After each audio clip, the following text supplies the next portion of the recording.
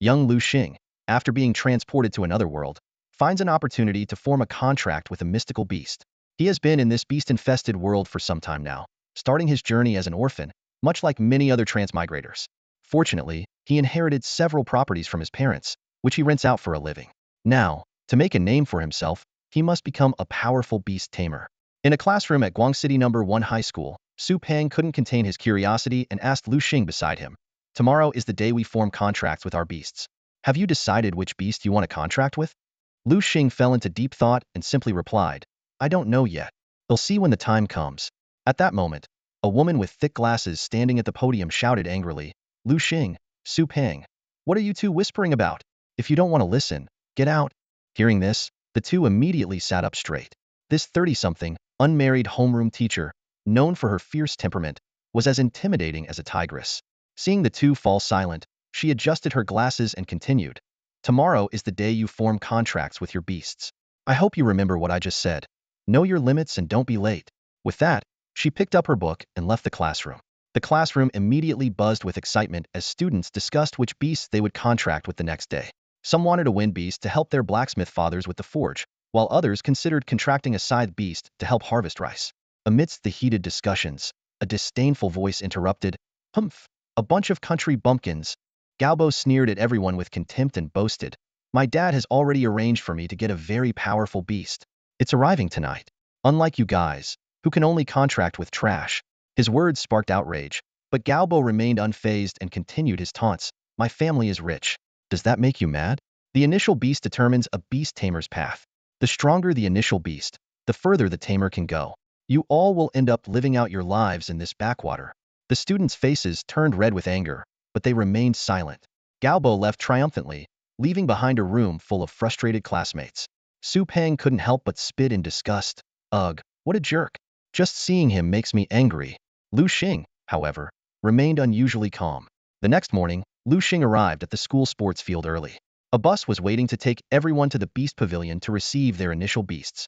After the tigress-like teacher counted the students, she was about to depart when class president Wu Yuqian reminded her, "Teacher, it seems we're missing a few people." The teacher explained, "You mean Galbo and his group, right? Don't worry, their parents have already arranged for their beasts in advance." Hearing this, the students on the bus looked envious.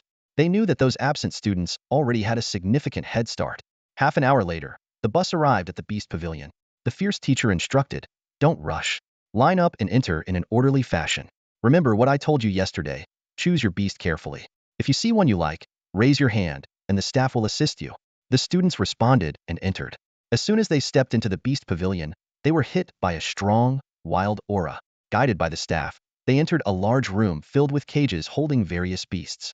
Some students gagged at the foul smell, while others recoiled in fear at the sight of the terrifying beasts. Seeing this, the staff shook their heads and muttered, "Kids these days are getting weaker. If they can't handle this, I worry for the future of our country." As he grumbled, a figure caught his attention. Among the cages, a boy was walking, carefully observing the beasts as he ventured deeper into the room. The staff's eyes lit up. Looks like we have an interesting one this time. That's an F-grade stone golem. And that's an F-grade trumpet flower. Over there is an F-grade mole rat." Liu Xing muttered to himself as he walked, his eyes quickly scanning the various creatures in the beast-taming hall. Information from his system flashed continuously in his mind. As a transmigrator, Liu Xing had a beast-taming system with him, allowing him to easily discern the attributes of different beasts.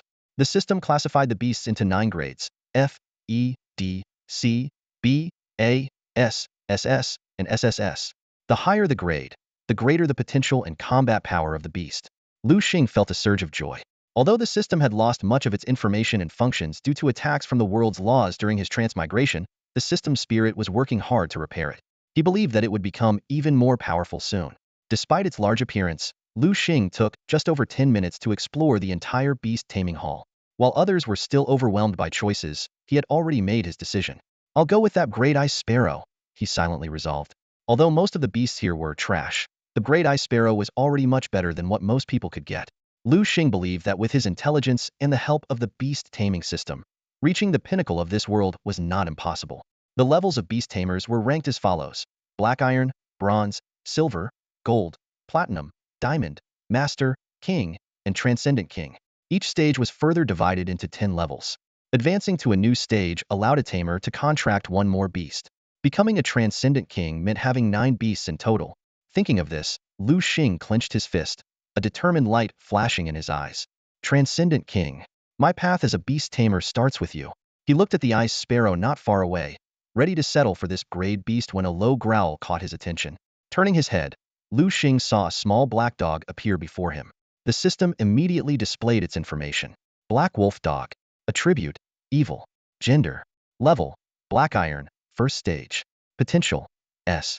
Skills, rending claw, bite. A smile spread across Liu Xing's face. With inscribed black wolf dog, who needed a great ice sparrow. He immediately raised his hand to indicate that he wanted to tame the black wolf dog as his first beast.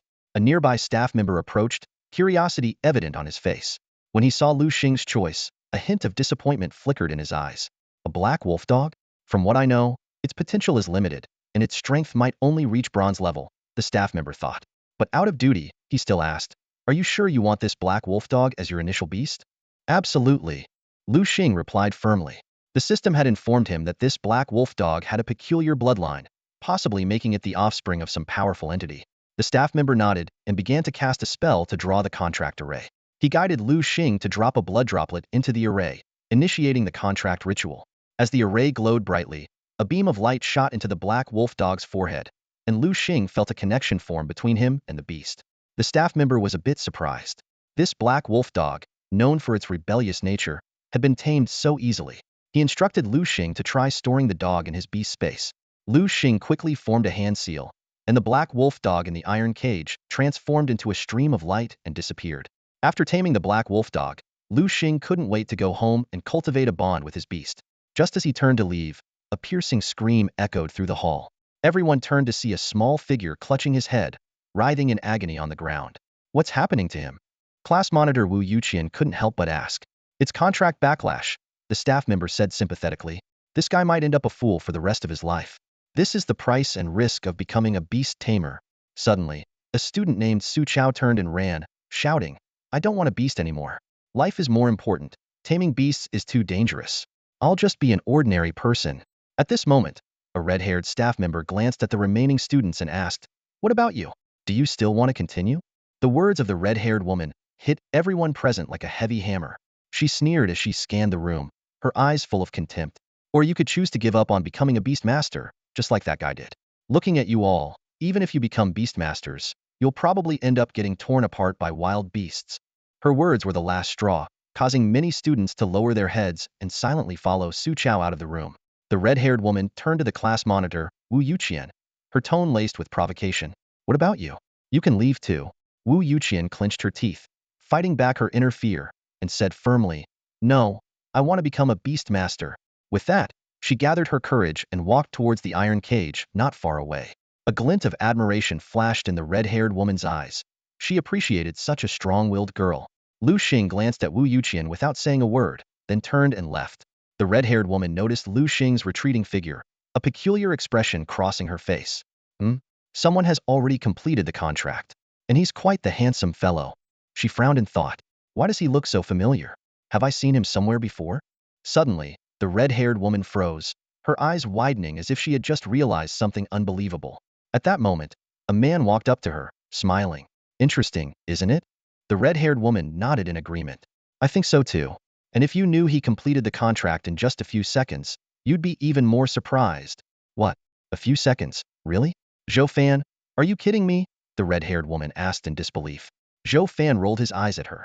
"Who would dare lie to you, Feng Huang?" Feng Huang snorted. "You wouldn't dare." She paused and then asked, "By the way, what beast did that little guy contract with? Why did it only take a few seconds? You know, beasts have emotions too, and none of them willingly become someone's slave. Every beast struggles fiercely when being contracted, which is why that guy got backlash while contracting the little stone monster earlier." A hint of regret flashed across Feng Huang's face. What a pity. If Liu Xing had a better background, he could have gotten a superior initial beast, and his path as a beast master would have been smoother.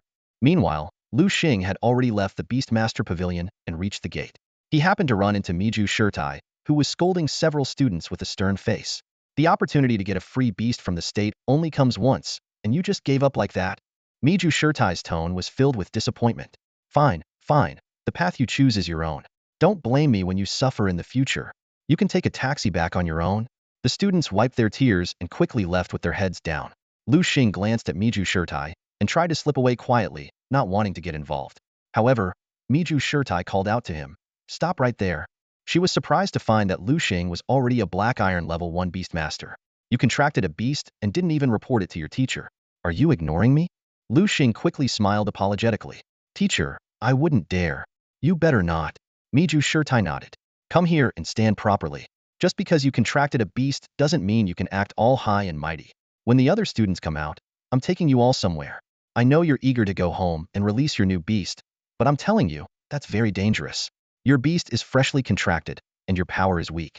You lack control over it, so be careful of the beast turning against you." Liu Xing suddenly understood. After a while, the other students gradually came out.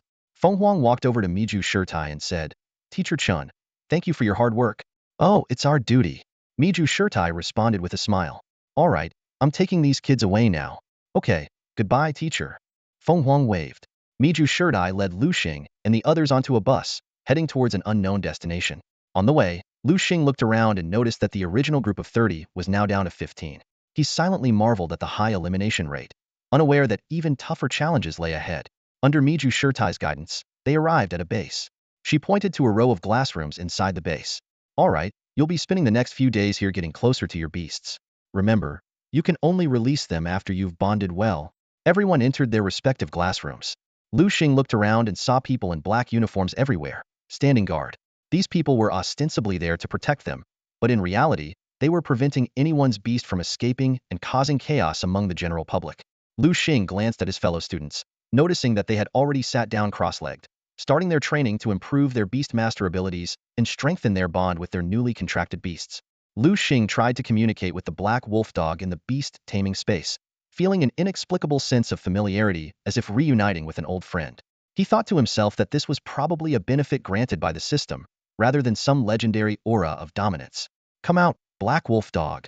Liu Xing decisively performed a hand seal, instantly releasing the wolf dog into the glass chamber. A pitch-black wolf dog appeared out of thin air, causing the crowd to gasp in amazement. "Wow, this guy's really bold. He dares to release it right after forming the contract." "Bold?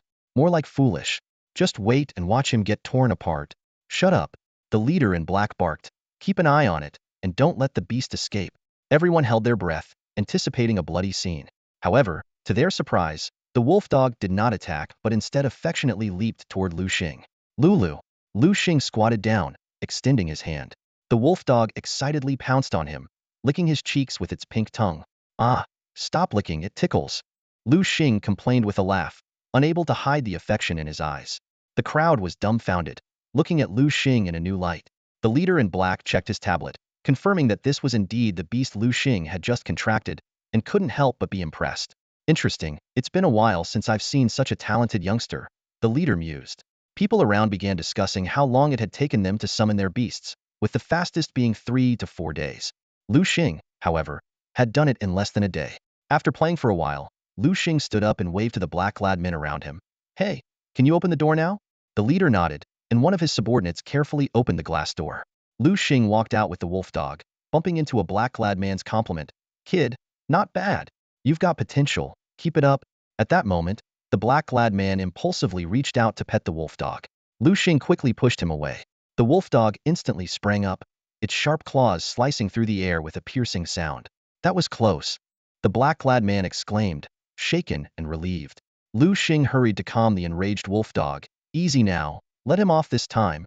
Under his soothing words, the wolf dog gradually calmed down, showing its gentle demeanor once again.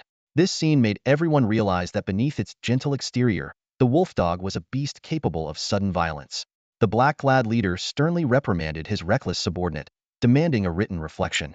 Afterward, the leader extended his hand to Liu Xing, solemnly introducing himself. "Hello, I'm Zhou Weiguo. Nice to meet you, I'm Liu Xing." They shook hands warmly. Zhou Weiguo praised, "Young man, you're quite impressive. Keep it up, and you'll definitely have a place among the strong in Guang City." His words caught the attention of those around. A voice filled with defiance spoke up. "Humph. It's just summoning a beast. No need to make such a big deal out of it. I can do it too." As he spoke, the person performed a hand seal. "Come out, my beast." With the flash of a magic circle, a bamboo rat appeared before everyone, eliciting a chorus of exclamations. Not good, Zhou Weiguo shouted, but it was already too late. As soon as the bamboo forest rat was summoned, it lunged at its beast master. It opened its gaping maw, sharp fangs aimed directly at the man's neck. Instinctively, the beast master raised his arm to block, and the rat's teeth sank deeply into his flesh. It hurts so much. The beast master's agonized scream drew the attention of the other students, and all eyes turned toward him. A newcomer in the Black Beast squad, in a panic, pressed the glassroom door switch. As the door opened, the bamboo forest rat released the beast master's arm and darted toward the exit. Not good. Stop it quickly, Zhou Weiguo shouted. Don't let it get away. The men in black finally reacted. They were not particularly strong, hired mainly because they were cheap. Like adults watching over elementary school kids, they had been very careful at first but had grown complacent over time. Just as they were about to act, a shadow flashed out like lightning. Black Wolf Dog, use rending claw. The Black Wolf Dog leaped after the bamboo forest rat, its sharp claws slashing down. With a ripping sound, the rat's fur was torn open, and blood gushed from a wound so deep the bone was visible, quickly pooling on the ground. Ah, my head. It hurts so much. The bamboo forest rat's beast master suddenly clutched his head and collapsed, passing out after a few agonized cries. The sole connection between the beast master and his beast meant he also suffered severe damage. What are you all standing around for? Hurry up and handle this. Zhou Weiguo barked at his subordinates, frustrated. They snapped out of it and clumsily began to clean up the scene. Zhou Weiguo turned to Liu Xing, admiration in his eyes. Young man, thank you so much for this. No problem, it was nothing, Liu Xing replied calmly. What are your plans for the future? Would you like to join our Black Beast squad? Zhou Weiguo extended an offer. Liu Xing not only had great talent, but also remained calm under pressure, earning Zhou Weiguo's respect. The initial low level of his beast didn't matter. Zhou Weiguo thought to himself that as a silver rank 6 powerhouse, he would find a way to help Liu Xing obtain a better beast if he joined. Sorry, I haven't considered joining a mercenary squad yet. Liu Xing declined politely. I want to spend a few more years at the Beast Master University first. Zhou Weiguo was momentarily stunned, but then laughed heartily, showing an understanding expression. At 18, Liu Xing had just become an adult, and the allure of a vibrant college life was strong. It was unlikely he would choose the dangerous life of a mercenary. No problem. Our squad's doors are always open for you, Zhou Weiguo said, patting Liu Xing's shoulder meaningfully. Liu Xing smiled and changed the subject. Brother Zhou, can I leave now? Zhou Weiguo looked helpless. Not yet. Why not? Because the rules state that after successfully taming a beast, you must stay here for a week of observation. Liu Xing nodded in understanding. Some beasts pretended to be tamed and revealed their true nature after leaving, harming their masters and escaping. Although the contract prevented them from killing their masters, there had been incidents, hence the rule. All right, Liu Xing agreed, albeit reluctantly, to follow the rules. A few days later, the students in the glass room were staring longingly outside. Not far away, Liu Xing sat leisurely at a table, munching on roast chicken and tossing the bones to the Black Wolf Dog on the floor. What are you looking at? A man in black barked at the students. If you want to eat, you'd better work harder. Look at you. All grown up but so useless. 7 days, and not a single one of you has tamed a beast. Look at him. He did it on the first day. This man in black was about to lose it. He had thought the students would tame their beasts quickly, but 7 days had passed without success. They were hired to watch the students for a month, and if the students succeeded quickly, they could leave this hellhole sooner. But now it seemed he'd have to tough it out until the end, which felt like a prison sentence. Xiaowu, keep it down. Don't scare the kids. Zhou Weiguo came over to calm him. Boss, I'm just frustrated. If only they could all be like Liu Xing. Zhou Weiguo walked over to Liu Xing, a kind look on his face. Liu Xing, have you been enjoying these days? Absolutely. Thank you for the hospitality, Uncle Zhou, Liu Xing replied, wiping his mouth. And what about that matter we discussed?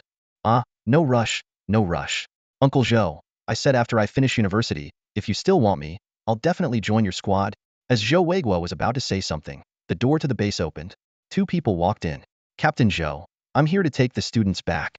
Zhou Weiguo looked toward the main gate and saw a woman in a black leather jacket approaching slowly. Her fiery red hair cascaded down like a waterfall, and beside her was another woman wearing gold-rimmed glasses. Zhou Weiguo instantly recognized them and was taken aback. Phoenix, what are you doing here? He blurted out, then quickly corrected himself with a forced smile. No, I mean, Phoenix raised an eyebrow and interrupted. What? Captain Zhou, am I not allowed to be here? Zhou Weiguo immediately explained respectfully. Of course not. You can come anytime. He secretly lamented his plans to keep Liu Xing. They were likely to be ruined now. Phoenix was a platinum-level expert, someone he could only look up to. Phoenix glanced around, her eyes landing on Liu Xing, who was the only one wearing a school uniform. "It's you." She recognized the young man. Liu Xing smiled modestly and replied, "Hello, nice to see you again." Phoenix's gaze shifted to the black wolfhound beside Liu Xing, a hint of surprise in her eyes. The wolfhound was wagging its tail obediently, but she sensed something unusual. "Wow, it's already at Black Iron Tier 3. Kid, how did you manage that?" Phoenix's face was full of curiosity. In just a week, in this closed-off base, without special resources, the wolfhound had advanced from Black Iron Tier 1 to Tier 3, which was nearly impossible. She instinctively looked at Zhou Weiguo, suspecting he had provided resources. Zhou Weiguo quickly clarified, "You've got it wrong. I didn't give this kid any training resources. At most, I supplied him with some ordinary food." Phoenix glanced at the leftovers on the table and frowned slightly. Clearly, these foods were insignificant to her. "All right, since it's just this one kid, I'll take him back. Consider it an explanation to my teacher," Phoenix said as she headed toward the door. After a few steps, she turned back to Liu Xing. "Kid, what's the holdup? Not willing to leave?" Liu Xing snapped out of it and quickly followed. Outside, a bright red sports car was parked. Phoenix urged, "Don't just stand there. Get in the car." Liu Xing and the woman with glasses got into the car. Phoenix started the engine, and with a roar, the car sped away from the base in a flash of red. On the way, Phoenix asked while driving, "Kid, did Zhou Weiguo try to recruit you?" "Yeah. How did you know?" Liu Xing feigned a bit of naivety. Phoenix snorted, "That old fox. If I were him, I'd want to recruit you too. A guy who advanced to Black Iron Tier 3 in just a week without any resources is worth recruiting." She looked at Liu Xing with interest. "Kid, interested in joining our Phoenix mercenary group?" Liu Xing was taken aback and fell into deep thought. Seeing this, Phoenix laughed, "Kid, if anyone else saw you like this, they'd laugh and call you a fool. Most people would jump at the chance to join the Phoenix mercenary group. Why are you hesitating? Don't you know my group is full of top-notch beauties?" "Oh." Liu Xing suddenly understood. "Oh." Phoenix gave him a curious look, a hint of suspicion in her eyes. She wondered if there was something wrong with Liu Xing since he didn't react to the mention of many beauties. Suddenly, the sports car made a stylish stop by the roadside. Phoenix announced, "All right, we're here." After Liu Xing got out, Phoenix lowered the window and said, "Kid, my offer still stands. If you want to join the Phoenix mercenary group, come find me at our camp." With that, she drove off, leaving Liu Xing alone. In the car, the woman with glasses couldn't help but ask, "Captain, I've never seen you so interested in any guy before. Do you actually like him?" "Yes, I do," Phoenix said, lost in thought, as a certain person's image flashed in her mind. "Little brother, I wonder how you're doing out there now." The woman with glasses, though curious, knew better than to ask and remained silent. Liu Xing looked around and thought, "Where the heck am I?" Just as he was about to leave, a familiar voice called out, "Hey, kid, what are you standing around for? Get over here." He turned to see his homeroom teacher, Chen Qian, who had appeared out of nowhere, still wearing her usual expression as if someone owed her $5 million. Led by Chen Qian, Liu Xing arrived at a private room in a restaurant. When he entered, he saw several of his classmates already seated, including a familiar face. Liu Xing arrived late and pushed open the door to find that his classmates were already there. Su Peng was devouring a pork knuckle with great gusto, his face shiny with grease as he waved at Liu Xing, saying, "Come on, don't just stand there. Sit next to me." Liu Xing looked around and noticed that a circle of empty space had formed around Su Peng due to his messy eating. Reluctantly, he went over and sat next to him. Chen Qian, seeing that everyone had arrived, raised her glass and said, "Now that Liu Xing is here, all our graduating classmates are present. Let's toast to our graduation." She downed her drink in one go, and everyone else followed suit. Liu Xing felt a bit lost, and Su Peng leaned in to whisper, "Look around. Besides you, almost everyone here has some sort of background."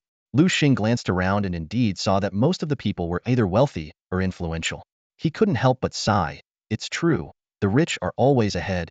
These small families had mastered the quick control of beast-taming, which was their way of standing out and was never shared with outsiders. The teachers at the school also mostly came from these families and were bound by similar rules, so they wouldn't teach these secrets either. After a few rounds of drinks and dishes, Liu Xing and a drunk Su Peng left together. On the way, Liu Xing struggled to support Su Peng, who weighed at least 200 pounds, and panted, "Su Peng, you really need to lose weight." Su Peng, his eyes glazed over with drunkenness, replied, "Lose weight for what? I'm still in great shape." Then he added, "By the way, Liu Xing, are you ready? The Beast Tamer University selection is in a week. We need to work hard and get into Huaxia University together." Liu Xing was about to respond when he realized Su Peng had already fallen asleep. He shook his head with a wry smile, hailed a taxi, and took Su Peng back to his own home. Time flew by, and the assessment day arrived. Liu Xing went to the exam venue and immediately spotted Su Peng in a suit. Su Peng asked proudly, "How do I look? Handsome, right?" Liu Xing nodded in approval, thinking that Su Peng had transformed from a cook to a nouveau riche in an instant. Su Peng handed Liu Xing a battle schedule. "Here, this is your match schedule. You need to perform well. Recruiters from all over the country are here." Liu Xing took a look and saw that the competition was divided into A, B, C, and D zones, with Tuntuo battles to select a champion from each zone to compete for the final title. Fortunately, he and Su Peng were not in the same zone. Liu Xing's eyes were drawn to the golden trophy on a high platform not far away. He then headed to the A-zone rest area as per the schedule, where he saw many unfamiliar faces. The others visibly relaxed upon seeing him, clearly not considering this commoner a threat. Suddenly, a sharp voice rang out. Well, look who it is. Isn't it our dear Liu Xing?" Liu Xing frowned and saw Galbo. "So, you're still alive," Liu Xing retorted. Galbo hadn't shown up at the class reunion, and Liu Xing had assumed he had failed in his beast-taming contract. It turned out Galbo was too arrogant to associate with him. Galbo sneered, "You're really lucky to get a chance to participate in this assessment. But it's a pity you ran into me. The champion of this zone will be me. As for you, you should go back to farming." "Is that so?" Liu Xing narrowed his eyes. In the past week, he had put his black wolf dog through intense training, and its strength had improved. It was still uncertain who would come out on top. At that moment, a female staff member in uniform called out, "Liu Xing, it's almost your turn. Follow me." Liu Xing followed her to the battle area. As he stepped into the arena, the commentators' voices echoed through the studio. Now entering is Liu Xing from First High School. His opponent is He Yu from Third High School. Let's see who Lady Luck will favor. Liu Xing sized up his opponent, a boy in a white tank top. He Yu quickly formed a seal, and a magic circle appeared on the ground, summoning a black rat. A black iron grade 1. Quality black rat, Liu Xing thought to himself, shaking his head. What a joke. Come out, black wolf dog. Let's finish this quickly. Liu Xing summoned his beast. Use rending claw. The black wolf dog shot towards the black rat like an arrow. He Yu frantically shouted, "No, black rat dodge." But the black rat was too weak and was defeated before it could react. He rushed forward to cradle his barely alive black rat, crying uncontrollably. Liu Xing had actually held back. If he had attacked with full force, the black rat would have been dead. The referee on the side immediately raised the flag on Liu Xing's side and declared Liu Xing the winner. This match was just the beginning of Liu Xing's continuous battles. In the following matches, he participated in several more duels and won each one with overwhelming superiority. His opponents were no match for Liu Xing's Black Wolfhound, all getting defeated in one move without exception. Galbo stood at a distance, witnessing Liu Xing's performance. He gritted his teeth, a trace of resentment flashing in his eyes. Liu Xing's strength far exceeded his expectations, filling Galbo's heart with rage and disdain. Useless. All of them are useless. They can't even beat a commoner, he muttered under his breath before turning to leave. Liu Xing happened to notice Galbo's departing figure, recalling that there was such a person.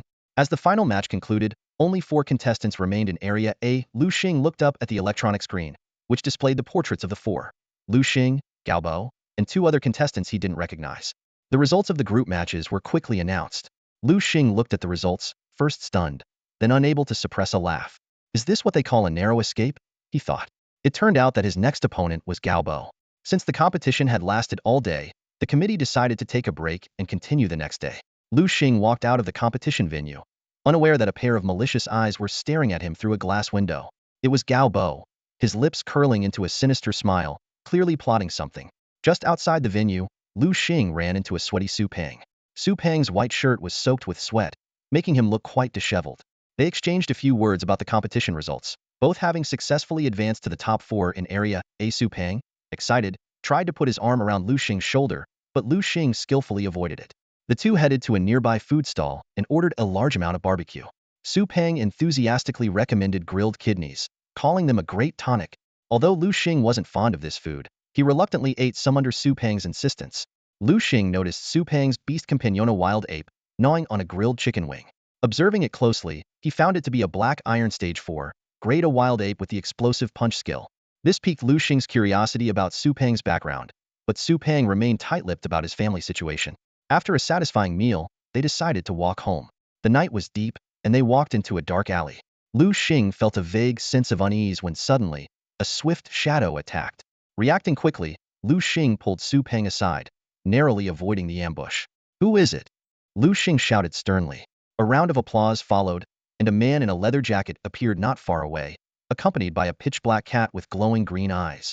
Interesting, this is the first time someone has dodged my shadow cat's attack, the leather-jacketed man sneered. Liu Xing quickly assessed the shadow cat. Black Iron Stage 7, Grade D, with the hook claw skill. In this small city, it was considered a formidable opponent. Who are you? And why are you attacking me? Liu Xing demanded. The man in the leather jacket replied disdainfully, who I am is not important. What's important is that someone paid a hefty sum for me to cripple you. If you know what's good for you, surrender quietly and spare yourself some pain. I'll only break your limbs and leave you alive. Otherwise, Liu Xing scoffed, with just you, trying to cripple me? In your dreams. Black Wolfhound, attack. At Liu Xing's command, his Black Wolfhound appeared. The man in the leather jacket sneered at the sight of the Black Wolfhound. He thought to himself that such a common beast couldn't possibly be a match for his own. Little did he know, Galbo had paid a hefty sum to hire him to eliminate Liu Xing, aiming to remove this potential threat and ensure his own advancement. The Black Wolfhound lunged at the Shadow Cat, and the man immediately ordered, Shadow Cat, use Hook Claw. In his view, his Black Iron Stage 7 Shadow Cat should easily handle Liu Xing's Black Iron Stage 4 Black Wolfhound. However, the turn of events surprised him. Black Wolfhound, use Ripping Claw. Liu Xing commanded calmly. The Black Wolfhound bared its sharp front claws, which glinted menacingly under the dim light. The two beasts clashed instantly, with the Black Wolfhound's Ripping Claw colliding fiercely with the Shadow Cat's Hook Claw. The two beasts collided fiercely, and a dark figure was suddenly flung backward, crashing heavily into the wall. The man in the leather jacket widened his eyes in disbelief at the scene before him. His Shadow Cat had actually lost to Liu Xing's Black Wolf Dog. Why your Black Wolf Dog isn't just a Black Iron Tier 4? The man in the leather jacket quickly grasped the gravity of the situation. Liu Xing shot him a cold glance and said, I never said it was Black Iron Tier 4. Black Wolf Dog, finish off the Shadow Cat. Use Bite. The Black Wolf Dog darted forward like an arrow, lunging at the Shadow Cat. Its jaws opened wide, and its sharp fangs easily tore through the Shadow Cat's neck. The attack was fatal, and the Shadow Cat died instantly. As the Shadow Cat perished, the man in the leather jacket suffered a backlash, clutching his head and crouching down in pain. Liu Xing knew to strike while the iron was hot and immediately commanded, Black Wolf Dog, go. With a final wail from the man in the leather jacket, he and the Shadow Cat both met their end. Liu Xing approached the bodies, put on gloves, and began to search meticulously. He found a black card and a stack of vouchers. A quick count revealed exactly 30 vouchers, each worth 10,000. These vouchers were only circulated among the wealthy and could be directly recharged at banks, making their origin hard to trace. Unexpected bonus. Liu Xing thought with delight. Killing and looting really does pay off. This money would solve the urgent need to care for the Black Wolf Dog. Liu Xing removed his gloves and turned to leave, only to find the Black Wolf Dog gnawing on something. Upon closer inspection, it was the corpse of the Shadow Cat. Didn't the barbecue earlier fill you up? Liu Xing didn't scold it, thinking that everything has its reason. He walked over to the drunken Su Peng, who was completely out of it after just 2 bottles of beer, and twitched his mouth in exasperation. The events of the night had given Liu Xing a wake-up call. This is a world where the strong prey on the weak, and one must never let their guard down. Come on, Su Peng, I'll take you home. Liu Xing mustered all his strength to lift the over 200-pound Su Peng. Fortunately, his physique had improved since becoming a beast master, or he wouldn't have been able to move the drunkard. The next day, Liu Xing arrived at the competition venue on time. He sat alone in the waiting room, pondering who could be after his life. Just then, someone walked in, humming a tune. Their eyes met, and both were stunned. The newcomer was Galbo, who looked shocked. What's going on? I spent 300,000 on a hit for Liu Xing. Why is he still alive? Liu Xing instantly understood everything, a glint of ruthlessness flashing in his eyes. At that moment, a staff member walked in to announce, Contestant Liu Xing. Oh, and contestant Galbo is here too. It's your turn, hurry to the stage. All right. They both responded in unison, each harboring their own sinister intentions as they walked to the arena. Galbo sneered, Kid, you were lucky to survive yesterday. Today, you won't be so fortunate. Liu Xing was equally determined to fight to the death. As they reached the battle area, Galbo continued to taunt, Kid, you've had a good run, but your luck ends here. Today, you'll learn that some people are not to be messed with. Come out, my sweetheart. Galbo quickly formed seals, and a magic circle appeared on the ground, summoning a massive wolf out of thin air. The commentator shouted excitedly, It's here. Contestant Galbo has once again summoned his prized Gale Wolf. Liu Xing squinted, quickly analyzing his opponent. Wind Attribute, Male Wolf, Black Iron Tier 5, Great Potential, equipped with Grade Wind Blade skill. No wonder this guy is so arrogant. He has the power to back it up. Liu Xing thought. Seeing Liu Xing hesitate, Galbo boasted, "Kid, if you're scared, you can surrender. There's no shame in it, especially when your opponent is me. Losing to me might just be the most honorable thing you'll ever do." Liu Xing sneered. Surrender? That word doesn't exist in my vocabulary. Come out, Black Wolf Dog. Show him who the real Wolf King is. Galbo burst into laughter upon seeing the Black Wolf Dog. Typical trash contracted by a lowly commoner. Only someone like you would fancy such a thing. It makes sense though. The beast matches the beast master. This Black Wolf Dog suits you perfectly. Faced with Galbo's sarcastic taunts, Liu Xing remained silent. He knew well that the only way to deal with such people was through force. Liu Xing decisively commanded, "Black Wolfhound, charge and use rending claw on the swift wolf." At his command, the Black Wolfhound sprang into action, darting towards the swift wolf like a black lightning bolt. Galbo sneered, Such petty tricks. I haven't even made a move, and you dare attack first. Swift wolf, use wind blade." The swift wolf opened its mouth, unleashing a sharp wind blade that sliced through the air towards the Black Wolfhound. At the critical moment, the Black Wolfhound leaped nimbly, narrowly dodging the wind blade. Without losing speed, it closed in on the swift wolf in the blink of an eye. Galbo, undeterred, shouted, "You think I'm afraid of you? Swift wolf, use your sharp claws. Show them who the real Wolf King is." The claws of the two beasts clashed violently in midair, accompanied by a loud explosion and a cloud of smoke. As the smoke cleared, the crowd was stunned to see the swift wolf being knocked back. It skidded to a halt some distance away. The audience erupted in astonishment. "Oh my God, what just happened? The swift wolf lost in a strength contest to the Black Wolfhound? Am I seeing things, or did the Black Wolfhound really defeat the swift wolf?" Galbo's face darkened with disbelief as he demanded, "Kid, what's the deal with your Black Wolfhound? How did it manage to beat my swift wolf?" Liu Xing chose to remain silent in the face of the question. He knew that villains often met their end by talking too much. The most important thing now was to press the advantage. "Black Wolfhound, use rending claw again." The Black Wolfhound once again became a streak of black light, pouncing towards the severely injured swift wolf. Galbo shouted in panic, "No! Swift wolf, run!" The swift wolf struggled to its feet, its front paws still bleeding from deep wounds. It gritted its teeth and started to flee, but its injured state made it no match for the Black Wolfhound at full strength. In an instant, the Black Wolfhound caught up to it. With a ripping sound, the Black Wolfhound's claws left deep, bone-exposing gashes on the swift wolf. Once again, the swift wolf was sent flying. Galbo was stunned, forgetting to recall his beast. The Black Wolfhound seized the opportunity, opening its jaws wide and biting down on the swift wolf. With a crunch, its sharp fangs pierced the swift wolf's body. The swift wolf let out a cry of pain before falling unconscious. Galbo fell to the ground, clutching his head in agony from the backlash of his beast's fainting. Liu Xing watched coldly. What a loser. All talk, but no real strength.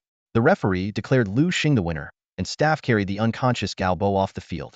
The audience buzzed with conversation, some marveling at the Black Wolfhound's power, while others noticed its unusual traits. Back in the resting area, a dark-skinned woman with dreadlocks walked in, smiling. "You did well. I hope you show the same strength in the next match." With that, she left. Curious, Liu Xing watched the woman's match. She used a fighting yak, easily defeating her opponent's rock boy. A few minutes later, Liu Xing and the woman, named Zhuoma, faced each other on the battlefield. After a brief exchange of pleasantries, they each released their beasts. Liu Xing quickly analyzed Zhuoma's fighting yak, Black Iron Tier 6, grade potential, with the skill Wild Charge. He thought to himself, though its potential is average, its strength is impressive. It seems to have been enhanced with supplements, which makes it strong initially but weak in the long run. Ultimately, it will be of little use. In Liu Xing's eyes, only beasts with a grade potential or higher were worth his attention. The battle yak is a formidable combat beast with impressive strength.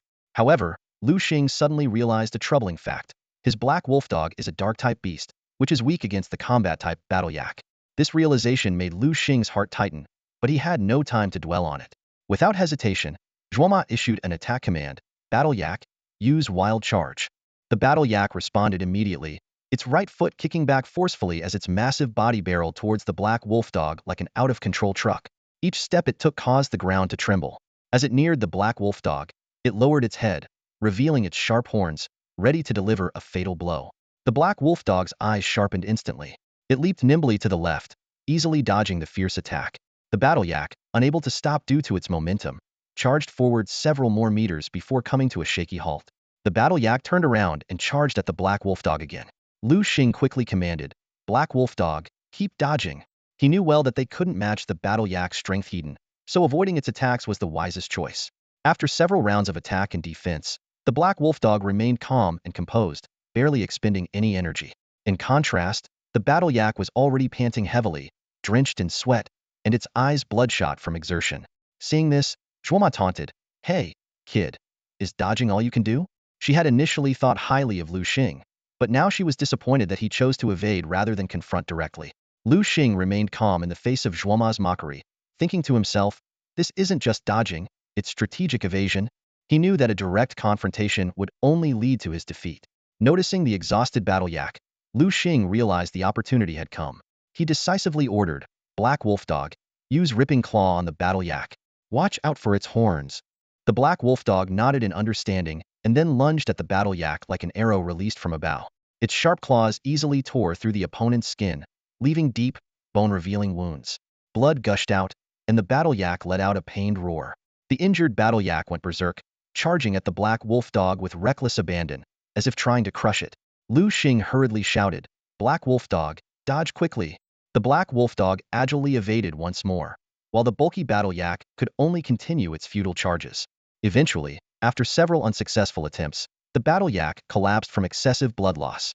The judge immediately declared Liu Xing the winner, marking him as the champion of Area A and advancing him to the semi-finals. In the judges' seats, an elderly man with white hair nodded approvingly. "Not bad, not bad. This kid has potential." However, the elderly woman next to him was unimpressed. "No matter how good he is, his initial beast is just a black wolf dog." The old man suddenly realized, indeed, it's a pity. The black wolf dog's strength can only reach the bronze level at most, meaning Liu Xing will be at a disadvantage in future battles.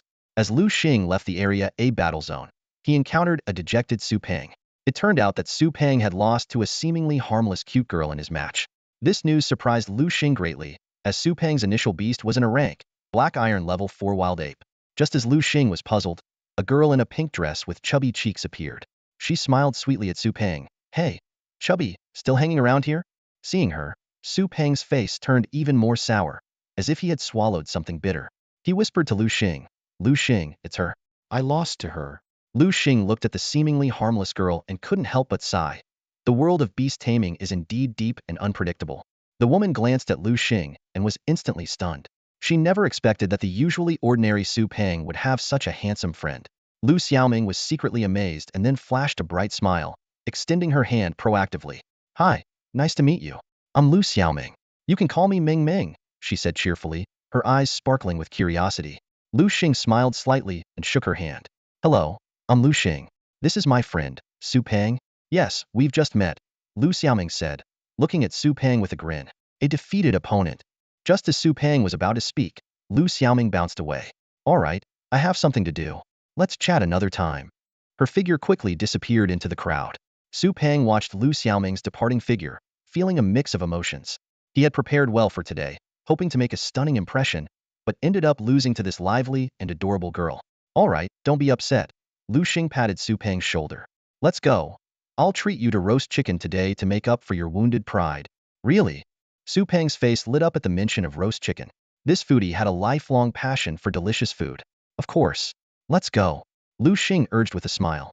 On the way, Su Peng remembered to ask about Liu Xing's competition. "Liu Xing, I lost my match. How did you do? Did you have the same fate as me?" Liu Xing rolled his eyes. "Do you think I'm like you?" Su Peng was initially puzzled. Then he jumped up and put his arm around Liu Xing's shoulder. "Wow, brother. You did it." He couldn't believe that Liu Xing had made it this far. "Not really, it's not that I'm too strong. It's just that my opponents were too weak," Liu Xing said nonchalantly. Hearing Liu Xing's humble brag, Su Peng rolled his eyes. "Give you an inch, and you'll take a mile. Can't you stop bragging for a second?" "No, no, no." Su Peng suddenly got excited. "To celebrate your advancement, I'm going to eat to my heart's content tonight. I'll have 2 roast chickens all by myself." Liu Xing nodded. All right. He had just received some money yesterday, so he could afford the roast chicken. After a satisfying meal, Liu Xing took Su Peng home. Su Peng looked at Liu Xing, hesitant to speak. "What's wrong?" Liu Xing asked, puzzled. "Nothing, just hoping you'll do your best tomorrow," Su Peng said seriously. "Take down that arrogant guy for me." "Don't worry, I will." Liu Xing patted Su Peng's shoulder, giving him a reassuring gesture. "All right, I'm going to sleep," Su Peng said, heading towards the guest room Liu Xing had prepared for him. Liu Xing watched Su Peng's back and fell into deep thought. He recalled Su Peng's words, and the image of the colorful illusion butterfly came to mind. A spirit-type colorful illusion butterfly, huh, he murmured. That colorful illusion butterfly is Liu Xiaoming's initial beast. Shaking his head, Liu Xing decided not to dwell on it. Well, thinking about it now won't help. I'll find out tomorrow. The next day, Liu Xing arrived at the arena as scheduled.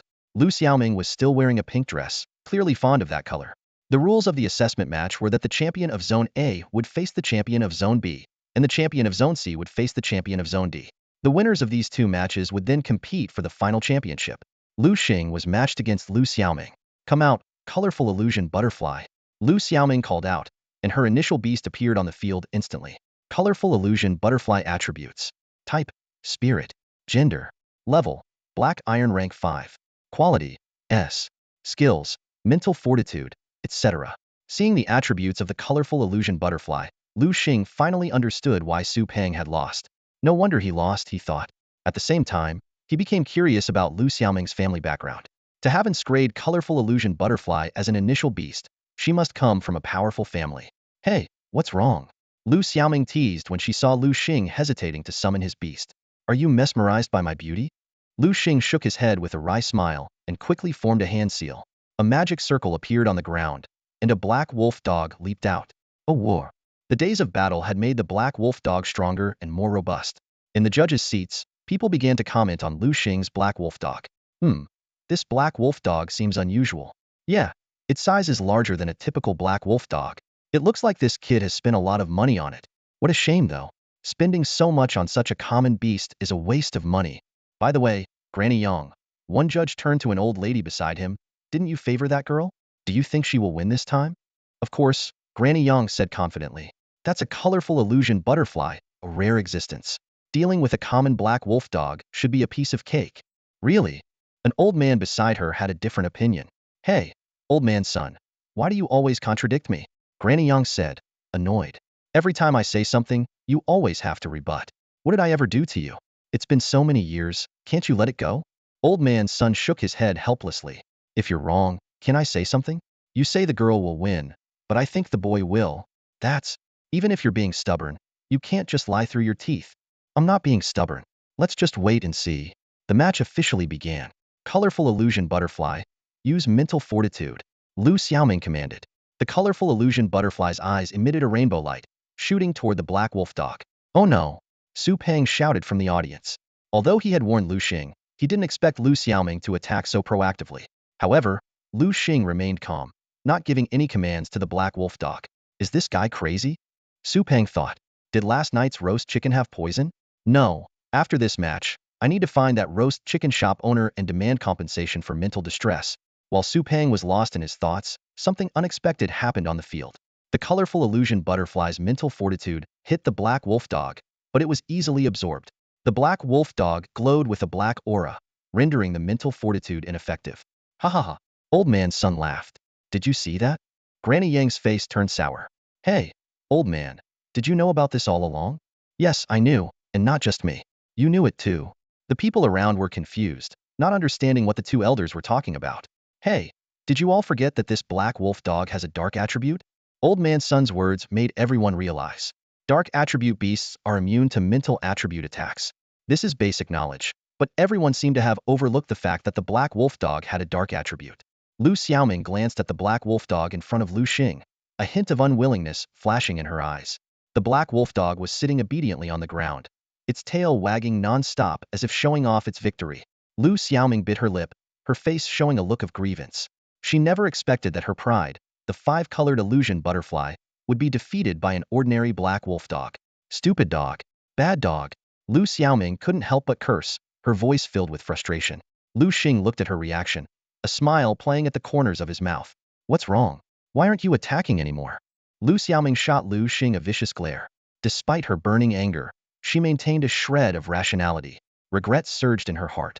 She should have bought some magical beast crystals for her five-colored illusion butterfly. Magical beast crystals are mystical gems produced within magical beasts, containing all their energy and skills. When a beast master uses a magical beast crystal, their beast has a chance to learn the stored skills, although the success rate is not high. More frustratingly, a beast can only learn up to 4 skills from crystals in its lifetime. Any additional skills must be learned independently. This makes the decision to use a magical beast crystal a critical one. Liu Xiaoming's five-colored illusion butterfly only knew one move, psychic force, a mental attribute skill, which was useless against Liu Xing's black wolf dog. Realizing her mistake, Liu Xiaoming was filled with regret. I concede. Knowing she couldn't win, Liu Xiaoming admitted defeat gracefully. I hope your luck holds, she said angrily before turning and leaving. Liu Xing watched her retreating figure, a faint smile on his lips. He turned back to the rest area, only to be warmly embraced by Su Peng as soon as he walked in. Brother, you did it. I can't believe you defeated that girl. Su Peng was ecstatic, as if Liu Xing had avenged his own loss to Liu Xiaoming the day before. But he quickly lowered his voice and warned, but don't get too happy just yet. Why not? Liu Xing asked, puzzled. Because you're about to face a tough opponent. As soon as Su Peng finished speaking, a figure passed by the door, followed by a commotion. Wow, girls, come quick. Yan Bing is here. He's so handsome. How can anyone be that handsome?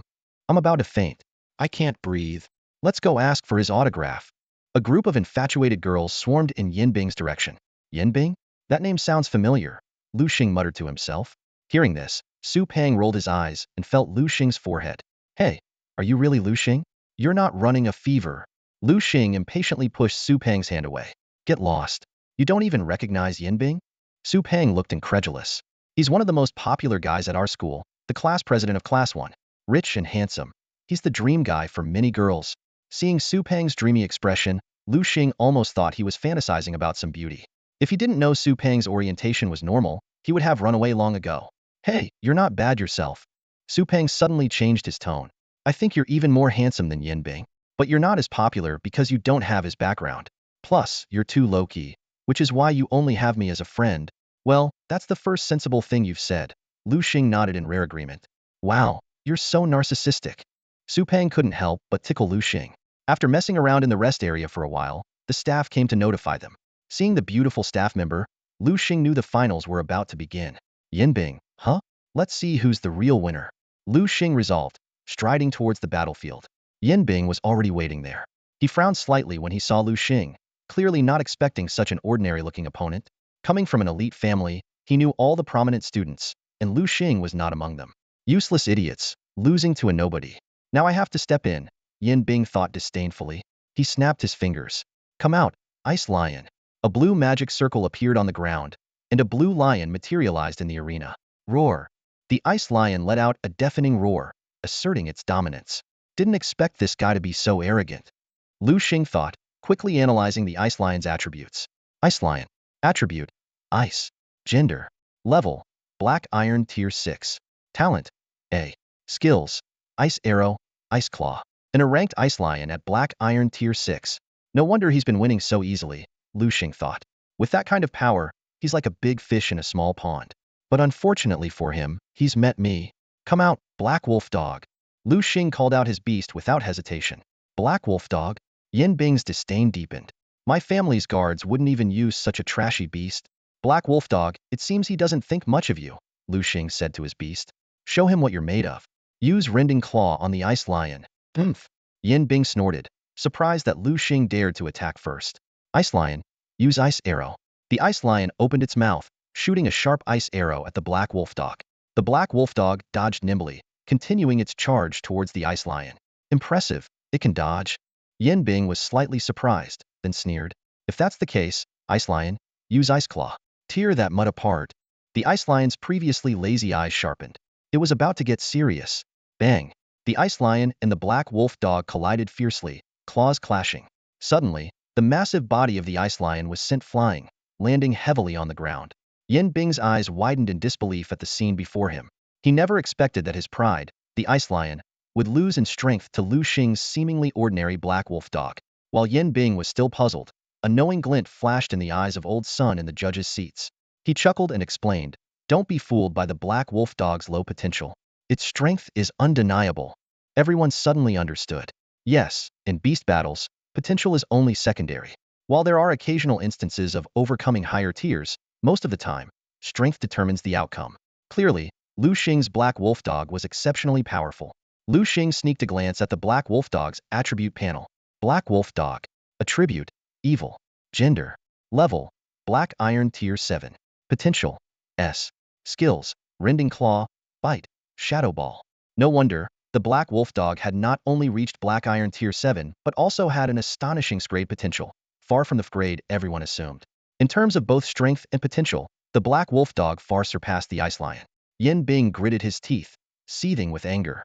You little brat, no matter what tricks you used, you've managed to anger me. Ice Lion, use Ice Arrow. The Ice Lion struggled to its feet, clearly injured from the earlier collision. It no longer dared to underestimate its opponent and opened its mouth to unleash a chilling ice arrow. Liu Xing remained calm. Black Wolf Dog, dodge and then go in for another rending claw. The Black Wolf Dog agilely evaded the attack and continued to charge at the Ice Lion. As the Black Wolf Dog drew closer, the Ice Lion panicked and began to retreat. It had realized it was no match and that another collision would only result in its defeat. Seeing this, Yin Bing roared in anger at the Ice Lion. Ice Lion, what are you doing? Use Ice Claw to counterattack. He had never allowed the Ice Lion to retreat before and felt utterly humiliated. The surrounding spectators also began to shout anxiously, cheering Yin Bing on. Under immense pressure, the Ice Lion had no choice but to stop, extending its frost-covered claws to confront the Black Wolf Dog's attack heat. Bang! The two beasts collided once more. The result was the same. The Ice Lion let out a pained cry as its massive body was sent flying again, sliding a long distance before coming to a halt.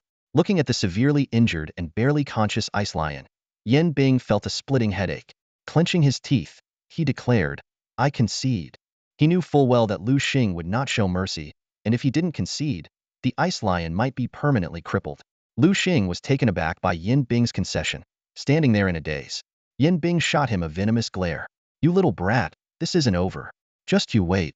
With that, he recalled the Ice Lion and stormed off. Thus, Liu Xing defeated Yin Bing and won the championship. However, to his surprise, the atmosphere was not celebratory. Liu Xing didn't mind. He raised the solid gold trophy high and claimed the 1 million huaxia currency prize, instantly filling his previously empty wallet. After the award ceremony, Liu Xing returned to the rest area. Unexpectedly, instead of numerous Beast Master University mentors, he was greeted by Su Pang and another chubby individual. The unfamiliar man wore round glasses, a faint smile, and his sparse hair fluttered in the wind. Hello, Liu Xing. I'm Wu Yong, a tutor from Jiangnan Beast Master University admissions office, the man said enthusiastically. I see great potential in you. Would you like to join Jiangnan Beast Master University? Liu Xing found the name Wu Yong somewhat amusing, thinking, Wu Yong? Useless? He had expected offers from Huaxia Academy or Modu Academy, but neither had approached him. He fell into contemplation. Seeing this, Su Pang quickly put his arm around Liu Xing's shoulder. Hey, Liu Xing, what are you thinking about? Jiangnan University is just as good as Huaxia Academy and Modu Academy.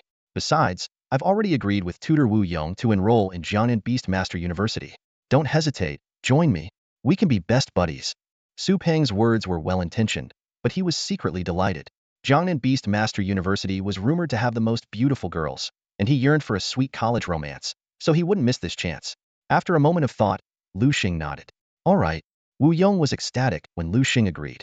He quickly pulled out an enrollment form. Great, great. Just fill this out. His eagerness was palpable, as if he feared Liu Xing might change his mind. As Liu Xing was about to fill out the form, he suddenly smiled and asked, Wait a moment. What benefits do I get if I join Jiangnan University?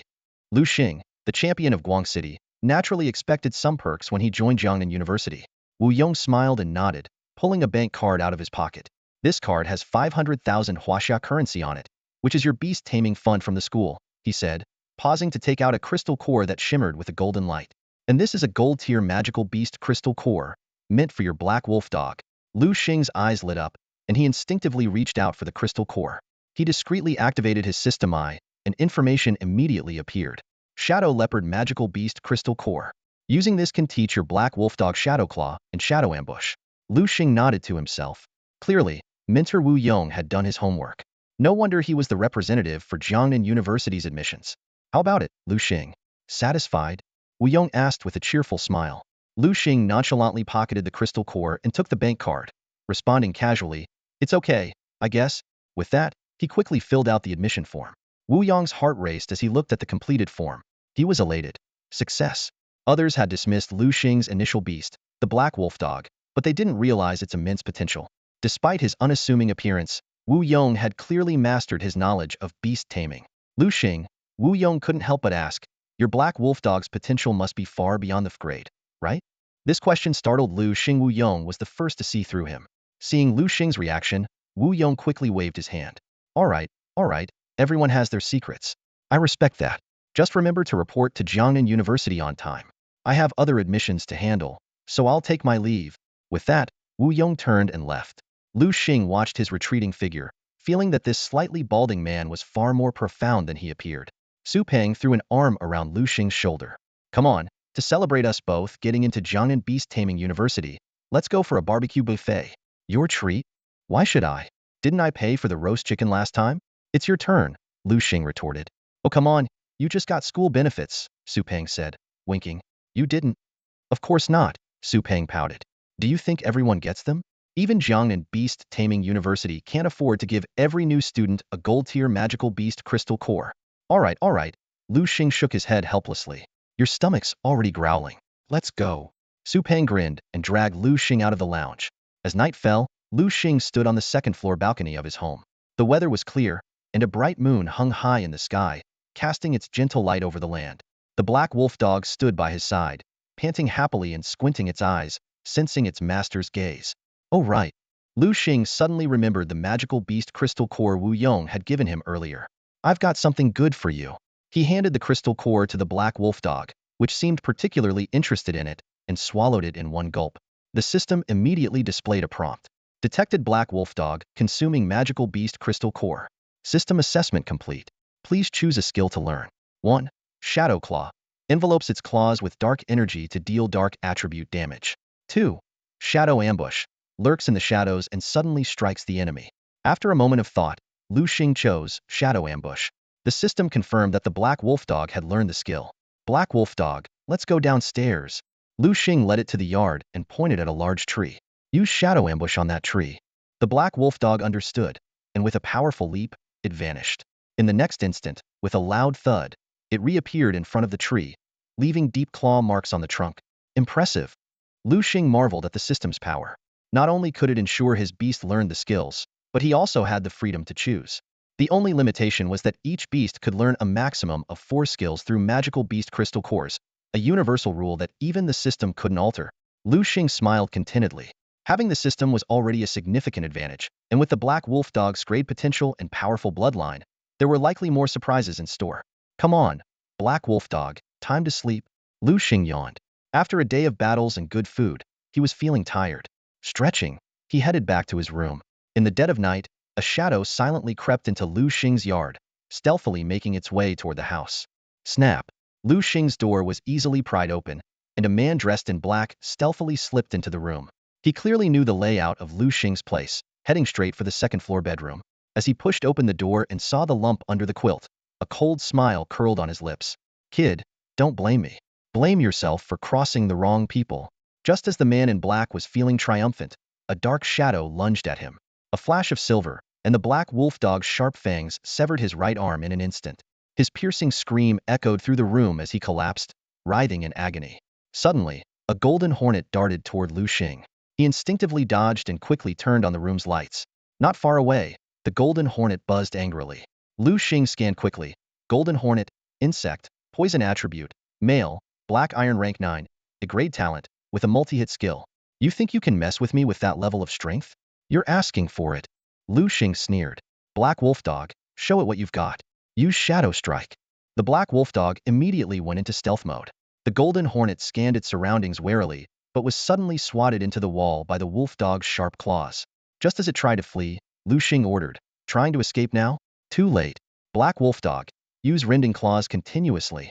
The wolf dog pounced again, its claws slashing repeatedly, shredding the golden hornet into pieces in an instant. Liu Xing coldly eyed the remains on the floor and turned to the unconscious man in black. Black wolf dog, finish him. Before the words were fully out, the wolf dog's jaws had already ended the man's life. Liu Xing crouched down to search the body, finding only a black card. What is this black card? He recalled that the attackers last time also had the same card. Looks like I need to investigate this further. But first, I need to deal with the body. Under the cover of night, Liu Xing quickly moved the body and cleaned up the bloodstains. Once the scene was cleared, he began analyzing the mastermind. Yan Bing's personality wouldn't resort to assassination. It's probably Galbo behind this. Liu Xing changed into black clothes and donned a mask, heading straight for the hospital based on Galbo's social media location. At 2 a.m., the hospital was silent, and the night nurse was already asleep. He silently pushed open Galbo's room door. Galbo initially thought it was the hitman he hired returning with news and was about to ask when Liu Xing swiftly approached and stabbed him in the abdomen with the golden hornet stinger. Galbo's eyes widened in disbelief as he looked at the masked man. Blood quickly soaked the sheets, his consciousness fading until he finally passed out. After leaving the hospital, Liu Xing found a secluded spot to burn his clothes. What a mess, he sighed deeply. I never wanted to kill, but they forced my hand. This world is survival of the fittest. I must become stronger. Liu Xing didn't return to his original place, but went to another safe house. He planned to lease his old place through an agent since the scene was already spotless. 2 days later, Liu Xing was jolted awake by an urgent phone call. It was Su Peng. Hey, Liu Xing, where are you now? Su Peng's voice was full of anxiety. He had gone to Liu Xing's house with a key but found no one there. I'm at Sunshine Community. Liu Xing gave his new address. All right, wait for me. I'm coming over now, Su Peng said and hung up. 10 minutes later, rapid knocking sounded at the door.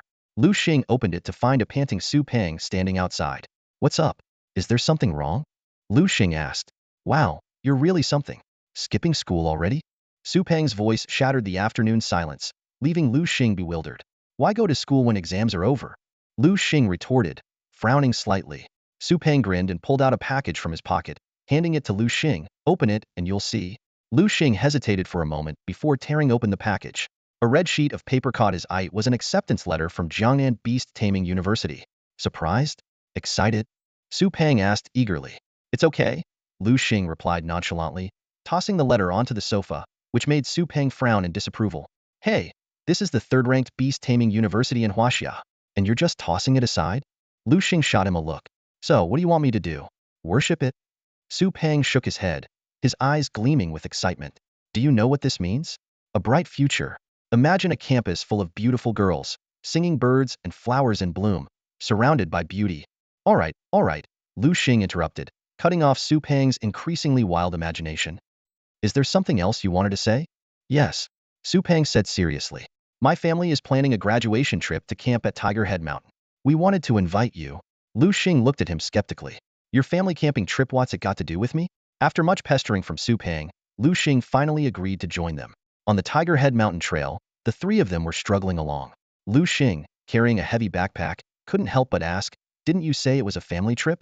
Why is it just the two of you? Who's that girl? That's my sister, Su Xiaoya. Su Peng introduced. Xiaoya, this is my best friend Liu Xing, this year's top scorer. Su Xiaoya looked at Liu Xing in surprise. The guy who topped the exams with a black wolf dog? Liu Xing nodded, sizing up Su Xiaoya. Her pure and lovely appearance was a stark contrast to Su Peng's chubby figure, making him curious. Before long, Su Peng was gasping for breath, sweat pouring down his face. I can't go on. Let's rest on that big rock up ahead. He quickly took out some food and shared it with everyone. Su Xiaoya declined the offered chips. I'm on a diet. As Liu Xing and Su Peng chatted, a sudden scream from Su Xiaoya rang out in the distance. They rushed over to find a giant king cobra staring menacingly at her. Black wolf dog, use claw slash. Wild ape, use explosive punch. Liu Xing and Su Peng simultaneously summoned their beasts to fight. However, the bronze-tier king cobra was far stronger than their iron-tier beasts. It easily knocked back wild ape, sending it crashing into a tree. Su Peng, suffering from the backlash of his injured beast, clutched his head in pain. Seeing the dire situation, Liu Xing shouted, Su Peng, quickly recall wild ape and take your sister away. I'll hold it off. Liu Xing, upon hearing this, gave Su Peng a swift kick on the rear. Damn it, I told you to run. Do you have any idea what kind of power a crimson crown snake possesses? It's a bronze tier 2 beast, way beyond our capability to handle. This kick seemed to awaken Su Peng's survival instincts. He snapped back to reality, his eyes flickering with guilt and concern. Liu Xing, don't you dare die on me. I was still planning on picking up girls with you. With that, he hoisted the terrified Su Xiaoya onto his shoulder and sprinted towards the base of Tiger Head Mountain, shouting as he ran, Liu Xing, hang in there. Don't die. Liu Xing paid no attention to the fleeing Su Peng. His focus was entirely on the battlefield before him. In a dense forest, his black wolf dog was deftly dodging the crimson crown snake's attacks with agile movements, employing a strategy reminiscent of the ancient tactic of circling the pillar. No, the level difference is still too great, Liu Xing thought anxiously. Although the black wolf dog had reached Iron Tier 8 over the past few days, it was still no match for a Bronze Tier 2 Crimson Crown snake. Suddenly, the Crimson Crown snake raised its head high, opening its gaping maw to reveal sharp fangs glowing with a sinister purple hue. It lunged at the black wolf dog with its venomous bite. Watch out, it's a venomous attack. Black wolf dog, be careful. Liu Xing shouted in alarm. Hearing its master's warning, the black wolf dog made a sudden leap, narrowly avoiding the snake strike. The crimson-crowned snake missed its target, its fangs embedding deeply into a nearby tree. Liu Xing's eyes lit up as he realized an opportunity had presented itself. The old adage, strike at the snake's 7 inches, flashed through his mind. With the system's assistance, he quickly pinpointed the snake's weak spot. Black wolf dog, use your rending claw on that spot. Liu Xing commanded decisively. The black wolf dog leaped towards the crimson-crowned snake. The snake retaliated by swinging its tail, but the black wolf dog's nimbleness allowed it to evade the blow. Slash. The black wolf dog's claws tore through the snake's skin, causing blood mixed with green fluid to spurt from the wound, indicating the snake's gallbladder had been ruptured. The crimson-crowned snake roared in pain, summoning a surge of strength from somewhere, and violently freed itself from the tree. Damn, we need to run. Liu Xing realized the danger and quickly called for the black wolf dog. He swiftly mounted its back. Thanks to good food and increased strength, the black wolf dog was now large enough to carry Liu Xing to safety. The black wolf dog dashed into the dense forest, with the crimson-crowned snake in hot pursuit. After what felt like an eternity of running, a loud crash heralded the snake's collapse. Finally, it's dead. Liu Xing sighed in relief. Using the system's vision, he confirmed the crimson-crowned snake was truly dead. With a sense of anticipation, Liu Xing cautiously approached the snake's corpse. After some searching, he exclaimed, "There's actually a crystal." Liu Xing knew the value of such crystals, especially from a bronze tier 2 crimson-crowned snake, which could be worth tens of thousands. He pulled out a knife to extract the crystal, only to find his ordinary blade couldn't cut through the snake's tough skin. Damn it, this is way too tough. Liu Xing cursed in frustration. Reluctantly, he turned to the black wolf dog. Black wolf dog, it's your turn. Understanding its master's request, the black wolf dog raised its paw, and with a glowing rending claw, easily sliced through the snake's skin to retrieve the crystal. So this is the crimson-crowned snake's crystal? Liu Xing marveled at the purple crystal in his hand, which sparkled brilliantly in the sunlight. The system's prompt asked if he wanted to use the crystal on the black wolf dog. Liu Xing decisively chose no, knowing that although the venomous fangs were powerful, they didn't align with the black wolf dog's attributes, making it a waste. Just as Liu Xing was about to leave, the black wolf dog suddenly became alert, indicating it wanted to lead Liu Xing somewhere. Despite his curiosity, Liu Xing followed the black wolf dog to a vine-covered slope. The black wolf dog swiftly slashed through the vines, revealing a dark cave. It signaled its desire to explore inside. All right, let's go, Liu Xing said, entering the cave with the black wolf dog. Fortunately, he had a headlamp, as navigating the pitch-black cave would have been impossible otherwise. As they ventured deeper, Liu Xing noticed the cave was damp and had a peculiar smell. Soon, they reached the end of the cave, where a platform covered in dry grass held 3 eggs. Are these crimson-crowned snake eggs? Liu Xing realized. The black wolf dog nodded excitedly and happily bounded towards the eggs. With a crunch, the black wolf dog's sharp teeth easily broke through the eggshell of the king cobra. It greedily devoured the contents, its eyes gleaming with satisfaction. In no time, all 3 snake eggs were gone, and its belly swelled as if it were a pregnant female dog. Just then, a clear system notification sounded in Liu Xing's mind. Congratulations, host. Your black wolf dog has consumed the king cobra's eggs. It has acquired a new skill, Poison Fang. Liu Xing was overjoyed. He hadn't expected such a turn of events. Poison, being a formidable force, had initially made him regret not being able to use the king cobra's crystal for the black wolf dog. To his surprise, the dog had acquired the Poison Fang skill by eating the eggs. This was even better than using a crystal, which could only teach up to 4 skills, whereas self-acquired skills had no limit. After ensuring there were no treasures left behind, Liu Xing left the cave with the black wolf dog. Just as they walked a short distance, a commotion could be heard in the distance. Looking towards the noise, Liu Xing saw Su Pang and a group of people in green uniforms heading their way. Liu Xing. Su Pang immediately recognized him and ran over for a warm hug. I was so worried. I thought that King Cobra had gotten you. Su Xiaoya followed closely behind, her eyes sparkling with admiration. Liu Xing's handsome appearance, combined with his heroic rescue, had clearly made an impression on her. A stern-looking man in uniform stepped forward, interrupting their reunion. All right, you can catch up later. It's dangerous here. Let's head back now. On the way back, the square-faced leader couldn't help but ask, are you really a student? Yes, why? Liu Xing replied, puzzled. The leader shook his head, though internally he was astonished. A student with a black wolf dog at the 9th level of Black Iron rank was truly impressive. In the safe zone, Su Xiaoya warmly invited Liu Xing to her home. Brother Liu Xing, how about coming over to my place? I'll make my best sweet and sour ribs to thank you for saving us." At the mention of sweet and sour ribs, Su Peng's eyes lit up, and he started drooling. He eagerly shook Liu Xing's arm. "Liu Xing, you have to say yes." Seeing the hopeful looks from the siblings, Liu Xing agreed. The three of them soon arrived at the Su family's small estate, and its luxurious appearance left Liu Xing astonished. Once inside the living room, Su Xiaoya hurried to the kitchen. Seizing the opportunity, Su Peng whispered to Liu Xing, "Hey, you punk, it looks like my sister has a crush on you. You better treat her well. If I find out you're bullying her, I'll have to teach you a lesson." Liu Xing couldn't help but laugh, wondering where Su Peng got the nerve to say that. As they chatted, the door suddenly opened, and a middle-aged couple walked in. "Mom, Dad, you're back?" Su Peng exclaimed in surprise. Su Dad, with a stern face, said, "Why wouldn't I be? But you, young man, had the guts to take your sister to the dangerous Tiger Head Mountain." Caught off guard by his parents' quick discovery, Su Peng was at a loss for words. All right, don't be too harsh on him. They're back safe and sound, aren't they?" Su Mom intervened. "By the way, dear, you've always wanted to meet Liu Xing. I brought him here today." Upon hearing this, Su Dad's stern expression softened into a beaming smile. "Oh, you must be Liu Xing. My son Su Peng talks about you all the time. Thank you so much for saving them. I don't know what I would have done without you." Su Dad carefully observed Liu Xing, and his gaze soon fell on the black wolf dog at his feet. He gasped in disbelief. "Liu Xing, how long have you had this black wolf dog?" "Just since the school distributed the beasts recently," Liu Xing answered honestly. Su Dad's heart raced as he exclaimed, "My goodness, it's only been a short while, and your black wolf dog has already reached the 9th level of black iron rank." "What? 9th level of black iron rank?" Su Peng's eyes widened as he looked at Liu Xing with amazement, as if he were looking at a marvel. "So, you're telling me that you're now a black iron level 9 beast tamer?" Su Peng's voice was filled with surprise and excitement. He jumped up from the sofa, quickly made his way to Liu Xing, and grabbed his hand with a big smile. "Liu Xing, how did you manage to train so well? Did your parents leave you some advanced training manual or something?" Su Peng eagerly asked. As soon as he said that, Su Sun's face darkened. In this world, prying into someone else's training methods is a major taboo.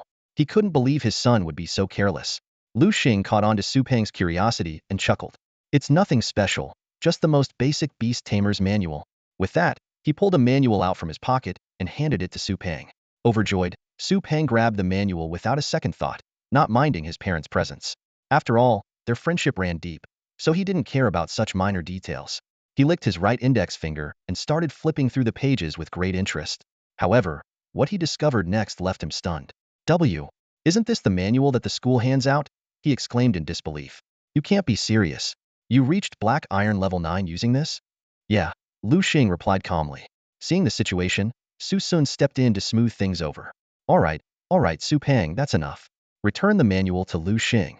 At that moment, Su Xiaomei's voice came from the kitchen. "Come on over, brother Liu Xing. My sweet and sour ribs are ready. Time to eat."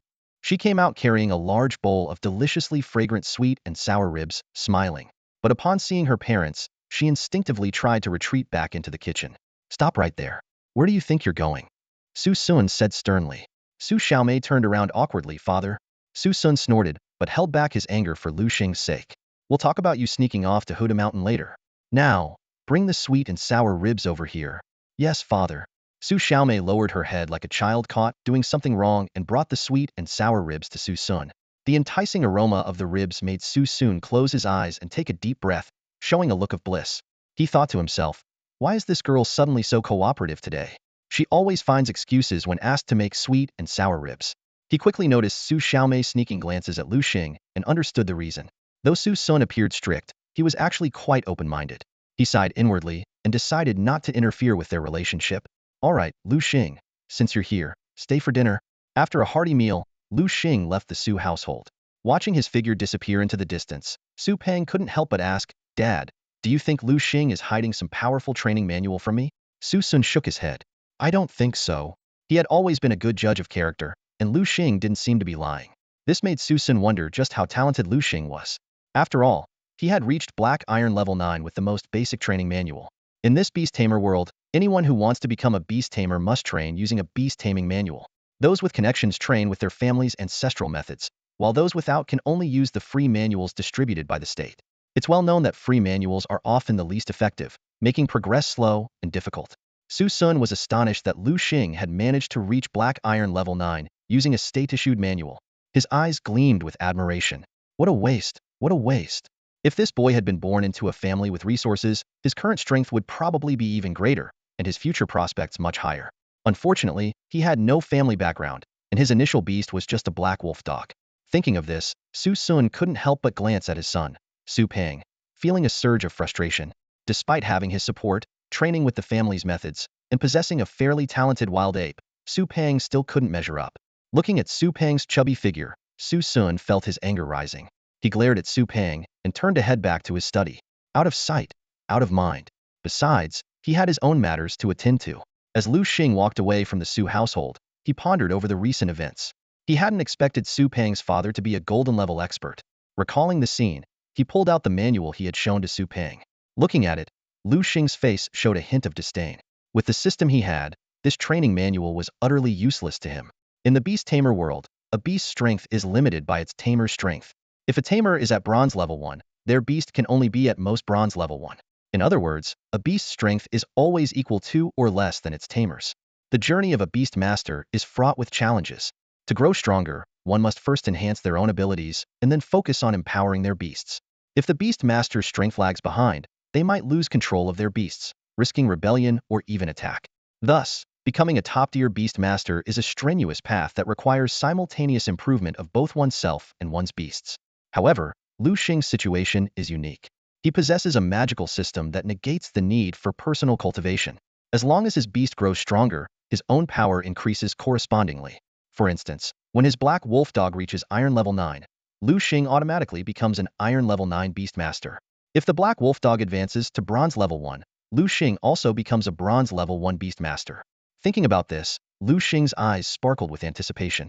His black wolf dog was already at Iron Level 9, just a step away from Bronze Level 1. This meant he could soon contract a second beast. Nonetheless, Liu Xing couldn't completely bypass the world's rules. His new beast couldn't exceed the level of his current beast. Despite this, Liu Xing remained confident about the future. He thought to himself, although I can't contract a beast stronger than my current one, I have the system's eye, which can help me find those with great potential.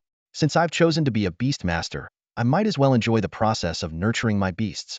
Liu Xing's self-talk was overheard by his black wolf dog, which rolled its eyes and thought, enjoy nurturing? You barely nurtured me. My current strength is all due to my own efforts. Just as Liu Xing was contemplating his next steps, a sharp cry pierced the sky. Looking up, he saw a giant thunder hawk soaring above the city. This sight immediately caught Liu Xing's attention, and he made a decision. My next beast will be a flying type like that thunder hawk. Liu Xing suddenly realized his strong desire for a flying beast. Flying beasts indeed have numerous advantages. They can fly high and see far, serving as scouts and pathfinders. More importantly, in dangerous situations, escaping on a flying beast is much faster than on foot. Additionally, flying beasts are formidable in combat. However, Liu Xing's current priority was not finding a thunderhawk, but helping his black wolf dog break through to Bronze Level 1. Only after the black wolf dog successfully advanced would he be eligible to contract a new beast. Black wolf dog, let's go. Liu Xing called to his partner, hailing a taxi to head to the wilderness for some intensive training. In his view, practical combat was the most effective way to level up, far better than relying on potions. The taxi dropped Liu Xing off at the entrance of a secret realm. He had researched this location in advance. It was the lowest level secret realm in Guang City. Just as he was about to enter, a man in a green uniform stopped him. Stop. Please show your ID. The man in the green uniform saluted Liu Xing. ID. Liu Xing was momentarily puzzled. Seeing Liu Xing's confusion, the man explained, your Beastmaster ID. To prevent ordinary people from accidentally entering the secret realm and to stop beasts from escaping, the state has stationed guards at every entrance. He sensed Liu Xing's considerable strength, so he was very polite. Liu Xing scratched his head awkwardly. Sorry, I'm not quite familiar with this Beastmaster ID thing. He hadn't paid much attention in Master Mia's classes and was clueless about these regulations. The man in the green uniform patiently directed Liu Xing. See that tallest building over there? That's the Beastmaster registration office. All new Beastmasters need to register there to get their ID. You can also update your information each time you level up. Once you register as an official Beastmaster, you can receive corresponding benefits. You should go and get it sorted out as soon as possible. Alright, thanks a lot. Liu Xing expressed his gratitude. You're welcome, the man replied. Liu Xing left the secret realm entrance and headed towards the registration office. Soon, he arrived at the Majestic building, which resembled a giant cathedral. Entering the office, Liu Xing found it bustling with people. With the help of the system's eye, He could easily gauge the strength of those around him. That one is silver level 3, this one is iron level 7, and there's a bronze level 5. However, he didn't engage with anyone and went straight to a service counter. The Beast Master registration office was designed to be very user-friendly, with 20 service counters, so there was hardly any queue. Liu Xing approached one counter and spoke to the pretty clerk. "Hello, I'm here to register as a Beast Master." "All right." The clerk smiled politely. "Please place your hand on the screen beside you." Liu Xing did as instructed, and soon, the electronic screen displayed his personal information and power level. 18 years old. Iron level 9. The clerk couldn't help but exclaim in astonishment. The sales assistant had been busy behind the counter for years, but she had never encountered such a unique customer before. She couldn't help but sneak a glance at Liu Xing. Despite being somewhat prepared, she was still taken aback by what she saw. Liu Xing's handsome face carried a hint of youthfulness, confirming that he was indeed only 18. She marveled silently, thinking, to achieve so much at such a young age, his talent must be extraordinary. While she was still in shock, Liu Xing politely inquired, "Excuse me, is my certificate ready?" Oh, I'm sorry." The sales assistant snapped back to reality and quickly regained her professional composure. She respectfully handed over the Beast Tamer certificate to Liu Xing. "Here is your Beast Tamer certificate. Please keep it safe. With this, you can explore the secret realms and also take on tasks here." Take on tasks? Liu Xing was a bit surprised, not expecting this service to be available. The sales assistant enthusiastically explained, "Yes, you can use the self-service task machine on the right, or log into our website via your phone. Your account is your Beast Tamer certificate number, and the initial password is 6 zeros. If you need to change the password, just follow the instructions." Liu Xing nodded in thanks and walked towards the self-service task machine with his brand new certificate. Just as he was about to start, he felt a tap on his shoulder. Turning around, he saw Liu Xiaoming. "Liu Xing, it really is you. Long time no see." Liu Xiaoming greeted him with a bright smile. Liu Xing responded politely, "Long time no see. What brings you here?" "Me? I'm here to see what tasks are available," Liu Xiaoming replied, her eyes lighting up. "How about it? Want to team up with me? We can watch each other's backs while completing tasks." Liu Xing looked Liu Xiaoming over and was surprised to find that she was already a Black Iron level 8 beast tamer. He silently praised her talent and realized she likely came from an extraordinary background. After all, having inscribed 5-colored illusion butterfly as her initial beast was not something an average family could afford. Seeing Liu Xing not responding, Liu Xiaoming urged, "Well, do you agree or not? Say something." "Okay." Liu Xing agreed, thinking that having a powerful partner like the 5-colored illusion butterfly was indeed a good idea. Liu Xiaoming turned excitedly to leave, but noticed Liu Xing wasn't following. "Hey, what are you standing there for?" she called out. Liu Xing was a bit puzzled. "Shouldn't we get a task first?" Liu Xiaoming smiled and handed him an A4 sheet with a mission printed on it. "Retrieve the Goblin Priest's staff. Reward 500,000 Huaxia currency." Liu Xing pondered. Goblins usually appeared in groups in caves, and finding a group with a priest meant they would face an onslaught of hundreds of goblins. Although ordinary goblins were not very powerful, only around Black Iron level 5 or 6, a goblin priest, as an evolved branch, would at least be of bronze level strength. "What's wrong? Are you scared?" Liu Xiaoming teased. "Let's go." Liu Xing didn't say much. His black wolf dog was strong enough, and even if they couldn't win, they could still escape. After purchasing supplies, they arrived at the entrance to the secret realm. Liu Xiaoming looked at the small bag Liu Xing was carrying and couldn't help but say, "You're carrying so little. If you run out of food, don't expect me to share." Liu Xing smiled inwardly. His system backpack was already filled with food and supplies. The small bag was just a cover. "Hey, you're back again, kid." The green uniformed guard greeted with a smile. "Got your Beast Tamer certificate this time?" Liu Xing handed over his certificate. The guard took one look and gasped, "My goodness, 18 years old, Black Iron level 9. He double-checked the photo, silently marveling at the young man's background. The soldier checking Liu Xiaoming's certificate also exclaimed, "Wow, 18 years old, Black Iron level 8. The soldier in front of Liu Xing shot his colleague a look. "Xiao Zhou, look at you. Getting all worked up? Boss, what level were you at 18? Xiao Zhou retorted. The boss blushed, remembering he was only a Black Iron level 3 at 18 and only reached level 9 in his 20s. To avoid further embarrassment, he quickly urged, "All right, you can go in now." Liu Xing couldn't help but feel a surge of respect for the soldier as he accepted the Beast Master certificate, then stepped into the mysterious secret realm with Liu Xiaoming. After they disappeared into the entrance, Xiao Zhou, one of the subordinates, couldn't resist asking the boss, "Boss, who exactly are those two kids? They're so young yet incredibly powerful." "Don't ask questions you shouldn't," the boss replied irritably, his jealousy burning. Liu Xing was not only young and handsome but also exceptionally skilled and accompanied by the equally formidable Liu Xiaoming. Despite years of cultivating his own abilities, the boss couldn't suppress his envy. Inside the secret realm, Liu Xiaoming tugged on Liu Xing's sleeve, curious. Hey, I heard you're already at Black Iron level 9. Is that true? Of course it's true, Liu Xing replied calmly. Couldn't you tell? Liu Xiaoming pouted, feeling frustrated. She had been training hard to surpass Liu Xing, but it seemed she was still a step behind. Her curiosity about Liu Xing's background deepened. After walking for a while, Liu Xing suddenly asked, "Do you know where the goblins are?" Liu Xiaoming was speechless. She had assumed Liu Xing had everything under control, but it seemed he was just as clueless. She pulled out a map from her pocket and said, "Let's go. I'll show you the way." Under Liu Xiaoming's guidance, they soon arrived outside a cave. Hiding in the forest, they observed 2 goblin guards with spears at the entrance, who were lazily dozing off. "Liu Xing, what do we do?" Liu Xiaoming instinctively looked to him for direction. "What else?" "We go in and take them out," Liu Xing answered decisively. "I'll handle the one on the left, you take the one on the right." "Got it," Liu Xiaoming responded. Liu Xing commanded his shadow wolf to use shadow strike, instantly killing the goblin on the left. At the same time, Liu Xiaoming directed her rainbow butterfly to unleash wind blades, swiftly taking out the guard on the right. Just as Liu Xiaoming was about to boast, she noticed Liu Xing was already at the cave entrance. Annoyed, she stomped her foot and hurried after him. Faced with the pitch-black cave, Liu Xing hesitated. Liu Xiaoming noticed and asked, "What's wrong?" "This cave is too dark. It's goblin territory inside, and rushing in could get us ambushed," Liu Xing explained. At that moment, a bloodied woman stumbled out of the cave, followed by several goblins. Liu Xing immediately ordered his shadow wolf to attack, and within seconds, the goblins were dead. Liu Xiaoming caught the injured, unconscious woman. "Liu Xing, let's go." They quickly retreated with the woman.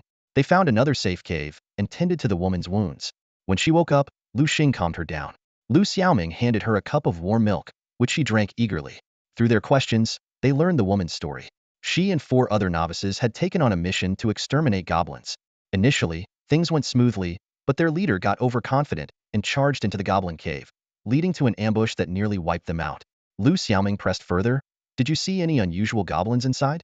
Like one that looked different?" The woman's eyes brightened. "Yes, there was an old goblin with a staff and feathers on its head. A goblin shaman," Liu Xing and Liu Xiaoming exclaimed in unison. However, the woman's next words dampened their spirits. "We should go back. It's too dangerous inside. There are at least 100 goblins." Liu Xing fell into deep thought, realizing they needed a strategy to deal with the large number of goblins. Although his shadow wolf was strong, it couldn't handle such overwhelming numbers. He lamented, "If only we had some area effect skills." Suddenly, a violent bout of coughing shattered the silence of the cave. Liu Xing whipped his head around to see Liu Xiaoming doubled over, coughing uncontrollably. "Are you okay?" Liu Xing asked with concern. Liu Xiaoming barely managed to lift her head, her eyes red from the smoke. "I'm fine, just got choked by the smoke." She pointed to the cave entrance. "A gust of cold wind blew in just now, sending the campfire smoke my way." Liu Xing's eyes lit up as if struck by a brilliant idea. He didn't say much, just looked thoughtfully at Liu Xiaoming, who was still coughing. Early the next morning, Liu Xiaoming was surprised to find a pile of firewood blocking the cave entrance. "What are you up to?" she asked curiously. Liu Xing gave a mysterious smile. "You'll see soon enough." The two of them approached the goblin cave entrance and found 2 goblins standing guard, just as they had the day before. These goblins were noticeably more vigilant, likely due to the previous day's attack. Liu Xing signaled to Liu Xiaoming. "All right, same as before. I'll take the one on the left, you take the one on the right." "Got it." Liu Xiaoming agreed without hesitation, even though she didn't fully understand Liu Xing's plan. They swiftly dealt with the goblin guards at the entrance. Liu Xing smirked as he looked at the narrow cave entrance. He quickly moved to where the firewood was stacked and piled it up at the entrance. To ensure the goblins inside couldn't escape easily, he also brought over a few large stones to block the entrance more securely. Once everything was ready, Liu Xing pulled out a lighter from his pocket and expertly lit the firewood. Flames began to rise, and black smoke started to billow. Liu Xiaoming was still confused about Liu Xing's intentions. "Xiaoming, have your rainbow butterfly fan all this smoke into the cave," Liu Xing finally explained. Liu Xiaoming's eyes lit up with understanding. She immediately grasped Liu Xing's plan to use smoke to drive the goblins out of the cave. "Rainbow butterfly, it's your turn," Liu Xiaoming commanded. The rainbow butterfly spread its enormous wings and began fanning rapidly. Under its efforts, thick black smoke quickly poured into the depths of the cave. Inside the cave, the goblins, who had been peacefully sleeping, were awakened by the choking smoke. Coughing violently, they scrambled towards the entrance, desperate for fresh air. However, when they reached the entrance, they found it blocked by large stones. The lead goblin tried to crawl through the gaps, but the thick smoke soon rendered it unconscious. Before long, the passageway was filled with goblin corpses. Deeper inside the cave, the remaining goblins were in a panic as the air grew thinner. They attempted to clear the bodies from the passage, but doing so only allowed more smoke to enter. Outside, Liu Xing sat leisurely on a rock, munching on a chicken leg and adding more firewood to the blaze. Liu Xiaoming, however, was anxious. "How can you be so calm and still eat?" she exclaimed, noticing that the passage was now blocked by corpses, preventing more smoke from entering. "Relax, let things play out a bit longer," Liu Xing said confidently. He knew that these goblins weren't smart in construction and likely had only one exit. By holding this position, the goblins inside were trapped. Once the air inside was depleted, they would suffocate. After over an hour, Liu Xing stopped adding firewood but didn't rush into the cave, waiting for the smoke to clear instead. "What now?" Liu Xiaoming asked. "What else?" "Let's head back and check on Xiaoya," Liu Xing replied, referring to the girl they had previously rescued. Just as they were about to leave, a loud explosion echoed. The stones blocking the entrance were blasted apart. "What's going on? Everyone, stay alert." Liu Xing immediately raised his guard. His black wolfhound also crouched low, ready to attack. Through the smoke, a figure emerged shakily. It was a goblin shaman holding a staff. "The main event has arrived." Liu Xing hadn't expected the goblin shaman to survive. Goblin shaman attributes: mental gender, level, bronze tier 3, quality, C, skills, fireball, inspire. "This guy's tough, but too bad it ran into me," Liu Xing sneered. The smoke had clearly disoriented the goblin shaman. "Black wolfhound, use shadow assault on the goblin shaman," Liu Xing ordered decisively. Although the shaman was bronze tier 3, the smoke had weakened it significantly. The black wolfhound lunged at the goblin shaman, its sharp claws leaving deep gashes. Green blood spurted from the wounds. The goblin shaman let out a painful howl, momentarily regaining its senses. It raised its staff, and a massive fireball formed at the tip, which it then hurled at the black wolfhound. "Black wolfhound, dodge!" Liu Xing shouted. The black wolfhound agilely leaped out of the way, avoiding the fireball. The fireball hit the ground and exploded, creating a large crater and filling the air with dust. As the dust settled, Liu Xing looked at the crater and felt relieved that he had acted first. This goblin shaman was indeed formidable. "Rainbow butterfly, use psychic power." Liu Xiaoming's voice echoed through the cave, and her beast immediately sprang into action. The rainbow butterfly spread its wings, and a beam of multicolored light shot out like a sharp sword, hitting the goblin priest precisely. An invisible force then lifted the goblin priest into the air and smashed it against the rocky wall with a resounding bang. The goblin priest collided heavily with the hard rock, clearly sustaining severe injuries. Seizing the opportunity, Liu Xing shouted to his black wolf dog, "Now, use Shadow Ball." The black wolf dog had been ready for this moment. It opened its mouth wide, and a pitch-black energy ball quickly formed within. With a low growl, the black wolf dog swung its head, launching the massive shadow ball at the goblin priest. Boom! Another deafening explosion followed. As the smoke cleared, Liu Xing saw the goblin priest lying motionless on the ground. As a psychic-type creature, it had no defense against the dark-type shadow ball. Liu Xing was about to step forward to inspect when Liu Xiaoming grabbed his arm. "What's wrong?" he asked, puzzled. Liu Xiaoming replied cautiously, "Let's wait a bit longer." "What if it's not dead yet?" Liu Xing chuckled. "Don't worry, it's definitely dead." He had the system eye, and no creature could deceive his vision. Approaching the goblin priest, Liu Xing reached for its staff, only to find the creature gripping it tightly. With a firm pull, he finally wrenched the staff free. "The staff is ours now. Let's head back," Liu Xing said. Just then, the black wolf dog suddenly lunged forward and clawed at the goblin priest's chest, extracting a crystalline gem. Liu Xing was momentarily stunned before a smile spread across his face. "This is valuable.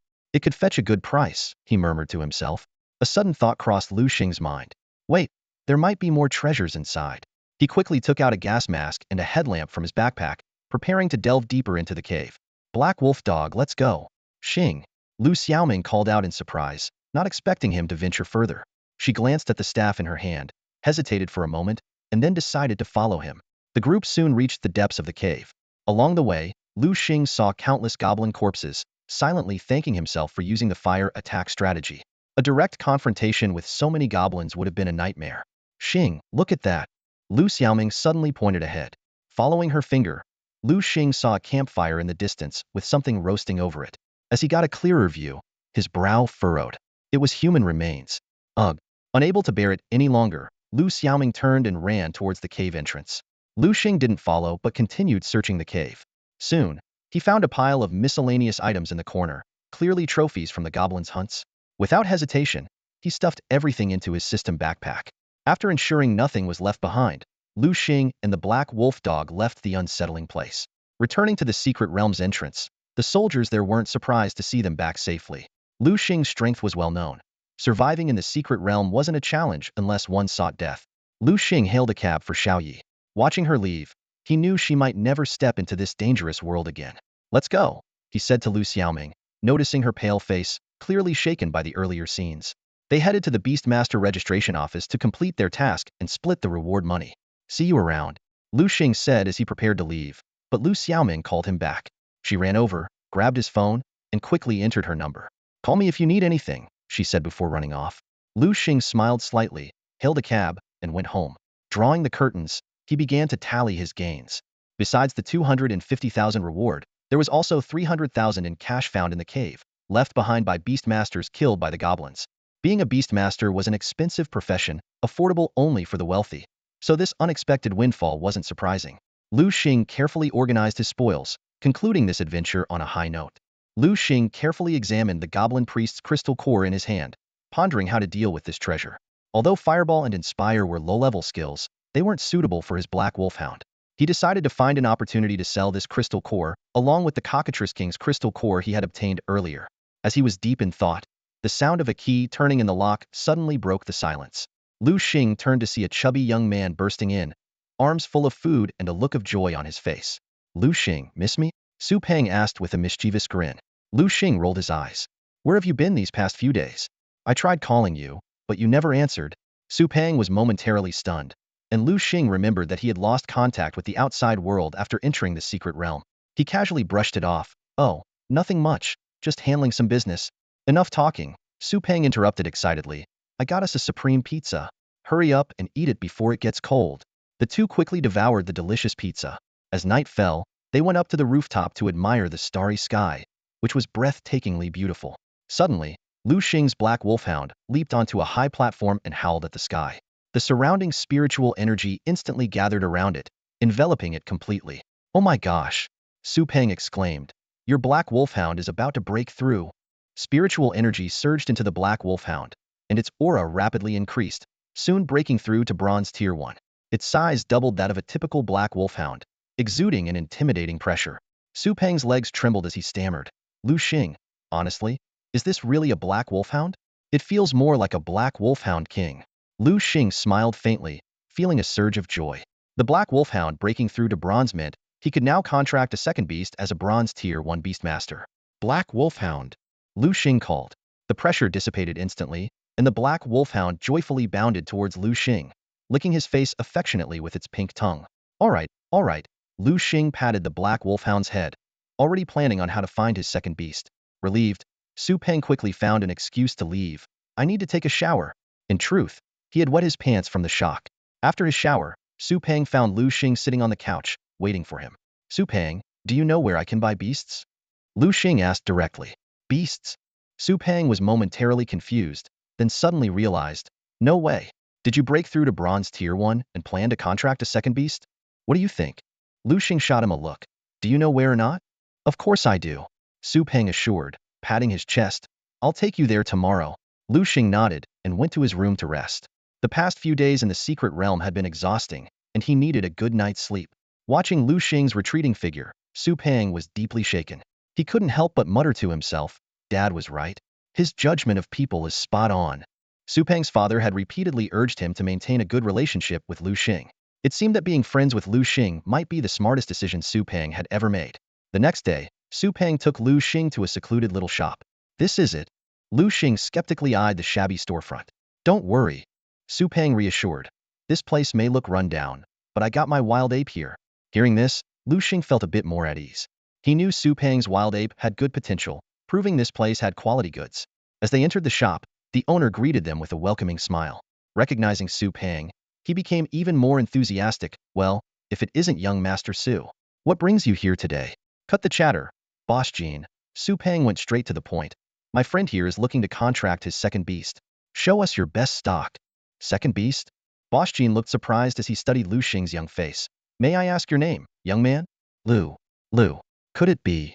Boss Jean thought Liu Xing was the child of some notable figure, becoming even more respectful. Oh my, young Master Liu gracing my humble shop. Let me show you our finest beasts. What type are you looking for? Flying type, do you have any here? Liu Xing asked. Boss Jean paused for a moment before flashing a confident smile. Yes, of course I do. Follow me. Under Boss Jin's guidance, Liu Xing and Su Peng arrived at a basement. Liu Xing looked around and saw iron cages everywhere, each containing various winged beasts. The air was thick with an unpleasant odor, prompting Su Peng to pinch his nose and complain, "Oh man, it stinks in here." Liu Xing frowned as well. Boss Jean explained, "There's no helping it. The space here is limited. These flying beasts eat, drink, and relieve themselves in here, so the smell is inevitable." Boss Jean invited Liu Xing to take a closer look, hoping he would find a beast to his satisfaction. Liu Xing nodded and began to carefully observe each beast in the basement. To his surprise, he found that the beasts here had decent qualifications, with the lowest being grade. However, even a grade little firebird failed to impress Liu Xing. Seeing this, Boss Jean showed a hint of regret on his face. "These are my best beasts. If you're still not satisfied, I'm afraid I can't help you." Liu Xing nodded in understanding but casually asked, "Do you have anything else besides these beasts?" Boss Jean hesitated for a moment. "I do have more, but I'm afraid they won't meet your standards." Deciding to take a look anyway, Liu Xing followed Boss Jean to another, even more crowded basement. This one housed not only flying beasts, but also other types. Liu Xing activated his system's eye and began a thorough inspection. As he expected, the beasts here generally had poor qualifications, with many grade beasts. He sighed inwardly, thinking, "Looks like finding a hidden gem is out of the question." Just then, a worker shouted, "Boss, there's a little electric sparrow over there that looks like it's about to die. Should we get rid of it?" Boss Jean was startled and rushed to the electric sparrow's location. There, lying on the ground, was a barely alive little electric sparrow, emitting crackling sparks. Boss Jean immediately ordered the sick beast to be dealt with to prevent it from infecting others. However, Liu Xing's attention was drawn to the little electric sparrow. To his amazement, he discovered that this seemingly weak sparrow had S-grade qualifications. Liu Xing quickly stopped the worker and turned to Boss Jean. "Boss Jean, can you sell me this little electric sparrow?" Boss Jean looked surprised, while Su Peng couldn't help but try to dissuade Liu Xing. "Liu Xing, you can't be serious about this little electric sparrow. Look at it, it's practically on its last legs. It'll probably die any moment now." "Don't be foolish." Boss Jean, hearing their conversation, furrowed his brows and began to suspect that there might be something special about this sparrow. Liu Xing, pretending to be moved by pity, said, "Su Peng, don't you think that little electric sparrow is just too pitiful?" Observing Liu Xing's reaction, Boss Jean concluded that he was just a naive rich kid with a soft spot for weak creatures. Seizing the opportunity, he said, "Since you want it so much, I'll sell it to you for 10,000. Su Peng was shocked. "What? Boss Jean, that's daylight robbery. That's outrageous." But Liu Xing agreed without hesitation. 10,000 it is. He knew he couldn't haggle now, lest he arouse suspicion. Liu Xing decided to continue playing the role of a wealthy but naive young master to ensure he could secure the potentially invaluable little electric sparrow. Liu Xing pulled out 100,000 Huaxia yuan without hesitation and bought the sickly little electric sparrow. Boss Jean watched Liu Xing leave with the birdcage, a smug smile spreading across his face as he silently marveled at how foolish and wealthy these rich young men were. Beside him, Su Peng couldn't hold back any longer, his face red with anger. He chased after Liu Xing and scolded him. "Liu Xing, why don't you ever listen? What's so special about that little electric sparrow? You're just wasting your money." Liu Xing, however, only smiled mysteriously and offered no further explanation. He knew very well that this was an S-grade electric sparrow. If Su Peng found out, he might faint on the spot. Back at home, Liu Xing immediately retreated to his bedroom and locked the door behind him. "I'm going to tame it. Don't disturb me." His words left Su Peng stunned outside the door. Helpless, Su Peng turned away and decided to comfort his wounded heart with some food. Inside the room, Liu Xing followed the method taught by Master Miju, using spiritual power to draw a complex contract formation on the floor. As the formation was completed, a dazzling light filled the entire room. The little electric sparrow in the cage seemed to sense danger and struggled desperately, but it was too sick to resist. Soon, it was easily contracted by Liu Xing, transforming into a stream of light and entering the beast-taming space. Within the beast-taming space, abundant spiritual energy immediately surrounded the little electric sparrow. However, its injuries were more severe than anticipated, and even in the rich spiritual energy, its recovery was slow. Liu Xing frowned and muttered to himself, "Looks like I'll need to find a healer tomorrow." The next morning, Liu Xing opened the door and found Su Peng sitting at the dining table, eating heartily. When Su Peng saw Liu Xing, He snorted and continued eating. Liu Xing noticed a breakfast set at his spot as well and felt a warm sense of gratitude. After breakfast, Liu Xing asked, "Hey, Su Peng, do you know where I can find a healer?" "A healer?" Su Peng put down his chopsticks. "Why do you need a healer?" "Of course, it's for my little electric sparrow." Su Peng's eyes widened. "No way. You really contracted that little electric sparrow?" Liu Xing impatiently interrupted. "Just tell me if you know. Stop with the nonsense." "I'm a healer." Su Peng stood up. "Come on, I'll take you there now." With Su Peng leading the way, they arrived at a magnificent building. Liu Xing was amazed. "Is this where the healers are? It's so grand." Su Peng proudly explained. "Of course, healers are a rare profession. Beasts with healing skills are extremely uncommon and are snatched up by major factions as soon as they appear." As soon as they entered the hall, a smiling receptionist approached them. Su Peng got straight to the point. "Is Master Zhang here? We're here to get a beast healed." The receptionist looked apologetic. "I'm sorry, Master Zhang just stepped out. Do you know when he'll be back?" "I'm afraid I don't." Disappointment was written all over their faces as Liu Xing and Su Peng turned to leave. Outside the building, Liu Xing asked, "Su Peng, do you know any other places?" Su Peng shook his head. "Healers are too few. Most are recruited by major factions.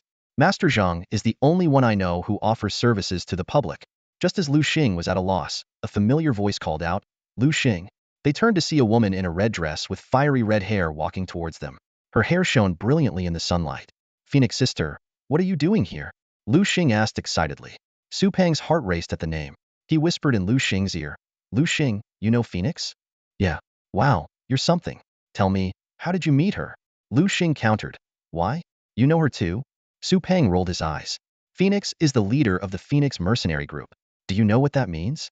It's a legendary haven for beautiful women." Liu Xing gave Su Peng a speechless look, surprised at how knowledgeable he was in this area.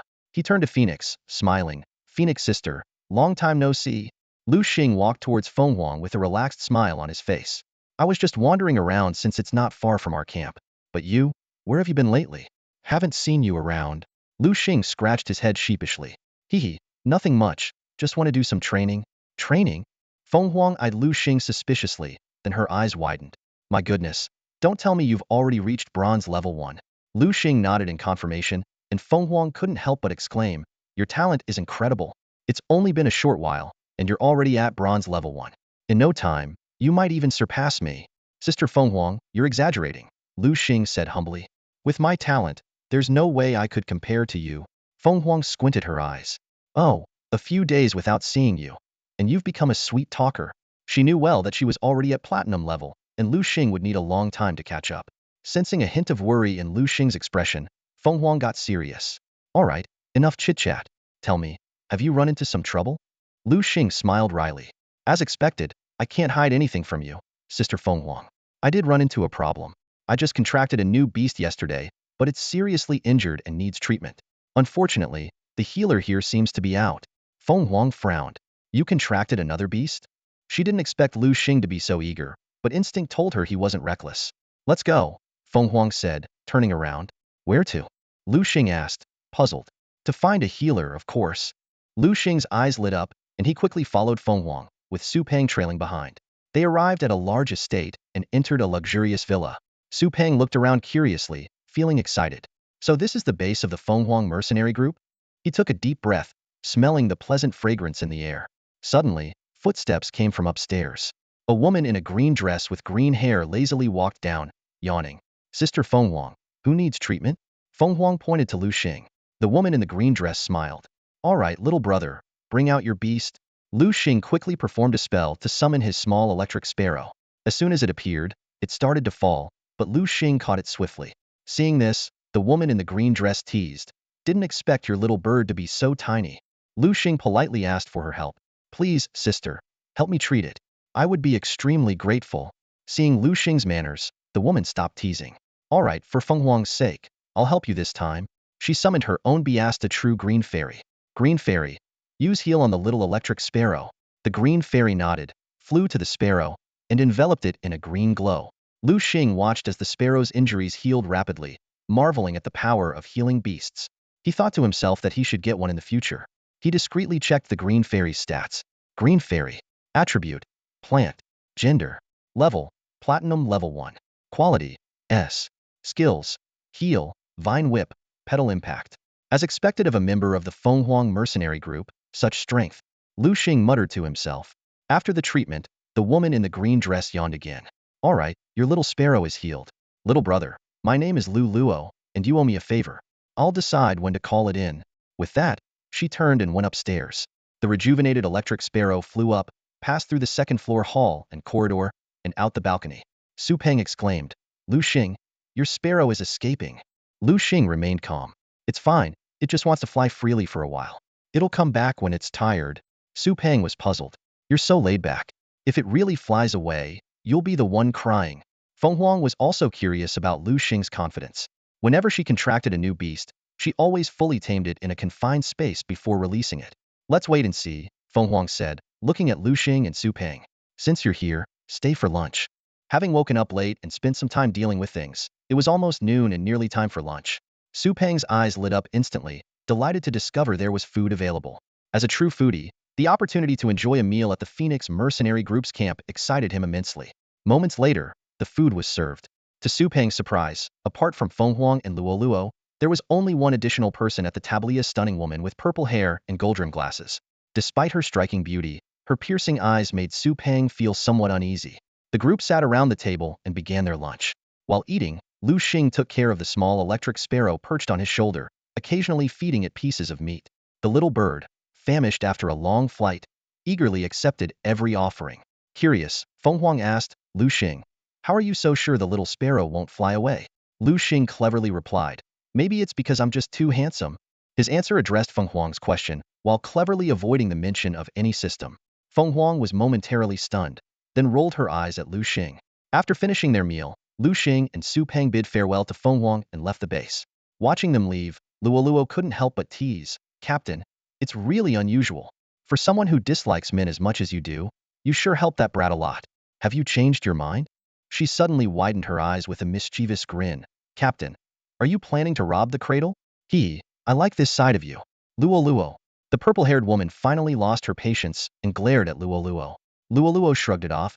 Zixuan, did I say something wrong? With that, she turned and left, leaving Feng Huang and Zixuan alone. Zixuan pondered, Feng Huang, don't you think there's something unusual about that Liu Xing?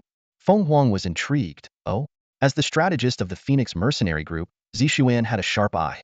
She pointed out, even though that kid has only bonded with a small electric sparrow, its potential seems extraordinary. Feng Huang nodded in agreement. I didn't expect you to notice too. After leaving the Phoenix base, Liu Xing looked at the small electric sparrow circling around him, a satisfied smile on his face. This was an S-grade electric sparrow. He made up his mind to enhance its strength next. Early the next morning, Liu Xing got up to pack his things, ready to go out and train the sparrow. He glanced at the still sleeping Su Peng, whose thunderous snores made Liu Xing shake his head with a wry smile. Liu Xing headed alone to a primary secret realm, easily passing the guard's inspection. His target this time was the Moon Lake, a lake that resembled the moon. Once inside the secret realm, Liu Xing immediately released his black wolfhound and the small electric sparrow. The black wolfhound, ever vigilant, took on the role of a guard while the sparrow enjoyed its freedom, soaring through the air.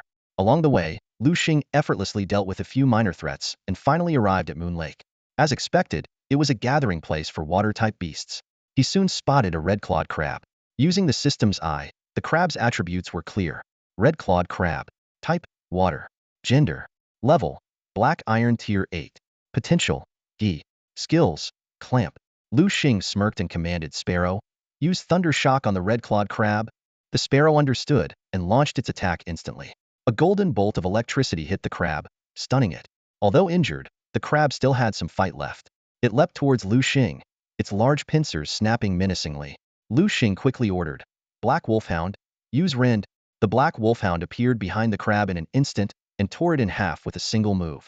Liu Xing was surprised by how fragile the crab was, unaware that it was due to the Wolfhound's superior strength. Let's go. Time to find our next target. Liu Xing continued his journey with his two beasts. In the world of beast taming, there are two main ways to quickly enhance a beast's power. Using potions, which is safe but less effective, or through combat, which is more effective but riskier. Liu Xing clearly chose the latter. Under a large tree, Liu Xing was thoroughly enjoying a sandwich. His two companion beasts were also engrossed in their meals. After half a month of grueling training, Liu Xing's strength had finally reached the black iron 9th tier. His gaze fell on Xiao Diank. With its increased power, the Xiao meaning small in its name no longer seemed appropriate. Once the size of a sparrow, Xiao Diank had now grown to the size of a rooster. Beside it, the black wolfhound was diligently guarding Liu Xing, while its own strength had risen to the bronze third tier. Liu Xing glanced at his watch and realized it was time to wrap up this half-month adventure. He carefully balled up the sandwich wrapper and stuffed it into his backpack. Littering was not a good habit. With Xiao Diank and the black wolfhound in tow, Liu Xing prepared to leave Moon Lake. As they navigated through the dense forest, the black wolfhound suddenly adopted an attack stance, alert to a direction. Rustling sounds came from not far away, and soon, a huge white bear burst out from the bushes. The white bear's eyes were blood red. Upon seeing Liu Xing and his companions, it immediately stood up. Its three-meter frame loomed over Liu Xing, letting out a deafening roar. The bear pounded its chest with its massive paws, asserting its territorial dominance clearly. Liu Xing had inadvertently intruded on its domain. Liu Xing quickly assessed the white bear's strength. Bronze Tier 1, with a fighting attribute, male, great aptitude, and possessing the skill, slam. Xiao Diank, it's your turn. Before Liu Xing could give the order, Xiao Diank had already launched an attack. A golden lightning bolt struck the white bear instantly. With Xiao Diank's enhanced power, its electric shock was now much more formidable. Caught off guard, the white bear was hit by the sudden attack, its fur glowing golden. When the glow dissipated, its once snow-white fur was charred black, and the air was filled with the stench of burnt protein. Liu Xing felt a twinge of regret. He had intended to hunt the white bear and use its fur to make a coat, but that was now impossible. Despite its injuries, the white bear was not ready to give up and lunged at Liu Xing. The black wolfhound was about to intervene, but Liu Xing stopped it. Black wolfhound, let Xiao Diank handle this. As the white bear charged, Xiao Diank launched another attack. Another bolt of lightning struck the bear, this time killing it instantly. The massive body of the white bear crashed to the ground. Seeing this, Xiao Diank danced joyfully in midair. At that moment, the surrounding spiritual energy began to converge towards Xiao Diank. Liu Xing knew that Xiao Diank was about to level up again. With a dazzling flash of light, a transformed Xiao Diank appeared before Liu Xing. It had grown from the size of a rooster to that of an ostrich. Liu Xing thought to himself that his dream of riding Xiao Diank into the sky was now within reach. Alright, it's time to head back. After spending time in the secret realm, Liu Xing had been surviving on dry rations and constantly staying alert for magical beast attacks. Now, he just wanted to go home, have a good meal, and sleep soundly. After leaving the secret realm, Liu Xing took a taxi back home. As soon as he walked in, he saw Su Peng sitting at the dining table, devouring food. Su Peng had bought a family bucket from the local restaurant. Liu Xing took off his shoes and walked straight to the table, grabbing a drumstick to munch on. Liu Xing, you're back? Su Peng greeted. Yeah. Liu Xing mumbled through a mouthful of food. By the way, why do you like hanging out at my place so much when your family is so well off? Su Peng sighed, looking dejected. Liu Xing didn't need an explanation. He could guess that Su Peng had probably been scolded by his parents again. Liu Xing, I've been working so hard, but why are my parents still not satisfied? Su Peng complained. Working hard. Liu Xing raised an eyebrow. In his impression, Su Peng was always eating, drinking, and having fun. He couldn't resist using his system eye to check on Su Peng, and was shocked to find that Su Peng had reached the Black Iron 8th tier. It seemed he had indeed been putting in a lot of effort lately. By the way, Liu Xing, where have you been these days? You've been so elusive. And what's your current strength? Su Peng asked curiously. Take a guess. Liu Xing couldn't help but tease Su Peng. You little rascal. Su Peng shook his head helplessly. Alright, I'm tired. Liu Xing grabbed another drumstick and headed to his bedroom. All he wanted now was a hot shower and a good night's sleep. When Liu Xing woke up from his nap, he was surprised to find it was already 6 p.m. He looked out the window. The sky was getting dark. His stomach growled, reminding him it was time to eat. Liu Xing decided to go out for food. He found a nearby noodle shop and quickly finished a bowl of noodles. However, as he stepped out of the shop, his brow furrowed. What's going on? Am I dressed too flashy? Liu Xing instinctively checked his attire and found nothing unusual. Then why is that guy following me? He noticed a middle-aged man had been tailing him. Liu Xing squinted, a cold smile forming on his lips as he grew more vigilant. Liu Xing deliberately walked into a narrow alley, his steps quick, and soon hid around a corner. The middle-aged man followed closely behind, his pace steady and determined. Just as the man turned the corner, Liu Xing swung a punch. Unexpectedly, the man instinctively blocked it. Despite this, Liu Xing's powerful blow still pushed the man back several steps. With a dark expression, Liu Xing demanded, "Who are you? Why are you following me?" The middle-aged man sneered, slowly taking off his sunglasses to reveal a pair of sharp eyes. "Do you know Galbo?" he countered. "Galbo?" Liu Xing frowned, scrutinizing the man before him. He hadn't expected the mention of Galbo. "Yes, I know him. He was my classmate, but I haven't seen him in a long time," Liu Xing replied. trying to sound calm. The man let out a cold laugh. You really know how to act, don't you? My son died at your hands, and he didn't die in vain. Your son? Liu Xing was taken aback, confusion flooding his mind. He hadn't expected Galbo's father to track him down. How did he find me? Liu Xing wondered silently, confident he had covered his tracks perfectly. Seeing through Liu Xing's thoughts, the man mocked, Kid, do you think you did a flawless job, that no one could find out? Maybe others would be fooled, but not me. I investigated Galbo's connections and found out you had a grudge against him. I also discovered he had hired someone to kill you, so I came to find you. I had some doubts, but seeing your reaction now, it's clear you killed my son. Liu Xing couldn't help but admire Galbo's father's capabilities, but he maintained a stoic expression. You say I killed your son, but do you have any proof? He retorted coldly. Proof? Galbo's father was momentarily stunned, then burst into an enraged laugh. Ha ha ha, do I need proof to kill an ant like you? Whether or not you are the murderer, you must die today. His eyes flashed with a ruthless determination, intent on avenging his son's death. Not even the King of Heaven can save you today. Come out, my old friends. Galbo's father quickly formed hand seals, and 3 summoned beasts appeared in front of Liu Xing. 3. Damn, I underestimated him. Liu Xing cursed himself for being careless. 3 summoned beasts indicated a silver-level strength, while he was only bronze level. The situation was dire, and Liu Xing made a swift decision to flee. He summoned his black wolfhound, mounted it, and sped away. Think you can escape? Not a chance. Galbo's father mounted a horse and gave chase. No one escapes from Gao Yi. Liu Xing bit his lip, thinking fast. The Beast Master Patrol? No, Gao Yi might have connections there. What to do? As Gao Yi drew closer, Liu Xing's anxiety grew. Just then, a loud bird's cry pierced the sky. Fire Phoenix, use flame jet. A fire phoenix, its body ablaze, suddenly appeared ahead of Liu Xing, spewing a stream of intense flames at Gao Yi. What? No, Stronghorn dodge. Gao Yi shouted, and his steed barely avoided the flames. That was close. Gao Yi wiped the sweat from his brow, glaring at the red-haired woman in the distance. Fire Phoenix, what do you think you're doing? What am I doing? None of your business, the red-haired woman sneered. But you, chasing a kid around, aren't you ashamed? Gao Yi's face darkened, puzzled by the intervention of the Phoenix mercenary group's leader. Now, you have 2 choices, the red-haired woman continued. First, leave, and I'll pretend I saw nothing. Second, fight me. You know the consequences of challenging me. Gao Yi snorted, turning his horse around. As he left, he spat out a threat. Fire Phoenix, you'll regret this. I'll remember this. Watching Gao Yi's retreating figure, Liu Xing couldn't help but ask, Phoenix sis, why did you let him go? The Fire Phoenix sighed. Well, that guy has a powerful father. Do you know who his father is? Gao Hong, a platinum-level big shot. Platinum? Phoenix sis, aren't you also platinum? Liu Xing asked curiously. The Fire Phoenix flicked Liu Xing's forehead. You brat, he's been platinum for ages, and I just recently advanced. How could I be his match? And you, always causing trouble. Now, tell me, why was Gao Yi chasing you? Liu Xing chuckled. Nothing much, I just killed his son. What? The Fire Phoenix was shocked. Liu Xing then explained the whole story. After listening, the Fire Phoenix was both indignant and worried. Darn it, I shouldn't have let that guy go. All right, you're not going anywhere now. Come with me. The Fire Phoenix decided. Where to? Liu Xing asked. The airport. And so, Liu Xing followed the Fire Phoenix to the airport. Phoenix, why are we here? Liu Xing asked, puzzled. Of course, it's to get you out of here. Phoenix replied urgently, a hint of worry in her eyes. What? Liu Xing exclaimed. What's with the what? Phoenix interrupted him.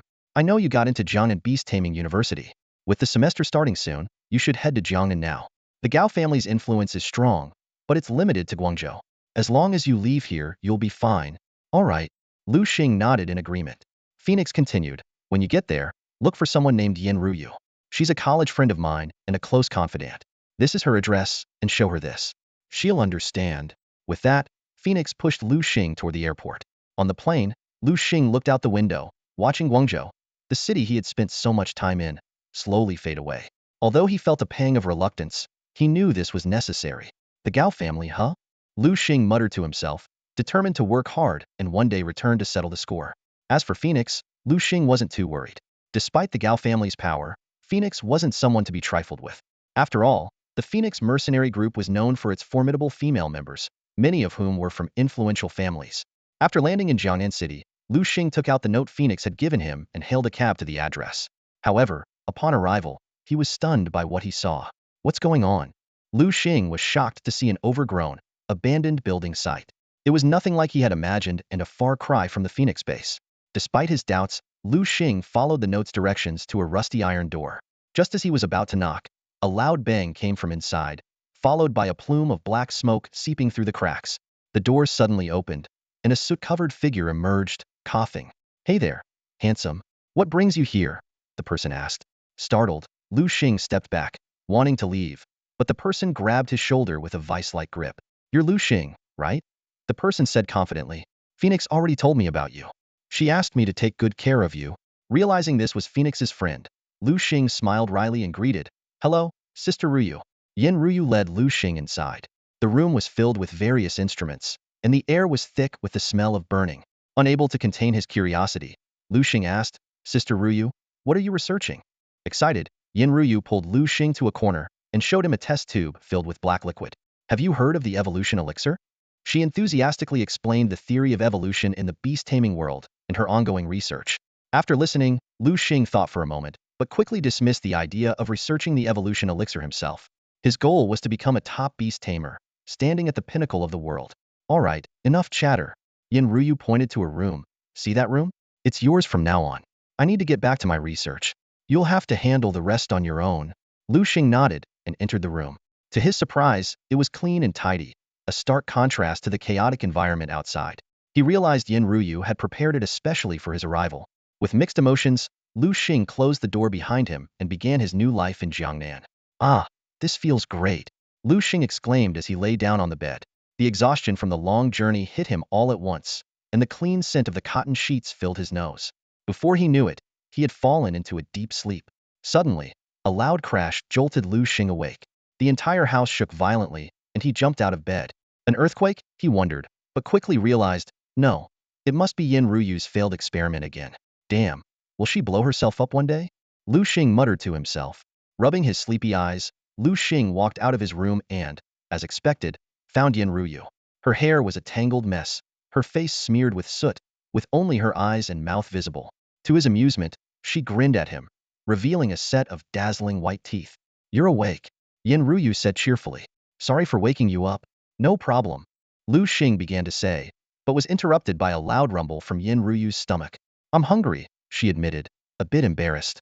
Liu Xing glanced around, realizing there was probably no food in Yin Ruyu's place. "Since you're hungry, why don't we go out to eat?" he suggested. "Great." Yin Ruyu nodded. "But give me a moment. I need to take a shower and change clothes." 10 minutes later, Yin Ruyu's door opened, and a stunning figure emerged. Liu Xing was taken aback, his mouth falling open. "Wow, that's impressive. How can it be so? Astonishing," he thought to himself. "What are you talking about?" Yin Ruyu asked, puzzled. "Nothing, nothing." Liu Xing quickly covered up. "I was just wondering what we should eat tonight. Let's have some spicy hot pot. I haven't had it in ages." "All right, spicy hot pot it is." Liu Xing thought to himself. "Maybe I'll treat her to the $6 kind." The two of them headed downstairs and walked towards the market. Along the way, Liu Xing kept sneaking glances at Yin Ruyu, wondering if she had grown up on a diet of milk and papayas. Just as he was lost in thought, Yin Ruyu suddenly stopped.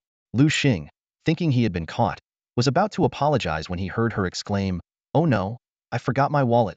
Liu Xing sighed in relief. "No worries, I brought mine. Tonight's on me." "All right," Yin Ruyu said approvingly. "You really are as reliable as Feng Huang said."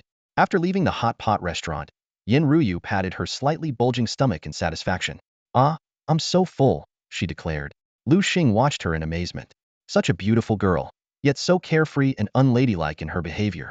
If he hadn't seen it with his own eyes, he might have thought Yin Ruyu was a guy. "By the way, do you have any plans for later?" Yin Ruyu suddenly asked. "Not really. Why don't you become my assistant? Here, take this first." Without waiting for a response, Yin Ruyu handed him a thick notebook.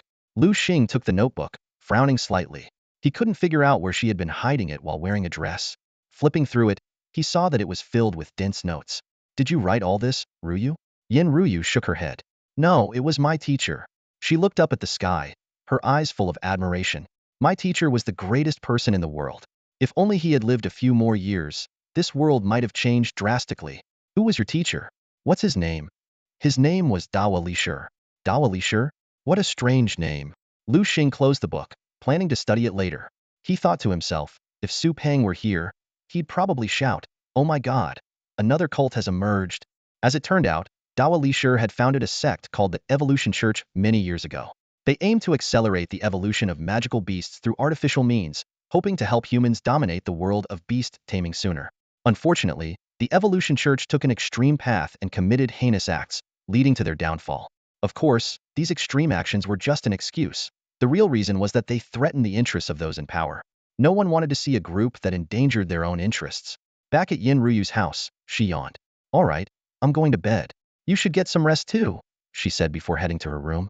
Liu Xing returned to his room but couldn't sleep. He took out the notebook Yin Ruyu had given him and started to read. Before he knew it, he was completely absorbed. By the time he closed the last page, the sun was already high in the sky.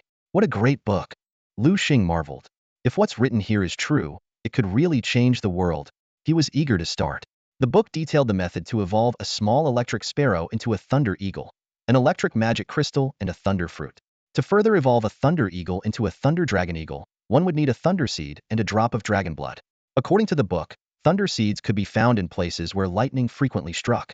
As for dragon blood, just thinking about it gave Liu Xing a headache. Dragons were the pinnacle of power in this world, with most being sovereign-level beings. Let's start by finding an electric magic crystal, Liu Xing decided. He had already discussed the thunder fruit with his small electric sparrow. The little guy had once fallen ill from eating a thunder fruit, which turned out to be a blessing in disguise, giving it its current strength. One step at a time, Liu Xing told himself, deciding to first evolve the small electric sparrow into a thunder eagle. Tomorrow, I'll go to Jiangnan City to gather information. However, Liu Xing was still bothered by one thing. The book was missing a few pages. Could it be that the missing pages contain the evolution data for the black wolf dog? Liu Xing couldn't help but mutter under his breath. The beast encyclopedia he was flipping through detailed numerous beasts, yet the black wolf dog was notably absent. Initially, he thought the author might have considered the black wolf dog too ordinary, but now it seemed that perhaps the information was indeed hidden in those missing pages. Liu Xing shook his head and closed the book.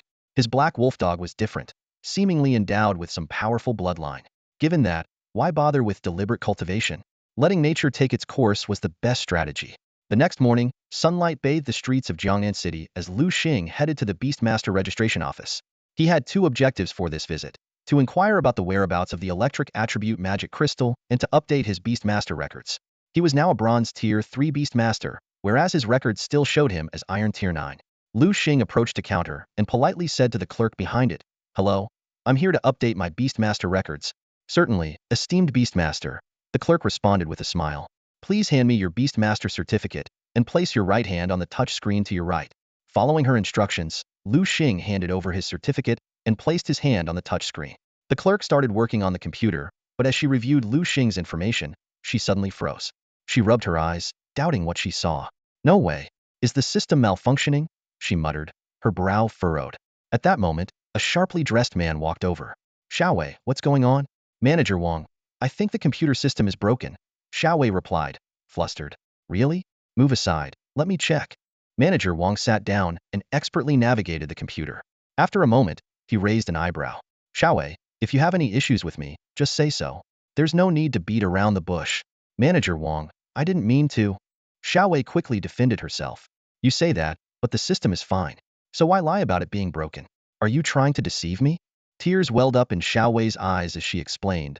"I was just confused by the information I saw." "Confused? What's confusing about it?" Manager Wang asked, puzzled, as he glanced at the screen. Upon seeing Liu Xing's age and rank, he couldn't help but exclaim, "My goodness, 18 years old and already Bronze Tier 3. His outburst drew the attention of those around them. Manager Wang quickly apologized to everyone and efficiently processed Liu Xing's record update. He then respectfully handed back the Beastmaster certificate along with his business card. "Thank you," Liu Xing said as he took the certificate and card. "Not at all, it's my honor to serve you," Manager Wang replied enthusiastically. "Here's my card. If you ever need anything, feel free to reach out. I'll do my best to assist you." A glance at the card revealed Manager Wang's full name: Wang Bin, the director of this Beastmaster registration office. Liu Xing understood that Wang Bin's sudden enthusiasm likely stemmed from the mistaken belief that Liu Xing was from an influential family. He decided to use this to his advantage. "Director Wang, I actually do need your help with something. Of course, tell me what you need. If it's within my power, I'll make sure it gets done. I'm looking for electric attribute crystal stones. Do you know where I might find them?" Director Wang pondered for a moment before searching on his computer. Soon, he found the relevant information. The material you're looking for is quite rare. However, you're in luck. We do have information on it here. Liu Xing was overjoyed to hear this. He had come to the right place and, thanks to meeting Director Wang, had found the lead he needed on the electric crystal stone, saving himself a lot of trouble. After leaving the Beastmaster registration office, Liu Xing eagerly headed toward a secret realm known as Thunderclap Gorge. As soon as he entered, he summoned his two beasts, Little Sparky and the Black Wolf Dog. The secret realm was fraught with dangers, and no one knew what might happen next, so caution was paramount. Looking up at the sky, Liu Xing saw dark clouds rolling in, creating a suffocating atmosphere. Thunder rumbled in the distance. The air was humid, and the ground was muddy, indicating recent rainfall. "We'll have to wade through," Liu Xing said as he led Little Sparky and the Black Wolf Dog deeper into the gorge. After walking for a while, a deafening clap of thunder suddenly echoed from the sky. Soon after, strong winds picked up, rustling the leaves. "It's going to pour. We need to find shelter quickly," Liu Xing urged. The Black Wolf Dog, with its sharp eyes, soon spotted a cave. "Let's go inside." Just as they entered the cave, a torrential downpour began outside. "That was close. We almost got soaked," Liu Xing sighed in relief. Due to the strong winds, some rain was blowing into the cave entrance. Liu Xing led his beasts further inside. "Not bad at all," Liu Xing exclaimed as they ventured deeper. The cave was surprisingly dry, unlike the damp, rancid ones he had explored before. It felt like a natural refuge. Expecting wild beasts, he was pleasantly surprised to find it was just an empty natural cavern. Splash, splash. The rain outside continued to pour down relentlessly, as if it intended to flood the entire world. Liu Xing gazed at the curtain of water at the cave entrance and realized this rain wasn't stopping anytime soon. He turned to face his two companion beasts, a warm smile spreading across his face. "Come on, let's have some food together." Liu Xing took out some food from his system backpack and handed it to his Black Wolfhound and Little Electric Sparrow. The Black Wolfhound eagerly pounced on a chicken leg, tearing into it with gusto, while the Little Electric Sparrow daintily pecked at some fried rice, making contented cooing sounds. Watching his two beasts enjoy their meal, Liu Xing felt a wave of warmth in his heart, especially as he noticed how much the Little Electric Sparrow had grown. It filled him with pride. Liu Xing mentally calculated the distance. They weren't far from the address provided by Director Wang. He believed that with a bit more walking, they would reach their destination. Once he obtained the Electro Crystal, the Little Electric Sparrow could evolve into the Majestic Thunder Eagle. The thought made him excited. As night fell and the wind howled, Liu Xing took a blanket from his system backpack and decided to spend the night in the cave. He entrusted the watch duty to his loyal Black Wolfhound. The rain continued to pour as the night deepened. The Black Wolfhound's glowing green eyes vigilantly scanned the cave entrance, its ears twitching to catch any sound from the outside. Beside it, Liu Xing held the Little Electric Sparrow and drifted into a deep sleep. The Black Wolfhound glanced back at its sleeping master, a sweet smile unintentionally forming at the corners of its mouth. Having spent so much time with Liu Xing, it felt the warmth of a home for the first time. The Black Wolfhound silently vowed to grow stronger and protect Liu Xing with its life. It could afford to make mistakes, but Liu Xing absolutely could not be harmed. The next morning, Liu Xing groggily opened his eyes to find the Black Wolfhound still dutifully standing guard. He gently patted the Black Wolfhound's head, speaking softly, "You've worked hard, Black Wolfhound. It's your turn to rest now." With a wave of his hand, he returned the exhausted Black Wolfhound to its space. Seeing the Little Electric Sparrow still sound asleep, Liu Xing decided to wait a bit longer. He knew that taking a well-rested Black Wolfhound on the journey was better than pushing on with a tired one. A couple of hours later, a commotion caught the attention of Liu Xing and the now-awake Little Electric Sparrow. "Damn it! What kind of place is this? It rains all the time, and everything is muddy. My new clothes are soaked through in no time," a young man's voice complained. "Xiao Yang, keep it down," a stern voice immediately reprimanded, evidently trying to silence the complainer. Liu Xing peeked out to see a group of people in raincoats moving nearby. Using the system's eye, he quickly analyzed their strength. The weakest among them was at the bronze level, while the leader was at silver second tier. "Keep up, everyone. Once we take down that creature, we'll get everything we want," the leader encouraged the group loudly. Once the group moved away, Liu Xing and the Little Electric Sparrow emerged from the cave. Staring at the footprints on the ground, Liu Xing pondered. Should he follow them? It was risky, but opportunities often came with risks. Screw it. Fortune favors the bold. As long as we're careful, we'll be fine. Liu Xing reassured himself and decided to follow them. Carefully trailing the group, Liu Xing arrived at a deep canyon. Suddenly, a thunderous roar echoed from the distance. "It's here. That creature has appeared. Get ready," the leader in black shouted, and everyone quickly summoned their companion beasts. A blinding bolt of lightning struck from the sky, instantly killing a long-tusked boar. The faces of the people in black turned grim. A majestic thunder tiger leapt down from the cliff. Its body was yellow, with electric currents crackling all over it, exuding an imposing aura. Liu Xing discreetly used the system's eye to check. Thunder Tiger. Attribute, electric. Gender, level, silver 3rd tier. Quality, B. Skills, Thunderstrike, Lightning Flash. This is bad. Our information was wrong. This Thunder Tiger isn't at silver 1st tier. It's much stronger, the leader said with a grim expression. The group found themselves in a dilemma. They couldn't outrun the Thunder Tiger, and fighting it seemed impossible. In this critical moment, all eyes turned to the leader. The leader gritted his teeth, stomped his foot, and shouted, "Damn it, let's do this." With the command, the people in black launched a fierce attack on the Thunder Tiger. The Thunder Tiger fought back fiercely, charging through the group like a tiger among sheep. Despite their numbers, the Thunder Tiger's strength was clearly superior. The intense battle raged on for 7 to 8 minutes. When Liu Xing surveyed the battlefield again, he was shocked to see that only a single rock-burst beast was still standing against the Thunder Tiger. Despite Thunder Tiger's formidable strength, continuous battles had drained its energy. Coupled with the assaults from the other men in black, it was severely wounded. In contrast, Rock Beast had been conserving its strength, staying on the sidelines. Liu Xing glanced at the Rock Beast and quickly assessed its stats.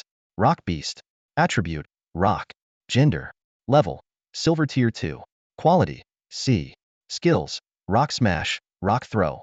A sinking feeling hit Liu Xing as he realized the leader of the men in black might actually win. The Rock Beast was strong, and its rock attribute made it resistant to electric attacks. The heavily injured Thunder Tiger might not stand a chance. Rock Beast, use Rock Throw, the leader commanded. The Rock Beast grabbed at the air, conjuring a massive boulder. With a swift motion, it hurled the boulder toward Thunder Tiger. Instinctively, Thunder Tiger tried to dodge, but its injuries caused it to stumble. Boom! The boulder struck Thunder Tiger, sending it flying. The leader of the men in black laughed maniacally, paying no mind to the fact that his subordinates had been wiped out. However, just as he reveled in his triumph, a flash of white light appeared. Crash! Like a bolt of lightning, Thunder Tiger appeared before Rock Beast, its sharp claws slashing viciously at its opponent. How is this possible? The leader's eyes widened in disbelief. Liu Xing, however, was silently amazed. Is this the Thunder Flash? Maybe I should teach this to Little Sparrow. He noted that although Thunder Flash caused a loud clap of thunder, its speed was incredible, often landing the attack before the opponent could react. Bang! Thunder Tiger's claws struck Rock Beast, sending it crashing into a rock wall. Despite its rock-covered body, Rock Beast struggled to its feet, clearly heavily injured. Rock Beast, use Rock Smash, the leader urgently ordered.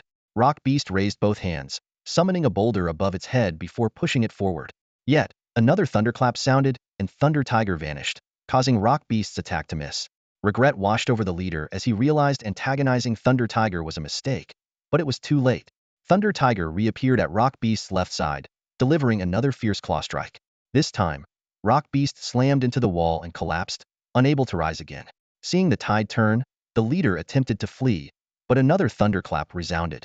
Before he could react, Thunder Tiger struck him down, making him pay for his rashness. Noticing Thunder Tiger was at its limit, Liu Xing quickly approached with Little Sparrow and Black Wolf. Little Sparrow, use Thunder Shock. Black Wolf, use Shadow Ball, he commanded decisively. Both beasts launched their attacks simultaneously. Caught off guard, Thunder Tiger was hit and fell, defeated. Liu Xing approached and saw black blood oozing from its wounds, indicating it had been poisoned by a bamboo viper. Nearby, a torn bamboo viper confirmed this. I know you're unwilling, but a loss is a loss. Rest in peace, Liu Xing said, giving a nod to Black Wolf, who understood and swiftly ended Thunder Tiger's life, retrieving its crystal. Little Sparrow, this is for you, Liu Xing said, handing the crystal to Little Sparrow, whose eyes lit up as it eagerly accepted. A system notification sounded. Thunder Tiger's crystal detected. Use it for Little Sparrow? Yes, Liu Xing replied without hesitation. Congratulations, host. The Thunder Tiger's crystal has been successfully used. Choose a skill from the following. 1. Thunder Shock. Releases a bolt of lightning to attack the enemy, sometimes causing paralysis. 2. Thunder Flash. Emits a thunderous sound and teleports a short distance. The distance depends on the user's strength. Liu Xing immediately chose Thunder Flash since Little Sparrow already knew Thunder Shock. Congratulations, host. Your Little Sparrow has learned Thunder Flash, the system announced. Liu Xing smiled in satisfaction, thinking how great it was to have a system with a 100 success rate. Little Sparrow, use Thunder Flash, he instructed. Boom. A thunderclap later, Little Sparrow appeared over 10 meters away. Excellent, excellent. This is indeed a great skill. Liu Xing praised, thinking how useful Thunder Flash would be for both attacking and escaping, with its range increasing as Little Sparrow's strength grew. Excited, Little Sparrow used Thunder Flash several more times, darting around. When it returned, Liu Xing noticed it was panting heavily. It seems Thunder Flash is quite exhausting, Liu Xing thought. We'll need to do some special training to boost its stamina. Liu Xing, accompanied by his two beasts, found a safe spot to rest briefly before resuming their quest for the electric crystal. After more than half an hour, they finally reached the location Wang Bin had mentioned. Liu Xing activated his system eye, quickly scanning the surroundings. Soon, he spotted a fist-sized yellow stone on a nearby mountain. It was the electric crystal he was searching for. In the sunlight, the crystal emitted a captivating glow, prompting Liu Xing to exclaim, "It's truly beautiful." Just then, a bolt of lightning struck the crystal out of nowhere. Liu Xing realized that obtaining the crystal would not be easy. He pondered how to safely retrieve it. Suddenly, his little electric sparrow let out a screech, catching Liu Xing's attention. "You want to get it yourself?" Liu Xing asked. The electric sparrow nodded earnestly, indicating that as an electric-type beast, it was best suited for the task. Upon closer observation, Liu Xing noticed that there was a brief recharge period after each lightning strike.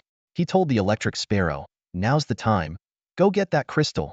The electric sparrow spread its wings and soared toward the crystal. However, just as it was about to reach the stone, another bolt of lightning struck. "Electric sparrow, dodge!" Liu Xing shouted. A flicker of reluctance passed through the electric sparrow's eyes, but it quickly turned resolute. Instead of retreating, it lunged for the crystal. As the lightning was about to hit, the electric sparrow used its lightning flash skill, transforming into a streak of electricity to evade the strike. When the electric sparrow returned to Liu Xing with the crystal, it was filled with joy and anticipation. Liu Xing initially wanted to scold it for taking such a risk, but seeing the hopeful look in its eyes, he softened. The system notification sounded. "Congratulations, host. Your electric sparrow has obtained the electric crystal. Evolution conditions met. Proceed with evolution? Yes, no." Without hesitation, Liu Xing selected yes. Instantly, the crystal glowed with golden light, and electric energy surged into the electric sparrow. Enveloped in electricity, the electric sparrow let out a screech and shot towards the sky. As it neared the storm clouds, a formidable bolt of lightning formed and struck at it. Liu Xing's heart tightened, fearing the electric sparrow couldn't evade it. A blinding light erupted in the sky, forcing Liu Xing to shield his eyes. The system notification sounded again. "Congratulations, host. Your electric sparrow has successfully evolved into a thunder eagle." Overwhelmed with excitement, Liu Xing exclaimed, "It worked! It finally worked!" A massive thunder eagle descended from the sky, landing before Liu Xing. Its size was sufficient to carry a person, and its feathers were soft and smooth, radiating a comforting warmth. The thunder eagle affectionately nuzzled Liu Xing, expressing its love for its master. Liu Xing checked the thunder eagle's attributes. Thunder eagle. Type: electric. Gender: male. Level: bronze tier 5. Quality: SS. Skills: electric shock, lightning flash, thunder strike. Liu Xing was thrilled to discover that not only had the thunder eagle evolved, but it had also learned a new skill, thunder strike. This skill could unleash the power of lightning to deal significant damage to enemies. The thunder eagle suddenly turned its back to Liu Xing. "You want me to ride you?" Liu Xing asked. The thunder eagle nodded, inviting its master to climb onto its back, ready to embark on a new adventure. Liu Xing swiftly mounted the back of the thunder eagle and put away his black wolfhound. The thunder eagle spread its wings and soared into the sky, lifting off in an instant. Before long, Liu Xing was soaring freely at high altitude, experiencing a sensation of flight like never before. Despite having flown in airplanes in his past life, riding the thunder eagle was an incomparable experience. Suddenly, a blinding white bolt of lightning struck down from the sky, aiming straight at Liu Xing. The thunder eagle let out a sharp cry and flapped its wings forcefully, teleporting several meters away just in time to evade the deadly strike. Liu Xing's heart pounded as he silently thanked the thunder eagle for its quick reflexes. He realized that flying carelessly in Thunder Gorge was too dangerous and decided not to take any more risks. After landing, Liu Xing noticed that the black wolfhound seemed a bit downcast. Gently stroking its head, he comforted it. "Don't be discouraged. The thunder eagle's lead is only temporary. I believe in your potential. You'll surpass it soon." The black wolfhound's eyes reignited with determination, resolving to work hard to outdo the thunder eagle and solidify its position. Returning to Yin Ruyu's home, Liu Xing was surprised to find the room completely transformed, with previously cluttered instruments now neatly arranged. Just as he was wondering about the change, Yin Ruyu emerged from the bathroom. Her long, wet hair cascading over her shoulders, her figure captivating. Liu Xing couldn't help but stare, his heart racing. Seeing Liu Xing, Yin Ruyu was both surprised and delighted. Liu Xing, you're back. Where have you been these days? I was worried sick. Liu Xing quickly apologized. As they spoke, the door was suddenly kicked open, and a red-haired woman burst in frantically. Yin Ruyu, where on earth has Liu Xing been?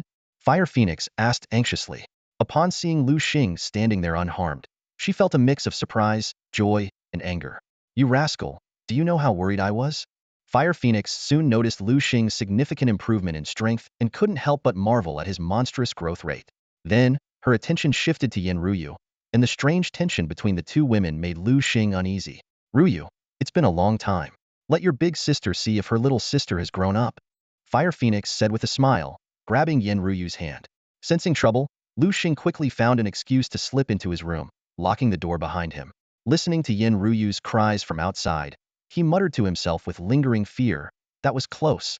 I almost got myself into big trouble. Liu Xing was lying in bed, ready to rest, when his phone suddenly rang. Liu Xing, you little rascal. Where on earth have you been? Came the urgent voice of Su Peng from the other end. I'm in Jiangnan City right now, Liu Xing replied calmly. What? Jiangnan City? There's still a week before school starts. Why did you go there so early? Su Peng asked in surprise. I have some things to take care of, Liu Xing said briefly, causing a momentary silence from Su Peng. Despite his straightforward nature, Su Peng wasn't foolish and quickly realized there were some things better left unasked. All right, give me your address. I'm coming to find you, Su Peng said decisively. After a moment of thought, Liu Xing replied, no need, just take a flight here. I'll pick you up at the airport. Deal. Su Peng agreed readily. The next day, at the airport, as soon as Su Peng got off the plane, he spotted Liu Xing waiting in the distance. He hurried over and gave Liu Xing a big bear hug. Man, I've missed you. Liu Xing rolled his eyes and asked, so, where are we headed now? Su Peng gave a mysterious smile. It's a secret. You'll know when we get there. They got into a taxi and soon arrived at an upscale villa district. Liu Xing, puzzled, asked, Su Peng, why did you bring me here? To check out our dorm, of course, Su Peng said proudly. Dorm? Doesn't the school have dorms? Liu Xing asked, even more confused. Su Peng laughed and explained, are you kidding? The school dorms are shared rooms. This place is way more comfortable. No more questions. My dad bought a villa here for us. It's just ahead. They arrived at a 3-story villa, and Liu Xing couldn't help but twitch his mouth at the sight of the luxurious house. He silently marveled at how money could indeed buy extravagance. All right, stop standing there like an idiot. Come on in, Su Peng urged. Inside, Su Peng tossed his luggage aside and flopped onto the soft sofa. Ah, lying down is the best, he sighed contentedly. Liu Xing glanced at the lump on the sofa and couldn't help but tease. No wonder you're so fat. It makes sense now, Su Peng lazily replied. All right, enough standing around. Go downstairs and pick a room. See how nice I am to you. I'll let you choose first. Whatever's left will be mine. Pick a room? Liu Xing asked, surprised. Yeah, we'll be roommates from now on, Su Peng said matter-of-factly. Liu Xing reluctantly chose the room at the east end, as it had a view of the rising sun. Su Peng happily took the west end room, as he preferred sleeping in. Suddenly, Liu Xing noticed Su Peng's increased strength. Su Peng, you've advanced to bronze tier 1. Yeah. Liu Xing, seeing how strong you are, I couldn't fall behind, Su Peng said with a hearty laugh. By the way, Liu Xing, I still haven't contracted my second beast. How about coming with me to the beast store? Su Peng suggested. Liu Xing nodded in agreement but curiously asked, why didn't you contract it in Guang City? Su Peng explained. Actually, I broke through on the flight to Jiangnan City. They immediately called a taxi and headed to the beast store. Upon entering, Liu Xing noticed it was larger and busier than the one in Guang City. A smiling saleswoman approached them. Hi there, how can I assist you today? We're here to buy a new beast, Su Peng said straightforwardly.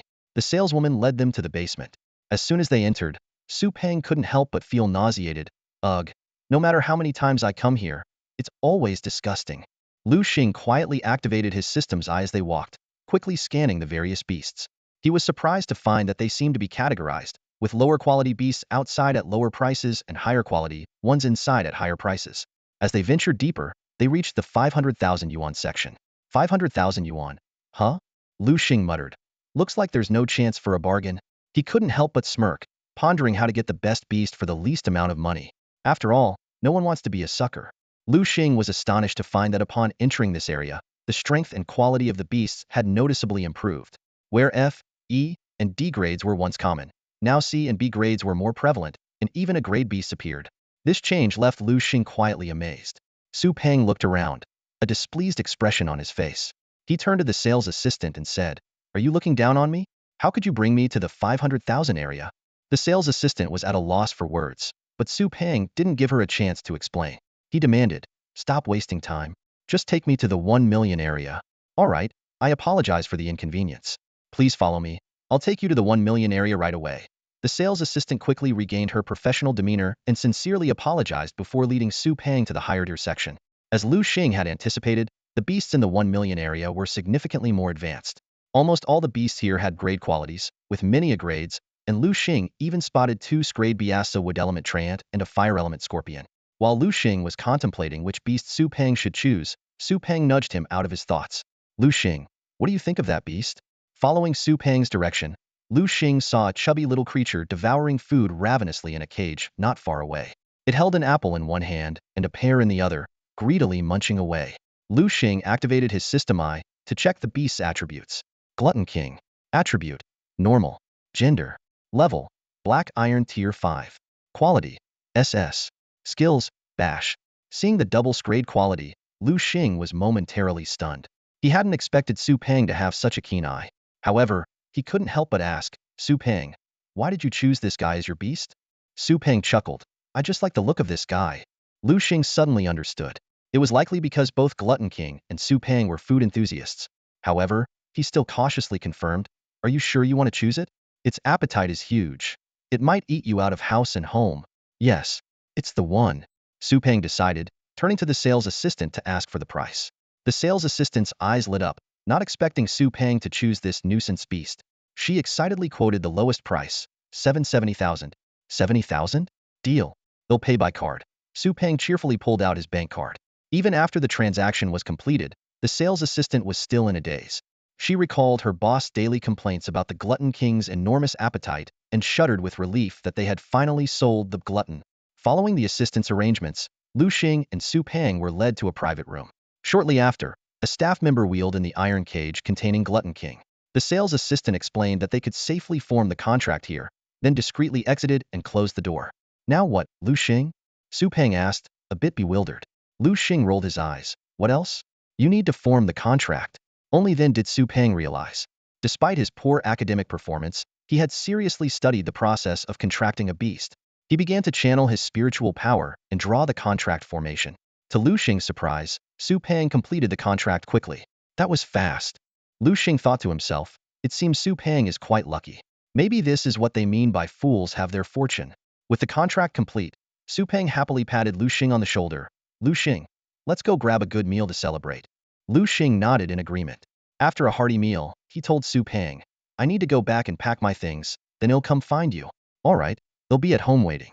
"You've got my key anyway," Su Peng replied cheerfully. Liu Xing bid farewell to Su Peng and returned to Yin Ruya's house. Upon entering, he found Yin Ruyu sitting on the sofa, her face flushed, massaging a certain part of her body. "Sister Ruyu, where's Sister Fenghuang?" Liu Xing asked. "The Phoenix mercenaries had an emergency, and she rushed back," Yin Ruyu replied weakly. "Oh, by the way, Sister Ruyu, my friend is here. I plan to stay at his place for a few days," Liu Xing said. "Mem," Yin Ruyu responded absent-mindedly, barely registering Liu Xing's words. Without saying more, Liu Xing packed his things and left Yin Ruya's house, leaving her to recover from the injuries inflicted by the fire phoenix. "Is this really Jiangnan Beast-Taming University?" Liu Xing asked as he adjusted the straps of his backpack, carefully observing the grand school buildings before him. The imposing school gate stood tall, exuding an aura of solemnity. "Yes, it is. Our grand journey begins here," Su Peng said cheerfully, his eyes sparkling with excitement. "Jiangnan Beast-Taming University ladies, here we come." Su Peng pushed Liu Xing forward, and the two hurried into the campus. As soon as they stepped through the gate, a sweet-looking girl in a floral dress stopped them. "Hello, are you new students today?" she asked with a smile. Liu Xing instinctively used his system's eye to gauge her strength. Bronze Tier 7. Not bad, he thought to himself. "Yes, we are," Su Peng responded, his voice softening at the sight of the sweet girl. "Hi, I'm Ru Meng, your senior. The school has assigned us to guide you through the registration process." Ru Meng introduced herself warmly. "Thank you, Senior Ru Meng," Su Peng replied, smiling broadly. "You're welcome. Please follow me." With Ru Meng's guidance, Liu Xing and Su Peng completed their registration smoothly. "Now, let me show you the dormitory area," Ru Meng suggested. "The dormitory area?" That's not necessary, senior. Su Peng quickly interjected. I don't think it's needed. How about we go grab a meal instead? Don't worry, senior. It's on me. Ru Ming frowned slightly at Su Peng's suggestion, but turned to Liu Xing. For some reason, Liu Xing gave Ru Ming a sense of maturity that seemed beyond his years. Senior, is there something special about the dormitories here? Liu Xing asked, noticing the surprise on Ru Ming's face. Yes, Ru Ming nodded. Our dormitories have a spirit-gathering array that concentrates the surrounding spiritual energy. Living there will steadily enhance your strength, even without active cultivation. Liu Xing was impressed. I didn't expect Jiangnan Beast-Taming University to be so generous. Is there a difference in living in those dorms? He asked. Ru Ming's eyes lit up. Yes, but you'll find out this afternoon, she said mysteriously.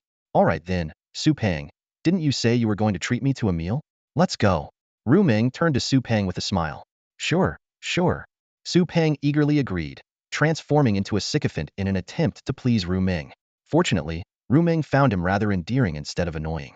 After their meal and a short rest, Liu Xing and Su Peng headed to the university's sports field, which was already crowded with people. Liu Xing, how about we stand at the back? Su Peng suggested, uncomfortable in the heat generated by the crowd. Okay.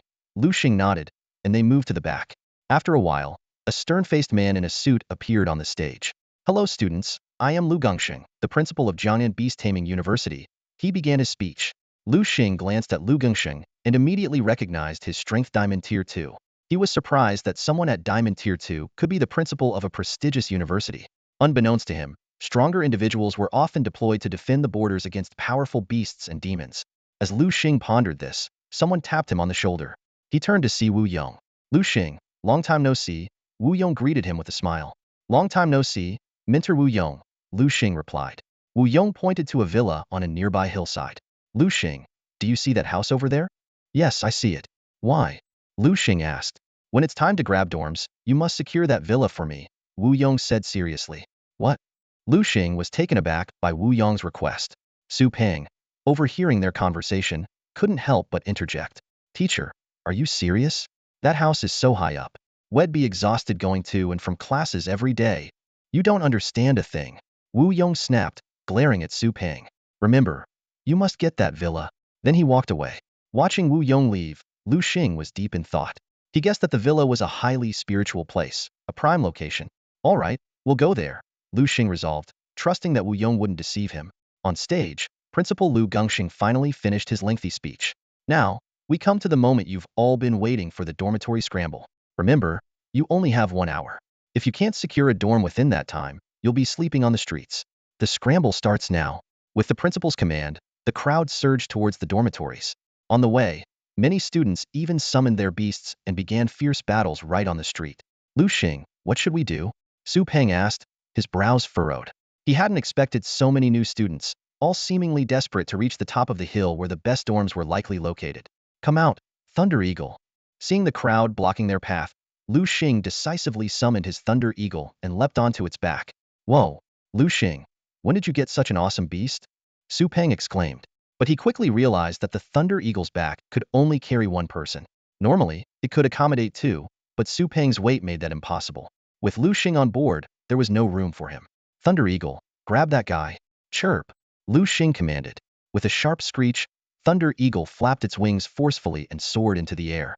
Its massive body circled above, its keen eyes locking onto Su Peng on the ground.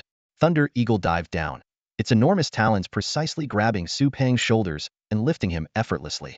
Liu Xing leapt onto Thunder Eagle's back, and the trio, along with the bird, flew towards a villa halfway up the mountain. In the distance, a group of students gasped in amazement. Look over there. It's Thunder Eagle. Oh my god, someone is actually using Thunder Eagle as their beast. That's so cool. Liu Xing's high-profile behavior not only caught the attention of his classmates, but also drew the notice of the higher-ups at Jiangnan Beast-Taming University.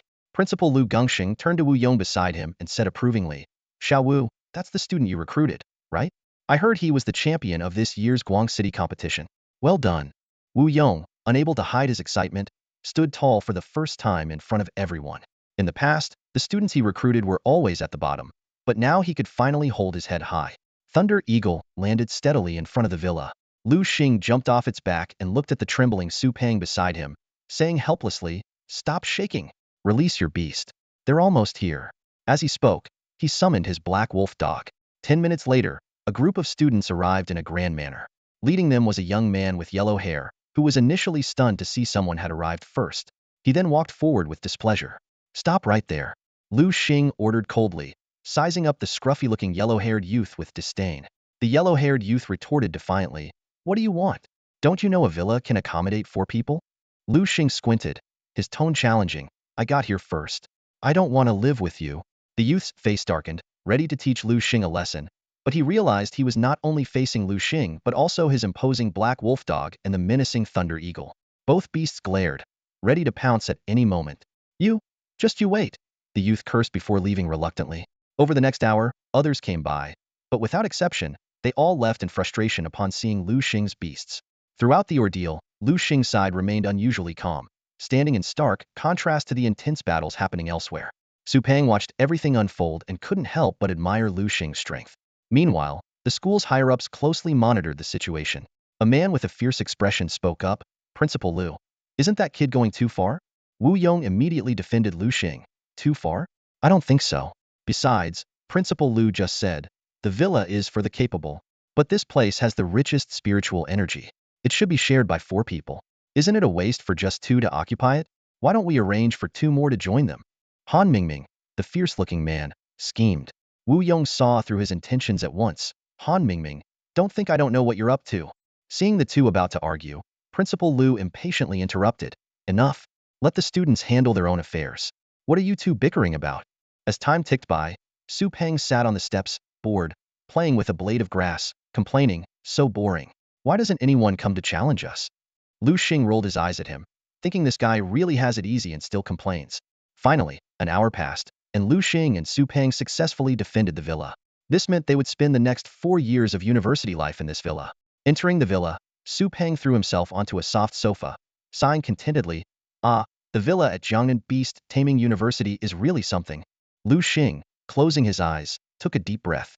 Immediately, the surrounding spiritual energy surged into his body like a tide. The cool, refreshing sensation invigorated him, bringing a satisfied smile to his face. Just then, there was a knock on the door. Liu Xing opened it to find 4 smiling girls standing there. "Hello, we're your neighbors. Just came to say hi," the girls said warmly. "Hello." Hearing the girls, Su Peng sprang up from the sofa and rushed to the door. Unfortunately, the girls' eyes were all on Liu Xing. It turned out these girls had fought several fierce battles to defend their villa, while Liu Xing's side had it easy, mainly due to the overwhelming presence of Thunder Eagle. Just a glance from it could make their opponent's beasts bow in submission. No choice. Liu Xing's Thunder Eagle is just too powerful. It's a doubles grade, bronze 5 level Thunder Eagle. In front of students whose average strength is only around bronze 1 or 2, Liu Xing is like a big fish in a small pond. Not only is Liu Xing strong, but he also has striking looks. His presence naturally drew everyone's attention, as if he had gained some sort of college mating privilege. However, despite the decent appearances of the students in front of him, after seeing stunning beauties like Fire Phoenix and Yin Ruyu, Liu Xing's standards had risen. In comparison, these 4 girls instantly seemed less impressive. After politely exchanging a few words with the 4 girls, Liu Xing declined their invitations. Watching the girls walk away, Su Peng showed a reluctant expression, clearly wanting to interact further. "Don't be upset," Liu Xing consoled. "I'll treat you to dinner tonight." "You said it." Su Peng perked up immediately. After resting in the villa for a while, it was soon 4:30 p.m. Urged by Su Peng, Liu Xing had no choice but to take him out to find some food. As they headed down the mountain, a familiar voice called out, "Liu Xing." Turning to look, Liu Xing was surprised to see Liu Xiaoming. "Xiaoming, what are you doing here? I thought you'd go to the capital or Shanghai." Upon seeing Liu Xiaoming, Su Peng's face turned sour, clearly recalling the time he was thoroughly beaten by her. "Hey, the chubby one's here too." Liu Xiaoming glanced at Su Peng. "What, scared of me after last time? Can't even speak now?" Don't be so smug. I'll get my revenge," Su Peng retorted defiantly. Seeing the tension rise, Liu Xing quickly played the peacemaker. "All right, enough arguing. Xiaoming, you probably haven't eaten yet either, right? Join us." "Sure." Liu Xiaoming agreed happily. The 3 of them walked off campus together. On the way, Su Peng suddenly brightened up and ran towards a silhouette. Soon, he came back with a girl. It was Rumu. "Liu Xing, congratulations on moving into the villa area," Rumu said with a smile. "Everyone at school is talking about how you're like a superhero, able to disarm opponents with just a look." Liu Xing nodded slightly, not saying much. With Rumu joining them, the originally harmonious atmosphere became a bit awkward. Su Peng gleefully glanced at Liu Xiaoming, only to receive a fierce glare in return. Led by Rumu, they arrived at a restaurant. The food here is really good, and it's cheap and affordable, perfect for us students, Rumu enthusiastically introduced. After a hearty meal, everyone returned to their dorms. Back at the villa, Su Peng couldn't help but ask, "Hey, Liu Xing, who do you think is better, Rumu or Liu Xiaoming?" "They're both great," Liu Xing replied vaguely. As they chatted, a loud shout came from outside the villa. "Liu Xing, get out here." Frowning, Liu Xing walked out to see a burly man standing at the door, with the previously chased-off Zhao Weimio beside him. "Big brother. He's the one who bullied me." Zhao Weimio pointed accusingly at Liu Xing. The burly man crossed his arms and said coldly, "Kid, you're the one who bullied my brother? If you know what's good for you, you'll hand over the villa. Otherwise..." "Otherwise what?" Liu Xing interrupted, knowing the man wouldn't dare make a move in the freshman's area. The burly man pulled something from his pocket and threw it at Liu Xing, instinctively catching it. Liu Xing saw it was a white glove. "Good, since you accepted my challenge. Tomorrow at 8, in the school's fighting arena, we'll settle this. Don't be late," the burly man said before leaving with Zhao Weimio. "Looks like I've been set up," Liu Xing sighed inwardly, recalling the school's rules. Although private fights were expressly forbidden, challenges were allowed. When conflicts couldn't be resolved, students would settle their differences in the combat arena under the supervision of teachers. It was a way to both resolve disputes and encourage everyone to improve their skills. "Liu Xing, what are we going to do? That guy looks really strong," Su Peng asked worriedly. Liu Xing shook his head lightly. "He's just so-so." With his system-enhanced vision, Liu Xing could see right through the big guy's strength. The guy was a year older, but only at bronze level 4. Liu Xing couldn't help but smile wryly, thinking this guy had practically wasted his years at school, barely reaching bronze level 4. News of the challenge spread through the campus like wildfire. Liu Xing was already a well-known figure, and now everyone knew about it. In the girls' dormitory, excited chatter filled the air. "Wow, did you hear? Liu Xing accepted a challenge from that sophomore Chinchong. Really? Is it true?" "Of course it's true. They're meeting tomorrow at 8 a.m. in the school combat arena." "Great. Let's go cheer for Liu Xing tomorrow." Meanwhile, the atmosphere in the boys' dormitory was entirely different. Many of them heard about Liu Xing being challenged and had schadenfreude written all over their faces. Serves him right. I can't wait to see him make a fool of himself tomorrow. Imagine him getting beaten up. Just thinking about it gets me excited. Little did Liu Xing know, he had already become the dream guy for all the girls and the #1 enemy for all the boys. The next day, Liu Xing arrived at the combat arena as promised, leisurely eating soy milk and fried dough sticks.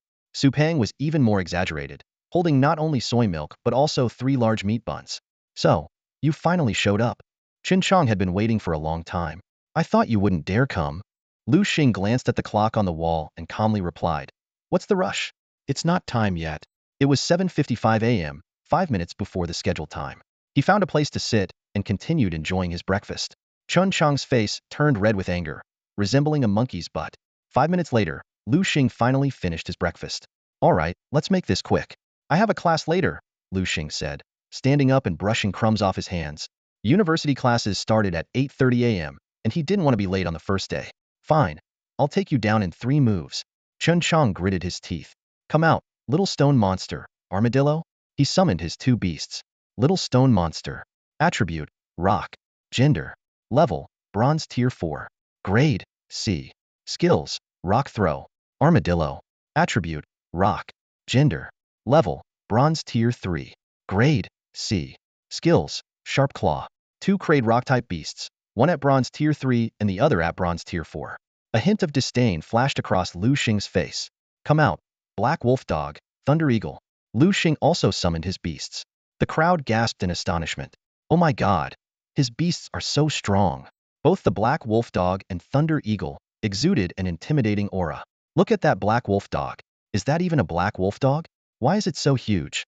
Hey, Xiao Shun, don't you have a black wolf dog too? Let it out for comparison." Called out, Xiao Shun's face turned red. Liu Xing's black wolf dog was 3 to 4 times larger than his. He didn't want to embarrass himself. "All right, can you focus on the battle?" Xiao Shun cleverly changed the subject. "Haha, black wolf dog, thunder eagle. Your strength is nothing special." Chinchong couldn't help but mock. In everyone's eyes, the black wolf dog was a low-tier beast, rarely chosen for a contract. And while the thunder eagle was formidable, Chunchong's rock-type beasts could resist electric attacks. Nothing special? Liu Xing narrowed his eyes. "Black wolf dog, thunder eagle. It seems he looks down on you." At these words, the black wolf dog and thunder eagle became enraged and simultaneously attacked Chunchong's beasts. The black wolf dog pounced on the little stone monster, its sharp claws slashing down and sending it flying. The thunder eagle soared into the sky, flapping its wings, and with a thunderous boom, a bolt of lightning struck the armadillo. As the dust settled, Chun Chang's beasts were in a miserable state. The little stone monster was embedded in the wall, its fate unknown. The armadillo was charred black, emitting the nauseating smell of burnt protein, evidently cooked by the Thunder Eagle's attack. Chun Chang, impacted by the grievous injuries of his beasts, fainted on the spot. Liu Xing glanced disdainfully at the fallen Chun Chang and turned to the stunned referee. Teacher, may I leave now? The teacher, responsible for refereeing, couldn't help but twitch his mouth. Why wise you may. He was deeply shocked. A one-hit KO. A freshman had just one-hit KO'd a sophomore using rock-type beasts. Rock-type beasts were known for their defense, but in front of Liu Xing, defense was meaningless. Liu Xing believed in one principle: brute force conquers all. All schemes and tricks were useless against absolute power. Amidst the astonished gazes, Liu Xing and Su Peng walked away gracefully. The previously silent combat arena erupted into chatter. Wow, he's so cool. Oh no, I'm in love. Can someone tell me if Liu Xing has a girlfriend? Even if he does, I still want to be with him. Liu Xing didn't know that this battle not only showcased his strength, but also earned him a legion of fangirls. And this was just the beginning of his legendary story. That guy. The boys instinctively clenched their fists, feeling both frustrated and helpless. Liu Xing's strength was overwhelming. Even Chun Chang, a sophomore, was no match for him, let alone them.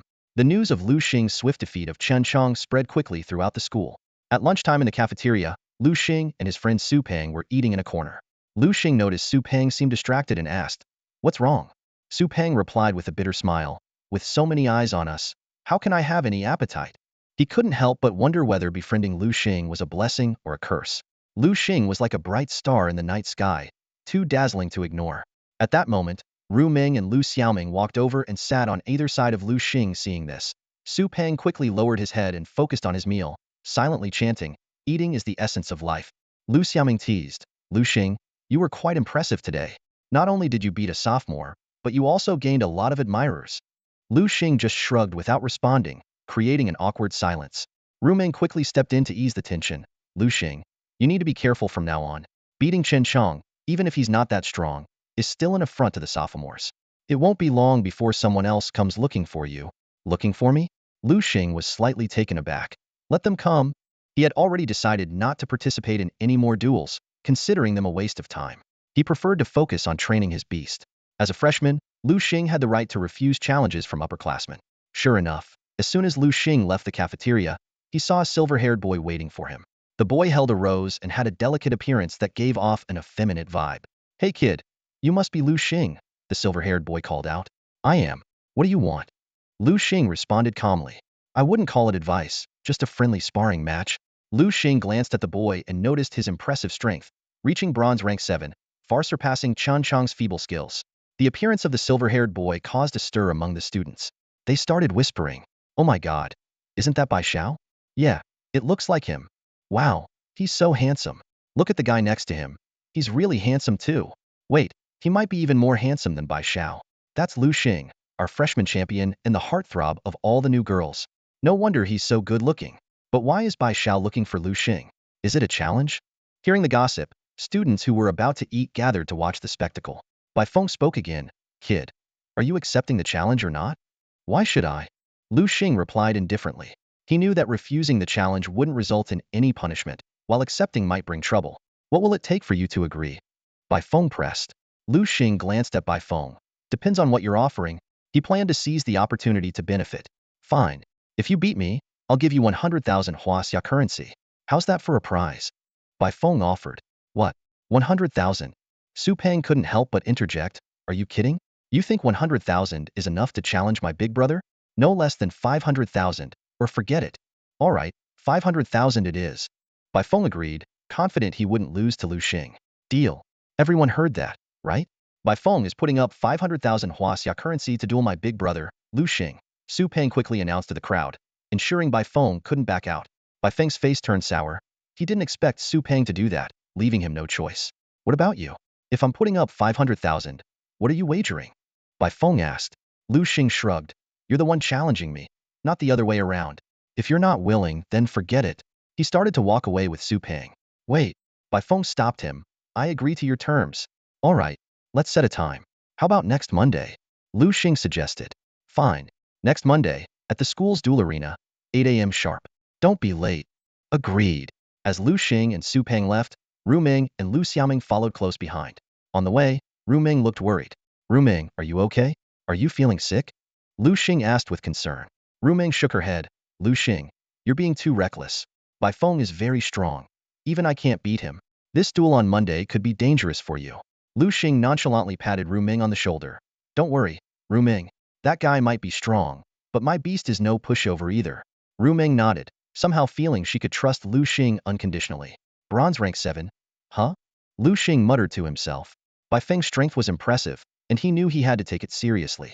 His Thunder Eagle was at the peak of bronze rank 5, close to breaking through. If it could advance over the weekend, he might stand a chance against Bai Feng. The next morning, the doorbell of Liu Xing's villa suddenly rang. He opened the door to find Lu Xiaoming and Rumming standing outside. What brings you here? Liu Xing asked curiously, since it was the weekend. Normally, everyone would still be sleeping in, just like the thunderous snoring coming from upstairs that was Su Peng, sound asleep. What's that noise? Lu Xiaoming couldn't help but ask. Liu Xing awkwardly explained. That's Su Peng snoring. He's still asleep. Oh, Lu Xiaoming said, understanding. She then got straight to the point. By the way, you're set to fight Bai Feng next Monday. Are you confident? Liu Xing nonchalantly replied. I think I can handle it. Beating him shouldn't be a problem. Rumming, seeing his confidence, furrowed her brows and warned, don't underestimate him. Bai Feng is one of the top fighters in our grade. Even I can't beat him. Liu Xing nodded and invited them inside. But the two girls declined, stating they were there to help him with special training. Special training? Liu Xing looked at them, puzzled. Yeah, let's have a warm-up match. Lu Xiaoming suggested. Liu Xing glanced at the two girls, thinking they weren't really his match, and politely declined. I'd rather not. What, are we not good enough to be your opponents?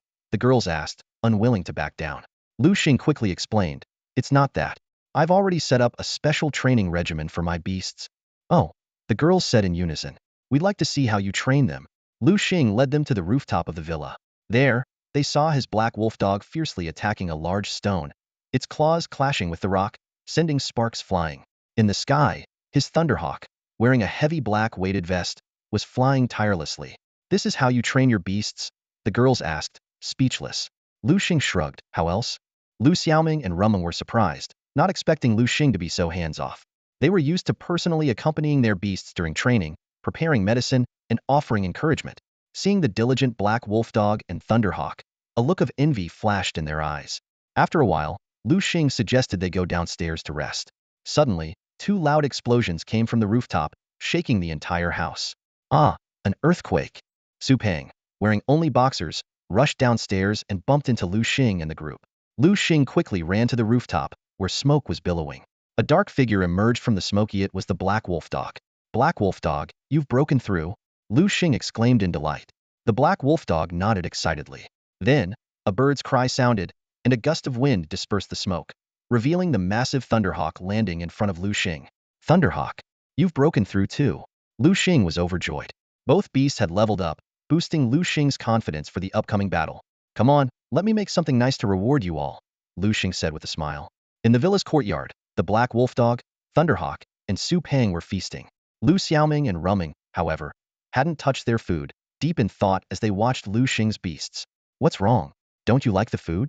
Liu Xing asked. The girls shook their heads, finally understanding why Liu Xing was so strong. They couldn't help but envy his disciplined beasts. Liu Xing, what level are your black wolf dog and Thunderhawk now? Lu Xiaoming asked curiously. Liu Xing gave a mysterious smile. That's a secret. You'll find out on Monday. On Sunday, Liu Xing let his beasts rest.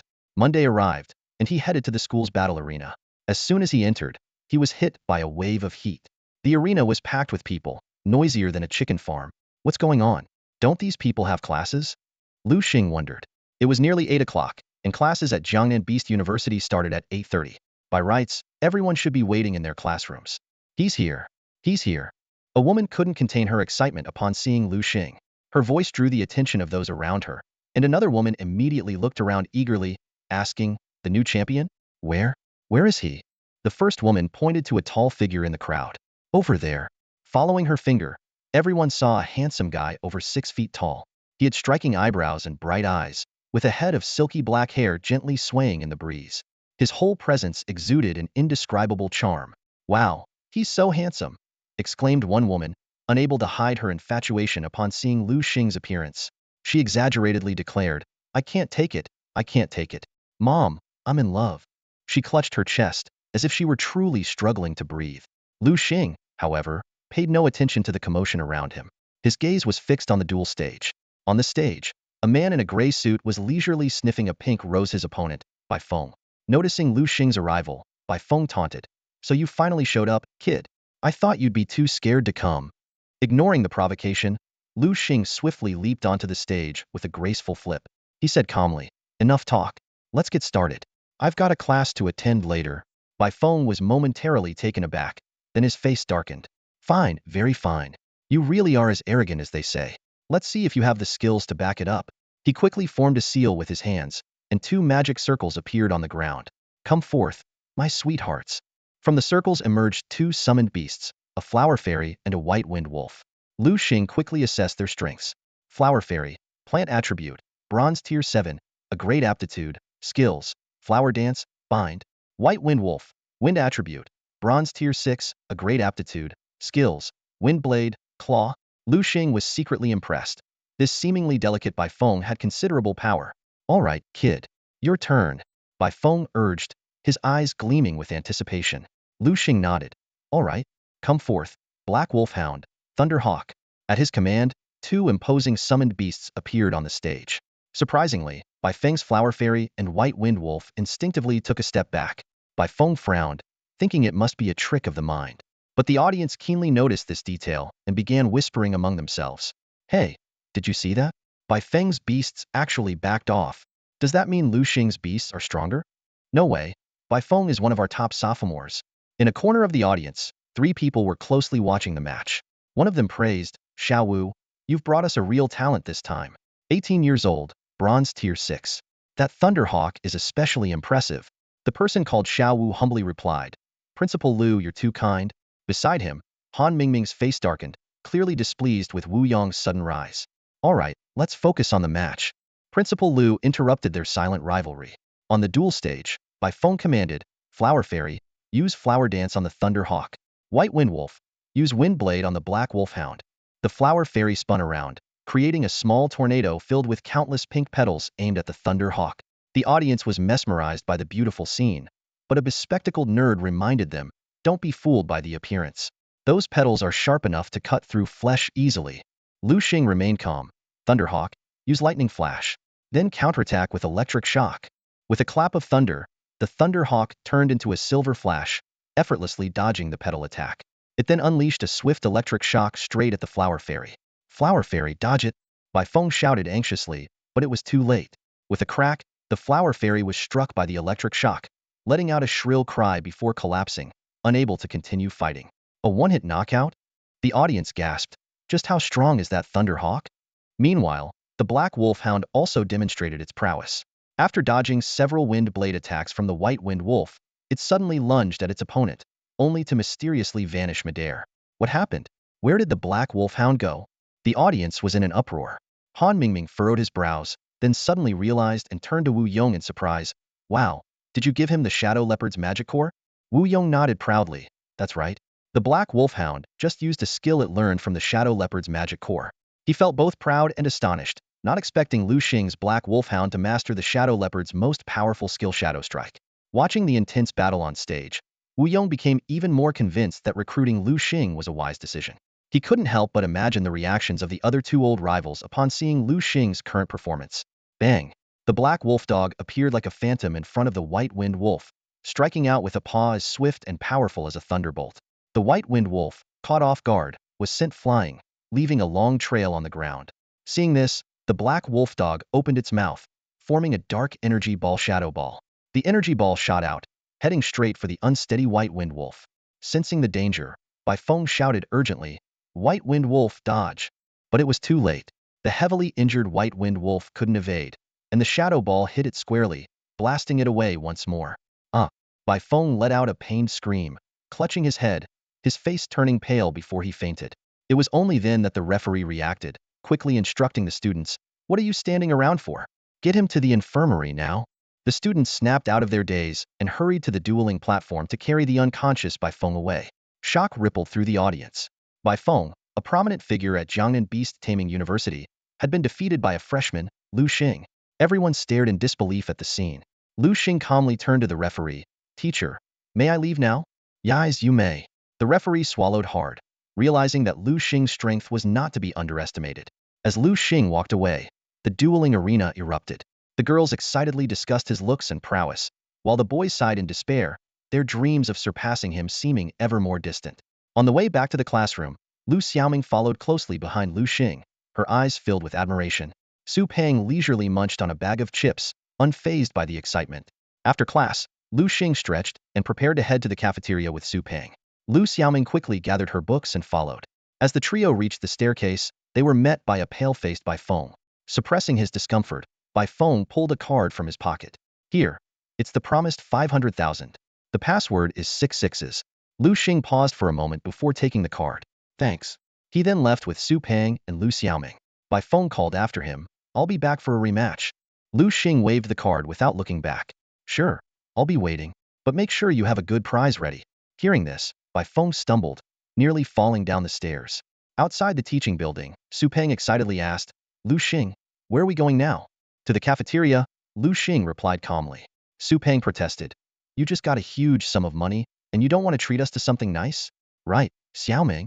Liu Xiaoming chimed in. "I think the cafeteria is great, clean, hygienic, and affordable." Liu Xing cut off their argument. "Enough talk, let's go to the cafeteria. We can have a feast tonight. We still have classes this afternoon." Hearing about the feast, Su Peng immediately urged everyone to hurry. Life flowed peacefully. Liu Xing attended classes daily, occasionally strolling around the campus with Liu Xiaoming or Ru Ming, enjoying a comfortable and leisurely life. However, this tranquility was shattered. One day, as Liu Xing was on a date with Ru Ming in the school's back garden, they saw several injured students stumbling towards them. The air was tinged with a faint scent of blood, and Liu Xing frowned. Ru Ming quickly went to support one of the injured girls. "What happened to you? Who attacked you?" A student, gasping for breath, replied, "We don't know. We were playing in the back when some beasts suddenly appeared and attacked us. We barely escaped with our lives." Liu Xing made a quick decision. "Let's go. I'll take you to the infirmary." The news of the attack spread like wildfire across the campus. Students were on edge, afraid to go out alone, even at night, preferring to travel in groups. In the following days, similar incidents occurred repeatedly. Worse still, a few students went missing. Fear hung over the campus like a dark cloud, and everyone was left wondering, what on earth is happening?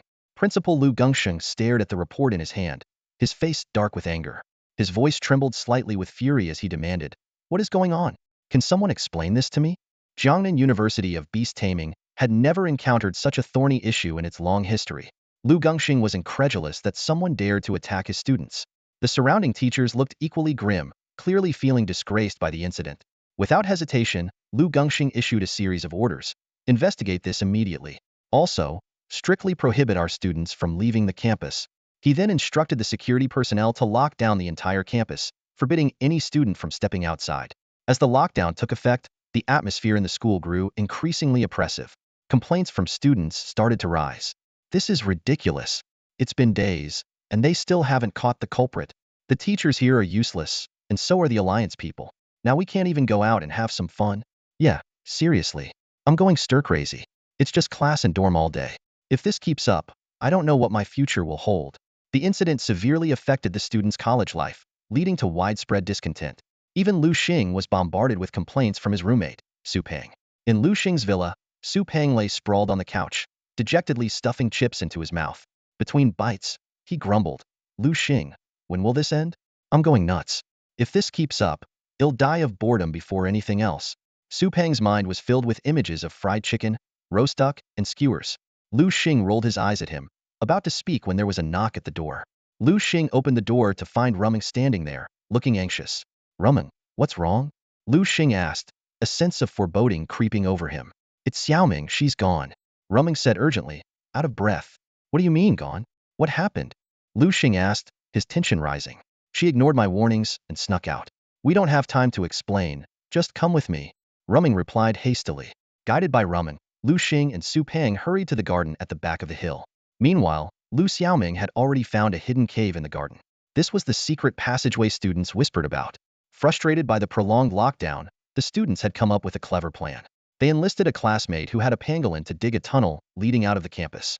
As Liu Xiaoming walked through the tunnel, she marveled at the surroundings. Who knew these guys, who aren't great at studying, could be so good at digging tunnels? She thought. To her surprise, the tunnel was equipped with lights and had air fresheners, far from the dark and damp place she had imagined. Suddenly, Liu Xiaoming blushed, glancing at her pants. What again? She muttered. She hadn't wanted to go out, but sometimes a girl has no choice. The products sold on campus didn't suit her, so she had to venture out to get better ones. Emerging from the tunnel, Liu Xiaoming took a deep breath. Ah, the taste of freedom. This feels so good, she exclaimed, quickly leaving the area. Unbeknownst to her, a man in black with a black wolf dog passed by shortly after. The wolf dog, sensitive to the scent of blood, immediately became aggressive, baring its teeth. Xiaohei, did you find a new target? The man in black guessed, seeing his wolf dog's reaction. The dog pulled him in the direction Liu Xiaoming had gone. Perfect, if we catch this one, we'll meet the quota the high priest demanded. I wonder how he'll reward me, the man in black said, following the wolf dog at a brisk pace. Meanwhile, Liu Xing, Su Peng, and Rumming had also made their way out of the tunnel. Finally, we're out. I was suffocating in there. Su Peng stretched and suggested to Liu Xing and Rumming. Once we find Xiaoming, let's grab a bite before heading back. Liu Xing nodded slightly and then turned to his black wolf dog. Black wolf dog, have you picked up Xiaoming's scent? The wolf dog sniffed the ground intently, then barked and ran a few steps forward before stopping and looking back, signaling them to follow. Understanding the cue, Liu Xing and the others followed the wolf dog. They soon found themselves leaving the city and entering the outskirts. Gazing at the dark forest ahead, Su Peng couldn't help but voice his doubt. Liu Xing, are you sure your wolf dog's nose is working? Why would Xiaoming come to a place like this? Your nose is the one that's broken, Liu Xing retorted, rolling his eyes. He had full confidence in his wolf dog. If it said Xiaoming was in this direction, then she must be. All right, everyone be quiet, Rumming, ever the cautious one, sensed that the situation might be more complicated than they thought. If Liu Xing said Xiaoming came this way, and it led to the dense forest, something was definitely off. They had to stay on high alert. Liu Xing and his group followed the black wolf dog's lead and soon arrived at the entrance of a cave. Two men dressed in black stood guard, engaged in a hushed conversation. Do you think we'll succeed this time? One of them asked, his voice tinged with anxiety. It's not up to us, the other replied. We can only hope. If we succeed, the high priest will become invincible, and we'll live the good life along with him. While the guards were lost in their hopeful fantasies, a chilling scene was unfolding deep within the cave. A massive blood-red magic circle was drawn on the ground, and at its center, a girl in a pink dress was struggling against her bindings. Not far from the magic circle, on a high platform, stood many black-clad figures. The high priest turned to his subordinate. Shaoli, you've done well this time. You'll be rewarded once I succeed. Shaoli nodded and bowed repeatedly. Thank you, high priest. The high priest waved him away, and another lackey stepped forward. High priest, is she the final key? The high priest nodded. The lackey sighed in relief, recalling the heavy toll they had paid to capture beast tamers and collect their blood. Those battle-hardened tamers had cost them dearly, forcing them to target students from Jiangnan Beast-Taming University. Even then, they'd faced fierce resistance from the school's mentors. The high priest approached the massive magic circle and pulled out a dagger. He slashed his palm, letting his blood spill onto the circle. Instantly, the circle glowed red, activated by his spiritual power. Meanwhile, Liu Xing, Su Peng, and Ru Meng cautiously infiltrated the cave. They easily took down the guards at the entrance, but Liu Xing's frown deepened. Strange, where is everyone? He wondered, noticing that apart from the two guards, they encountered no one else. Suddenly, Liu Xing saw a burst of red light ahead and quickly hid. After confirming they hadn't been noticed, he continued forward carefully. Soon, they discovered Liu Xiaoming tied up in the magic circle. It's Xiaoming. Ru Meng couldn't help but gasp. Liu Xing quickly covered her mouth. You two handle those two black-clad men. I'll take care of the old man, Liu Xing whispered. Once they nodded in agreement, Liu Xing sprang into action. The black wolf dog shot forward like an arrow, appearing behind the high priest in an instant, its sharp claws aimed at his back. Clang! The wolf dog's attack struck the high priest, but only sparked harmlessly. Who's there? The high priest turned around warily and saw Liu Xing's group standing not far away. By this time, Su Peng and Ru Meng had already engaged the two black-clad men. Something fell from the high priest's back. It was a rock crab. Liu Xing realized that the high priest had been using it as a shield. You brat, you're from Jiangnan Beast-Taming University. The high priest saw Liu Xing's red uniform and relaxed, laughing arrogantly. How amusing. Those guys couldn't find me, but you, a mere student, did. Enough talk. Prepare to die. Liu Xing knew the danger of letting the villain monologue and immediately commanded, Black Wolf Dog, use rending claw on the rock crab. The wolf dog lunged, and the high priest sneered, Rock crab, use rock throw. A huge boulder hurtled toward the wolf dog, which deftly dodged and closed in on the rock crab, slashing with its claws. Bang! The wolf dog's powerful strike sent the rock crab flying over 10 meters. To Liu Xing's surprise, even after 2 direct hits, the rock crab was only lightly injured.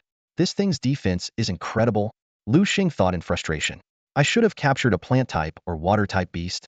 At that moment, Liu Xing, a bronze level 9 beast tamer about to advance to silver, realized his next course of action. Once he advanced, he could contract a third beast. This encounter had solidified his decision. The black wolfhound lunged at the rock crab, and the 2 beasts clashed fiercely. Just then, Liu Xing felt a sudden chill run down his spine, instinctively diving into a roll to narrowly avoid a sharp sting. Turning around, Liu Xing spotted the attacker, a venomous-tailed scorpion. The system's eye quickly analyzed it, revealing it to be a male venomous-tailed scorpion, bronze rank 7, with a great aptitude and the poison strike skill. The high priest's face darkened, clearly not expecting Liu Xing to evade the lethal attack. In the world of beast tamers, tamers could not only strengthen their beasts but also enhance their own abilities through the beast's feedback.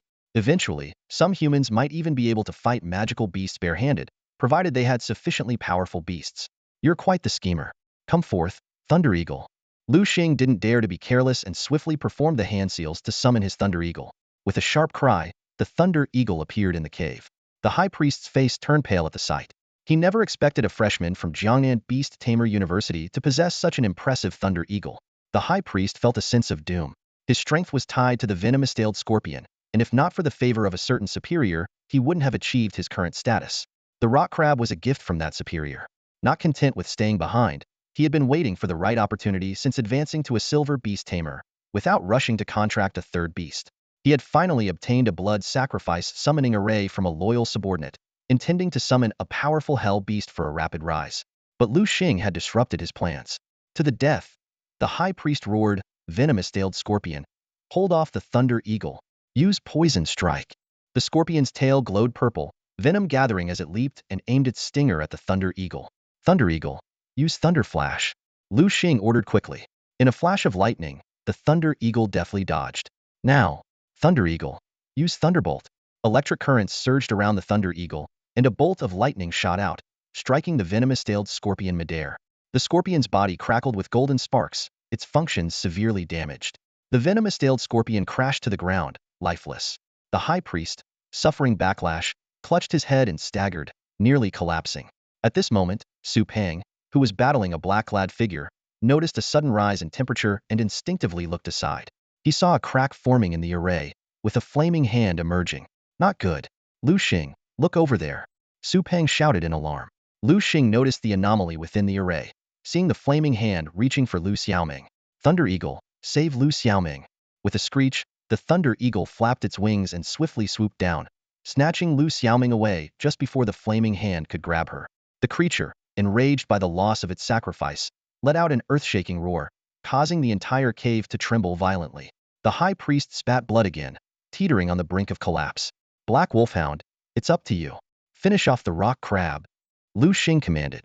The rock crab's hard shell was riddled with cracks from the black wolfhound's relentless attacks. With ease, the wolfhound's claws pierced into the rock crab, ending its life. No. The high priest let out a cry of despair and fell to the ground. He had planned meticulously for this day, even enduring subservience to his superior, yet it all ended in failure. His frustration was beyond words. Meanwhile, the crack in the array began to close as it lost its magical support. Liu Xing breathed a sigh of relief. That was close. The system's eye then analyzed the entity that had almost been summoned. Flame Demon. Attribute, Fire. Gender, Level, Master Rank 1. Aptitude, SS. Skills, Flame Slash, Fire Devour, Ignite, Fire Ring of Repulsion. Damn, that was a master-level flame demon. If it had been summoned, the entire Jiangnan city would have been in danger. Liu Xing wiped the sweat from his forehead, unsure whether it was from tension or the heat from the flame demon. Suddenly, the black wolfhound beside Liu Xing darted forward. The black wolf dog suddenly darted to the center of the magic circle and pulled out a pitch-black object. Liu Xing was stunned to realize that it was the arm of a flame demon. When the summoning ritual was interrupted, the rift in space-time closed unexpectedly, severing the flame demon's arm. Before Liu Xing could recover from his shock, the black wolf dog had already begun gnawing on the arm. Hey, you troublemaker, stop eating random things. Liu Xing shouted in exasperation, silently blaming Su Peng for spoiling his pet. However, as soon as the black wolf dog swallowed the arm, its satisfied expression turned into one of agony. It collapsed to the ground, letting out a heart-wrenching howl. Liu Xing was about to approach, but was forced back by a sudden burst of red light. The blinding radiance caused the surrounding temperature to soar. Su Peng, get Ru Ming and Lu Xiaoming out of here now, Liu Xing commanded decisively. Although Su Peng was worried, he knew staying would only cause more trouble. He quickly led the two girls out of the cave. Outside, the three waited anxiously. Ru Ming was deeply worried. Lu Xiaoming felt a pang of guilt, and Su Peng tried to maintain a facade of calm, reassuring everyone with the saying, "Bad things never die easily." Just then, a black shadow shot out of the cave like lightning. Is that Liu Xing? Ru Ming exclaimed. Liu Xing was riding a massive two-headed wolf, standing 5 meters tall. My goodness, is that your black wolf dog? Su Peng was dumbfounded, dropping the chicken drumstick from his hand. Liu Xing nodded, overjoyed. His black wolf dog had evolved into a hellhound, with its power soaring to the silver tier and learning 2 formidable skills from the flame demon, Fire Devour and Blazing Slash. Just as Liu Xing was reveling in his happiness, Su Peng excitedly rushed forward to pet the hellhound. However, the hellhound let out a low growl, startling Su Peng into freezing. Hey, you ungrateful beast! Su Peng shouted indignantly. Don't forget how I treated you before, always sharing my food with you. Liu Xing couldn't help but chuckle at the scene. He knew that despite its changed appearance, this was still the same gluttonous black wolf dog. Only now, it possessed greater strength and had become a true battle companion. The hellhound, upon hearing this, rolled its eyes at Su Peng and turned its head away haughtily. Seeing this, Liu Xing gently patted his beast and persuaded, "Come on, let him pet you." After all, Su Peng was a good friend, and Liu Xing wasn't stingy. Only then did the hellhound smile, sticking out its long tongue and enthusiastically licking Su Peng. Haha, stop licking, it tickles. Su Peng dodged while pulling a chicken leg out of his pocket. Here, be good and you get a treat. The hellhound's eyes lit up, and with a flick of its tongue, it snatched the chicken leg. Unfortunately, for such a massive creature, the chicken leg was too small, barely enough to fill a tooth gap. Liu Xing ignored their antics and walked over to Ru Ming and Lu Xiaoming, asking with concern, "Are you okay?" He looked Lu Xiaoming up and down. "I'm fine," Lu Xiaoming replied, blushing and with a racing heart. This experience had deepened her affection for Liu Xing. Just as Liu Xing was about to continue the conversation, a rush of hurried footsteps came from the distance. Liu Xing looked up to see Liu Gongsheng, Wu Yong, and several other instructors approaching. Upon seeing the hellhound, everyone immediately summoned their own beasts, and the atmosphere grew tense. Wu Yong shouted, "Liu Xing, come over here." "Relax, teacher. It's my beast," Liu Xing explained. "What?" Everyone's eyes widened in disbelief. Han Mingming couldn't help but mock, "Kid, there's a limit to bragging." "I'm not bragging," Liu Xing said calmly. "Hellhound, lie down." The giant beast obediently lay down. "Wag your tail." The hellhound wagged its tail, both heads sticking out their tongues with friendly expressions. "Now do you believe me?" Liu Xing asked. Han Mingming was left speechless. Principal Liu Gongxing made a decisive call. "All right, let's talk later. It's not safe here. Let's move." Back in the conference room of Jiangnan Beast-Taming University, Liu Xing recounted the events in detail, tactfully omitting some secrets. "All right, you can go rest now," the principal said, and Liu Xing left. Watching Liu Xing's departing figure, Liu Gongxing sighed. "I never thought a black wolf dog could evolve into a hellhound." "Neither did I," Wu Yong agreed. One instructor had a sudden thought. "Should I go catch a black wolf dog too?" A colleague rolled his eyes. "Forget it. Do you think you can get an inferno demon's arm? Those things live in magma zones." Upon hearing this, the instructor immediately abandoned the idea. Principal Liu Gongxing, holding a black robe, mused, "The Salvation Sect? Huh? I didn't expect this evil organization to resurface." He recalled how, in the early days of the spiritual awakening, this group, which claimed to save the world but actually committed atrocities, was eradicated by national heroes. This needs to be reported. Riding the hellhound, Liu Xing majestically traversed the campus. Onlookers exclaimed, "Wow, what is that? So cool. That's the Rookie King, Liu Xing. He's so handsome." On the 4th floor of a nearby teaching building, several people watched the scene. The red-haired Jiang Yin sneered, "Bai Feng, you lost to this guy? How lame." Bai Feng retorted unhappily, "Jiang Yin, why don't you challenge him? You might be even worse than me." "Really? Then I'll go try right now," Jiang Yin said, turning to leave. The green-haired guy asked the blue-haired guy, "Lan Tian, do you think Jiang Yin can win?" Doubtful. That kid is pretty strong. Zhang Yin might be in trouble, Lan Tian replied. Bai Feng secretly hoped, Liu Xing, you better give Zhang Yin a good beating. Just as Liu Xing was about to head back to his dorm, a red-haired man blocked his path. Stop right there. Zhang Yin shouted. What's up? Liu Xing frowned, his sharp eyes scanning the uninvited guest blocking his path. Zhang Yin stood with his hands on his hips, a smug look on his face, as if challenging Liu Xing was something to brag about. Kid, if you have the guts, meet me at the school's duel arena. Zhang Yin taunted. Liu Xing sighed wearily. Sorry, I'm not interested. All he wanted was to go home and get some sleep. After everything he had been through, coupled with the recent interrogation by Liu Gengxing and his crew, he was utterly exhausted. Huh. Liu Xing let out a big yawn, looking uninterested. Seeing this, Zhang Yin became somewhat irritated. You brat, what will it take for you to accept my challenge, just like you did with Bai Feng? Bai Feng. Liu Xing's eyes lit up at the mention of the name. Bai Feng, to him, was like a walking treasure trove. Realizing that this guy knew Bai Feng, a cold smile crept across Liu Xing's lips. A sheep willingly walking into a butcher's shop was too good to pass up. If you know Bai Feng, then you must be aware of the rules for challenging me, Liu Xing said meaningfully. Rules? Zhang Yin was momentarily confused before it dawned on him. Oh, you mean the 500,000 bet? Don't worry, that's pocket change for me. Liu Xing was secretly delighted. This sheep was even fatter than he had imagined. All right, I accept your challenge. He thought about his hellhound, which had evolved into a hellhound with 2 heads and would surely have a bigger appetite now. This windfall would solve his food supply problem. Let's go then. See you at the school's duel arena. Liu Xing spurred his hellhound and dashed towards the duel arena. The news spread like wildfire, and soon, a crowd of students gathered, packing the duel arena to the brim. On the stage, Liu Xing and Zhang Yin stood facing each other. How about we make this a unknown fight? Liu Xing proposed, wanting to end this quickly. Agreed. Zhang Yin nodded, not wanting to be accused of bullying as a second-year student. Zhang Yin quickly formed a seal. Come forth, my flame lion. A red magic circle appeared on the ground, and a huge lion emerged, roaring thunderously. Liu Xing silently used his system's eye to scan the flame lion's attributes. Fire type, male, silver rank 1, a great potential, skills include blaze and claw. He snorted disdainfully. Is that all? Flame lion, use blaze.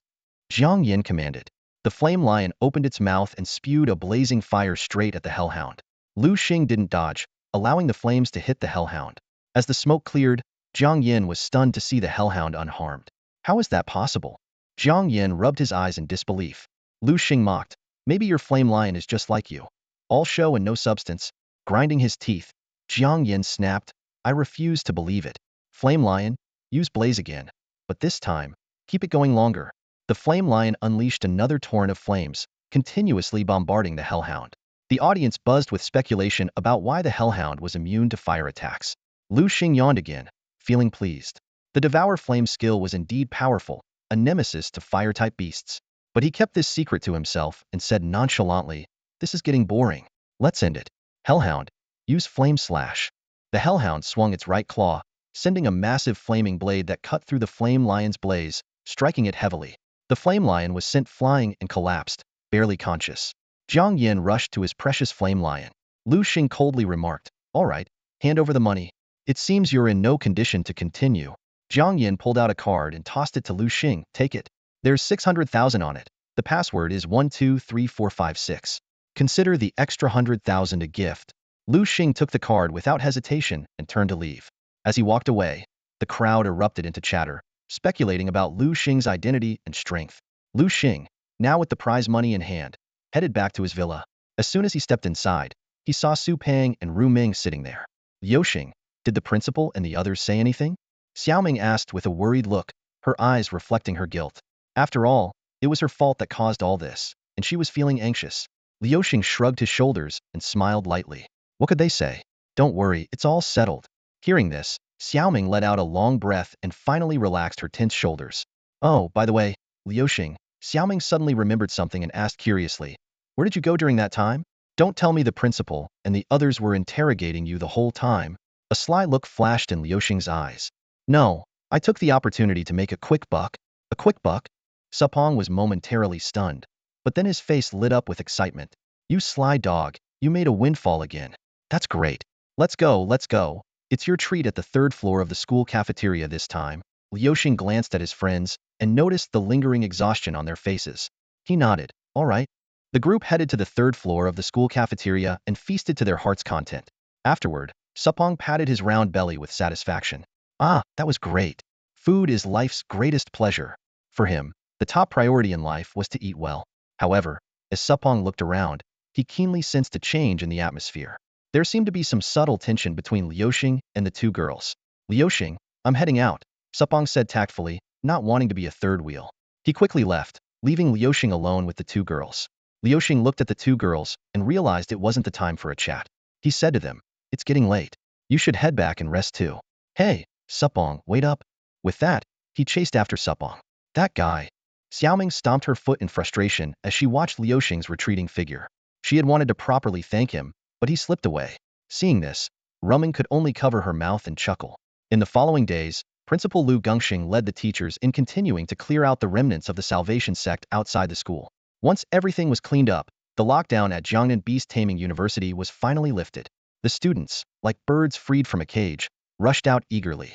At Liu Xing's villa, Supong was shaking Liu Xing's arm, pleading, Liu Xing, come on, let's go out for some good food. Liu Xing, feeling goosebumps from Supong's actions, replied, if you want to go, go ahead. I have important things to do. Important things? What's more important than eating? I'm thinking about what my next beast should be. Supong's eyes widened in shock. No way, Liu Xing.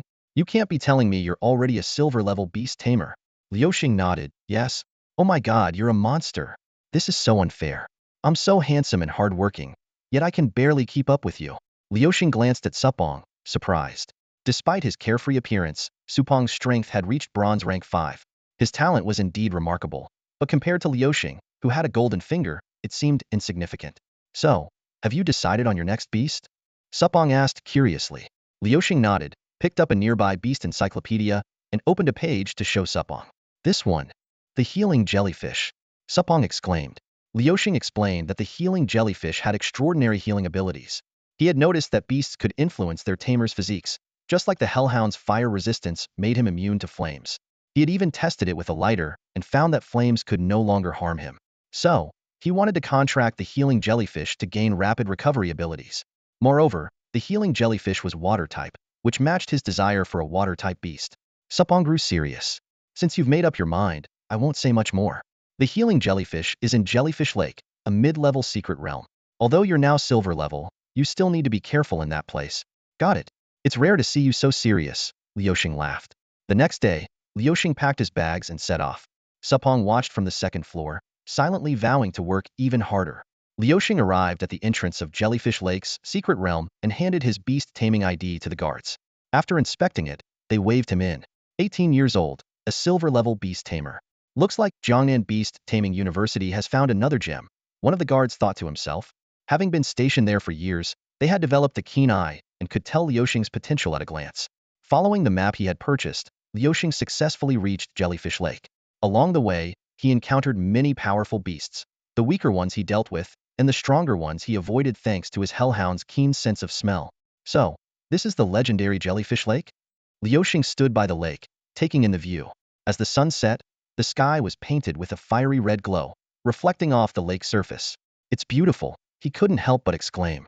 Liu Xing began his search along the shores of Jellyfish Lake, muttering, healing jellyfish under his breath. His sharp eyes constantly scanned the lake's surface, looking for his target. As a newly promoted silver-level beast tamer, Liu Xing chose to capture beasts in the wild, rather than buy them in the city. This was because silver-level beast tamers could contract beasts of the same level, and these powerful creatures were nearly impossible to capture or confine in cages. While some people preferred the safer route of purchasing beasts, the downside was that the acquired beasts were generally weaker and required long-term nurturing. In contrast, wild-caught beasts could immediately become combat-ready, significantly saving training time. After circling half of the lake, Liu Xing felt a bit anxious. Although there were many healing jellyfish in the lake, their potential was generally poor. With his system's eye, Liu Xing could easily discern their quality, most of which were EF grade, with the best only being a grade. Should I settle for the A grade one? As soon as this thought crossed his mind, Liu Xing shook his head decisively. With his unique advantage, he couldn't afford to settle. In a grade? Not even worth a dog's attention in his eyes.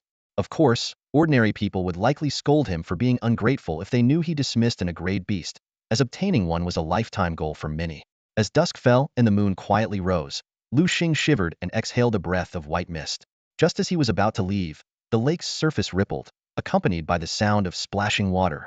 He focused his gaze and saw a rainbow glow emanating from the water not far away. A rainbow jellyfish, Liu Xing exclaimed. The jellyfish's attributes instantly appeared before him. Water and poison attributes, female, silver rank 1, grade potential, with skills including super healing, poison whip, poison spray, and flexibility. Liu Xing immediately rolled up his sleeves, ready to capture the rainbow jellyfish. He had learned from the Book of Evolution that the rainbow jellyfish was an evolved form of the healing jellyfish, with very stringent evolution conditions.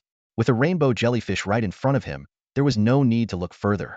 Just as Liu Xing summoned his Thunderhawk and prepared to act, the lake's surface erupted violently. With a loud crash, a massive water column shot into the sky.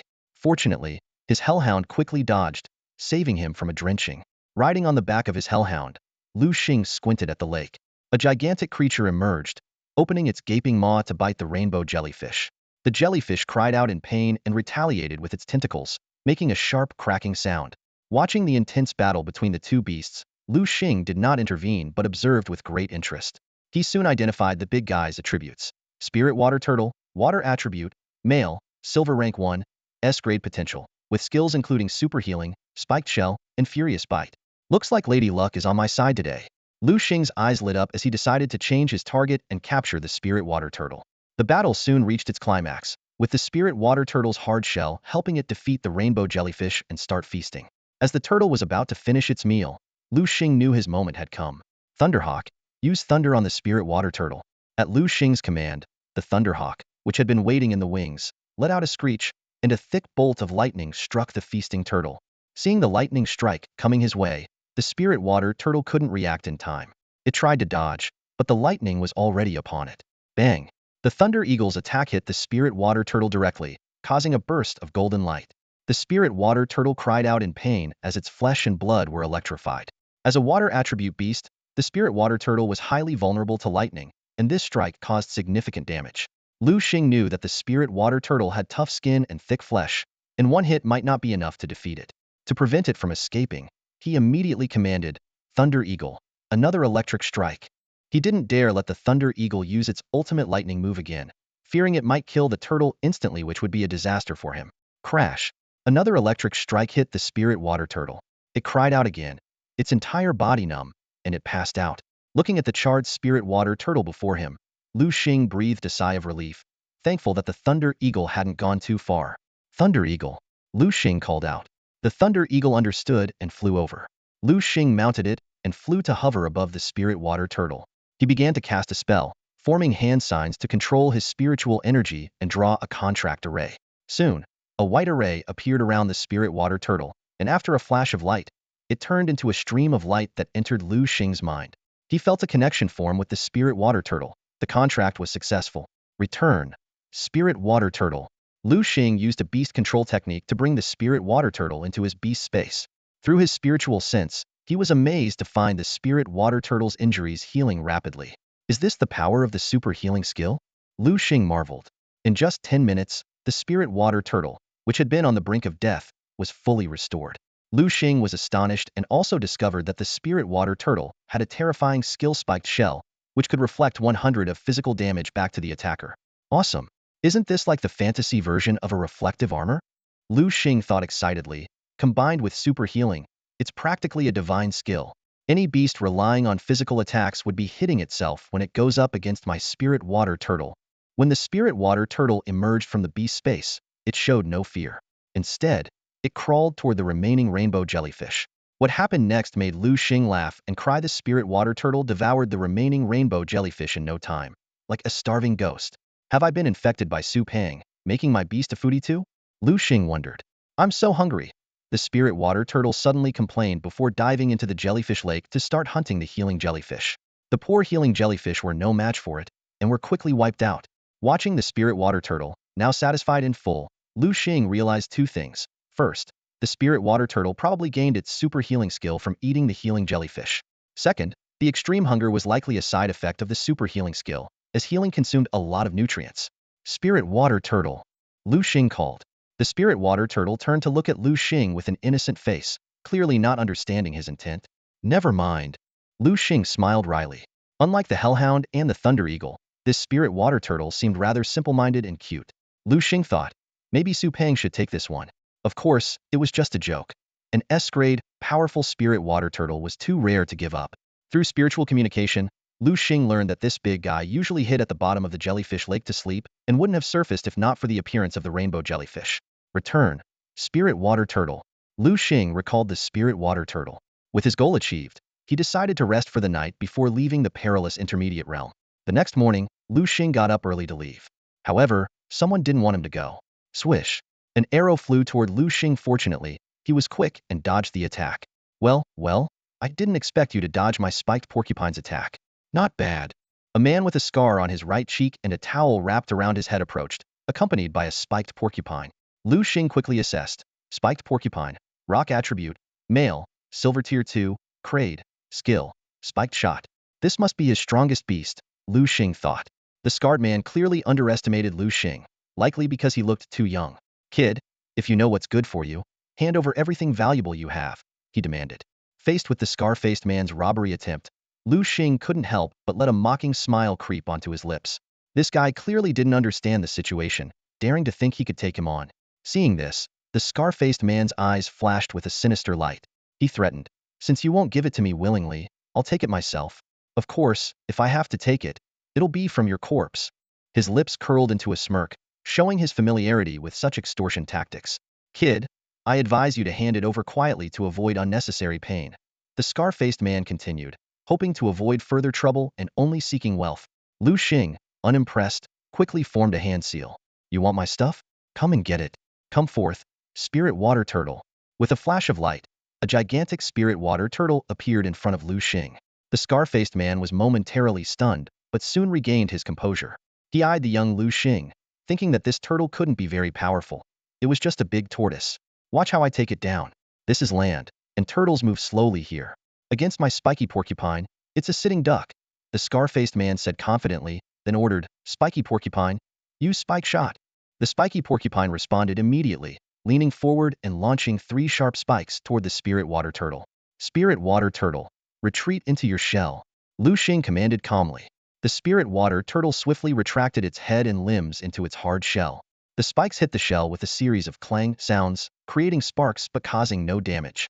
On the contrary, the spiky porcupine showed signs of pain. The scar-faced man looked puzzled. "Spiky porcupine, what's wrong?" Liu Xing chuckled. "That spiked shell is really handy." It turned out that the spirit water turtle's spiked shell had a physical rebound ability, which countered the spiky porcupine's physical attacks. Infuriated, the scar-faced man cursed, "Damn it, spiky porcupine, don't attack the turtle. Aim at that brat and shoot him hard." Liu Xing was taken aback by the man's lack of honor, abandoning the fight between beasts to target the beast master directly. He reacted quickly. "Spirit water turtle, block those spikes." The spirit water turtle emerged from its shell and rushed to Liu Xing, using its massive body to shield him from all the attacks.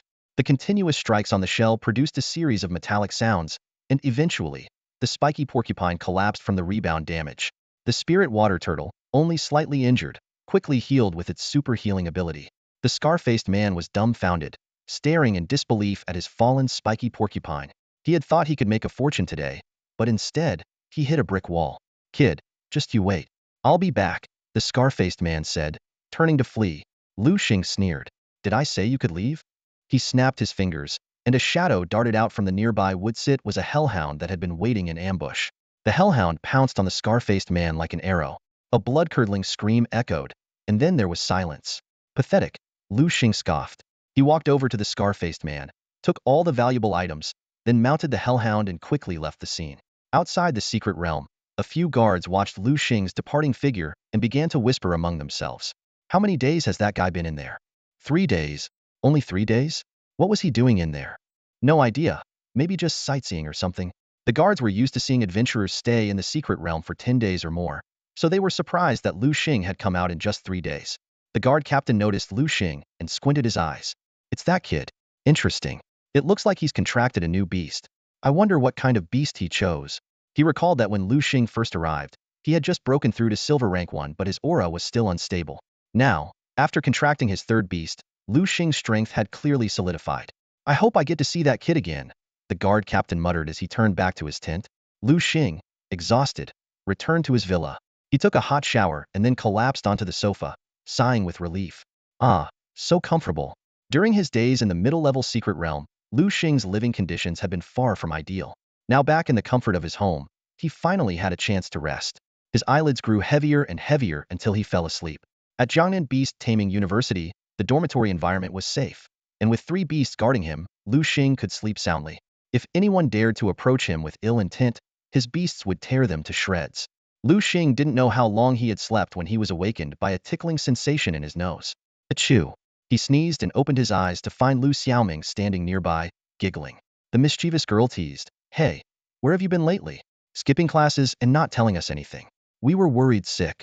Liu Xing frowned. "Huh, I told Su Pang. Didn't he tell you?" Su Pang's whereabouts had become a mystery. Liu Xing frowned and thought, how could his usually inseparable companion suddenly vanish without a trace? Just as he was deep in contemplation, Liu Xiaoming's voice interrupted his thoughts. "Liu Xing, look at this." She pulled an envelope from the fruit basket on the table and handed it to him. Liu Xing took the envelope and quickly opened it. As his eyes scanned the contents, his furrowed brow gradually relaxed. It turned out Su Pang had gone for special training outside the school. This discovery brought Liu Xing a sense of relief, at least proving that Su Pang was safe. At that moment, Liu Xing's phone suddenly rang. The caller ID showed it was Fire Phoenix, and her voice sounded particularly urgent. "Liu Xing, you need to be careful these next few days. Try not to leave the school if you can." "Why?" "Because Gao Yi is looking for you." The name Gao Yi made Liu Xing pause. He quickly remembered that Gao Yi was the father of his old classmate, Gao Bo. It seemed this man hadn't given up on seeking revenge. "Don't worry, Phoenix. He can't do anything to me now," Liu Xing said confidently. Fire Phoenix seemed to sense something. "Don't tell me you've already become a silver beast master." "Heh, just got lucky," Liu Xing admitted with a chuckle. This news left Fire Phoenix in a long silence. She hadn't expected Liu Xing to reach the silver level in such a short time. Even though you've reached the silver level, Gao Yi is still a seasoned silver beast master. "So, don't get careless," Fire Phoenix warned finally. After hanging up the phone, Liu Xing didn't mention Gao Yi to Liu Xiaoming. He simply suggested they go out for a nice meal. After a hearty dinner, Liu Xing felt something was off and quickly flagged down a taxi, instructing Liu Xiaoming to head back first. Once Liu Xiaoming was gone, Liu Xing walked to a secluded area and suddenly turned to face a large tree, shouting, "Gao Yi, come out. I spotted you a long time ago. Stop hiding." Gao Yi stepped out from behind the tree, surprised. "How did you notice me?" Liu Xing sneered. "Your tricks are too obvious for me." He noticed Gao Yi's head full of white hair, a sign that Gao Bo's death had hit him hard. Gao Yi grinned wickedly, "Kid, today I will take your life. I'll use your blood to comfort my son's spirit." Fire Phoenix has been sent to explore a new secret realm. She can't come to save you now? Liu Xing maintained his calm smile. "Are you so confident you can defeat me?" Gao Yi scoffed. "Why wouldn't I be? At most, you're a bronze-level beastmaster, while I'm silver. Dealing with you is a piece of cake." With that, he released 3 beasts, a robust horned horse, a twin-bladed mantis, and a giant clawed crab. Liu Xing quickly assessed their strength. The robust horned horse was silver tier 4, with a combat attribute. The twin-bladed mantis was silver tier 3, with an insect attribute, and the giant clawed crab was silver tier 1, with a water attribute. Gao Yi boasted, "Kid, this time you can't escape. You must have a death wish, coming to this secluded place and sending your helper away." Amid Gao Yi's arrogant laughter, Liu Xing calmly retorted, "Why do you think I did all this?" Gao Yi was momentarily speechless, staring at Liu Xing in confusion. He noticed a change in Liu Xing's eyes.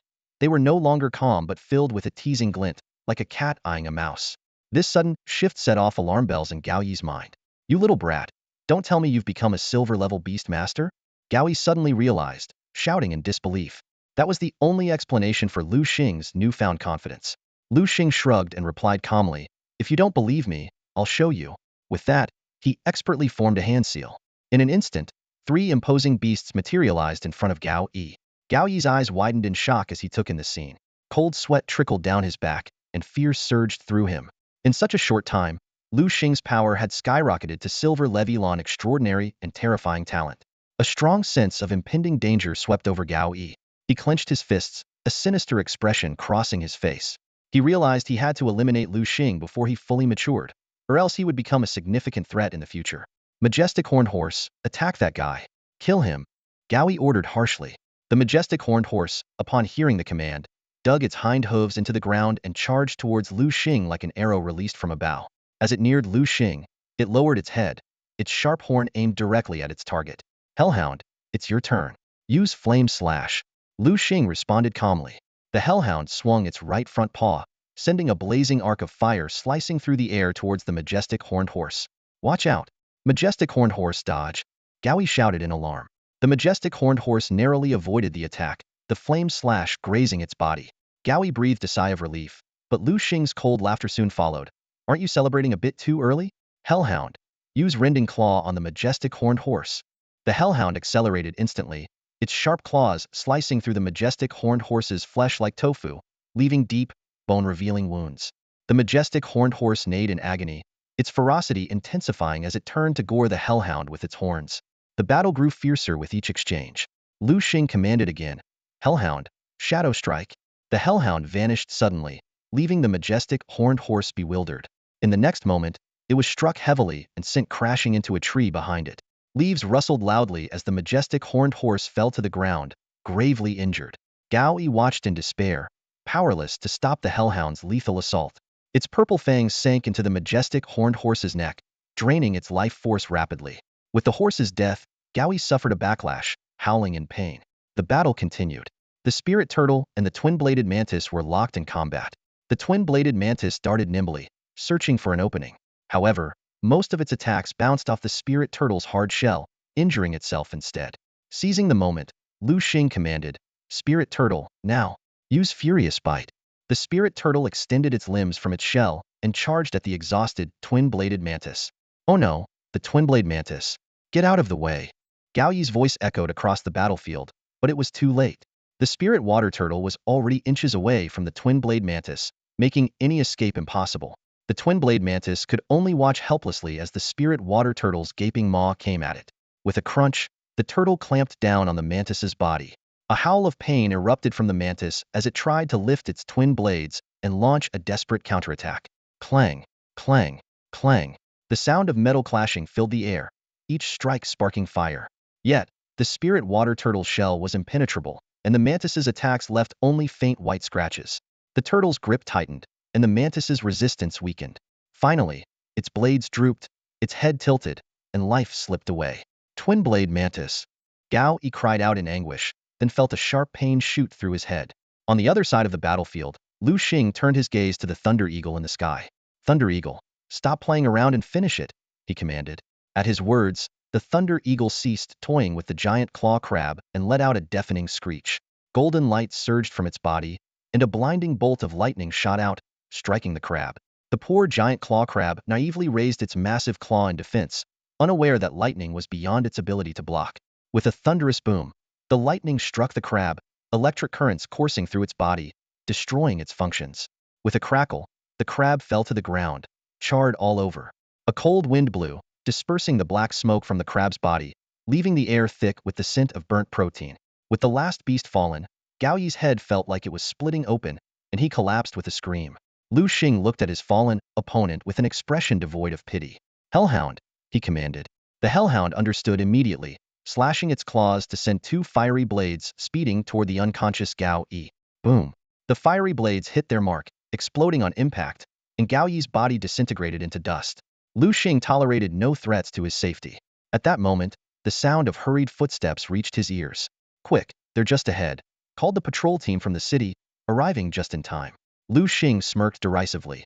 To him, these so-called official forces were merely there to clean up the aftermath. Hellhound, let's go. Liu Xing recalled the thunder eagle and spirit water turtle, mounted the hellhound, and quickly vanished into the night. The patrol team arrived at the scene, stunned into silence by what they saw.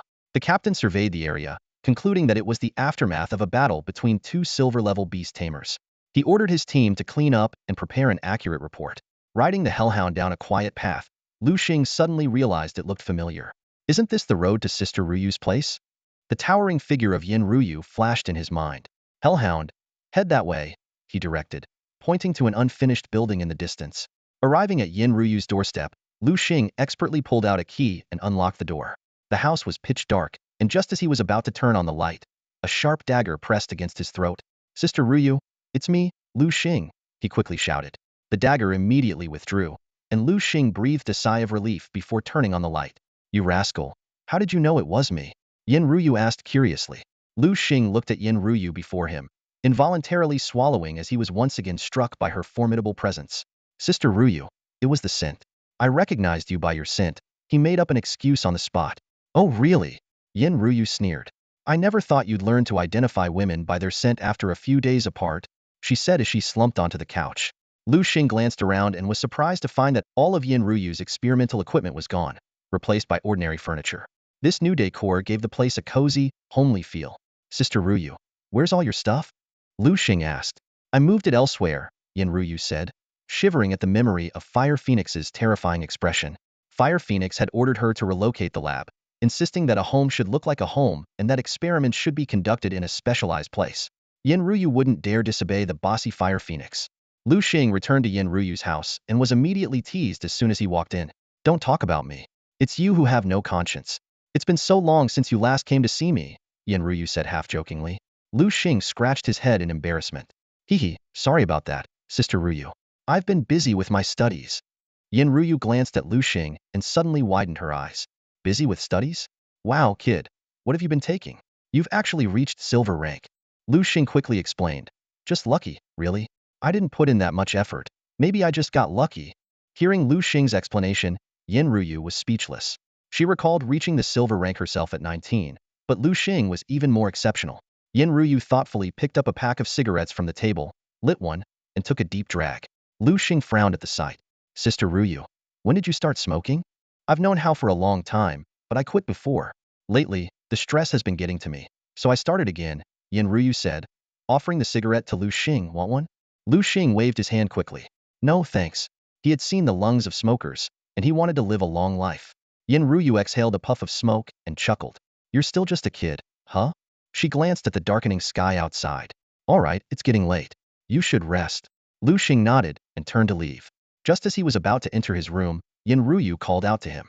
Liu Xing, you have talent, but you should keep a low profile. Remember, only those who grow up are true geniuses. Got it, Liu Xing replied, quickly closing the door behind him. In his room, Liu Xing's heart raced.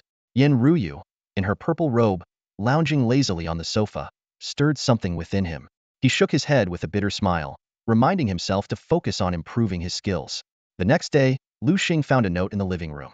Yin Ruyu had gone out for a few days and told him to make himself at home but not to mess up the place. Liu Xing glanced at Yin Ruyu's room, feeling a bit disappointed. He had wanted to discuss the evolution handbook with her, but that would have to wait. Back at Jianan Beast-Taming University, Liu Xing decided to take a few days off to relax after the intense field training. He enjoyed a leisurely college life, occasionally going on dates with Ru Ming or Lu Xiaoming. One day, while watching TV with Ru Ming and Lu Xiaoming in the villa, the door suddenly burst open. A dark figure rushed and it was Su Peng. Whoa, Su Peng. Did someone trick you into working in a coal mine? How did you get so dark? Liu Xing teased. Su Peng ignored the joke and rushed to the table to gulp down some water. After drinking, he began to complain. Oh man, Liu Xing, you have no idea what I've been through these past days. It was horrible. The food was bad, the sleep was worse. I think I've lost a few pounds. Liu Xing awkwardly looked Su Peng up and down. Apart from getting darker, he didn't seem to have lost any weight. Lu Xiaoming covered her nose. All right, go take a shower. You smell terrible. Ru Ming also took a few steps back, frowning. After his shower, Su Peng came downstairs in a bathrobe. Liu Xing reminded him to be mindful of his appearance, but Su Peng didn't care and even made a few jokes about Ru Ming and Lu Xiaoming. So, what were you guys talking about? Su Peng asked. Liu Xing handed him a notice. What else? Our school is organizing a wilderness survival activity. It's to strengthen our skills and improve our survival techniques. Su Peng was shocked. What? Can I not go? Liu Xing rolled his eyes. If you don't want to graduate, then sure, you can skip it. Su Peng had no choice but to agree reluctantly. All right, fine. I'll go. Seeing Su Peng's dejected face, Liu Xing couldn't help but offer some comfort. Hey, don't look so down. Reaching bronze rank 8 is no small feat during this wilderness survival activity. Unless it's absolutely necessary, I won't intervene. It's all on you. When you show off your skills, the girls at school will be head over heels for you. Su Peng's eyes lit up at the thought, already envisioning himself being admired by a crowd of girls. But he quickly caught on and looked at Liu Xing suspiciously. Wait a minute, how did you know I reached bronze rank 8? He had planned to surprise Liu Xing by showing off his skills during the survival activity, but it seemed his secret had already been uncovered. Liu Xing casually replied, because I'm stronger than you. Inwardly, he was relieved he hadn't revealed his ability to see others' information. Su Peng waved his hand dismissively and yawned. Forget it. I'm too tired to talk. I need a good sleep. With that, he headed downstairs. Liu Xing watched Su Peng's retreating figure and shook his head helplessly. Soon, the wilderness survival activity at Jiangnan Beast Master University began as scheduled. Under the guidance of their teachers, the students boarded a bus, which quickly became lively. I wonder which secret realm we're going to this time. I have no idea, but I'm excited. I just reached bronze rank 4. This time, I'll show you what I can do.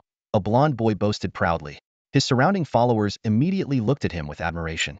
Huh. Su Peng, sitting next to Liu Xing, couldn't help but sneer. Showing off at bronze rank 4? I'm at bronze rank 8 and you don't see me bragging. He stuffed a handful of chips into his mouth as he spoke. Liu Xing glanced at Su Peng but didn't respond, continuing to gaze out the window. The bus sped along and soon arrived at their destination. Su Peng curiously looked around and noticed the unusual environment. The sky was a reddish-brown, and the air was thick with dust, creating an oppressive atmosphere. This is a volcanic region, a familiar voice said. Liu Xing and Su Peng turned to see their instructor, Wu Yong. Hello, teacher, Liu Xing greeted. Wu Yong smiled and nodded. Long time no see, Liu Xing. This half-month wilderness survival training is your chance to shine. I will, teacher, Liu Xing replied. Just then, they noticed a figure standing on a large rock in the distant seat was Principal Liu Gongsheng. Clearing his throat, Principal Liu began explaining the rules. Students, welcome to this wilderness survival training. You will be surviving in this volcanic secret realm for half a month. We will grade your performance, and those who excel will receive rewards. Remember, the deeper you go, the more dangerous it gets, but the higher your score will be. I am your chief examiner and responsible for your safety. I hope I won't need to intervene because that would mean you failed the test. Now, the assessment begins. You are free to move. With the principal's announcement, the students scattered like birds, eagerly heading deeper into the volcanic region, seemingly ignoring Liu Gongsheng's warnings. Principal, what do you think of this batch of students? Wu Yong asked, standing beside Liu Gongsheng. Liu Gongsheng glanced around and nodded. Not bad, much better than our time. I see a few promising ones. As long as they don't do anything foolish, they should perform well. Meanwhile, Liu Xing, Su Peng, and Liu Xiaoming formed a group and set off together. They hadn't gone far when Su Peng started panting heavily. Wait up, you guys. Su Peng called out to the two ahead of him. Liu Xing looked back at the large backpack on Su Peng and sighed. We're here for survival training, not a vacation. Why did you bring such a big bag? Su Peng defensively replied. I'm just worried about the harsh environment. I brought extra food. Look around, this place is desolate. Where would we find anything to eat? Liu Xing glanced around and had to admit Su Peng had a point. The area was barren, with red soil and not a single tree in sight, making the place feel unsettling. He couldn't help but wonder why the principal had chosen such a location for survival training. Unbeknownst to them, the principal and other instructors were closely monitoring their every move through electronic screens. This chubby kid brought so much food. Principal, isn't that against the rules? Should we disqualify him? Han Mingming squinted, his eyes filled with disdain for Liu Xing and his group. As Wu Yong's rival, he naturally had no goodwill towards Wu Yong's students. Liu Gongsheng waved his hand dismissively. No need. With his appetite, he won't last long with that supply. Sure enough, 3 days later, Su Peng had exhausted all his food supplies. We're doomed. Liu Xing, we're out of food. Su Peng exclaimed in horror, finding only one last bag of chips in his backpack. Liu Xing rolled his eyes and spread his hands helplessly. What else can we do? We'll have to improvise. He was at his wits' end with this guy who hadn't stopped eating since they arrived. Su Peng wasn't angry upon hearing this. Instead, he laughed, his crafty eyes fixed on Liu Xing's backpack. Liu Xing, you're so kind. Surely you won't let me go hungry, right? Liu Xing instinctively tightened his grip on his backpack, thinking that while sharing food wasn't out of the question, this guy was too shameless and needed to be kept in check. Stop talking. Liu Xiaoming suddenly tensed up. Liu Xing, did you hear that? Liu Xing scanned the surroundings warily. In the distance, a cloud of dust was rapidly approaching. When he saw what it was, he couldn't help but shout, oh no, it's an ant swarm. As the ants drew closer, Liu Xing made a quick decision. Come out, Thunder Eagle. He mounted the Thunder Eagle and extended his hand to Liu Xiaoming. After a brief moment of hesitation, she grabbed his hand and was lifted onto the Thunder Eagle's back. With a screech, the Thunder Eagle flapped its wings and soared into the sky. Poor Su Peng was left on the ground, shouting, Liu Xing, you're ditching your friends for a girl. Do you want me to be ant food? Liu Xing sighed. Thunder Eagle, go pick him up. Reluctantly, the Thunder Eagle flew over Su Peng, grabbing him like a chick with its sharp claws. Meanwhile, in the monitoring room, Wu Yong asked worriedly, Principal, should we terminate this wilderness survival training?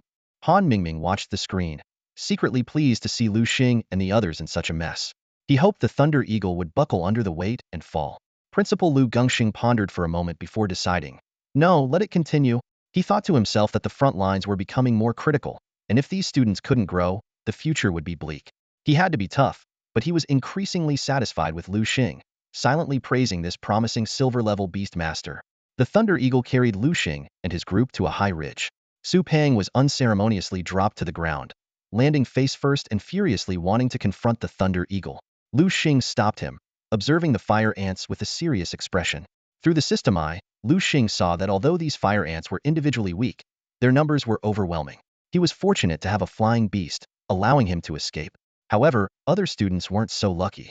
Many were swarmed by the ants and had to be rescued by the principal's team, resulting in their unfortunate disqualification. Han Mingming, seeing his nephew also struggling with the fire ants, urgently pleaded with the principal to cancel the test. Wu Yong retorted, "Didn't someone just say this was real training, where anything could happen?" Han Mingming was left speechless, his face burning with embarrassment. Liu Xing and his group continued for another half hour. Just as they were about to rest, the ground began to shake. In the distance, a massive creature was crawling towards them. Liu Xiaoming's eyes widened in fear. "Liu Xing, what is that?" she stammered, pointing shakily into the distance. A massive four-clawed beast was slowly approaching them, each step making the ground thud ominously.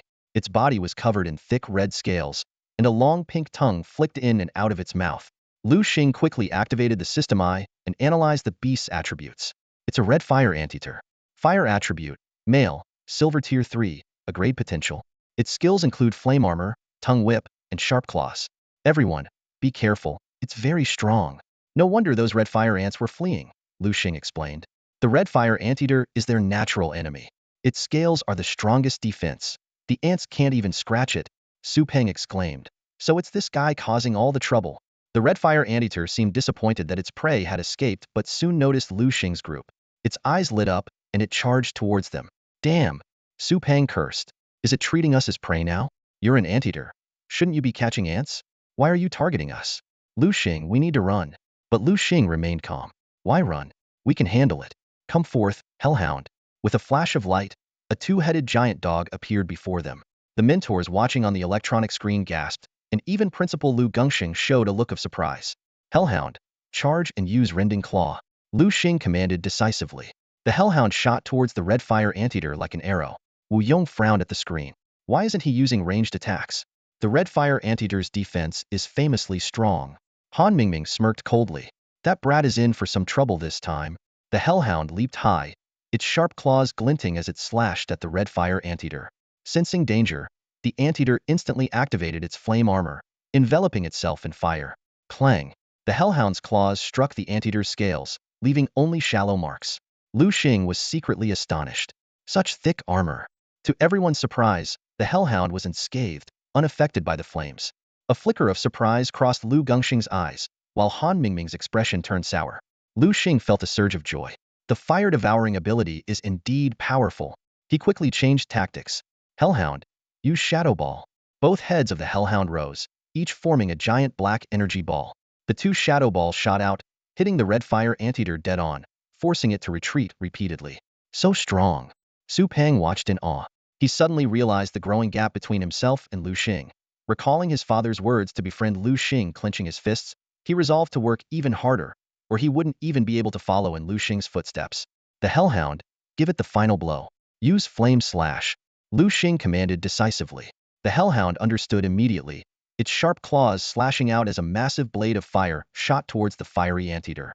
The fiery anteater, still struggling to get up after being hit by two Shadow Balls, had no time to react before the Flame Slash struck.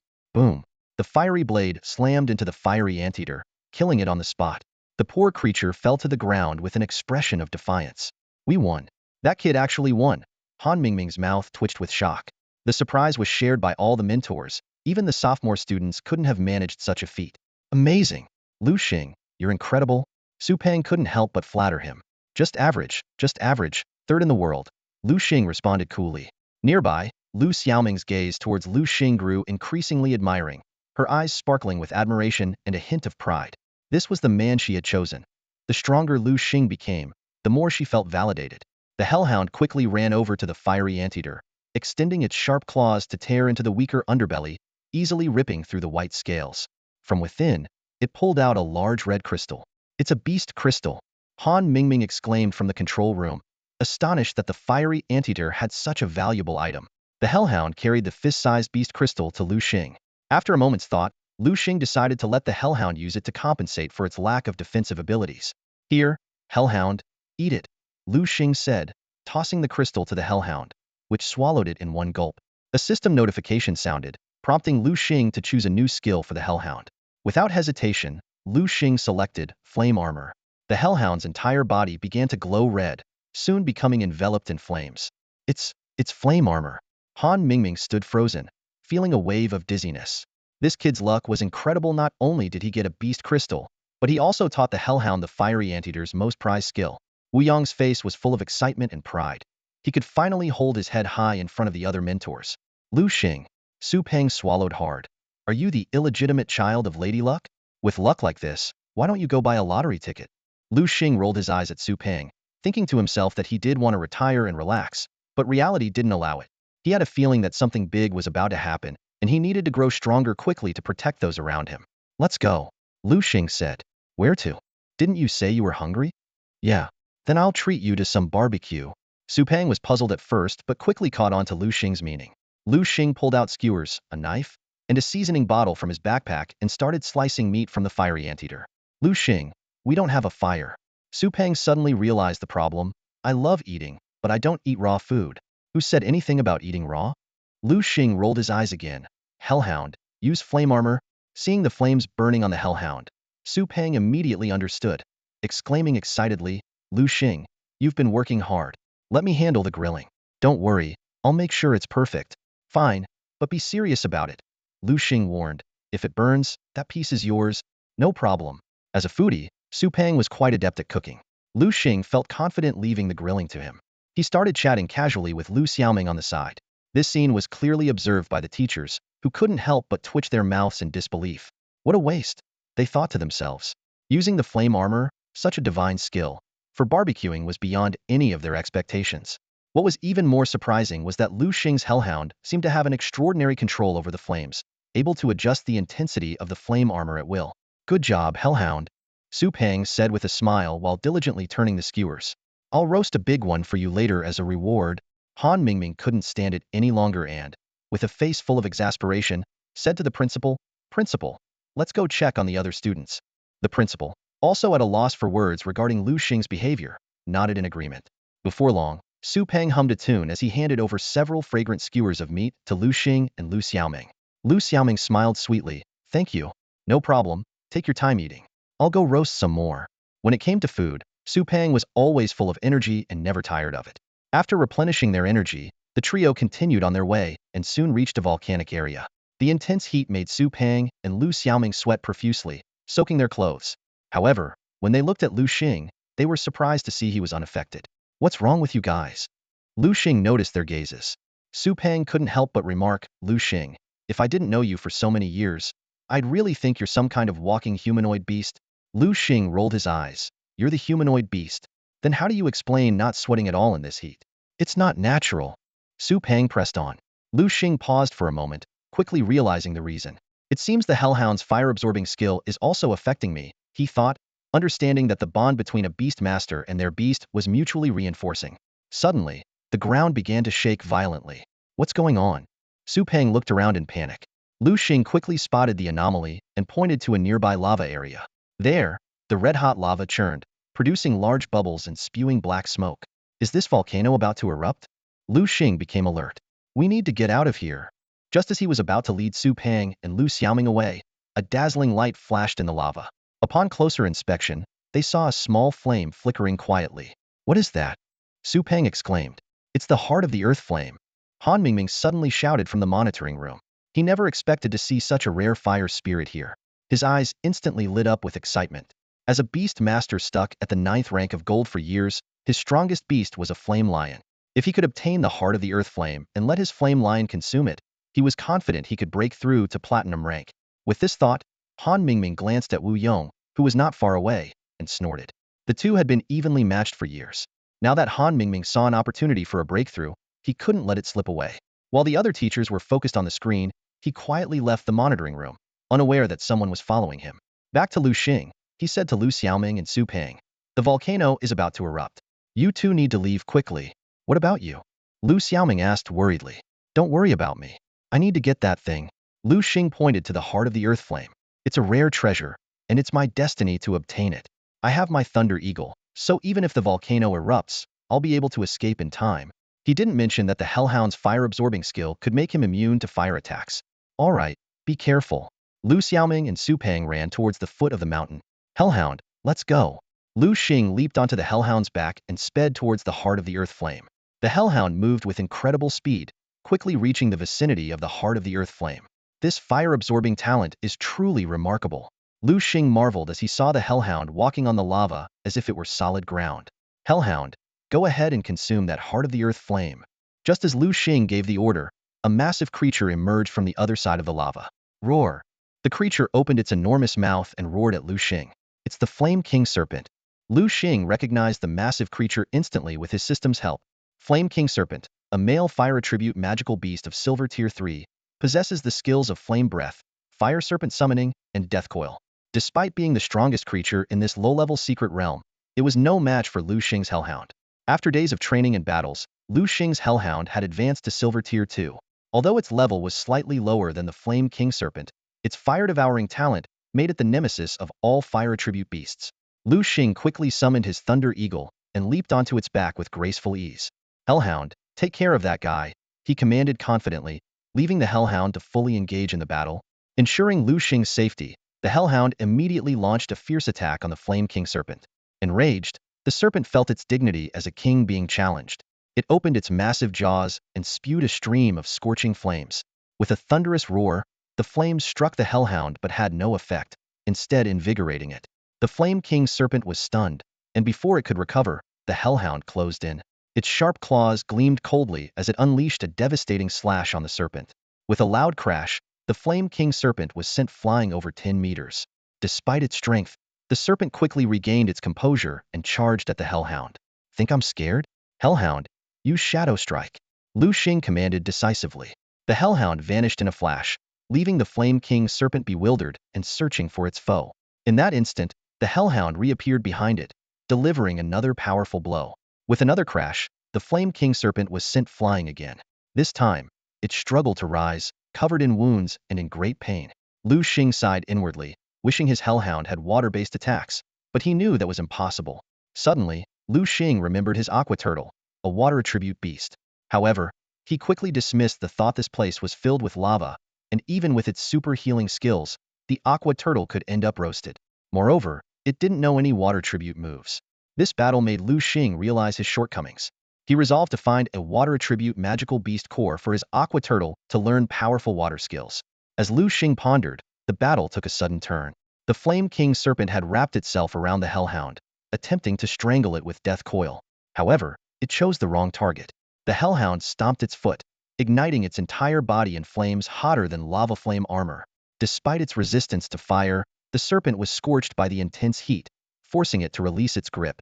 Seizing the opportunity, the Hellhound bared its fangs glowing with a purple hue and bit down hard on the Flame King Serpent.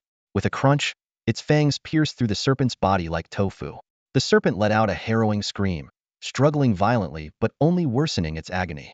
Soon, it lost its life and collapsed to the ground. The Hellhound released its grip, lifting its head high in a victorious stance. Liu Xing called out, "All right, Hellhound, stop showing off. Go eat the lava core heart." The Hellhound nodded and was about to devour the lava core heart when a shout echoed. "Stop right there, kid." Not wanting any delays, Liu Xing immediately ordered, "Hellhound, ignore him and swallow the lava core heart." Without hesitation, the Hellhound gulped down the lava core heart. "You're courting death," the newcomer roared, his face twisted with rage, exuding a terrifying killing intent. Liu Xing turned to see a burly man with a face full of scars, riding a flying beast not far away. "Oh, isn't that Teacher Han?" he taunted. Han Mingming gritted his teeth, his scarred face twitching with fury, unable to speak. That was the lava core heart, his chance to advance, now ruined by Liu Xing. "Kid, I'm going to kill you." Han Mingming roared in fury, completely forgetting his role as a mentor. His eyes were bloodshot as he glared at Liu Xing, ready to take action himself. In Huaxia, it was a serious crime for a mentor to attack a student, but Han Mingming was blinded by rage. "Mighty Eagle, use Windblade. Kill this brat." Han Mingming commanded harshly. The mighty eagle flapped its wings fiercely, sending two razor-sharp wind blades hurtling towards Liu Xing. Thunderhawk, dodge quickly, Liu Xing shouted urgently. With a deafening clap of thunder, the Thunderhawk appeared to the right, narrowly avoiding the mighty eagle's attack. Liu Xing exhaled in relief, a hint of gratitude flashing across his face. If it weren't for the mighty eagle's lack of strength, he might not have survived today. Liu Xing's mind raced as he recalled the attributes of the mighty eagle. Mighty eagle. Attributes: wind, fighting, gender, male, level, gold tier 2, quality, A, skills, wind blade, talon strike, peck. A gold tier 2 mighty eagle? Liu Xing pondered. It seems this is just Han Mingming's mode of transport. He hasn't really trained it. With his system I, Liu Xing already knew that Han Mingming was a gold tier 9 beast master. Normally, his beast should be at gold tier 9, but the mighty eagle's mere gold tier 2 level indicated negligence in training. Training a beast was an incredibly meticulous task. Beasts had emotions too. Besides consuming rare herbs and treasures, they required frequent unknown training. This process was extremely exhausting, and any slack could lead to the beast slacking off, resulting in slow progress.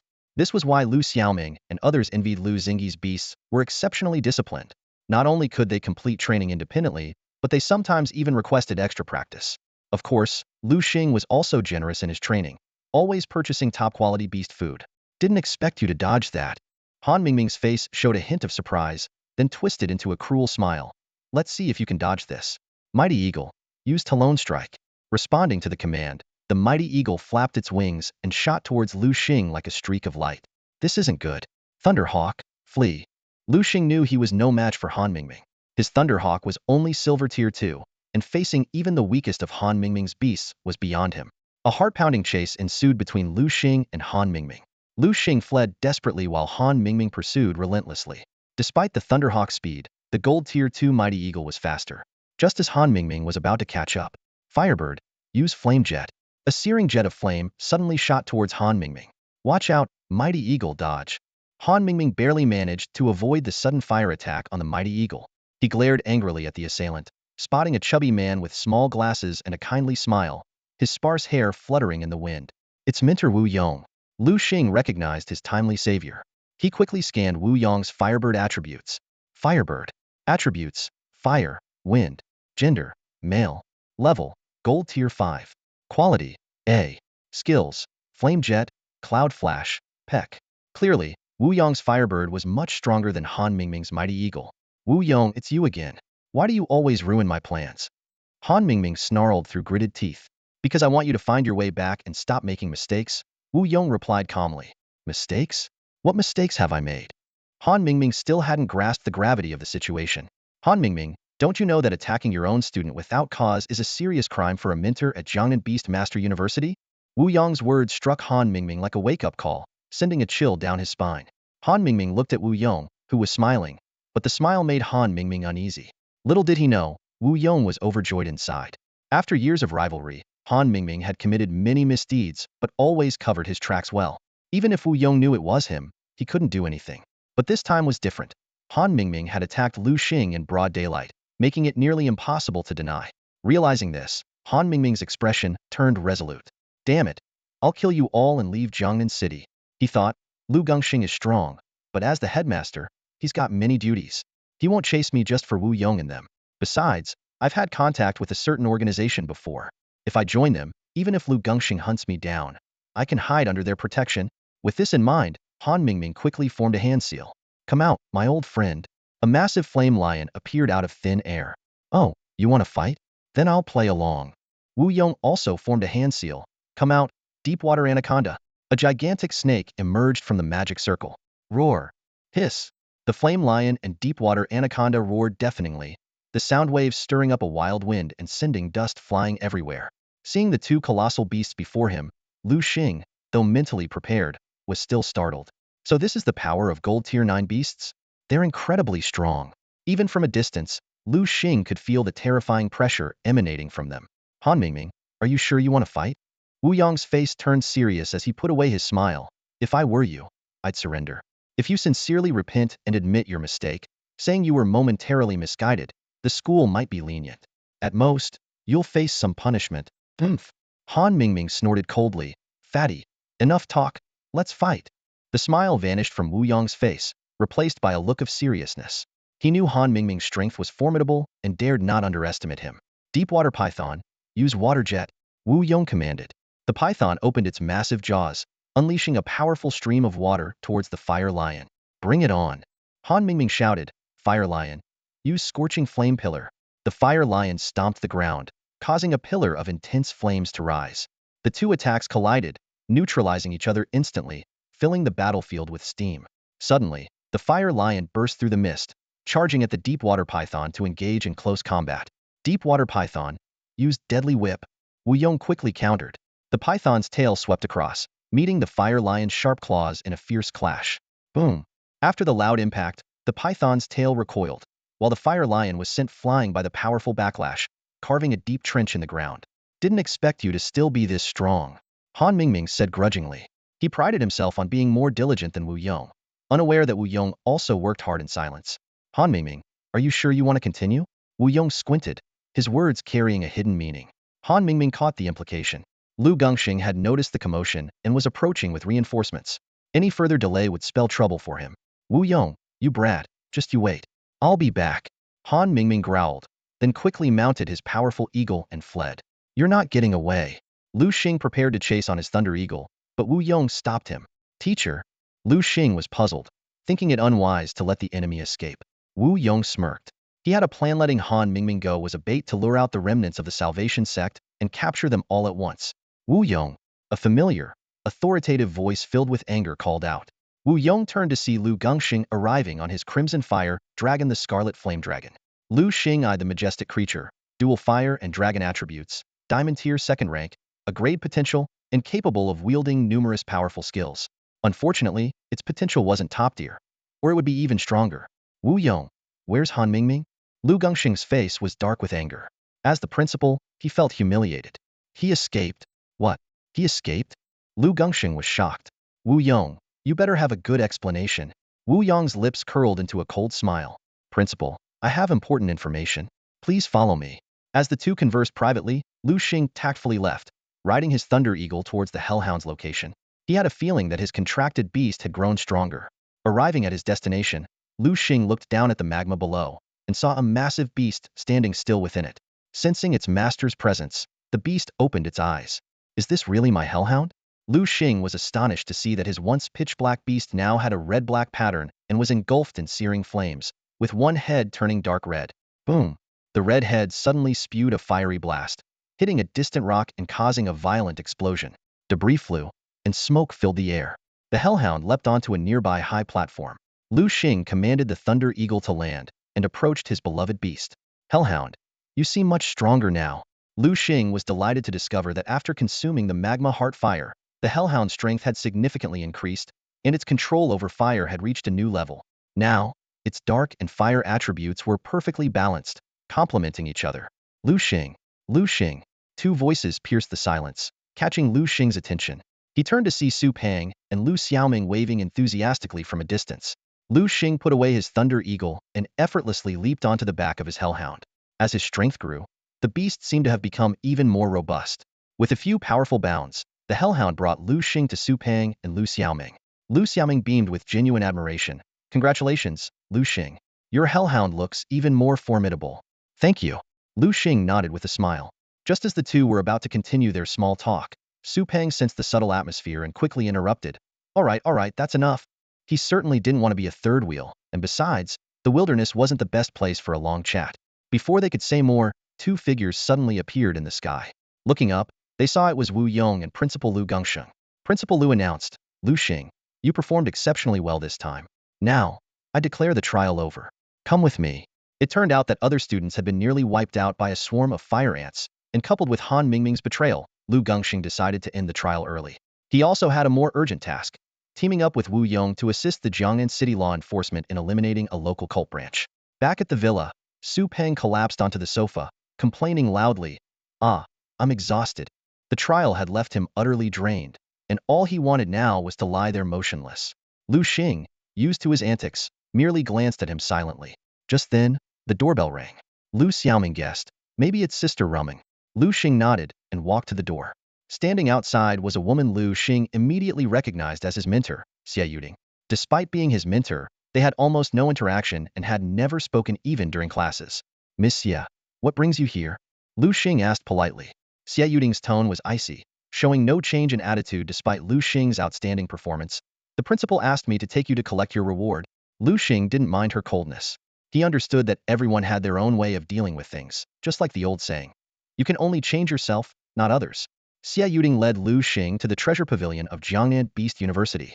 She respectfully handed a token to the elderly guard at the entrance. The old man took the token indifferently, glanced at Liu Xing, and said coolly, "You may enter the first 3 levels and choose one item you like. Remember, only one." Liu Xing nodded in agreement and stepped into the treasure pavilion. Activating his system eye, he instantly saw detailed information about the surrounding items. The pavilion was filled with various herbs, magic crystal cores, and beast equipment. After quickly browsing the first floor, Liu Xing sighed. The real world wasn't like the novels where the protagonist always found treasures on the first level. Nonetheless, he honestly proceeded to the second floor, which also held nothing remarkable. On the third floor, Liu Xing finally found some valuable items. After careful consideration, he held 2 golden-grade magic crystal cores. One was a water elemental core, containing the wave impact skill, and the other was a blue dolphin core, with the water stream impact skill. After much thought, Liu Xing chose the water elemental core. He placed the blue dolphin core back and went downstairs to register his chosen item. The old man watched Liu Xing leave and murmured, "A water elemental core, huh?" He frowned and thought, perhaps he's aiming for the wave impact skill. But the learning probability is quite low. Shaking his head, the old man sighed. Back at the villa, Liu Xing exhaled deeply. The strength of the old man guarding the treasure pavilion had left him in awe. The sheer pressure was overwhelming. So this was the aura of a master-level expert? Liu Xing had thought Principal Liu Gongxing was the strongest at the school, but it seemed the treasure pavilion held even greater secrets. Could he be the legendary hidden master? Liu Xing pondered, but the system shows he's severely injured. What could have happened? After a brief contemplation, Liu Xing decided not to dwell on it. With his current strength, he couldn't afford to provoke such beings. With the system's help, as long as he didn't act foolishly, he would one day become a true powerhouse. Liu Xing, what treasure did you get? Su Pang asked curiously, munching on a roasted pork knuckle. Nothing special. I'm going into seclusion for a while. Make sure no one disturbs me, Liu Xing replied briefly. Don't worry, with me here, not even a fly will get in, Su Pang assured, patting his chest confidently. Liu Xing stepped into the secluded retreat room in the basement of the villa, immediately enveloped by a dense aura of spiritual energy. Jiangnan University of Beast Mastery had set up a small spirit gathering array here, highlighting the privileges of villa residents. He summoned his spirit water turtle, watching it curiously explore its surroundings. Here, spirit water turtle, eat this, Liu Xing said, offering a freshly obtained water element crystal core. The turtle sniffed it cautiously before swallowing it. Once it confirmed it was safe, a system notification sounded, indicating that the spirit water turtle could learn 3 skills: wave impact, water ball, and wave riding. Liu Xing chose the area effect skill wave impact without hesitation, dismissing the low-level water ball and the impractical wave riding. Having an edge really feels great. Liu Xing thought to himself, pleased with his ability to choose skills accurately, unlike others who relied on luck. He decided to take the spirit water turtle to the training grounds to practice and improve its skill proficiency. Upon arriving at the school's training grounds, Liu Xing was looking for a target when the surrounding students scattered as if they'd seen a ghost. Confused, he heard a familiar voice. Of course, they ran because of you, Bai Feng said, approaching. Liu Xing invited Bai Feng for another match, but Bai Feng declined. At that moment, a square-faced man with thick glasses appeared. How about I spar with you? The man suggested. Yin Guoli, Bai Feng exclaimed. Liu Xing readily accepted, and the two agreed on a wager of 1 million. Under the supervision of a mentor, the duel began. Liu Xing summoned his spirit water turtle, while Yin Guoli brought forth a surprising golden armored mantis. The audience buzzed with excitement, marveling at the rarity and power of the golden armored mantis. Yin Guoli was inwardly pleased, eager to teach Liu Xing a lesson. From the stands, Bai Feng analyzed the situation. The golden armored mantis is fast and powerful, while the spirit water turtle has high defense. It's a classic clash of spear versus shield, truly hard to call a winner. As Bai Feng pondered, the battle between Liu Xing and Yin Guoli began. Golden mantis, use slash, Yin Guoli commanded. At his words, the golden mantis revealed its sharp scythes. Its wings flapped fiercely, and in an instant, it vanished from its spot. The next moment, it appeared in front of the spirit water turtle, its scythes gleaming coldly. Spirit water turtle, retreat into your shell, Liu Xing quickly shouted. The spirit water turtle immediately retracted its limbs and head into its thick shell. The golden mantis's scythes clashed against the shell, producing a harsh metallic sound and sparks. It struck several more times before stopping. Liu Xing observed closely and noticed a few white lines appearing on the turtle's shell. The audience erupted in exclamations. What incredible attack power! No wonder it has a metal attribute. It's so fast. Did it just slash 7 or 8 times? Looks like that arrogant guy is in trouble. Serves him right. Someone needed to teach him a lesson. The chatter was constant, with some expressing discontent towards Liu Xing, clearly out of jealousy. However, in the audience, Bai Feng noticed something unusual. His brows furrowed in surprise as he realized the golden mantis seemed more injured. The smug smile on Yingguoli's face disappeared, replaced by concern. Golden mantis, what's wrong? He turned to Liu Xing, demanding, Kid, what trick are you playing? Liu Xing shrugged dismissively. I don't need tricks to deal with you. Besides, with so many people here, did anyone see me do anything? The crowd erupted in confused murmurs. It's counter damage. A cold voice suddenly called out. The crowd turned to see a blue-haired man standing in the corner. It's Lantian. Someone recognized him. Wow, what's going on today? 3 of the big 4 from sophomore year are at the training ground. Lantian Sr., I love you. A few starstruck girls couldn't help but wave. Yin Guili quickly realized, a look of envy flashing in his eyes. I didn't expect to encounter the legendary counter damage skill. Kid, you're really lucky to have contracted a spirit water turtle with counter damage. He adjusted his glasses and continued, even with counter damage, I don't believe my golden mantis can't beat your spirit water turtle. If it keeps attacking, your turtle will definitely be the first to fall. Golden mantis, use continuous slash. Yin Guili ordered. The golden mantis swung its scythes again, launching a fierce assault on the spirit water turtle. However, as the number of attacks increased, its speed slowed down. By the time the final strike was about to land, the golden mantis nearly collapsed. Yin Guili's eyes widened in disbelief at the scene. Meanwhile, Liu Xing's spirit water turtle remained unscathed and even started to recover from previous damage. This is super healing. Yin Guili realized, you used a healing jellyfish's core to teach your spirit water turtle the super healing skill. Liu Xing didn't respond, only smiling slightly. Yin Guili couldn't help but marvel. You really are lucky. The healing jellyfish's core is extremely rare, and getting a beast to learn the super healing skill is even harder. He continued to explain. The healing jellyfish also has another troublesome skill: softness. It's not much for soft-bodied creatures, but for other beasts it's a nightmare. Who would want their beast to be a pile of sludge? This question has sparked heated debates among beast masters. It's well known that a person can form a contract with a maximum of 9 beasts in their lifetime, making each one incredibly precious. If one of these beasts learns the soft skill, it's practically useless. Many people yearn for top-tier skills like super healing but are wary of the soft skill carried by the healing jellyfish. This dilemma presents a significant challenge for beast masters balancing opportunity and risk. To gain powerful skills, one must be willing to take risks. However, Liu Xing's situation is different. With a system at his disposal, he can acquire powerful skills without taking risks. Even more enviable is his spirit water turtle, which has independently learned the super healing skill. This means Liu Xing can still use 4 magical beast cores on it. One has already been used for the wave impact skill, leaving 3 chances. Spirit water turtle, use furious bite. Liu Xing commanded. The spirit water turtle immediately opened its massive jaws and lunged at the golden armored mantis. Golden armored mantis, dodge quickly, Yin Guili shouted urgently. With a swish, the golden armored mantis vanished from its spot, narrowly avoiding the spirit water turtle's bite. Phew, that was close. Yin Guili wiped the cold sweat from his forehead. He hadn't experienced such an intense battle in years, and Liu Xing was putting immense pressure on him. Golden armored mantis, start running. Look for an opportunity to attack. Yin Guili ordered. The golden armored mantis spread its wings and began to circle around the spirit water turtle, buzzing like a giant fly. The spirit water turtle's eyes followed the mantis, almost getting dizzy from the motion. Spirit water turtle, retreat into your shell. Don't watch the golden armored mantis, Liu Xing directed calmly. Yin Guili was speechless at Liu Xing's tactics. He hadn't expected Liu Xing to resort to such a trick. What? Am I breaking any rules? Liu Xing retorted with a hint of smugness. Yin Guili was furious at Liu Xing's shameless behavior but felt helpless. He knew he couldn't stoop to Liu Xing's level. In that case, go for the final blow. Golden armored mantis, use fallen strike. Yin Guili decided to go all out. He knew that if the battle dragged on and the spirit water turtle's injuries healed, he would ultimately lose. The golden armored mantis vanished and reappeared midair, brandishing its sharp scythes. With a powerful flap of its wings, it descended rapidly, aiming to strike the spirit water turtle.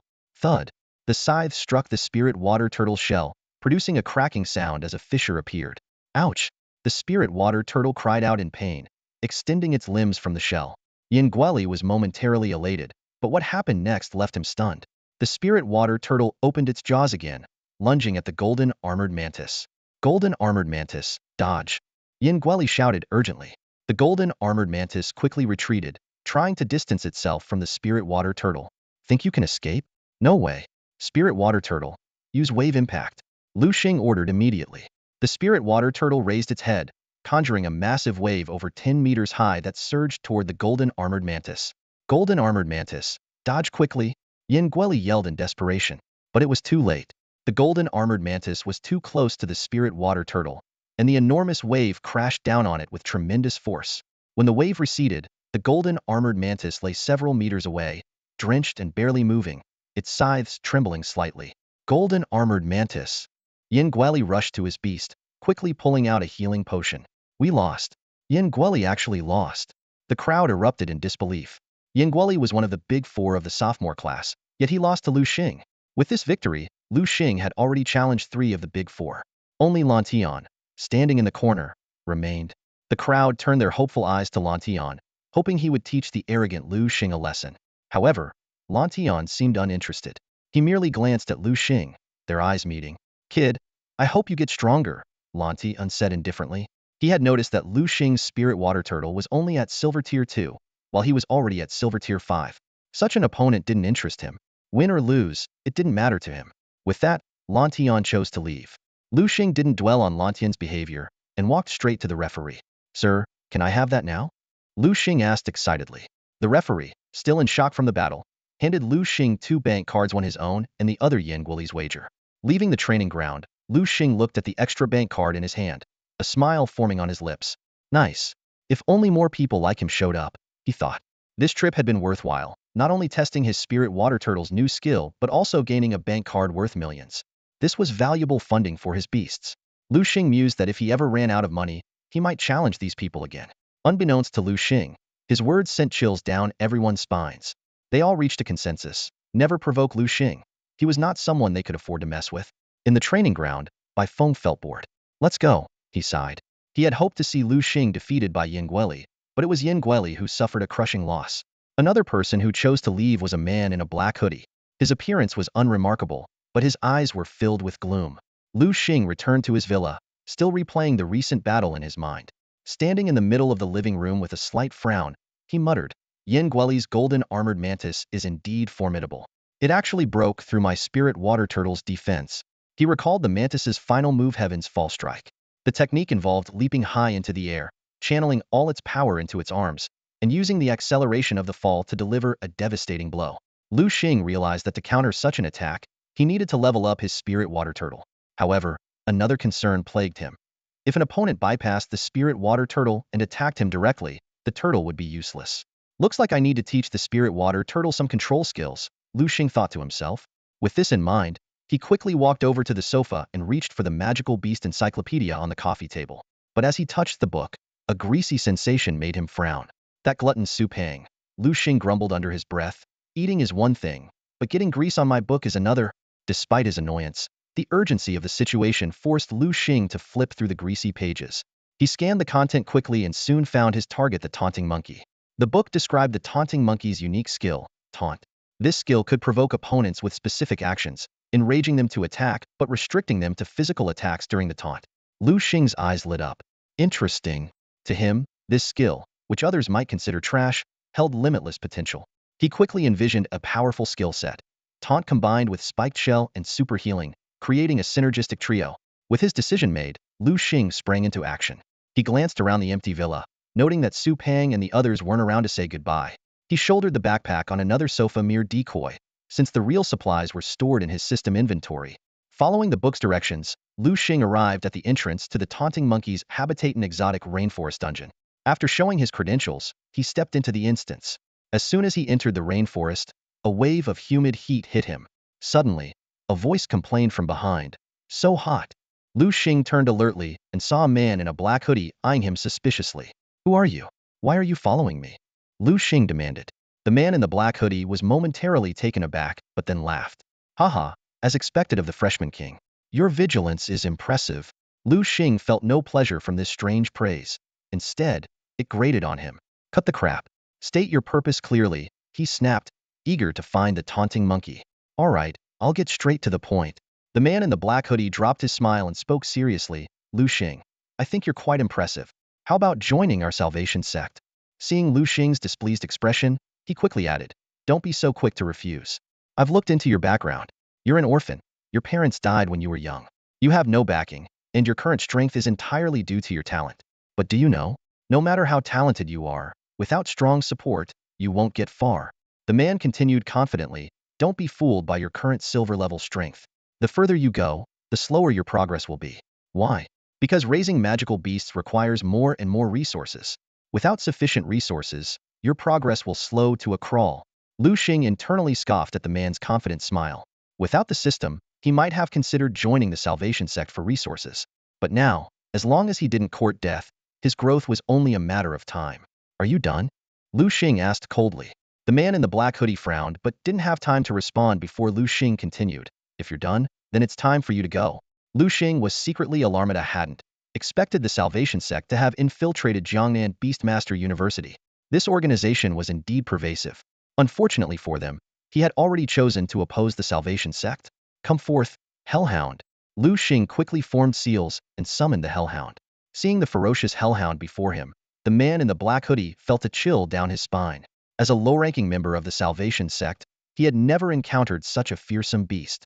I don't believe you'd actually kill me. The man tried to maintain his composure. Even in a world of survival of the fittest, killing is still illegal. Why wouldn't I? Liu Xing sneered. Hellhound, use Flame Slash. The Hellhound swung its claw, sending a scorching blade of fire shooting out. No. The man in the black hoodie was filled with shock.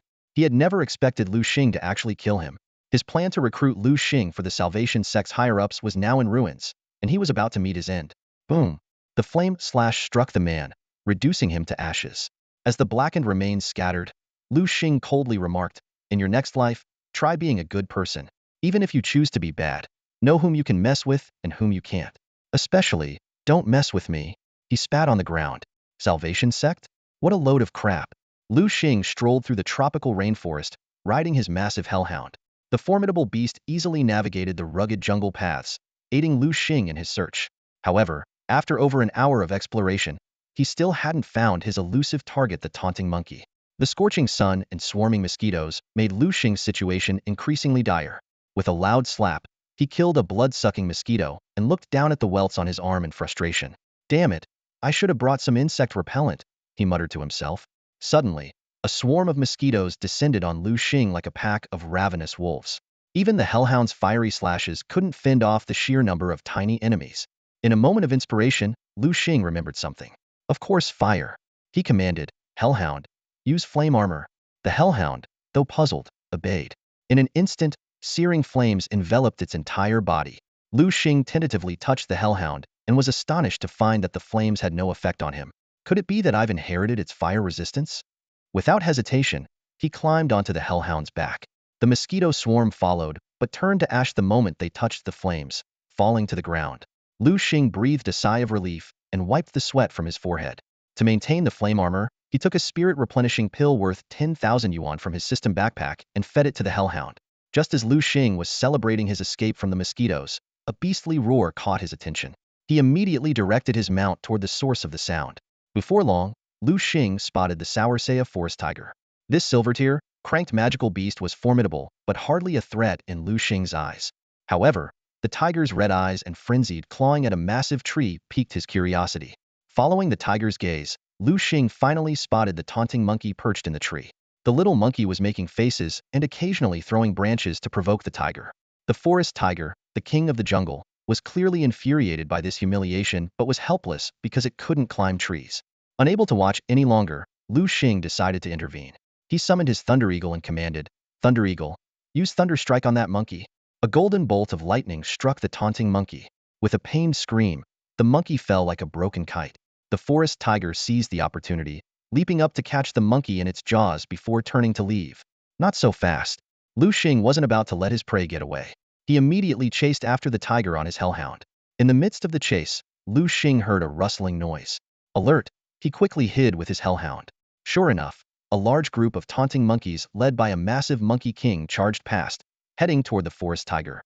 Seeing the monkey king, Liu Xing couldn't help but feel excited. He knew that a king-level magical beast would have a valuable beast core. Once the monkey horde had passed, Liu Xing resumed his pursuit. Eventually, in a canyon area, Liu Xing found the taunting monkey horde.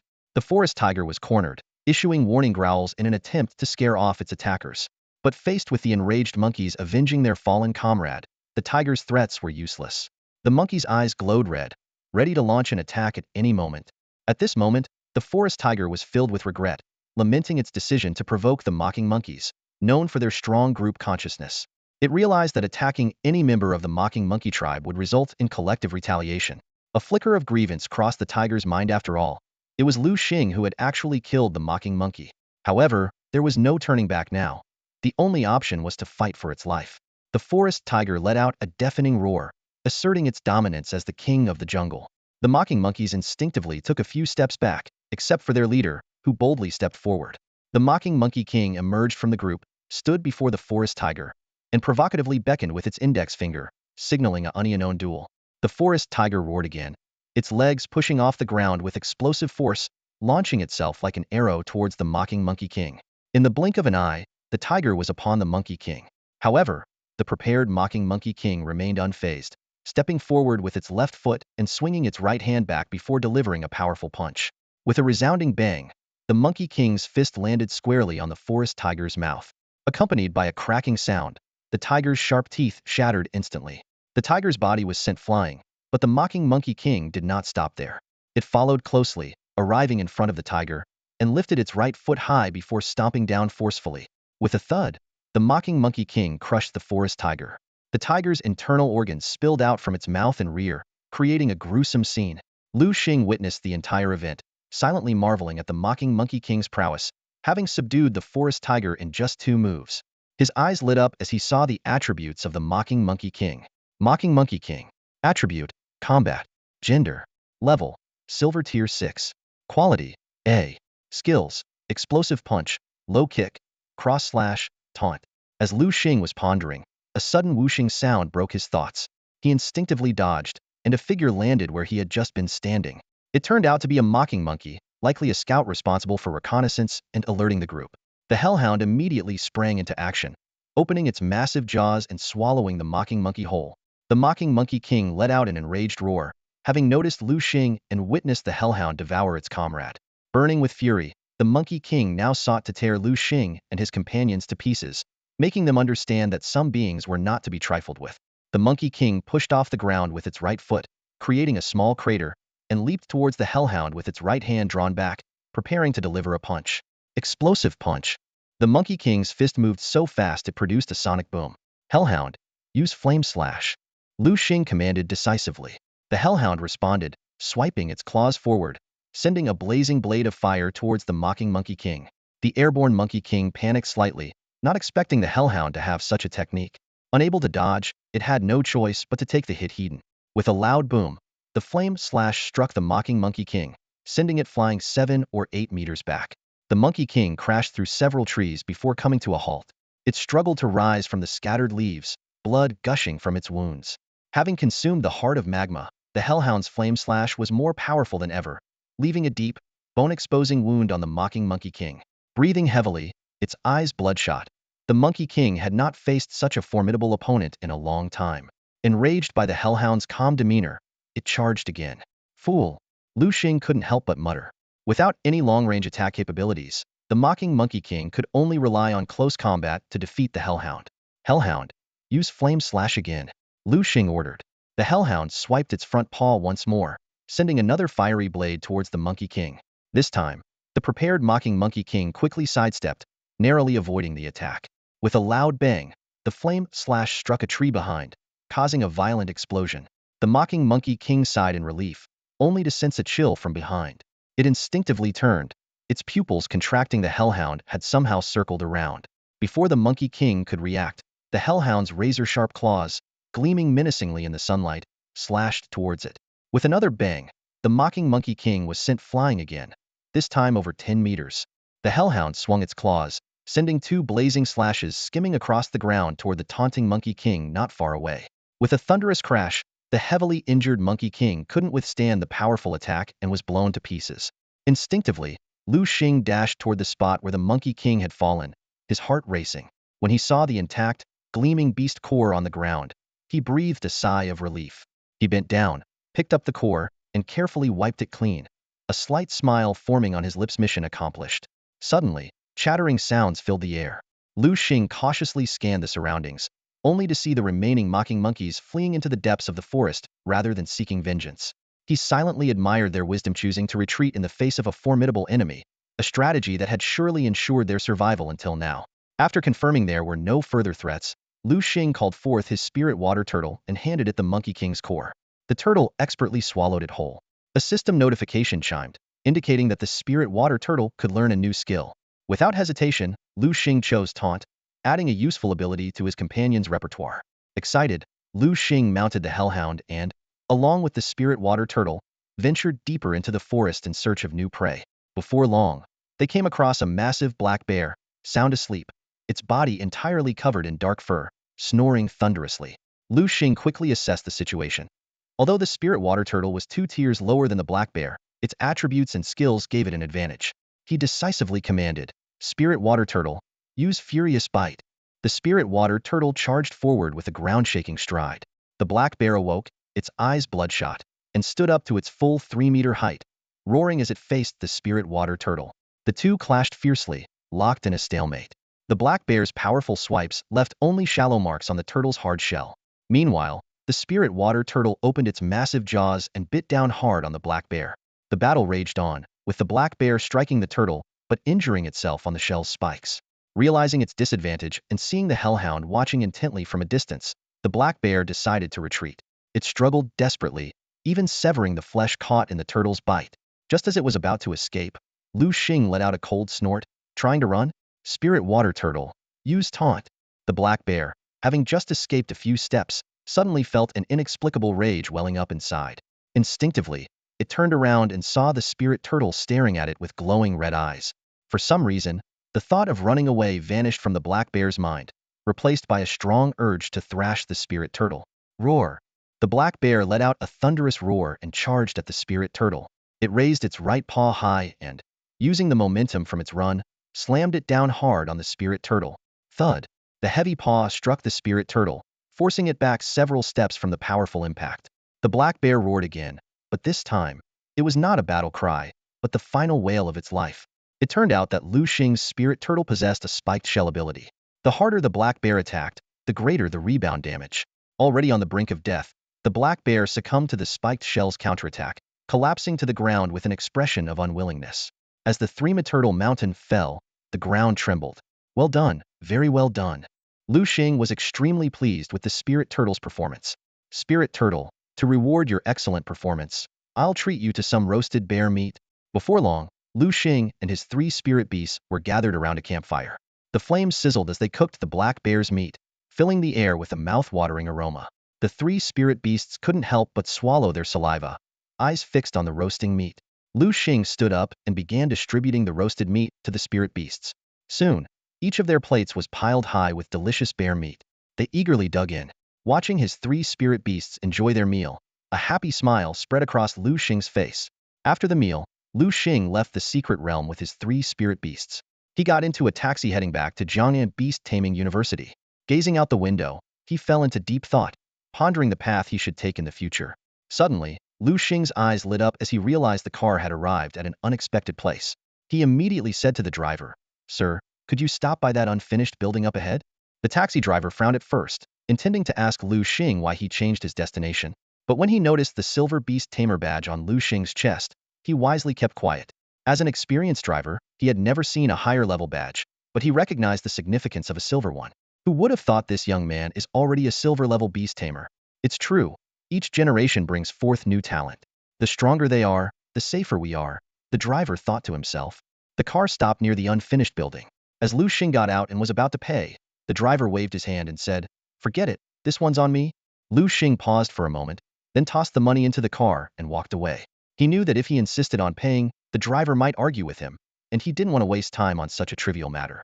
Watching Liu Xing's departing figure, the driver was about to say something but realized Liu Xing had already disappeared.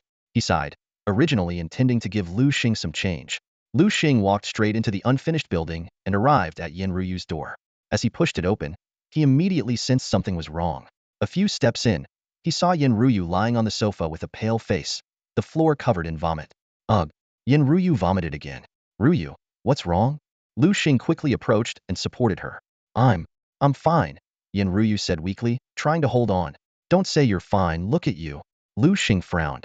Using his system eye, he discovered that Yin Ruyu had been poisoned by a red chain snake. Ruyu, where did you go? How did you get poisoned by a red chain snake? Liu Xing was puzzled, but knew this wasn't the time for questions. He picked her up, intending to take her to the hospital. Liu Xing, don't. Yin Ruyu weakly struggled. Why can't we go to the hospital? Liu Xing was still confused when suddenly, the door was kicked open with a bang. A red figure rushed in, pulling another woman along. Liu Xing turned to see it was Fire Phoenix and Green Lotus. Liu Xing, what are you doing here? And why are you holding Yin Ruyu? Fire Phoenix asked. Green Lotus teased. Oh, it's the little brother. What's going on? Oh, I get it. You want to take advantage of Yin Ruyu while she's weak, right? I understand. Don't worry. I'll stand guard outside and make sure no one disturbs you. Liu Xing rolled his eyes at Green Lotus. Fire Phoenix's face turned dark. Green Lotus, it's one thing to joke around usually, but now isn't the time. All right, no more jokes. Little brother, put her down, Green Lotus said. Liu Xing gently placed Yin Ruyu back on the sofa. Green Lotus immediately went forward to check on her, frowning after a moment. Green Lotus, how is she? Can she be saved? Fire Phoenix asked urgently. Yes, but it's difficult. The red chain snake's venom has spread throughout her body. What should we do then? The only option is to stabilize her condition first. Come out, Green Spirit. Green Lotus summoned Green Spirit. Green Spirit, use healing on her. Green Spirit's body glowed green, and then a beam of green light shot towards Yin Ruyu. After a round of treatment, the green elf's face turned pale, clearly exhausted. It stood unsteadily, and Luoluo immediately reached out to support it. Oh dear, you've worked so hard, Luoluo said, her face full of concern. After all, the green elf was her first beast companion and her lifeline. The Fire Phoenix patted Luoluo's shoulder earnestly. Thank you, Luoluo. Luoluo gave a wry smile. Oh Phoenix, you're being too polite. How many times have I told you? You saved my life. I'll do anything you ask, even marry this brat if you want. The Fire Phoenix frowned at Luoluo's words, the sentimental atmosphere immediately broken. She turned her attention to Yin Ruyu, unconscious on the couch. By the way, Luoluo, is she okay now? For now, but... Luoluo hesitated. What's with you lately, always speaking hesitantly? The Fire Phoenix grew impatient. Luoluo explained. My green elf can only temporarily suppress the toxins in her body. To completely cure her, we need to find high-quality detox fruits. The Fire Phoenix fell into thought, then decisively said, All right, I'll go look for them now. She glanced at Liu Xing and instructed, You stay here and help Luoluo take care of Ruyu for the next couple of days. Got it. Liu Xing nodded in agreement. As the Fire Phoenix hurried away, Liu Xing watched her departing figure and shook his head with a wry smile. She comes and goes so quickly, that's just her personality. At this moment, Luoluo flashed a seductive smile. Hey, little brother, want to play with big sister? I'll show you something nice. She instinctively reached for her collar. No. Liu Xing immediately waved his hands. Luoluo, spare me. He quickly turned and walked to the bathroom, returning shortly with a mop. Seeing this, Luoluo's eyes lit up. Watching Liu Xing clean the floor, she couldn't help but tease, little brother. I meant what I said to Phoenix. It still stands, you know? Liu Xing felt a wave of frustration and silently cursed, You vixen. If I could beat you, I'd have made you surrender already. He glanced at Luoluo's power level diamond tier 2 and set it as his new life goal. After cleaning, Liu Xing sprayed air freshener. Just then, Luoluo came out of Yin Ruyu's room, stretching. Phew, I'm exhausted. She looked at Liu Xing and started teasing again. Little brother, how about sleeping with big sister tonight? Liu Xing quickly declined with a smile. Luoluo, stop teasing me. Oh, I just remembered I have some schoolwork to handle. I'll leave things here to you. With that, he hurried out the door. Stepping out of the rundown building, Liu Xing looked up at the sky, noticing that night had fallen and stars filled the sky. He yawned and decided to head back to school. On the main road, an empty taxi happened to drive by. Liu Xing flagged it down and got in the front seat, casually saying, Driver, to Jiangnan Beast University. The driver glanced at him and smiled. Hey, young man, it's you again. Liu Xing realized it was the same driver from earlier in the day and couldn't help but smile wryly. Yeah, we sure have a lot of fate. As the car started moving, the driver noticed the troubled look on Liu Xing's face and asked with concern, "You seem to have something on your mind, young man?" "It's nothing, just a small issue," Liu Xing replied dismissively. "A small issue? Care to share?" "Maybe I can help," the driver pressed kindly. Liu Xing shook his head with a bitter smile. "No offense, but you're just an ordinary person. I'm looking for detox fruits. How could you possibly help me with that?" "Detox fruits?" The driver pondered for a moment, then smiled. "I might not have much, but I do have some connections for that." "Really?" Liu Xing perked up. "Do you have detox fruits? If you do, name your price and I'll buy them." The driver chuckled. "I don't have any myself, but I do have some information." Liu Xing looked skeptical. "Really?" "Yes, really," the driver explained. "Just 2 days ago, I had 2 passengers who mentioned detox fruits. They were heading to Green Shade Forest to find some because their friend had been bitten by a venomous snake." Liu Xing nodded silently. In this world of beast companions, being bitten by venomous creatures was quite common. Green Shade Forest, huh? Liu Xing muttered to himself. "I just hope the detox fruits they mentioned are high quality. But it's my best shot right now." He turned to the driver and said, "Driver, thank you so much. Please take me to Green Shade Forest." The taxi driver flashed a knowing smile as he watched Liu Xing walk away, calculating in his mind. This young man had great talent and a good nature, promising a bright future. Seizing the chance to form a good relationship now might pay off later. After all, investing in a potential powerhouse is always worthwhile. The driver turned the steering wheel and drove Liu Xing to the entrance of the Green Shade Forest secret realm. Liu Xing got out, paid the fare, and sincerely said, "Thank you so much, sir. If you ever need my help in the future, just ask. I'll do everything I can to assist you." The taxi driver drove away with a satisfied smile. In this era, a promise from a future strongman was worth its weight in gold. Liu Xing didn't think much of it and stepped into the Green Shade Forest secret realm. Under the shroud of night, the forest seemed particularly eerie. Tall trees with thick foliage blocked out the moonlight. Liu Xing rode slowly on the back of his hellhound, navigating through the dark woods. A cold wind blew, making Liu Xing pull his clothes tighter. Although he wasn't afraid of heat, the cold still made him uncomfortable. As he moved forward, he muttered to himself, "I was too hasty this time." The Green Shade Forest is so vast. Finding the antidote fruit is like looking for a needle in a haystack. It would be great to have a beast that can locate treasures. Just as Liu Xing was pondering his next beast choice, a desperate cry for help echoed from afar. "Help! Please, Ahau, don't do this, please."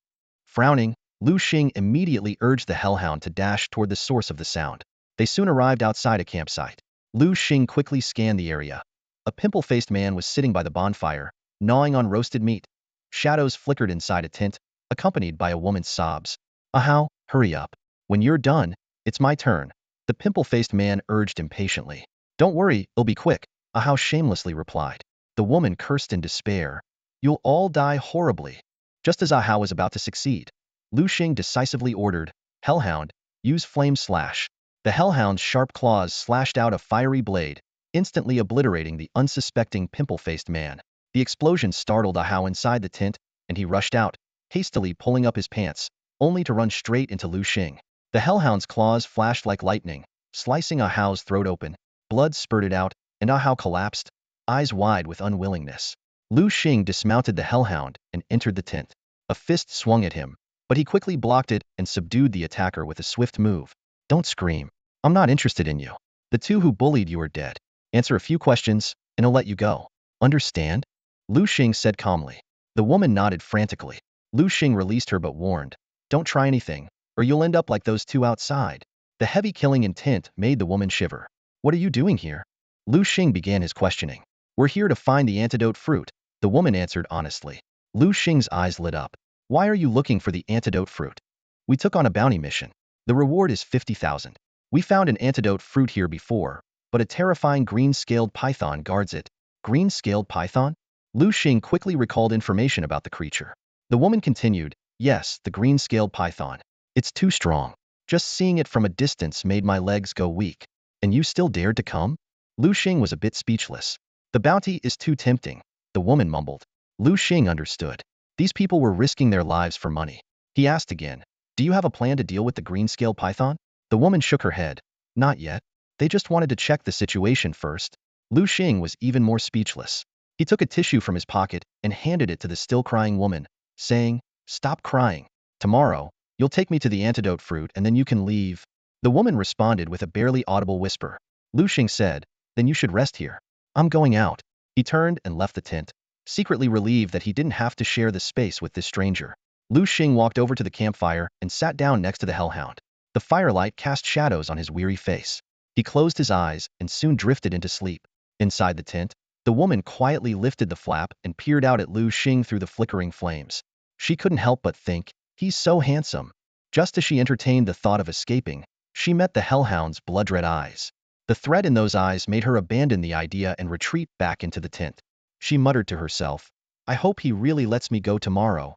The next morning, as the mist cleared and the sun began to rise, Liu Xing and the woman stood on a high hill, looking down at the valley below.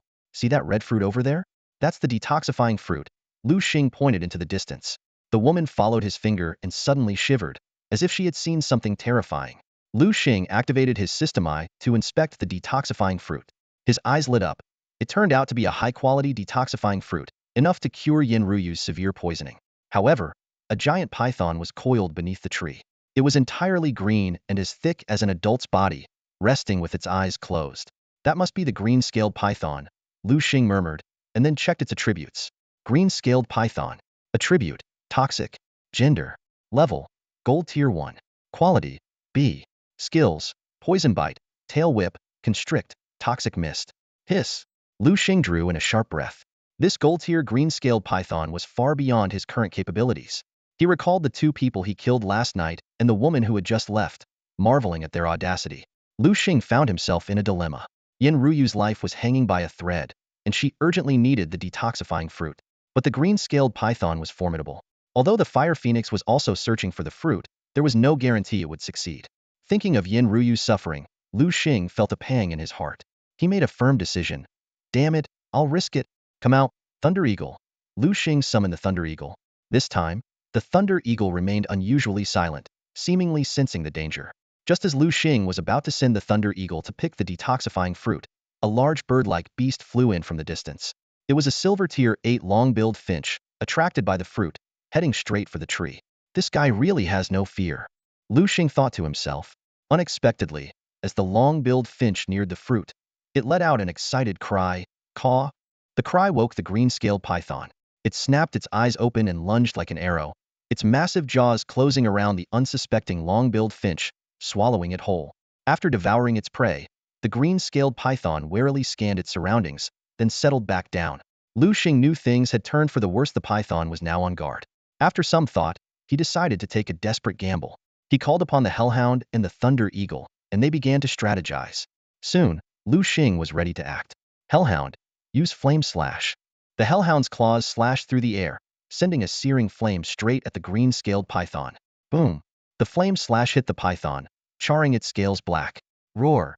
The python bellowed in pain, furiously searching for its attacker. Hellhound, let's go!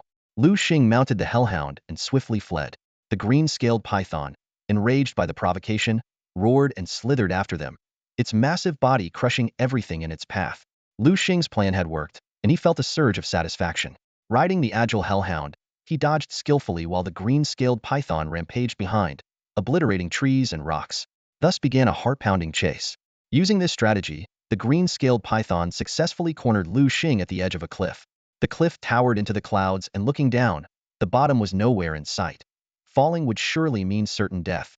The green-scaled python approached Liu Xing with a cold smile, its eyes gleaming with bloodlust, determined to make this reckless boy pay with his life.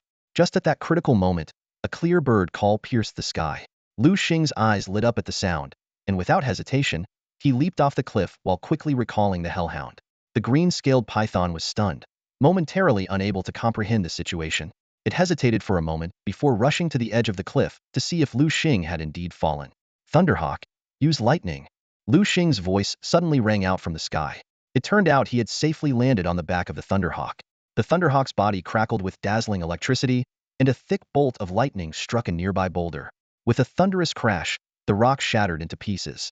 The green-scaled python at the cliff's edge sensed danger, but it was too late. Its massive weight became a fatal weakness as the Thunderhawk's attack caused the already fragile cliff edge to crumble. The green-scaled python's enormous body plummeted uncontrollably into the abyss. As it fell past Liu Xing, it opened its gaping maw in a desperate attempt to strike. but the distance was too great. A resounding crash echoed through the canyon, marking the end of the green-scaled python. Liu Xing descended to the canyon floor on the Thunderhawk, only to find the python's body mangled and scattered. A faint smile appeared on Liu Xing's lips. "Come out, hellhound." Liu Xing summoned his other beast. "Go check if that thing has a magic beast core." Given that the green-scaled python was the gold-tier overlord of the area, it was highly likely to possess a magic beast core. Moments later, the hellhound returned with the python's magic beast core in its mouth. Liu Xing secured the core and retrieved the true objective of his Missiona detoxifying fruit.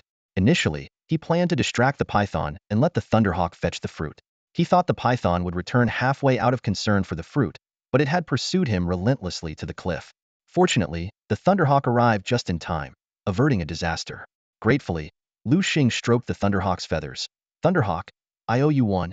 The Thunderhawk closed its eyes and affectionately nuzzled Liu Xing. Looking at the docile Thunderhawk, Liu Xing was glad he had chosen to tame this flying beast.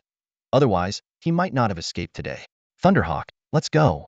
Liu Xing mounted the Thunderhawk, recalled the Hellhound, and swiftly flew toward the secret realm's entrance. As he exited, he encountered the helpful taxi driver who had just dropped off 2 passengers. Liu Xing waved to the driver and then boarded his taxi for the return trip. On the way, the taxi driver smiled and asked, "Young man, did you find what you were looking for?" Liu Xing nodded. "Yes." "Well, congratulations," the driver said sincerely. "Thank you," Liu Xing replied earnestly. "I really appreciate your help. Without you, I wouldn't have found the detoxifying fruit so quickly." The taxi driver waved it off. It was nothing, just a small gesture. Liu Xing chose to take the taxi back to Yen Ruya's house instead of riding the Thunderhawk to keep a low profile. He understood well the proverb, "The tallest tree in the forest gets the wind." Upon entering the house, Liu Xing saw Fire Phoenix and Green Luo looking worried. Fire Phoenix was fuming. "Damn it, that bastard Gung Jiang is ruthless. He bought up all the detoxifying fruits in Jiangnan City." Green Luo was equally concerned. "Yes, I didn't expect Gung Jiang to be so thorough. But what about Ruyu?" As it turned out, Gung Jiang was Fire Phoenix's nemesis. Earlier, while exploring a new secret realm, Fire Phoenix had encountered Gung Jiang's group. Just as Fire Phoenix was about to be overwhelmed, Yen Ruyu rescued her but was poisoned in the process. Gung Jiang, leveraging his influence, had bought all the detoxifying fruits in Jiangnan City, leaving Fire Phoenix with none to buy. Fire Phoenix gritted her teeth. "If anything happens to Ruyu, I swear I'll make Gung Jiang pay." At that moment, she noticed Liu Xing had returned and snapped. "Didn't I tell you to stay here and help take care of Yen Ruyu? Why are you running around like this?" Understanding Fire Phoenix's frustration, Liu Xing didn't get angry. He took out the red detoxifying fruit from his pocket and handed it to Green Luo. "Sister Green Luo, will this help Yen Ruyu?" Green Luo's frown immediately turned to joy upon seeing the fruit. She rushed to Liu Xing, snatched the fruit, and kissed him on the cheek. "Little brother, this is your reward." She then hurried to Yen Ruyu's room to begin the treatment. Liu Xing suddenly pulled out an antidote fruit, leaving Hua Fenghuang stunned. She had originally thought Liu Xing was just messing around, but she didn't expect him to actually go and find the antidote fruit. Realizing her mistake, Hua Fenghuang quickly apologized. "I'm sorry, Liu Xing. I wrongly accused you." Liu Xing responded gently, "It's okay, Sister Fenghuang. I know you were worried. As long as we can cure Sister Ruyu, that's all that matters." Tears welled up in Hua Fenghuang's eyes. Seeing this, Liu Xing took a packet of tissues from his pocket and handed it to her. This small gesture warmed Hua Fenghuang's heart, making her feel a special emotion for the first time. Liu Xing's image in her mind quietly changed, becoming more grand and admirable. Under LV Luo's treatment, Yen Ruyu finally detoxified and regained her vitality. Weakly, she thanked Liu Xing. "Liu Xing, thank you so much this time. I owe you my life." Although the poison was gone, her lips were still pale, indicating that the poisoning had taken a toll on her body and she needed time to recuperate. LV Luo detailed Liu Xing's efforts to Yen Ruyu. After a brief stay at Yen Ruyu's house, Liu Xing took his leave, entrusting the follow-up care to LV Luo. Returning to Jiangnan Beast-Taming University, Liu Xing was heading back to his dorm when he heard a familiar voice behind him. "Liu Xing." He turned around to see Teacher Wu Yong. "Teacher Wu Yong, long time no see." Liu Xing noticed Wu Yong's fatigued face and couldn't help but ask, "Teacher, have you finished your work?" Wu Yong nodded. "Almost. We caught a few big ones, but some managed to escape." He warned Liu Xing seriously. "One of them was Han Mingmen's your enemy. It's best if you don't leave the school for a while." Liu Xing understood and suggested that Teacher Wu Yong get some rest. Watching Liu Xing walk away, Wu Yong smiled with pride, feeling fortunate to have such a talented and loyal student. Back at the dorm, Liu Xing found Liu Xiaoming and Ru Meng glaring at him with reproachful eyes. They complained that he always disappeared for days without a word. Liu Xing quickly apologized and promised to inform them next time. Blushing, Ruming revealed the real reason for her visit. Actually, I have something to ask. I've broken through to silver rank and want to contract a third beast, but I don't know which one to choose, so I came to ask you. She took out a white, hexagonal, transparent crystal, the sacred crystal, as a reward.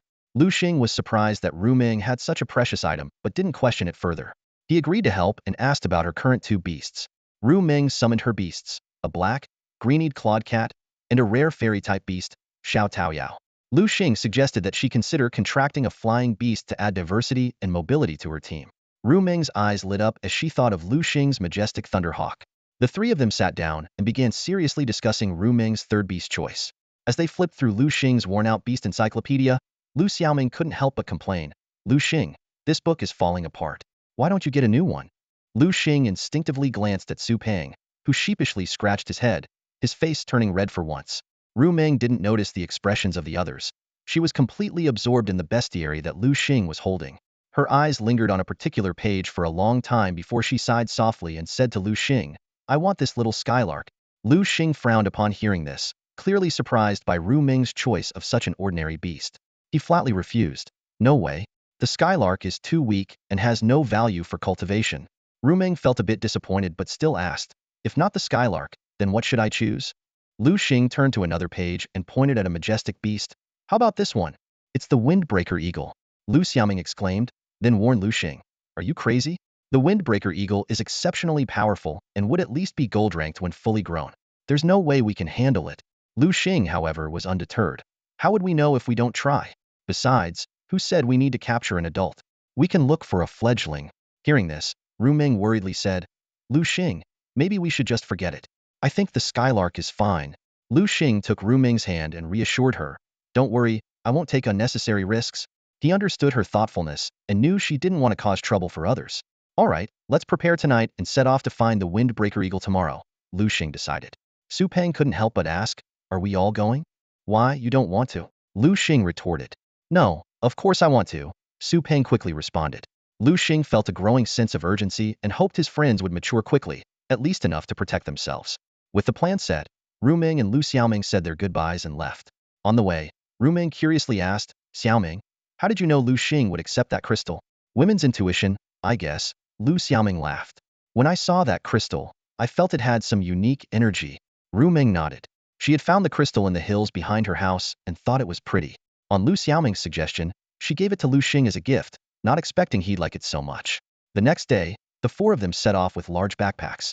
They hired two cars. Liu Xing, Liu Xiaoming, and Ruming shared one, while Su Peng, carrying a lot of food, took the other. Upon entering the secret realm of Hurricane Gorge, the breathtaking scenery amazed everyone. Under the blue sky and white clouds, towering peaks flanked the gorge, and flying beasts occasionally soared overhead. This is Hurricane Gorge? It's so beautiful. Ruming closed her eyes in delight. Liu Xing summoned his Thunderhawk and Hellhound, one to scout ahead and the other to ensure safety. The others also called forth their beasts. Su Peng had his wild ape and glutton, while Liu Xiaoming had her rainbow butterfly and thunder horse. Seeing Liu Xiaoming's second beast, the thunder horse, for the first time, Liu Xing couldn't help but become more curious about her background. Beasts with strength potential were rare, and although they all had such beasts, it was due to their extraordinary luck. Let's move out. Liu Xing mounted his hellhound. Liu Xiaoming climbed onto her thunder horse, and Su Peng awkwardly perched on Glutton's shoulder. Only Ruming stood there, looking a bit embarrassed. Liu Xing extended his hand. Come on. Relieved, Ruming placed her small hand in his, and he pulled her up onto the hellhound's back. The group set off into the distance. Windbreaker eagles like to nest on cliffs, which made Liu Xing's search easier. They just had to wait for the Thunderhawk to bring back news. The Thunderhawk circled the cliffs, its sharp eyes scanning the area. Finally, it spotted a nest and immediately returned to report. Liu Xing rode the Thunderhawk to the nest and found the parent windbreaker eagles were out. He saw 3 fledglings chirping in the nest. However, using his system's eye, he was disappointed to find that all 3 fledglings had only rank potential, not even in a rank among them. It seems the parent windbreaker eagles aren't that great either, Liu Xing muttered. It's true, dragons beget dragons, phoenixes beget phoenixes, and mice beget hole diggers. Suddenly, a cry echoed from afar. The parent windbreaker eagles were returning. Liu Xing immediately told the Thunderhawk, let's go, and quickly flew away from the nest. Over the next few days, Liu Xing rode his Thunderhawk through the canyon cliffs, tirelessly searching for high-quality windbreaker hawks. However, despite his efforts, he only managed to find one A-grade windbreaker hawk and not a single grade one. Just as he was feeling perplexed, a deafening bird cry echoed through the canyon. Looking up, Liu Xing saw a massive windbreaker hawk soaring not far away, gripping a black wild boar in its talons, a clear sign of a successful hunt. His eyes lit up, and he quickly checked the attributes of the windbreaker hawk. Windbreaker hawk attributes: gender, female, level, gold tier 3, grade S, skills, windblade, tailwind, wind tornado. Realizing it was an S-grade windbreaker hawk, Liu Xing felt a surge of joy. This meant it could potentially produce great offspring. He immediately commanded, Thunderhawk, follow it. Riding on the Thunderhawk, Liu Xing carefully tailed the windbreaker hawk. They soon arrived at a cliffside where the hawk flew into a cave. Liu Xing landed on a platform outside the cave. Surveying his surroundings warily, Liu Xing was surprised to find the platform exceptionally hidden, shrouded in thick mist. Without following the windbreaker hawk, he would never have found this place. Realizing that entering the cave recklessly would be suicidal, Liu Xing decided to wait patiently. Over half an hour later, the windbreaker hawk finally left its nest. However, Liu Xing didn't act immediately. As expected, the hawk soon returned to inspect its surroundings before leaving for Real. Liu Xing emerged from behind a large rock, dusted himself off, and cautiously approached the cave entrance. He muttered to himself, "This creature is really cautious. Good thing I waited a bit longer." Entering the cave, Liu Xing quickly discovered a large nest made of dried grass. A windbreaker hawk chick was sleeping soundly beside the half-eaten carcass of a black wild boar. Ignoring the chick's full belly, Liu Xing swiftly pulled out a rope from his system backpack and tied up the sleeping chick. The chick woke up and struggled violently, crying out in distress to call its mother. Liu Xing acted quickly, stuffing a piece of drugged bread into the chick's mouth. The chick swallowed the bread and soon felt dizzy, falling into a deep sleep. Watching the unconscious chick, Liu Xing felt relieved. I didn't expect Su Peng's bread to be so effective, he thought. He ordered the Thunderhawk to grab the unconscious chick, and they swiftly left the cave.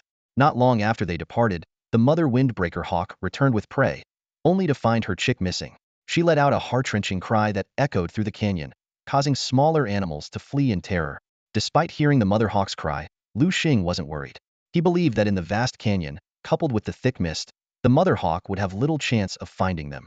Back at the camp, Liu Xing saw Su Peng snoring in the tent while Liu Xiaoming and Ru Meng sat under a large tree, chatting intimately, most likely about Liu Xing. Seeing Liu Xing return, Liu Xiaoming excitedly said to Ru Meng, "Look, Ru Meng, he really brought back a windbreaker hawk." Ru Meng looked up at Liu Xing in the sky, her eyes filled with admiration. The Thunder Hawk gently placed the chick on the ground, and Liu Xing dismounted. He said to Ru Meng, quickly form the contract. Ru Meng nodded and approached the chick. She swiftly formed hand seals, channeling her spiritual energy to draw a contract array on the ground. Sensing the attempt to contract it, the chick woke up and struggled fiercely.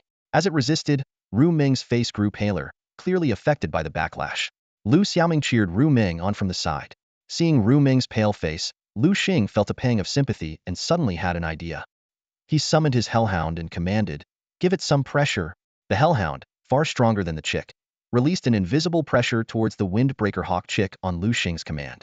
Feeling the terrifying pressure of the hellhound, the young windbreaker eagle collapsed to the ground. A flash of despair crossed its eyes, and it lost all will to resist. Ru Meng seized this moment and quickly completed the contract ceremony. As a flash of spiritual light shot out from the young windbreaker eagle and entered Ru Meng's mind, the contract was finally sealed. Ru Meng felt the faint connection established with the young windbreaker eagle and couldn't help but smile with joy. However, the ceremony had drained her significantly. Her body suddenly weakened, and she was about to collapse. Liu Xing, quick on his feet, rushed forward and caught her. "Are you okay?"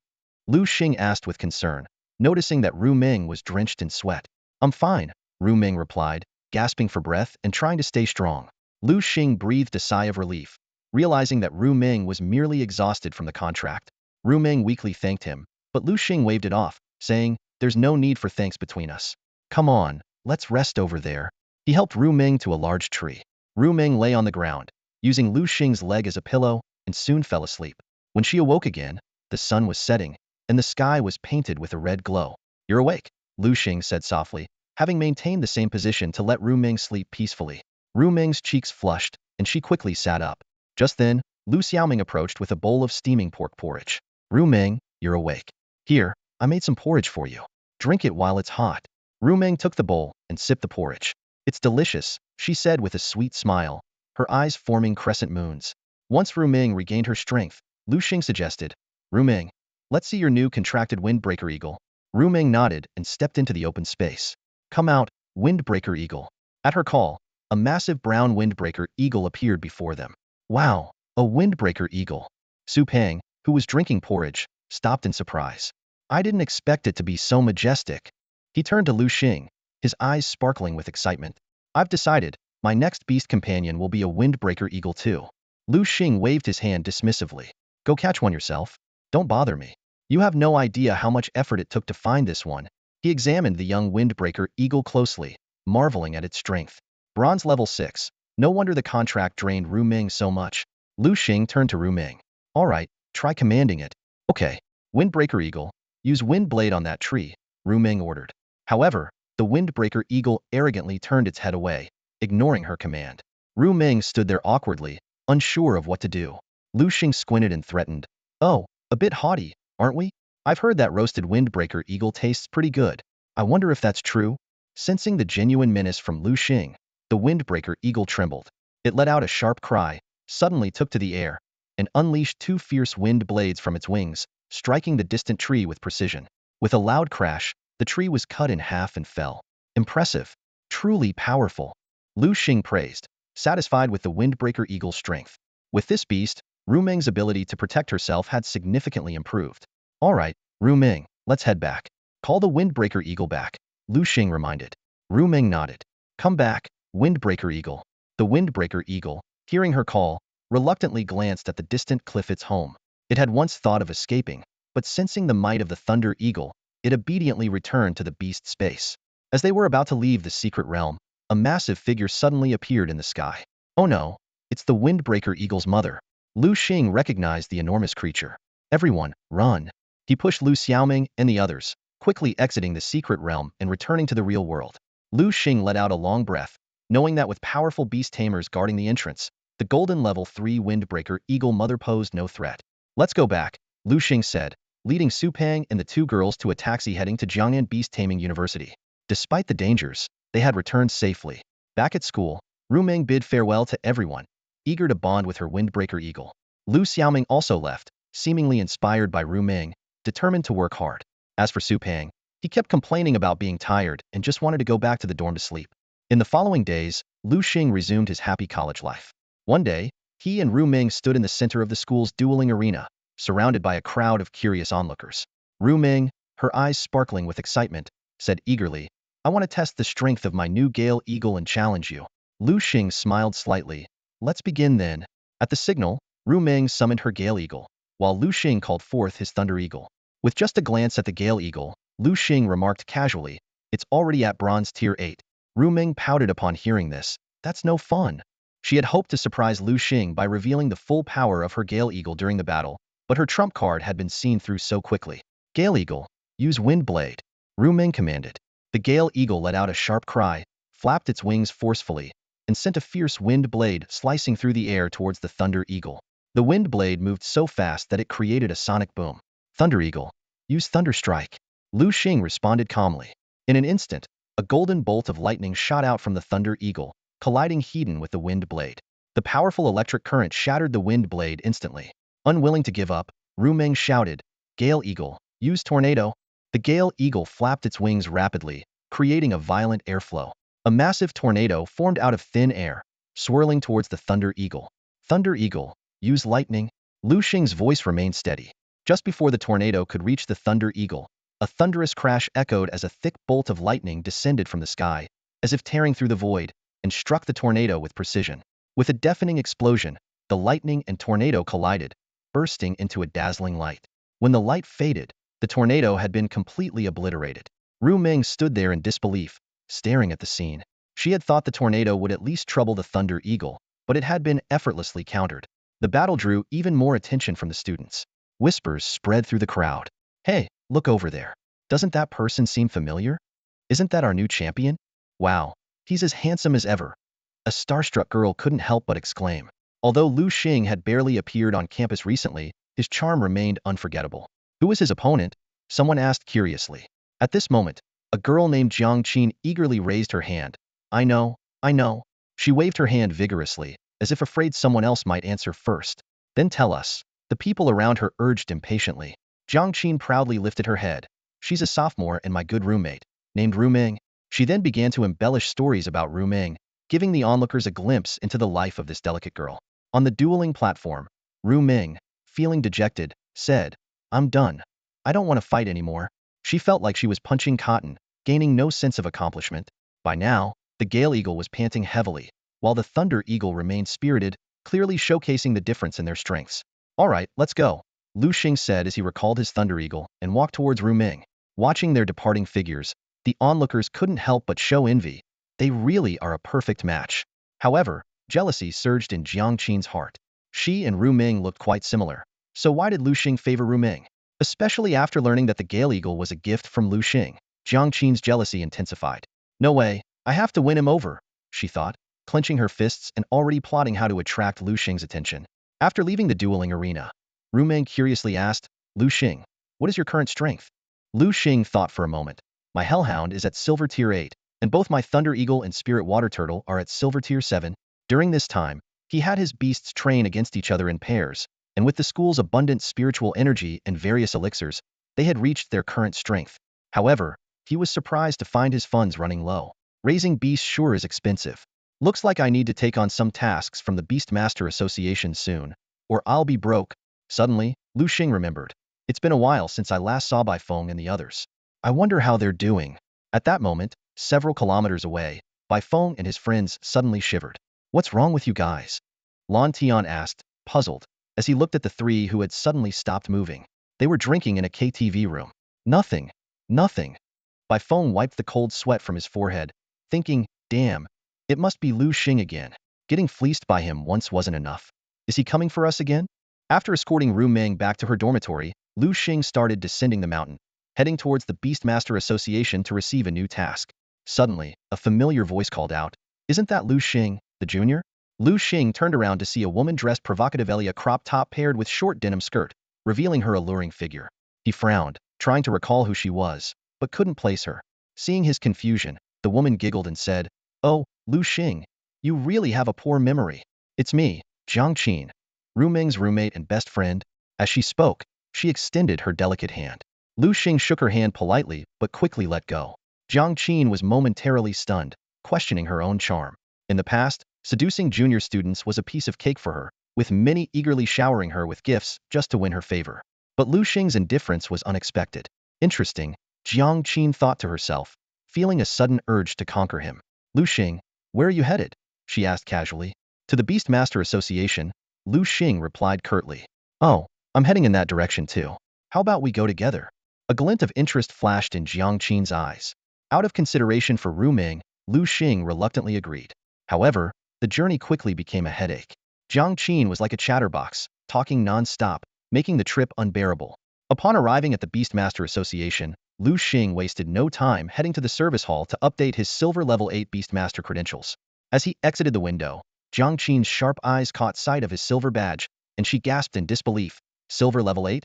She quickly calculated. Liu Xing, being so young yet so powerful, was definitely a rising star. If she didn't make her move soon, she would regret it later. Unaware of Jiang Qin's thoughts, Liu Xing walked straight to the task board. After some searching, he found his target, retrieving the heart of the willow sprite, with a reward of 2.5 million. Slightly surprised, Liu Xing pulled out his phone to look up information on the willow sprite. Learning that these creatures resided in willow forests and were as powerful as silver-level entities, he decided to scout the area first. After accepting the task, Liu Xing turned to leave, only to find Jiang Qin still following him. He frowned and asked, Jiang Qin, what are you doing? Jiang Qin quickly explained, Liu Xing, I saw you took the willow sprite task. I happen to be free, so how about I give you a hand? Liu Xing, not being naive, guessed Jiang Qin's intentions but had no interest in her. More importantly, he sensed a hint of malevolence in her demeanor, indicating she wasn't trustworthy. Ignoring Jiang Qin, Liu Xing hailed a taxi and headed straight to the willow sprite forest. Stubborn fool, Jiang Qin muttered, stomping her foot in frustration. Dejected, she started walking back towards Jiangnan Beastmaster University. Halfway there, a mysterious figure in a black robe blocked her path and asked, excuse me, do you know Liu Xing? The one they call the newcomer king? Jiang Qin frowned but replied, of course I know him. Why do you ask? Before she could finish her sentence, the figure grabbed her throat, dragging her into a nearby alley. "Tell me where Liu Xing is, or I'll kill you," the figure threatened, lifting her off the ground. Jiang Qin, gasping for air, clung desperately to the figure's hand, struggling to breathe. Just as she was about to pass out, the figure released her. She fell to the ground, coughing violently. A strong smell of urine filled the air. The figure looked down and saw her denim skirt was soaked. I know where Liu Xing went," Jiang Qin stammered, desperate to save her life. "Just please don't kill me. I'll tell you everything." Unbeknownst to Jiang Qin, revealing Liu Xing's whereabouts would render her useless. And for the useless, the figure had only one solution: elimination. He approached Jiang Qin, grabbed her head with both hands, and snapped her neck. The unfortunate Jiang Qin died instantly. The figure glanced at her student ID, which read, Jiangnan Beastmaster University Jiang Qin. "Pathetic," he spat. "A student of Jiangnan Beastmaster University, and a sophomore at that. So weak, a disgrace to the school. I've always said we need to clean up the trash in this school, but Liu Xing wouldn't listen. Damn it, if this continues, the school is doomed." The figure removed his hood, revealing a horrifyingly burnt facet was Han Mingming. He had once joined the Salvation Church, but it didn't last long. The church was soon targeted by Liu Xing, who led a joint operation with the Chinese inspection team to annihilate them. Han Mingming had sensed the danger and escaped just in time, avoiding the fate of his comrades who perished in the raid on the Salvation Church's branch. The Forest of Willows, huh? Han Mingming let out a cold laugh, his eyes flashing with a chilling light. It was clear he had made up his mind to trouble Liu Xing. Meanwhile, Liu Xing took a taxi to the entrance of the Forest of Willows' secret realm. Stepping into this mysterious place, he found the scene before him was nothing like he had imagined. There were no willow branches swaying in the sunlight, no gentle breezes by the riverside. Instead, he was met with a dense, dark forest. Heavy fog blanketed the sky, and the surroundings were so dim and unsettling that it felt like being in a ghostly domain. Taking a deep breath, Liu Xing decisively summoned his hellhound. He nimbly mounted the beast and headed deeper into the forest. The hellhound ran swiftly, its two heads vigilantly scanning the surroundings, while Liu Xing kept a sharp lookout for any sign of the willow demon. More than half an hour passed with no success. Just as Liu Xing began to doubt the existence of the willow demon, distant flickering lights caught his attention. In the dim forest, a small wooden hut stood alone by a tiny lake, its faint light swaying in the wind, adding to the eerie atmosphere. Gathering his courage, Liu Xing approached the hut. Suddenly, an old man with disheveled hair and a flushed face stumbled out of the house. In the dim light, Liu Xing noticed the old man's exaggeratedly large nose, making him look like a clown. Seeing Liu Xing, the old man paused, then grinned widely. "Haha, it's been a while since I've seen an outsider, especially a young one. Hey kid, want to have a drink with an old man?" Liu Xing nodded in agreement. The old man immediately untied a gourd from his waist and tossed it to him. Liu Xing caught the gourd and cautiously took a sip. "Good," the old man exclaimed in admiration. "It's rare to see such a straightforward young man." Suddenly, he flashed a sinister smile. "Kid, aren't you afraid I might have poisoned the drink?" Liu Xing smiled calmly. "You wouldn't." Thanks to his system eye, he had already determined the drink was safe. The old man burst into laughter. "Remarkable. It's been ages since I met someone with such a pure heart." He whistled, and a giant elk appeared out of thin air. "Kid, I'm out of booze. I need to get more. Until we meet again." With that, the old man mounted the elk and disappeared into the forest. Liu Xing pondered silently. This old man was no ordinary person, at least a master-level figure. He recalled the elk's attributes: golden horn deer, gold attribute, male, master level, scrade potential, with skills including horn charge, double kick, golden shield, and metal cannon. After drinking the old man's liquor, Liu Xing felt a warm current flowing through his body, dispelling the forest's chill. He continued deeper into the forest, thinking to himself that if he ever met the old man again, he would express his gratitude properly. Just then, a sudden whooshing sound broke the silence. A thick vine whip lashed towards Liu Xing. With quick reflexes, he ducked to avoid it. Looking up, he saw a colossal figure standing in the nearby bushes. The creature was entirely dark green, with countless willow branches hanging from its head like hair, and its blood-red eyes shone menacingly in the dim light. Liu Xing immediately recognized it as a willow demon. Evil, plant attribute, male, gold level, grade potential, with skills including vine whip, evil breath, slam, and heavy hammer. "Come out, Thunder Eagle." Liu Xing quickly formed a seal and summoned his Thunder Eagle. He chose not to use his spirit water turtle, as the willow demon's plant attribute would counteract the water type. "Thunder Eagle, use Thunderbolt." At Liu Xing's command, a bolt of lightning struck down from the sky, hitting the willow demon directly. The demon, unable to dodge, was engulfed in a blaze of golden light and electric currents. Roar! The willow demon let out a piercing scream and turned to flee. Coward! Liu Xing thought disdainfully, surprised that a gold-level willow demon was so timid. Hellhound, chase it! He spurred his hellhound and gave chase. Due to its large size and short legs, the willow demon wasn't fast. Liu Xing quickly caught up to the fleeing creature. The willow demon's roar reverberated throughout the forest. Realizing it couldn't escape, it decided to fight back. With a swift turn, it lashed out with a vine as thick as a giant python, aiming directly at Liu Xing. Hellhound, back off! Liu Xing shouted. The hellhound leapt back nimbly, barely dodging the deadly strike. The vine whipped past its nose, leaving a deep trench in the ground. Use flame slash, Liu Xing commanded, unwilling to stay on the defensive now that the willow demon had attacked. The hellhound slashed its claws forward, sending a searing blade of fire hurtling toward the willow demon. Seeing the oncoming flame slash, fear flashed across the willow demon's face. As a plant-based creature, fire was its greatest nemesis. Just as the willow demon tried to dodge, a bolt of lightning struck it squarely. It was the Thunderhawk's doing. Though the lightning didn't do much damage, it temporarily paralyzed the willow demon. In that split second, the hellhound's flame slash struck the willow demon hard. Arg! The willow demon let out a blood-curdling scream. Liu Xing saw the impact had created a deep, bone-revealing gash, with embers still smoldering around the edges. Roar! The willow demon bellowed, ignoring its injuries and charging at Liu Xing. Its right hand morphed into a massive wooden mallet, which it swung down toward Liu Xing's head. Hellhound, dodge! Liu Xing yelled. The hellhound sidestepped just in time, narrowly avoiding the lethal blow. Boom! The wooden mallet smashed into the ground, leaving a large crater. Liu Xing's heart pounded, realizing he had narrowly avoided being crushed. Seeing its attack miss, the willow demon rose slowly, preparing for another strike. But Liu Xing wasn't about to give it a second chance. Hellhound! Another flame slash. The hellhound's claws slashed again, sending another fierce blade of fire toward the willow demon. Boom! The flame slash hit its mark, shattering the willow demon's last defenses. It staggered, filled with unwillingness and despair, before collapsing heavily to the ground. Liu Xing sighed in relief, thinking, the willow demon, though powerful, is slow and vulnerable to fire. Against the faster hellhound, it was doomed to be on the losing end. Hellhound, let's go, Liu Xing ordered. The hellhound leapt onto the willow demon's corpse. Its sharp claws easily tore through the tough bark. With a crunch, it extracted the willow demon's heart. So this is the willow demon heart, Liu Xing muttered, placing the dark green heart into his system backpack. Just as Liu Xing was about to leave, a round of applause broke the silence. Clap, clap, clap. Liu Xing turned towards the sound, alert. Not far to his right stood a figure in a black robe. Without the system eye, Liu Xing might not have noticed him at all. Who are you? Liu Xing asked curiously, though he was already on guard. Brat, have you forgotten my voice? The black-robed figure pulled off his hood. Han Mingming, Liu Xing exclaimed. Despite the burn scars covering half his face, Liu Xing recognized him immediately. I can't believe you're still alive. Han Mingming sneered, his eyes filled with malice.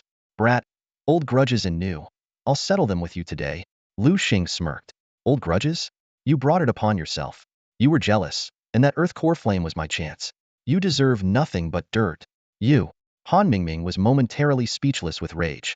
You haven't changed a bit, still as sharp-tongued as ever. Let's see if you can keep that up. Come out, my old friends. Han Mingming quickly formed hand seals, and 3 beasts appeared before Liu Xing. A sturdy golden eagle of the 2nd rank, a golden 3rd rank maple demon, and a golden 6th rank giant clawed crab. Liu Xing's sharp eyes noticed something amiss. Where's your flame lion? Han Mingming's face briefly showed pain, indicating his flame lion had met a grim fate. Despite this, he was still a formidable opponent for Liu Xing. Run. Just run, was Liu Xing's only thought. He spurred the hellhound, racing in the opposite direction through the willow forest. Think you can escape? No way. Han Mingming leapt onto the sturdy golden eagle, giving chase.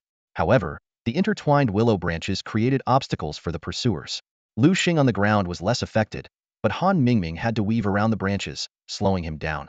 Damn it, that brat is like a rat. Han Mingming cursed. If only my flame lion were here. He missed his flame lion, knowing it could have easily caught Liu Xing. Now, he had to rely on the sturdy golden eagle, as neither the giant clawed crab nor the maple demon could keep up with Liu Xing's speed. Liu Xing rode on the back of the hellhound, his brow furrowed as his mind raced. Although he didn't know how Han Mingming had discovered his whereabouts, he guessed it was the noise from the recent battle that had drawn his attention. Glancing at Han Mingming relentlessly pursuing him, Liu Xing felt a headache forming. Without any cough syrup, Han Mingming was like a hungry tiger pouncing on its prey, refusing to give up. Liu Xing quickly scanned his surroundings, and suddenly his eyes lit up as if he had found a way out. He urged the hellhound to dash toward the distant willow forest. Here, willow spirits were everywhere, their vine whips lashing like rain. "Hellhound, dodge quickly!" Liu Xing shouted. The hellhound agilely leaped, narrowly avoiding a thick vine whip's attack. Liu Xing deliberately maneuvered around the willow spirit's territory, soon finding not just Han Mingming but also a large group of angry willow spirits on his tail. Han Mingming, riding on the back of his mighty eagle, initially paid no heed to the willow spirits. However, when the willow spirits turned their attention to him, the situation took a sharp turn. One of the willow spirits attacked first, its vine whip lashing fiercely at Han Mingming. "You're asking for it," Han Mingming coldly shouted. "Mighty eagle, use golden flash." The mighty eagle's body glowed with a golden light, and with a sharp sweep of its wings, it severed the attacking willow spirit in half. However, this action didn't scare off the other willow spirits. Instead, it enraged them. A horde of willow spirits roared and charged at Han Mingming. Han Mingming's face darkened as the situation spiraled out of his control. Seeing Liu Xing getting farther away, he was forced to abandon the chase and deal with the immediate threat. "If you want to die for that guy, I'll grant your wish." Han Mingming gritted his teeth, deciding to vent his anger on the willow spirits. "Mighty eagle, it's up to you. Use golden flash." The mighty eagle let out a screech and tore through the willow spirits. After killing several of them, the remaining willow spirits, sensing the danger, fled in all directions. Han Mingming breathed a sigh of relief, knowing he had narrowly avoided defeat. He looked up at the sky, a wary expression on his face. Earlier, he had intended to fly over the willow spirits and continue his chase from above, but in that moment, he had sensed an overwhelmingly powerful presence. That force made his soul tremble, far surpassing any platinum-level beast he had ever known. Han Mingming understood it was a warning and wisely chose to leave. He cast one last glance in the direction where Liu Xing had disappeared, then turned and left. Liu Xing rode the hellhound through the willow forest and arrived at a high slope. Looking back, he saw the willow forest shrouded in darkness, the dangerous aura now gone. This innate danger sense had saved Liu Xing countless times. "Hellhound, there's a big rock up ahead. Let's rest there for a bit," Liu Xing said. The hellhound nodded in agreement, feeling tired from the continuous running. They reached the large rock, and a cool evening breeze brought a hint of chill. Liu Xing closed his eyes to enjoy the momentary refreshment. When he opened them, he noticed a bright moon had risen, casting its light across the land, making the willow forest glisten under the moonlight. "Young man, we meet again," a familiar voice called out. Liu Xing was surprised to see the old man he had met in the small cabin lying on the large rock. "How do you find the scenery here?" the old man asked. "It's beautiful," Liu Xing replied softly, expressing his genuine feelings with just 2 words. "Yes, it is," the old man agreed, though his eyes showed a hint of sadness.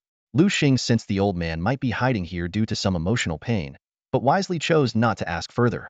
"Come up here, young man, and have a drink with me tonight," the old man invited. "All right," Liu Xing nodded. He understood that staying with this old man, who possessed at least master-level strength, was the safest choice. Compared to such a powerful figure, Han Mingming's mere gold-tier strength was insignificant. "Hey, young man, come have a drink," the elderly man invited, and Liu Xing gladly accepted. They sat on a large rock, bottles in hand, and began to chat. As the alcohol took effect, their conversation flowed more freely. Liu Xing was surprised to find he had a knack for being a confidant. The old man, perhaps loosened by the alcohol or burdened by long-held feelings, began to pour out his heart. He told a tragic love story, his voice filled with regret and bitterness. After listening, Liu Xing sighed. Since ancient times, even heroes can't resist the charms of a beauty. He looked the old man in the eye and spoke earnestly. "If you truly love her, you should go find her. Let go of everything for her. If you can't put aside your pride, then it means you don't love her enough." These words seemed to strike a chord with the old man, whose eyes suddenly brightened. "You're right," he realized, laughing heartily. He praised Liu Xing's insight, his expression turning serious. "Young man, I owe you one," he said, pulling out a business card. "This is my private number. If you ever run into trouble, you can call me. Just don't ask me to do anything immoral." Liu Xing rolled his eyes. "Do I look like that kind of person to you?" No, you don't." The old man laughed again. They continued drinking, and before long, Liu Xing fell into a deep sleep. When he woke up, the sun was already high in the sky. He found himself still lying on the large rock, his head resting on a hellhound. A pounding headache from the hangover hit him, and he rubbed his temples. Looking around, he saw that the old man was nowhere to be found. Liu Xing smiled, guessing that the old man might have gone to find the woman he longed for. As he stood up, a book fell from his body. Picking it up, He saw the cover read, "How to Feed Your Beasts Better." Flipping through it, Liu Xing was surprised to discover it was a cookbook specifically for beast tamers. I'll have to make a copy for Su Pang, he thought, putting the book into his system backpack. Liu Xing thanked the Hellhound for its company and rode it out of the secret realm. However, the exit was deserted. Han Mingming was not waiting as expected. Back in the real world, Liu Xing took a taxi to the Beast Tamer Association to submit his task. He temporarily put Han Mingming out of his mind, reasoning that in broad daylight, she wouldn't dare make any rash moves. At the association's task hall, Liu Xing handed over the task items to the receptionist. Moments later, he received a bank notification showing a deposit of 2.5 million. Just as Liu Xing was about to leave, an elderly man in a casual suit hurriedly approached, inquiring about the heart of the Willow Demon. The receptionist's glance directed the elderly man to Liu Xing. "How did you get the heart of the Willow Demon?" the elderly man asked urgently. Liu Xing replied nonchalantly, "I went to the Willow Demon forest and hunted a Willow Demon. Do you think treasures just fall from the sky?" The elderly man gasped. "Do you know how dangerous that place is? No one has ever come back alive." Liu Xing's face darkened as he realized he might have been set up.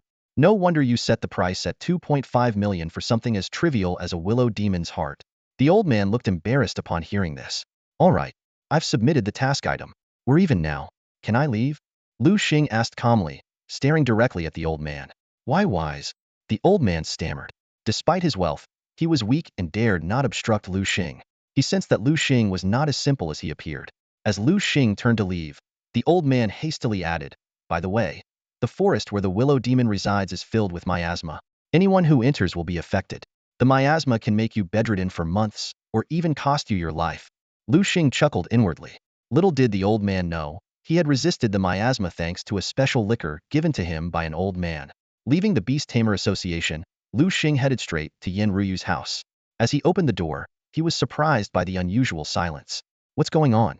Did they leave again? He wondered, stepping inside. To his astonishment, he found Yin Ruyu leisurely eating grapes on the living room sofa. She was momentarily startled upon seeing him, but then flashed a sweet smile, leaving Liu Xing a bit dazed. "Liu Xing, thank you so much for what you did earlier," Yin Ryu said sincerely. Liu Xing waved his hand dismissively, trying to appear nonchalant. "Oh, it was nothing. Just a small favor." Despite his words, Yin Ryu remembered his help deeply. "From now on, if you need anything, just let me know. If it's within my power, I'll help you," Yin Ryu promised earnestly. "Really?" Liu Xing's eyes lit up, a playful expression crossing his face as his gaze lingered on a particular part of Yin Ryu's body. It wasn't that he was being inappropriate. Yin Ryu's charm was simply overwhelming. Yes, really. Far from being offended by his gaze, Yin Ryu seemed pleased. "All right, stop standing there like a fool. Come, have a seat." "Okay." Liu Xing nodded and sat down, starting a conversation with her. "Ryu, how did you get poisoned in the first place?" Yin Ryu recounted her story. She had been invited by the Fire Phoenix to explore a new secret realm with other members. There, they encountered their old enemies, the White Wolf Gang. The enmity between the two groups had a long history, stemming from an incident where a White Wolf member tried to bully someone from the Phoenix group, only to be killed by the Fire Phoenix herself. Ever since, they clashed whenever they met in the wild. White Wolf Gang. Gengjiang. Liu Xing muttered under his breath, a cold glint flashing in his eyes. These names were now on his hit list. One day, when he was strong enough, he vowed to eradicate them. "Ryu, how are you feeling now?" Liu Xing asked with concern. "Much better," Yin Ryu replied, looking at him. "By the way, I have something for you." "For me?" Liu Xing was taken aback, not expecting a gift from her. Yin Ryu stood up, went into another room, and returned with a small box. "Here you go," she said, handing it to him. Liu Xing opened the box and was stunned by what he saw. "Is this a Thunder Drake's beast core?"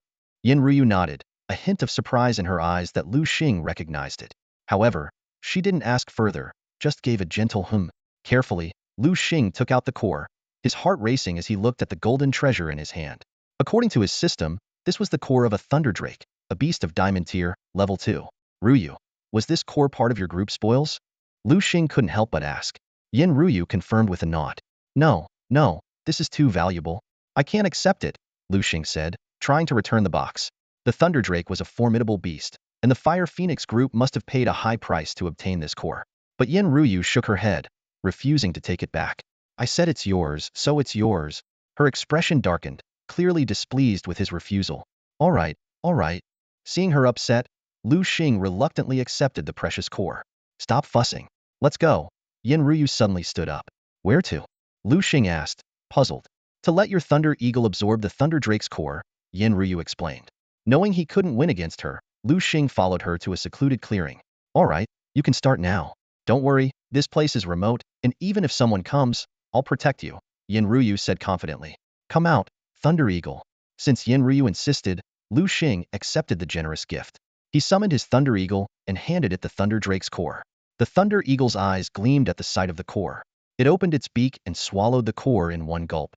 Suddenly, the system's notification sounded. Ding! Your Thunder Eagle has consumed a Thunder Drake's beast core. It will learn the following skills. Please choose. 1. Thunder Strike. Summon a bolt of lightning to strike your opponent, dealing massive electric damage. 2. Arc Lightning. Release a small arc of electricity, which may paralyze the opponent. 3. Lightning Bolt. Summon lightning to attack the opponent. 4. Wrath of the Thunder God. Summon thunderclouds to attack enemies within a 100-meter radius. The attack range increases with the user's level. Which one should I choose? Liu Xing found himself in a dilemma. Every skill before him was top-notch, each one making his mouth water. Unfortunately, reality is often harsh. He could only pick one. After an intense internal struggle, Liu Xing finally settled on Thunder God's Wrath.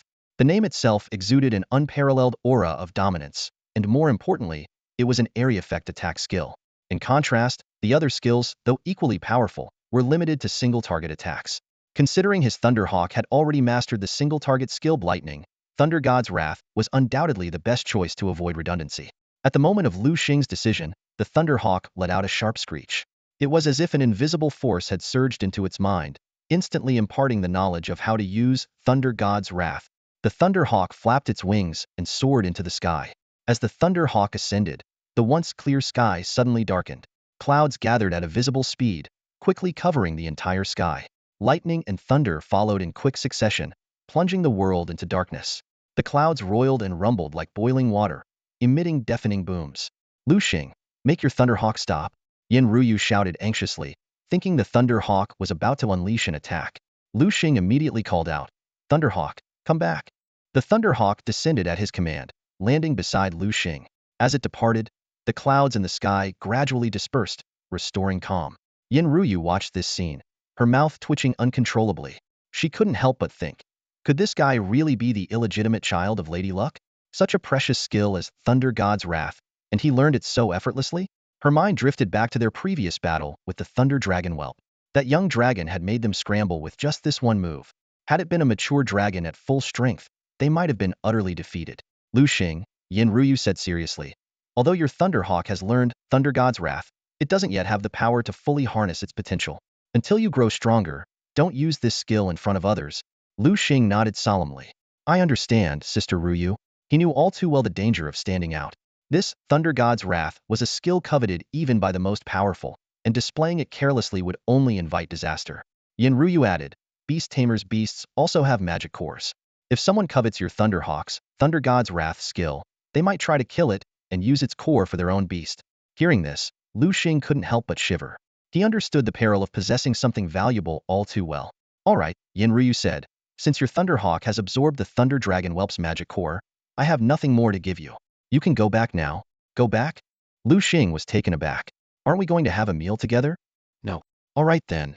Liu Xing reluctantly headed back to Jiangnan Beast Tamer University. Watching Liu Xing's receding figure, a hint of envy flashed across Yin Ryu's face. Although she bore no ill will, it was only human to feel a twinge of jealousy seeing someone else get such a fantastic skill. That guy really is lucky. Yin Ryu muttered to herself with a wry smile. The allure of Thunder God's Wrath was too great. Even she found it hard to resist. Liu Xing arrived at the roadside, hailed a taxi, and headed straight to Jiangnan Beast Tamer University. Back at the dorm, he found Su Peng lounging with his legs crossed, munching on chips and watching TV.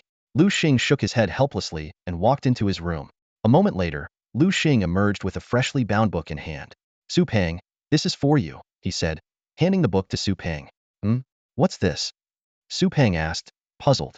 A recipe book for beasts. I got it from a powerful figure. Do you want it? A powerful figure. Su Peng was so astonished that he dropped his chips. He trusted Liu Xing's judgment implicitly. If Liu Xing said it was from a powerful figure, it had to be true. But why is it a copy? Su Peng asked, feeling the still-warm recipe book. Of course it's a copy. Do you think I'd give you the original? Liu Xing glanced at the beast encyclopedia on the table, covered in sunflower seed shells. And look at that beast encyclopedia. Su Peng blushed. Liu Xing thought, a beast encyclopedia can be replaced, but this recipe book is one of a kind. If it ever got used as toilet paper, there'd be no end to his regret. Hee. Su Peng grinned from ear to ear, clutching the recipe book. As a foodie, he couldn't wait to showcase his culinary skills. Liu Xing, don't go anywhere. I'm about to show you just how good my cooking is, Su Peng said, hurriedly putting on his shoes and rushing down the mountain.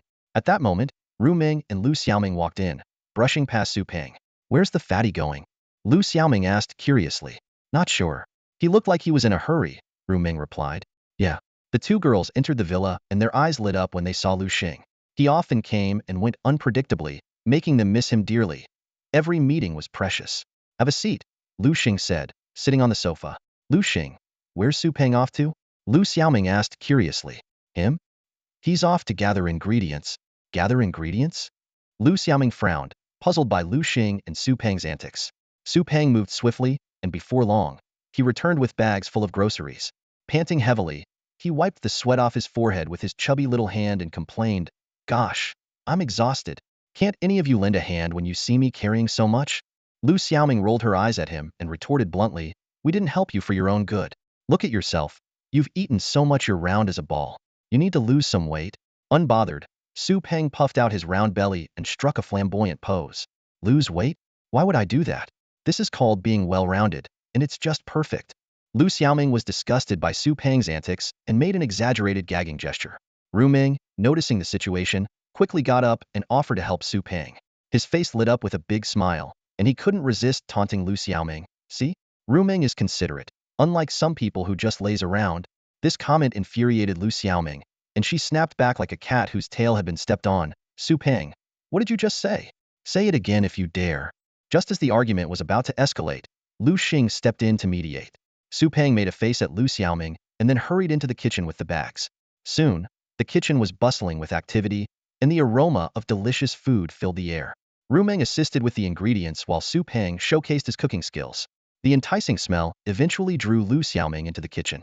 She couldn't resist reaching for the beautifully plated dishes on the stove, but Su Peng slapped her hand away. These are specially made for the beasts, with added herbs, Su Peng explained. You can eat them if you want, but don't blame me if something happens. Lu Xiaoming's interest immediately waned. Su Peng then urged Liu Xing to release the beasts.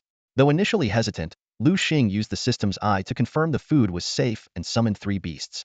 The beasts devoured the food in no time, licking their mouths in satisfaction. Seeing this, Liu Xing chuckled. Su Peng, looks like we'll need your help again. Lu Xiaoming and Ru Ming chimed in agreement. Though Su Peng feigned reluctance, he eventually agreed. From then on, Su Peng became the dedicated caretaker for their beasts, ensuring their meals and well-being. Of course, Liu Xing provided a generous beast-rearing fund as compensation. Life went on peacefully. One day, Liu Xing checked on his hellhound and found it had reached silver tier 9, just a step away from gold tier 1. However, the meticulous feeding had also caused it to gain some weight. Determined to train it, Liu Xing headed to the Beastmaster Association to take on a mission.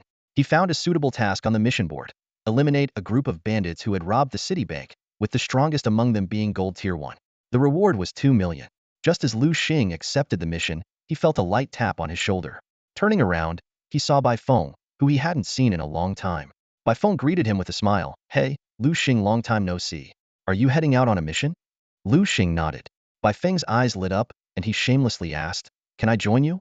Liu Xing sized him up and noticed that Bai Feng's strength had already reached silver tier 4. He thought to himself, rich people really do progress faster. As soon as Liu Xing finished speaking, Bai Feng immediately understood. Being a shrewd person, he quickly pulled out a bank card from his pocket and respectfully handed it to Liu Xing. Brother Liu Xing, this is a little token of my respect. There's 1 million in it, and the password is 6 ones, Bai Feng said, his tone full of flattery. Liu Xing nodded slightly, took the bank card, and put it away. Let's go. You can follow me on this mission, but you must listen to me on the way. If anything goes wrong, I'm not responsible. Of course, no problem. Bai Feng nodded repeatedly, like a pecking chicken. The two of them set off and took a taxi to the outskirts of the silent forest. At Liu Xing's command, he summoned a hellhound. The appearance of this massive and fierce beast made Bai Feng's eyes widen. Wow, boss Liu Xing, when did you get such a powerful beast? Bai Feng's eyes sparkled with admiration. Liu Xing simply replied, It's just so-so, and then mounted the hellhound. Seeing this, Bai Feng hurriedly summoned his white-winged wolf. However, As soon as the white-winged wolf appeared, it was so intimidated by the hellhound's presence that it wanted to flee. Luckily, Baifeng managed to restrain it in time. Looking at his trembling beast, Baifeng couldn't help but smile bitterly. He realized the vast gap between himself and Liu Xing. Along the way, the hellhound's aura made wild magical beasts scatter, and any that didn't were instantly obliterated. Baifeng followed behind, feeling more and more that he and Liu Xing were no longer on the same level. They searched several campsites in the silent forest but couldn't find their target. Baifeng finally couldn't help but complain, only to be silenced by a fierce glare from the hellhound. At that moment, Liu Xing suddenly made a gesture for silence. They had discovered a campsite where people were gathered around a bonfire, feasting. The conversation from the campsite drifted into Liu Xing and Baifeng's ears. Those people were discussing how to squander their stolen money, unaware of the impending danger. Their leader, known as Wolf Brother, seemed troubled. "We've messed with the wrong people this time," Wolf Brother said in a low voice, his brow furrowed. Despite his subordinates' attempts to reassure him, Wolf Brother remained uneasy. As a top-tier gold-level expert, he should have been fearless, but he couldn't shake his inner anxiety. Liu Xing shot a wary glance at Baifeng beside him and then whispered, "When the fight starts, leave the others to you. The boss is mine." Baifeng was about to speak, but Liu Xing cut him off decisively. "It's settled. Come out, everyone." Liu Xing decisively released his three beasts, a sharp glint in his eyes. Knowing well the strategy of capturing the leader first, he aimed directly for Lang Ge. "Hellhound, use flame slash on that guy." At Liu Xing's command, the hellhound sprang into action.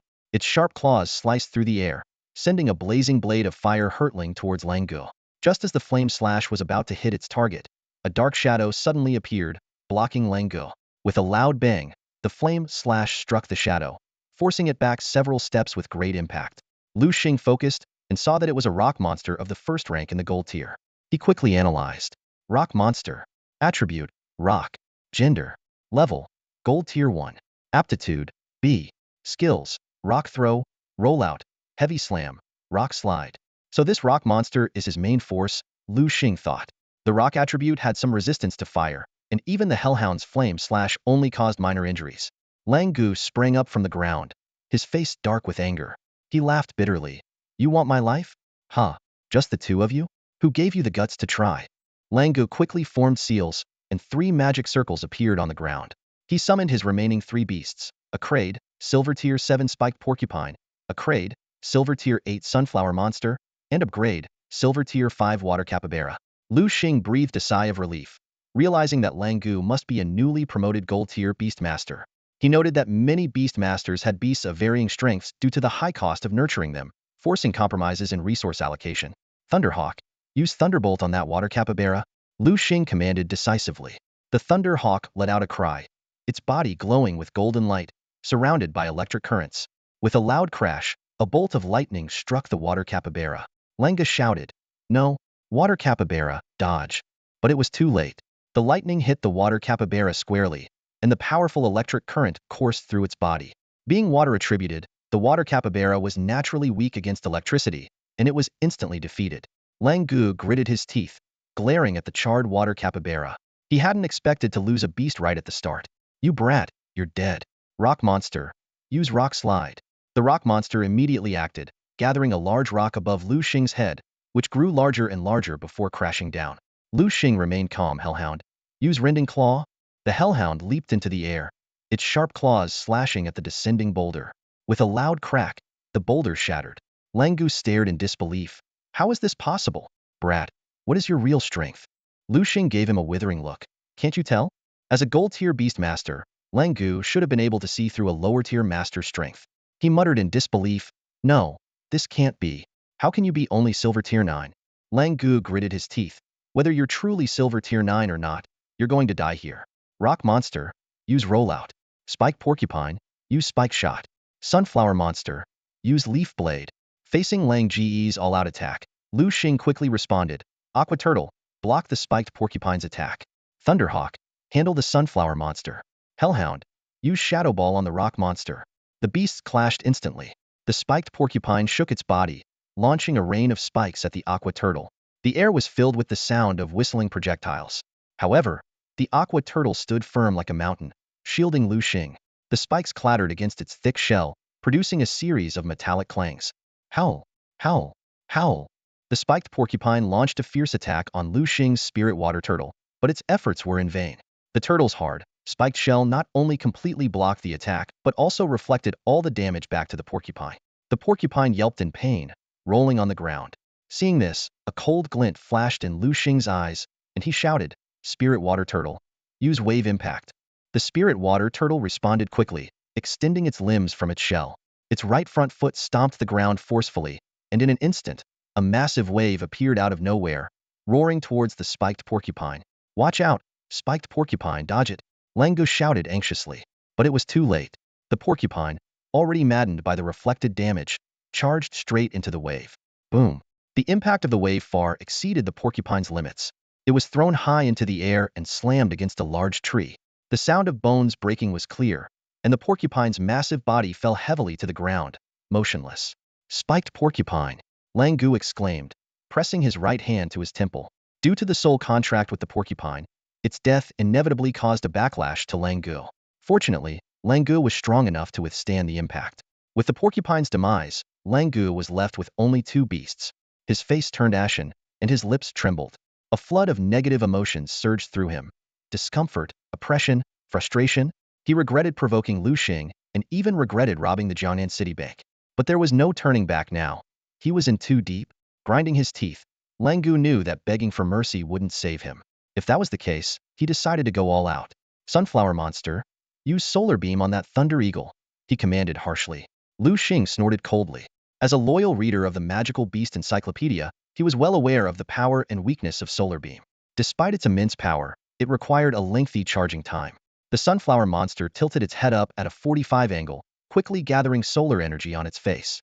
Seeing the energy build up, Liu Xing made a decisive call. "Thunder Eagle, interrupt it. Use Thunderbolt." Boom! A thick bolt of lightning struck the sunflower monster accurately.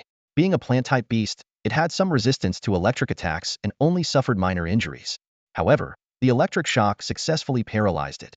The sunflower monster's body trembled violently, and the solar beam it had been charging shot uncontrollably into the sky at a 45 angle, toppling trees in its path. Liu Xing sighed in relief, knowing the devastating consequences if the beam had hit the Thunder Eagle. "Thunder Eagle, another thunderbolt," Liu Xing commanded decisively. After several rounds of attacks, the sunflower monster was already severely injured. Another hit would surely be fatal. Langu panicked, shouting, "No, sunflower monster, dodge the lightning." But it was too late. The sunflower monster was still paralyzed and couldn't move. Boom! Another thick bolt of lightning struck, this time with the Thunder Eagle's full force. Despite its resistance to electric attacks, the sunflower monster fell, defeated. Langu screamed in agony. With the sunflower monster's death, he suffered another soul backlash, feeling as if his head was being pierced by countless needles. Now, Langu was left with his main beast, the rock monster. The rock monster curled into a ball, rolling around and trying to crush the hellhound with its massive body. But the hellhound was agile, dodging each attack effortlessly. After several failed attempts, the rock monster had toppled many trees but caused no harm to its target. Looking at the devastated battlefield, Liu Xing couldn't help but marvel. This was the power of beast masters? Such destruction was nearly impossible for humans without tools. "Rock monster, stop!" Langu shouted, realizing the attacks were futile. The rock monster stopped, covered in a thick layer of mud. Langu took a deep breath and issued a new command. "Rock monster, use rock throw." The rock monster extended its arms quickly. In the blink of an eye, a giant rock formed in front of it. With a swift motion, the rock monster hurled the stone, which sliced through the air with a sharp whistle. "Not good." Liu Xing's expression changed. "Spirit water turtle, help the hellhound and block that rock." The spirit water turtle leaped in front of the hellhound. Being a water-type beast, it had strong defense and resistance to rock-type attacks. Bang! The rock smashed into the turtle's shell, exploding on impact and enveloping the battlefield in a cloud of smoke. "Ha ha ha!" Langu suddenly burst into laughter. "You fool! You actually sent your spirit water turtle to block my rock monster's rock throw. Are you really that stupid?" In Lang Ji's mind, Liu Xing's spirit water turtle must have been pierced by his rock monster's attack. Wolf stared wide-eyed into the smoke before him, eager to see Liu Xing's spirit water turtle pierced by the rocks. However, as the smoke cleared, disbelief was etched across Wolf's face. This can't be possible." Wolf's voice trembled. He couldn't understand how his rock monster's attack had only lightly injured Liu Xing's spirit water turtle. "No, I refuse to believe it," Wolf growled through clenched teeth. "Hellhound, use shadow assault on that rock monster." Liu Xing didn't hold back any longer and launched an attack. Seeing Liu Xing's hellhound charging at his rock monster, Wolf's gloom vanished, replaced by a menacing grin. Bring it on. Rock monster. Use power strike on that hellhound. Make sure to smash both of its heads. Wolf commanded. The rock monster charged at the hellhound.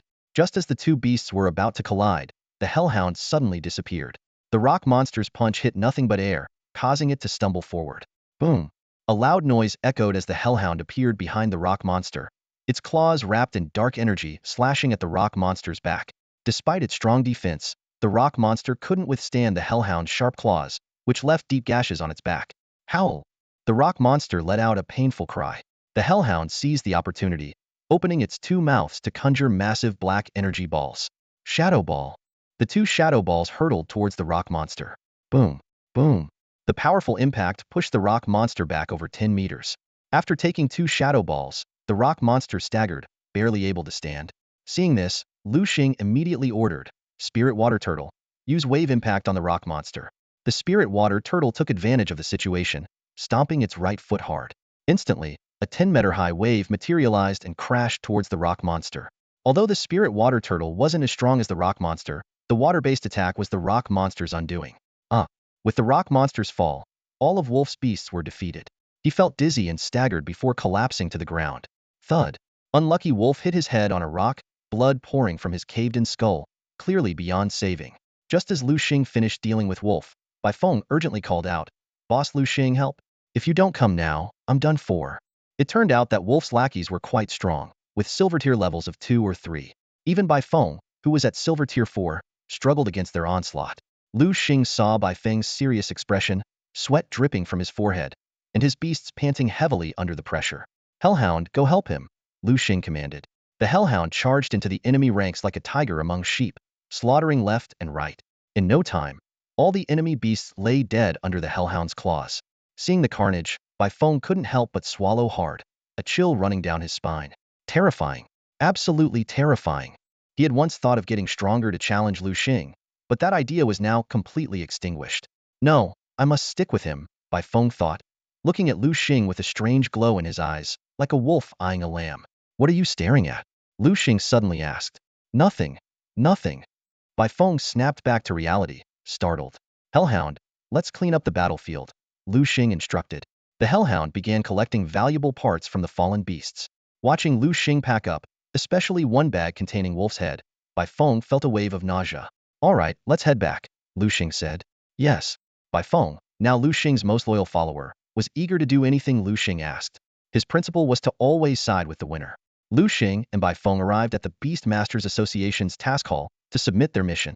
When Liu Xing threw Wolf's head onto the counter, the receptionist turned pale and screamed, jumping back. The scene caught everyone's attention, and they gathered around to see Wolf's bloody, but recognizable, head on the counter. Wow, isn't that? Yeah, it's that guy called Wolf. Didn't he rob our bank a few days ago? I can't believe someone killed him. My God, wasn't the mission description saying Wolf was at gold tier 1? Hearing this, the crowd scrutinized Liu Xing. This kid can't be that old. How did Wolf die at his hands? They exchanged puzzled looks. I bet someone else injured Wolf, and this kid just finished him off. Exactly, that must be it. Otherwise, no way this kid could take down someone at gold tier 1. Listening to the chatter, Liu Xing stayed silent, but Baifeng couldn't hold back. He angrily said, You guys are seriously underestimating us. My boss Liu Xing took down Wolf fair and square. Fair and square? Someone in the crowd chuckled. How old are you guys, anyway? Barely in your 20s, I'd guess. And your boss here looks about 18. Liu Xing's youthful face prompted the remark. So what will it take for you to believe me? Liu Xing suddenly asked, a hint of provocation in his eyes. The heckler in front of him scoffed disdainfully. No matter how you explain it, a lie is still a lie. If you really have the skill to kill Wolf brother, I'll livestream myself eating shit, and I'll do it while I'm taking a dump. Liu Xing's mouth curled into a slight smile, his eyes gleaming with amusement. Calmly, he pulled a silver badge out of his pocket and said, Excuse me, I'd like to submit a mission, and I'd also like to update my Beastmaster registration information. The crowd around him widened their eyes in astonishment upon seeing the silver badge. Someone exclaimed, Oh my God, it's a silver badge and a silver tier 9 at that. A guy who couldn't believe his eyes rubbed them vigorously, only to find the badge still gleaming with a silvery shine. I can't believe it. My eyes must be playing tricks on me. Where's the doctor? Someone get me a doctor, the man shouted dramatically. Ignoring the commotion, Liu Xing calmly submitted the mission, collected his reward, and updated his Beastmaster information. Just then, the badge in his hand began to change, turning from silver to a dazzling gold.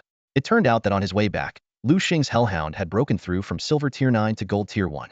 Seeing this, the heckler who had been taunting him earlier couldn't help but swallow hard and quietly tried to slip away.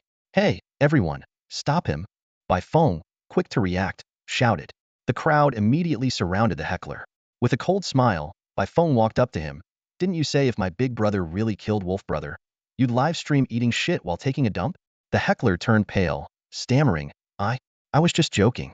Please don't take it seriously. Be the bigger person and let me off the hook, will you?" "No way." Bai Feng refused outright. "Guys, grab him and come with me." Watching them leave, Liu Xing shrugged helplessly. He had completed his mission and advanced to gold tier 1. Now, it was time to relax, consolidate his strength, and prepare to contract his 4th beast. Liu Xing returned to his villa and had barely sat down on the living room sofa when the doorbell rang. He frowned slightly, got up to open the door, and found Bai Feng standing there with a sheepish grin. "Hey, Liu Xing, boss," Bai Feng greeted awkwardly. "Bai Feng, what's up?" Liu Xing asked. Bai Feng nodded. "I do have something to ask of you." "What is it?" "Just say it." Bai Feng explained. "Liu Xing, boss, do you know about the School League? It's a competition held by the top Beastmaster academies in China. Every year, each academy sends 5 students to participate." Liu Xing pondered for a moment. "Why are you coming to me about this?" Bai Feng looked embarrassed. "Last year, our school sent a few seniors, and they did okay against other schools. But when they faced students from the Imperial Beastmaster University or the Shanghai Beastmaster University, they couldn't compete." Liu Xing understood what Bai Feng was getting at and asked directly, "What's the reward for winning this time?" Bai Feng's eyes lit up. "This time, the reward is a diamond beast core." Liu Xing nodded. "What about the strength of the opponents?" Bai Feng explained. "Most are at the silver level, with only 1 or 2 exceptional ones at the gold level." He quickly added, "Liu Xing, boss, no offense?" Liu Xing understood. "All right, you can go now. I'll think about it." Bai Feng didn't push. "Liu Xing, boss, once you've made up your mind, whether you want to participate or not, just let me know." "Sure," Liu Xing said, pulling out his phone. "By the way, I haven't added you on Feishin yet." Bai Feng quickly took out his phone, scanned Liu Xing's QR code, and added him as a friend. After adding Liu Xingfei as a friend, Bai Feng left with an excited look on his face.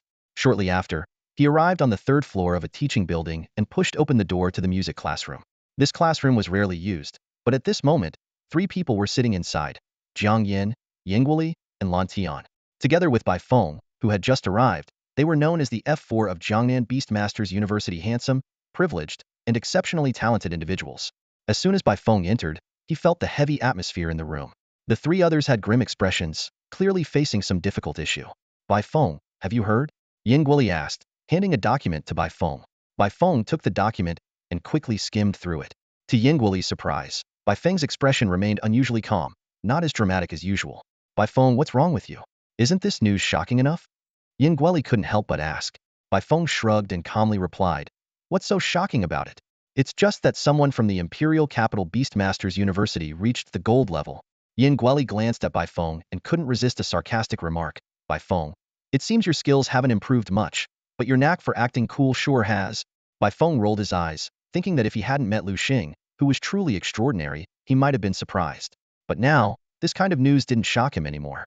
Lan Tian broke the silence and asked, "For this year's national competition, our school needs to send 5 students. Besides the 4 of us, are there any other candidates?" Lan Tian shook his head. Although Jiangnan Beastmasters University was decent, it still lagged behind the universities in the Imperial Capital or Magic Capital. Their goal was merely not to lose too badly. At this moment, Jiang Yin suddenly suggested, "Why not let Li Hua from our class join?" "Li Hua? That bookworm?" Yingguoli immediately objected. "No way.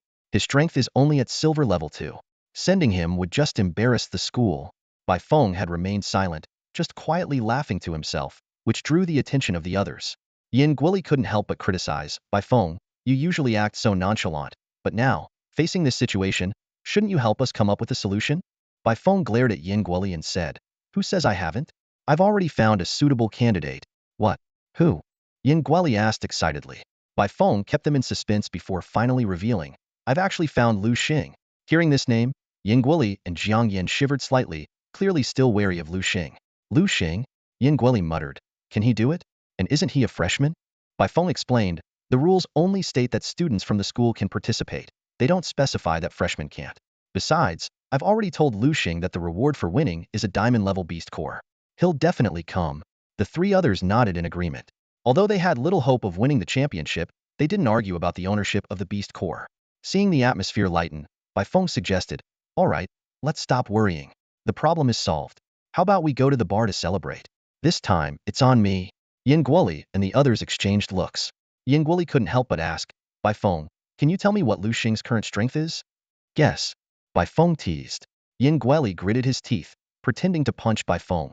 Bai Feng quickly said, all right, I'll tell you. He's at gold level 1 now. What? Gold level 1? Yin Guoli's eyes widened in disbelief. Lan Tian shivered slightly and muttered, that guy reached gold? His mind wandered to the image of Liu Xing, lost in thought. Lan Tian prided himself on his talent and hard work, believing he was among the best. However, upon hearing about Liu Xing's prowess, he couldn't help but feel a sense of powerlessness. Despite having his family's support, Lan Tian had barely reached the 9th tier of the silver rank through sheer effort. In contrast, Liu Xing, a complete orphan with nothing but a few properties that Lan Tian deemed insignificant, had achieved so much more. This stark difference left Lan Tian feeling a mix of emotions. Surprised, aren't you? Bai Feng beamed with a smug smile, boasting to Lan Tian and the others like a child seeking praise. The helper I found for you guys isn't bad, right? Yin Guoli forced out a strained smile and said, not too shabby. Inwardly, he was lamenting his situation, feeling like he was suffering for the sake of pride. Jiang Yin suddenly spoke up, his tone tinged with hope. Maybe we really have a chance to win the championship this time. Lan Tian, usually quiet, merely responded with a simple, Yin Guoli couldn't help but complain. What on earth did that guy eat to grow up so freakishly strong? Bai Feng, half joking, replied, I have no idea. But if I knew, I'd definitely buy 10 pounds of it and eat it as snacks. The other three couldn't help but smile wryly at his words. While Bai Feng and the others were discussing, Liu Xing was deep in thought about the National League. Although he had just advanced to the first tier of the gold rank, he had yet to contract a new beast, and the increase in strength from his advancement hadn't fully translated into combat power. Half a month? Huh, Liu Xing muttered to himself. That should be enough. But I need to carefully consider what my fourth beast should be. With that, he picked up the compendium of magical beasts from the table and quickly flipped through it. Soon, his eyes locked onto a page. This one, the Green Spirit. Liu Xing analyzed his current lineup. He had the Hellhound for the warrior position, the Thunder Eagle for special attacks, and the Spirit Water Turtle as a strong tank. What was missing? A healer. Even though his beasts were powerful and could recover quickly after being injured, recovery still took time. If he had a healer, they could provide instant treatment, maintaining peak combat effectiveness. But this Green Spirit, Liu Xing murmured. I guess I'll have to ask Green Luo how she caught hers. That day, Liu Xing bought a plane ticket and flew back to Guang City, heading straight for the Phoenix Guild base. Familiar with the place, he entered the hall but found it empty. Frowning slightly, Liu Xing decided to check upstairs. Just as he reached the stairs, he was startled by an unexpected sight. A woman wrapped in a towel stood there, her face covered in a green substance. Green Luo? Liu Xing asked tentatively. Liu Xing? Green Luo was equally surprised. What are you doing here? She quickly removed the green substance from her face. What is that? Liu Xing asked curiously. Oh, this? Green Luo explained. It's slime essence. It helps remove dead skin and blackheads, and has beautifying effects. Liu Xing was taken aback and then smiled wryly. Who would have thought that the seemingly weak slime had such a use? Green Luo also smiled but then quickly became serious. So, what brings you here suddenly? Are you in some kind of trouble? No trouble, Liu Xing quickly explained. I recently advanced to the gold rank and want to contract my fourth beast. I'm aiming for a green spirit, so I wanted to ask where you caught yours. What? You advanced to the first tier of the gold rank? Green Luo looked Liu Xing up and down in amazement. My goodness, Liu Xing, be honest. Did you take some kind of drug? Advancing so quickly could harm you in the long run. Seeing Green Luo's earnest concern, Liu Xing couldn't help but chuckle. Oh, come on, Green Luo. Besides my good looks, my only other advantage is my talent. So advancing to the gold rank was just a matter of time. You're so full of yourself. I can't believe how narcissistic you are, Green Luo said, her tone lightening. And I can tell if you've taken any illegal drugs. Green Luo nodded, her expression serious. As a more powerful healer than Liu Xing, she could easily assess his condition. Liu Xing's vital energy was strong and pure, indicating a solid foundation. All right, you said you wanted to contract a green spirit? Green Luo said. Wait here for a moment while I change my clothes. Then I'll take you to the place. With that, she walked into her room. Whether intentionally or accidentally, Green Luo's door didn't close properly and swung open a bit. Liu Xing caught a glimpse of an inappropriate scene through the gap. He quickly turned his head away, thinking, "Don't look." Unbeknownst to him, Green Luo noticed his respectful gesture. Her smile softened, and her affection for Liu Xing grew a little more. The moment Lu Luo stepped out of the room, Liu Xing couldn't help but be mesmerized. She was still wearing her long green dress, looking like a forest fairy, breathtakingly beautiful. "Hey, Liu Xing, what are you staring at?" Lu Luo's voice snapped Liu Xing out of his daze. "Nothing, nothing," Liu Xing replied awkwardly, but the enchanting image lingered in his mind, leaving him a bit uneasy. "Let's go." Lu Luo led the way, guiding Liu Xing to their destination, the Forest of Elves. As soon as they entered the Forest of Elves, Lu Luo lifted her skirt and started running joyfully. She spun and leapt among the trees, as if she were one of the forest's own spirits. "It's been so long since I last came here," she said, looking around with familiarity and fondness. Watching Lu Luo's delighted expression, Liu Xing couldn't help but smile. He took a deep breath, the fresh air filling his lungs and making him feel invigorated. "This feels amazing," he exclaimed, thinking that the Forest of Elves was like a natural oxygen bar, a place where one could surely live longer and healthier. "Liu Xing, hurry up." After playing for a while, Lu Luo continued to lead the way. She then summoned her Biasa green-horned goat and a green sprite. Liu Xing examined the green-horned goat with surprise. Green-horned goat, plant attribute, male, diamond tier 2, a great potential. Skills include wild charge, horn attack, long horn, and leaf dance. He realized that Lu Luo was far more powerful than he had thought, a diamond tier master rather than the platinum tier he had assumed. "Hey, Liu Xing, what are you staring at? If you don't hurry, the sun will set," Lu Luo urged. Liu Xing quickly summoned his hellhound, but was stopped by Lu Luo. "If I were you, I wouldn't ride that hellhound. It has a dark attribute, representing darkness. This is the Forest of Elves, where the inhabitants cherish peace and light. Riding a hellhound here would only cause trouble." Liu Xing thought for a moment and agreed, retracting his hellhound. But this left him in a dilemma, as his other two beasts, Thunder Eagle and Spirit Turtle, were also unsuitable for riding here. Seeing Liu Xing's predicament, Lu Luo sighed and said, "Hop on." Liu Xing's eyes lit up, and he quickly climbed onto the green-horned goat, sitting behind Lu Luo. Instinctively, he wrapped his arms around her waist to avoid falling off. "I didn't expect her waist to be so slender," he thought to himself, surprised. Lu Luo was startled by Liu Xing's sudden move, but allowed it since he didn't take further liberties. The two of them rode the green-horned goat, led by the green sprite, deeper into the forest.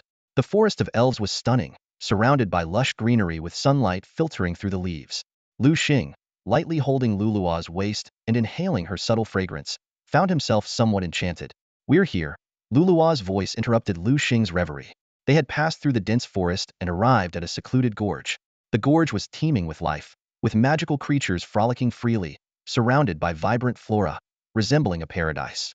A crystal-clear blue pond added a picturesque touch, reflecting the sky. "I didn't expect such a beautiful place here," Liu Xing marveled. "All right, enough with the chatter." Lu Luo pointed to a spot not far away. "See those green sprites over there? Go pick one, defeat it, and capture it." Following Lu Luo's direction, Liu Xing saw 3 adorable green sprites playing by the pond, completely unaware of the approaching visitors. "Boss, is the green sprite you mentioned here?" A dark-skinned man with a fierce look asked in a low voice. His voice caught the attention of Luo Luo and Liu Xing nearby. Luo Luo instinctively turned her head towards the speaker. When she recognized him, her face changed dramatically. "It's Geng Jiang," she exclaimed, immediately grabbing Liu Xing's hand and running deeper into the canyon. "Sister Luo Luo, what's going on?" Liu Xing asked, puzzled, as he followed her quickly. "That man is Geng Jiang. He's the one who poisoned Ruyu," Luo Luo explained as they ran. Liu Xing's eyes widened in realization. He glanced back at Geng Jiang, a flash of murderous intent in his eyes. Geng Jiang was on his hit list, and he hadn't expected to encounter him here. But seeing Geng Jiang's strength, Liu Xing temporarily abandoned his revenge. Revenge is a dish best served cold, he thought to himself. Geng Jiang was riding a massive, purple venomous wolf. The wolf exuded an aura of dominance, and its attributes immediately appeared in Liu Xing's mind. Venomous wolf attributes: poison, gender, level, diamond rank 4, grade S. Skills: venomous fangs, poison claws, toxic spray, deadly poison. Who would have thought Geng Jiang is a diamond rank 4 beast tamer? Liu Xing muttered. He realized the significant gap in their strength. Even though Luo Luo was a diamond rank 2 expert, she probably wouldn't stand a chance. Worse yet, Geng Jiang's venomous wolf had a natural advantage over Luo Luo's plant-type greenhorn goat. Luo Luo dragged Liu Xing as they ran, finally stopping at the end of the canyon. "Damn it!" she cursed. her face paling as she saw the towering cliffs surrounding them. They were trapped. Meanwhile, outside the canyon, Geng Jiang frowned in thought. He sensed a hint of killing intent, certain it came from within the canyon. Deciding to strike first, he rode his venomous wolf deeper into the canyon at a leisurely pace. When Geng Jiang reached the canyon's depths, he found no one. "What's going on?" he muttered, looking around in confusion, unaware that Liu Xing and Luo had escaped to a platform on the cliff using Liu Xing's Thunder Eagle. Luo sighed in relief, gratefully looking at Liu Xing's Thunder Eagle. "Thank goodness you have this beast, or we'd be done for." Liu Xing smiled at his Thunder Eagle, feeling their bond growing stronger. He was glad he had chosen a flying beast. "By the way, I didn't expect there to be a cave here," Liu Xing said, changing the subject and pointing to an entrance on the platform. The two of them entered the cave, finding it spacious and bright. Glowing multicolored stalactites adorned the walls and ceiling. At the end of the cave was a small altar, surrounded by greenery and fed by a spring. On the altar lay a pink egg with white floral patterns. Liu Xing immediately used his system's eye to inspect it. Six-winged angel unhatched. Attributes: psychic, fairy. Gender: level, none. Grade: SSS. Skills: judgment, divine healing. A six-winged angel egg? Liu Xing murmured in astonishment, his heart racing. It was his first time encountering an SS-grade beast. "I must tame this little one, no matter the cost," he thought determinedly, walking towards the egg. Liu Xing stood in front of the egg, forming a spell with his hands, ready to forge a contract with the mysterious egg. Just then, Luo suddenly grabbed his wrist. "Luo, what's wrong?" Liu Xing asked, puzzled. Luo frowned, worry evident on her face. "Liu Xing, are you sure you want a contract with this egg? Do you understand the potential consequences?" Liu Xing furrowed his brow in response. "Is there a reason not to contract with an egg?" "It's not that," Luo shook her head. "I'm just concerned about how this might affect your future. First, it's just an egg, you can't determine the quality of the creature inside. Second, you don't know when it will hatch. The higher the creature's potential, the longer it might take to hatch. Some powerful beings can take centuries to emerge." After listening to Luo's analysis, Liu Xing answered firmly, "I'm sure." A surge of frustration welled up inside Luo. She hadn't expected her earnest advice to be met with such stubbornness. Seeing Liu Xing start the spell again, her face darkened, and she turned to leave the cave. "Fine, do whatever you want." Liu Xing ignored Luo's departure, focusing entirely on the contract ritual. To him, this was an SS-grade six-winged angel's egg, with a potential to evolve into the legendary 12-winged angel. He remembered reading a book in school about how a 12-winged angel had helped humans defeat a demon king. In this world of beast tamers, that wasn't just a fairy tale, it was a real possibility. As the contract array formed, a brilliant light burst forth. The system prompt sounded, contracting, detecting that the host is contracting with a six-winged angel. Loading contract. A sudden pressure struck, and Liu Xing felt excruciating pain as if his mental energy was being drained by the egg. Holding his head with his right hand and bracing himself against the wall with his left, he struggled to stay upright. Contract backlash. Liu Xing gritted his teeth. "This little guy is resisting me. Damn it, I won't let you win." After 5 grueling minutes, the light faded. The system prompt sounded again. "Congratulations to the host for successfully contracting a six-winged angel." Liu Xing smiled bitterly, drenched in sweat, his face as pale as a sheet. Exhaustion washed over him, his body aching and his eyelids heavy. Finally, he collapsed and passed out. When Liu Xing eventually woke up, he realized he was resting on something soft. Instinctively, he squeezed it, initially feeling nothing. Then he applied more pressure. Ah! A sharp scream echoed through the cave, followed by a crisp slap. At that moment, Liu Xing and Luo were walking back. Liu Xing kept rubbing the prominent handprint on his right cheek, feeling very wronged, while Luo's face was stormy with anger, barely restraining herself from pummeling him. Trying to break the awkward silence, Luo asked, "Liu Xing, what kind of egg did you contract with?" "That was a six-winged angel's egg," Liu Xing mumbled. Luo repeated the words to herself, then suddenly realized, her eyes widening in disbelief. Six-winged angel? What? How? Kid, you really are lucky," Luo said slowly, her voice filled with jealousy. "Well, I guess. But I couldn't have done it without your help, Luo.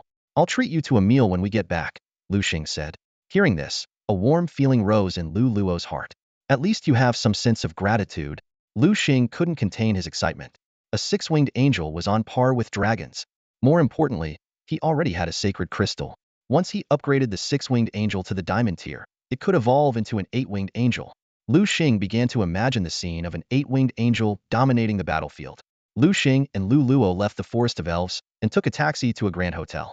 As Liu Xing looked at the luxurious building in front of him, he couldn't help but twitch his lips. He thought, this has to be intentional. With a faint smile, Lu Luo urged, "Hey, what are you standing there for? Hurry up and follow me." Gritting his teeth, Liu Xing followed her. He thought to himself, who would have guessed that Lu Luo could be so cunning? Her gentle smile masked whatever schemes she had in mind. As they entered the hotel lobby, Liu Xing realized this was the most prestigious 7-star hotel in Guang City, heaven on earth. He knew that dining here would cost at least 300,000 to 400,000, as all the ingredients and wines were of the highest quality. Seeing Liu Xing's flustered expression, Lu Luo couldn't resist teasing, "Oh my, little brother Liu Xing, what's wrong? Feeling the pinch? It's okay. If you can't bear it, we can switch to somewhere else. How about that Shaxian Delicacies restaurant across the street?" Liu Xing glanced in the direction Lu Luo pointed, and indeed saw a small Shaxian Delicacies restaurant at the foot of a residential building across the road. He smiled wryly to himself. No way he could take Lu Luo there for a meal. Serving her simple noodles and wontons would be too embarrassing. "Fine, let's just go here," Liu Xing said, bracing himself. Lu Luo's face was full of satisfaction, clearly pleased with Liu Xing's reaction. In the private dining room, watching Lu Luo savoring red wine, Liu Xing pondered whether he should get her drunk. After all, there were rooms available upstairs, but he quickly dismissed the thought, realizing he lacked the courage. It seemed Lu Luo saw through Liu Xing's thoughts, as a mischievous glint appeared in her eyes. She walked towards Liu Xing with her wine glass, smiling slyly. "Come on, little brother Liu Xing, let's have a drink. If you can get me drunk, you can do whatever you want tonight. I promise." Liu Xing hastily declined. "No, no. What? Not giving me face?" Lu Luo pressed. "No, it's not that." Liu Xing stammered. Realizing he had completely lost control of the situation, he secretly vowed to himself, "Once I surpass you in strength, you'll see who the real big brother is." And so, they started drinking. Liu Xing wasn't sure how much time had passed when he woke up to find himself lying on a large bed, with Lu Luo nowhere in sight. He sat up and saw a note left on the blanket. The note read, "Little brother Liu Xing, your drinking skills need improvement. How else will you charm the ladies? I've paid the bill. When you wake up, just take a cab back. Don't come looking for me. I have tasks to complete." Liu Xing shook his head with a bitter smile, thinking Lu Luo was quite the enchantress. But he wasn't discouraged. He resolved to work even harder. With his beast master system and powerful beasts, he would one day surpass Lu Luo. After freshening up, Liu Xing opened the glass door to the balcony and found himself on the top floor of heaven on earth. Roughly estimating, he realized last night's dinner and this top-tier suite costing 50,000 per night had set him back nearly 3 million. Who knew Sister Lu Luo was a hidden tycoon? Liu Xing muttered to himself. Looking down at Guang City from the 100th floor, Liu Xing marveled at the whims of the wealthy. But he quickly refocused and started trying to connect with the six-winged angel. To Liu Xing's surprise, the egg of the six-winged angel was about to hatch. It was frantically absorbing spiritual energy within the beast space, forming a massive vortex around it. Goodness, this thing is terrifying. Liu Xing was thankful for the support of the beast master system. Otherwise, he might have been drained dry. Estimating that the six-winged angel needed a few more days to fully hatch, Liu Xing withdrew his consciousness, tidied up, and left the hotel. Despite the opulence of heaven on earth, it wasn't his ultimate goal. Liu Xing's aim was much higher, beyond the allure of transient luxury. Following his plan, Liu Xing didn't seek out Lu Luo. Instead, he decided to leave Guang City and head to Jiangnan City to continue his adventurous journey. Liu Xing took a car to the airport and flew back to Jiangnan City. As soon as he walked into his dorm, he found it packed with people. Besides familiar faces like Su Pang, there were also Bai Feng, Lan Tian, Zhang Yan, and Yin Guoli. "Liu Xing, where have you been these past few days?" "We've been worried sick," Bai Feng asked anxiously. "I had some business to take care of," Liu Xing replied calmly. He glanced around and asked, "What's going on here?" "Oh, we're here to discuss the upcoming National League next week," Bai Feng said enthusiastically. Liu Xing frowned slightly at this. "The National League? Is there really anything to discuss?" Bai Feng was momentarily speechless. He had intended to talk tactics with Liu Xing, but Liu Xing's response caught him off guard. Liu Xing continued, "Why bother with all these fancy tactics? If we're going to lose, no strategy is going to change that." These words made the others blush with embarrassment. Lan Tian suddenly stood up and walked over to Liu Xing. "You're right. We've been wrong. We need to rely on our own strength to win this match." With that, he walked out. Zhang Yan and Yin Guoli followed suit. Bai Feng looked at Liu Xing, hesitant to speak. "Go on," Liu Xing said to Bai Feng. Bai Feng thanked him and hurried after the others. "Finally, they're gone." Su Peng sighed in relief. "Those guys from F4 think they're so superior. They don't respect any of us except you." "Liu Xing, Where have you been these past few days? Liu Xiaoming asked. Liu Xing felt sore all over, probably from drinking too much the previous day. Nowhere special. I need some rest, he said, heading upstairs, leaving Liu Xiaoming and Ruming puzzled. Liu Xing lay down in his room and quickly fell asleep. He didn't know how long he had been out when he heard someone calling him master. Master. He slowly opened his eyes and was surprised to see a tiny creature flying in front of him, six-winged angel glowing with white light. Liu Xing excitedly checked its attributes. Spirit and fairy type, gender, gold tier 1 level, SSS grade, with judgment and holy healing skills. I can't believe my six-winged angel has finally hatched, Liu Xing thought excitedly. He noticed that the angel's strength seemed to be suppressed by his own beast-taming level, but his instincts told him that this little one had immense potential. All right, little one. Let's go meet some new friends, Liu Xing said as he got up and headed downstairs, the six-winged angel following closely, cautiously observing everything around. Downstairs, Liu Xiaoming and Ruming were watching TV, and Su Pang was busy in the kitchen. Ever since he got that cookbook, Su Pang had become their unofficial chef, experimenting with new dishes for everyone's beast to enjoy. Liu Xiaoming, half asleep, glanced at Liu Xing and suddenly widened her eyes. Oh my gosh, Liu Xing, where did you kidnap such a cute child from? Her words caught Ruming and Su Pang's attention. By now, the six-winged angel had retracted its wings and transformed into an adorable little girl, perched on Liu Xing's head. Seeing the others, she immediately flew to Liu Xing's shoulder, clinging tightly to his neck. Liu Xiaoming was charmed by the scene and reached out to hug the six-winged angel. Master. The angel called out in a babyish voice, seeking Liu Xing's help. Xiaoming. Liu Xing sidestepped. What are you doing, Liu Xing? Liu Xiaoming pouted, clearly annoyed. Hey there, little one. Don't cry. Don't cry. Liu Xing gently comforted the six-winged angel. You're so unfair. This is so unfair. Liu Xiaoming felt hurt that Liu Xing would comfort the little one first, but she couldn't understand why she felt jealous of the tiny creature. Under Liu Xing's soothing words, the six-winged angel finally calmed down. In the living room, Liu Xiaoming, Su Pang, and Ruming surrounded Liu Xing, their eyes fixed on the six-winged angel by his side. The tiny angel, resembling a little girl, walked cautiously on the armrest of a chair, her delicate pink feet bare as she played by herself. The jealousy in Liu Xiaoming's eyes was instantly replaced by envy. She couldn't help but ask, Liu Xing, tell me honestly, where did you get this little one? She was already planning to contract a similar adorable creature as her next pet. Liu Xing shook his head and said, even if I told you, it wouldn't help. This one is unique. He explained that the egg of the six-winged angel was discovered deep within the Forest of Elves, purely by chance. So far, no one has found the habitat of the six-winged angels. Some speculate they live in the sky, but it's just a theory. Even Long Zhan, the strongest beast tamer in Huagua, hasn't encountered one. Liu Xiaoming was in disbelief, but Ruming interjected, Xiaoming, Liu Xing is right. As a well-read scholar, Ruming's words made Liu Xiaoming abandon her thoughts. Why can't my beast be like that? Liu Xiaoming muttered to herself, growing more fond of the little angel. To her, appearance was everything, other attributes didn't matter as much. Curious, Ruming asked, Liu Xing, what are your six-winged angel's attributes and strength? Liu Xing replied honestly, it has psychic and fairy attributes and is currently at gold rank 1. It might get stronger as I improve. Gold rank 1. The three of them exchanged glances, gasping in surprise. They were still at bronze rank 9, just a step away from silver rank 1, but Liu Xing was already far ahead. Are we really that far behind? Liu Xiaoming murmured, a hint of disappointment in her voice. But soon, her eyes rekindled with determination. In the following days, Liu Xing noticed that the three seemed to have vanished, clearly motivated to train harder. One day, while resting in a pavilion at school, Liu Xing saw Liu Xiaoming skipping towards him, her face beaming with an uncontrollable smile. What's up? Found a treasure, or won the lottery? Liu Xing teased. No, I've broken through. Liu Xiaoming exclaimed excitedly. Liu Xing silently activated his system's eye and confirmed that Liu Xiaoming had advanced from bronze rank 9 to silver rank 1. Liu Xing, do you remember what you promised me before? Liu Xiaoming asked, blinking her eyes. What did I promise you? Liu Xing pretended to be clueless, a mischievous grin on his face. Come on, you know it. You're supposed to help me capture a beast, Liu Xiaoming said. Do you have any in mind? Yes. Liu Xiaoming quickly pulled out a heavy book titled Encyclopedia of Magical Beasts from her bag, opened it, and pointed to a page. How about this one? Liu Xing looked closely and nodded approvingly. A winged tiger? You've got good taste. Really? Don't you think it's hard to get? Liu Xiaoming asked softly. Liu Xing smiled. No matter how hard it is, as long as you like it, I'll get it for you.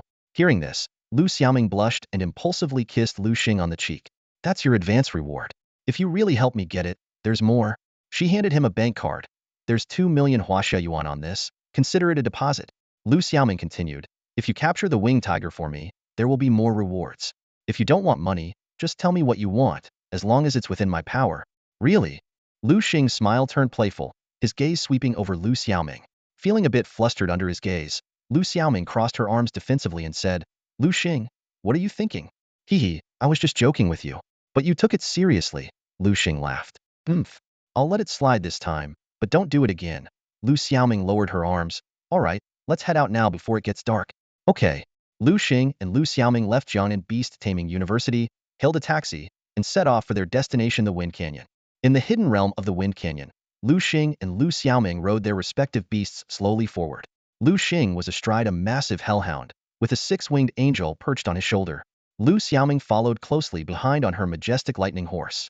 The hellhound, with its formidable gold-tier strength, commanded significant respect in this region. Wild beasts along the way retreated in fear, not daring to provoke it.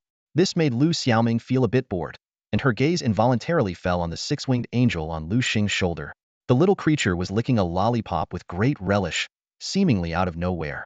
Liu Xiaoming frowned slightly and couldn't help but comment, Liu Xing, your 6-winged angel is a noble beast. Giving it so many lollipops doesn't seem quite right, does it? Liu Xing turned his head and smiled. Don't worry, this is specially made by Su Peng. Not only does it not harm its body, but it also has benefits. Liu Xiaoming nodded, and the two continued their journey. Soon, they reached the central area of the Wind Canyon. The air was thick with tension, and their expressions grew serious. Along the way, Liu Xing had already noticed several beasts stronger than Gold Tier. If he hadn't avoided them in time, conflicts would have surely erupted. Suddenly, Liu Xiaoming asked, Liu Xing, do you think we'll see a winged tiger here? Liu Xing furrowed his brows, weighing his response. A winged tiger could indeed appear, but it would most likely be an adult, with strength possibly surpassing the silver deer. Considering Liu Xiaoming was only at silver deer 1, according to the rules, she couldn't contract a beast stronger than herself without suffering a backlash. To avoid disappointing Liu Xiaoming, Liu Xing nodded. Yes, it's possible. Though Liu Xiaoming sensed the concern in his voice, she chose not to press further. At that moment, a tiger's roar pierced the sky. Liu Xing looked towards the source and saw a majestic yellow tiger with white wings standing proudly on a cliff platform not far away. Liu Xing quickly assessed the winged tiger's attributes. Winged tiger. Element. Wind. Gender. Female. Level. Gold Tier 2. Quality. A. Skills. Wind blade. Wind tornado. Gale steps. Rending claws. And a grade. Gold Tier 2 winged tiger. This one's pretty strong. Liu Xing thought to himself. Liu Xiaoming bit her lip at the sight. Her lightning horse began to back away uneasily, clearly feeling the overwhelming pressure. Liu Xing, what should we do? Liu Xiaoming asked, realizing she couldn't possibly contract such a powerful beast.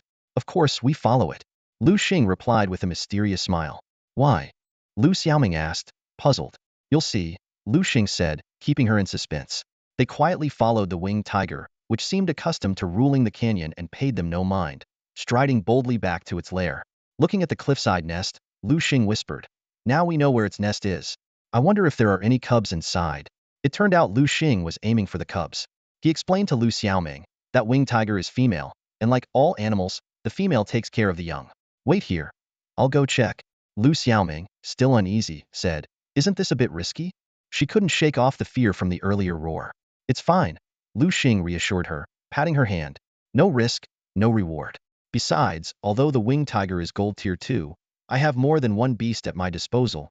Liu Xiaoming nodded, knowing Liu Xing wouldn't take unnecessary risks, feeling slightly more at ease. Liu Xing rode the hellhound, leaping up the cliff with ease, and soon reached the winged tiger's lair. To prevent any surprises, he released all his beasts. Thunder Eagle, Spirit Turtle, you guard the entrance. Don't let it escape. Hellhound, come with me, Liu Xing ordered. Thanks to the bond from the beast system, his beasts obeyed him completely. Liu Xing, with a flashlight in hand, carefully entered the dark cave on the hellhound. They soon reached the depths of the cave. The winged tiger was sleeping in its nest and woke up with a start at the noise, causing a small cub to tumble off its back. Looks like my luck is pretty good, Liu Xing murmured, spotting the cub. The mother winged tiger, seeing the intruder, flew into a rage. It bared its teeth and growled menacingly at Liu Xing, furious that someone dared to invade its territory. The mother winged tiger suddenly leaned back, a glint of ferocity flashing in her eyes. Liu Xing instantly sensed the danger and shouted, watch out! Before he could finish, the massive winged tiger lunged at him, its claws gleaming menacingly. Cerberus, let's go! Liu Xing flipped onto the back of his hellhound and charged out of the cave. The confined space limited his movements, forcing him to face two enemies at once. But if he could just get outside, the odds would shift to 4 against 1. Even with the winged tiger's formidable strength, it would struggle against the combined might of Liu Xing's 4 beasts. Seeing Liu Xing flee, the winged tiger's eyes flashed with disdain. It hadn't expected this audacious intruder to run, but since he had dared to trespass, he would have to pay the price. The winged tiger pushed off the ground and soared into the air, hot on his trail. It's coming. Get ready, everyone, Liu Xing commanded. His beasts immediately prepared themselves, each one poised for action.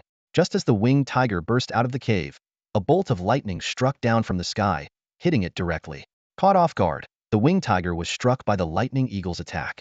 The powerful currents surged through its body, causing it to howl in pain. As a wind element creature, it was particularly vulnerable to electrical attacks.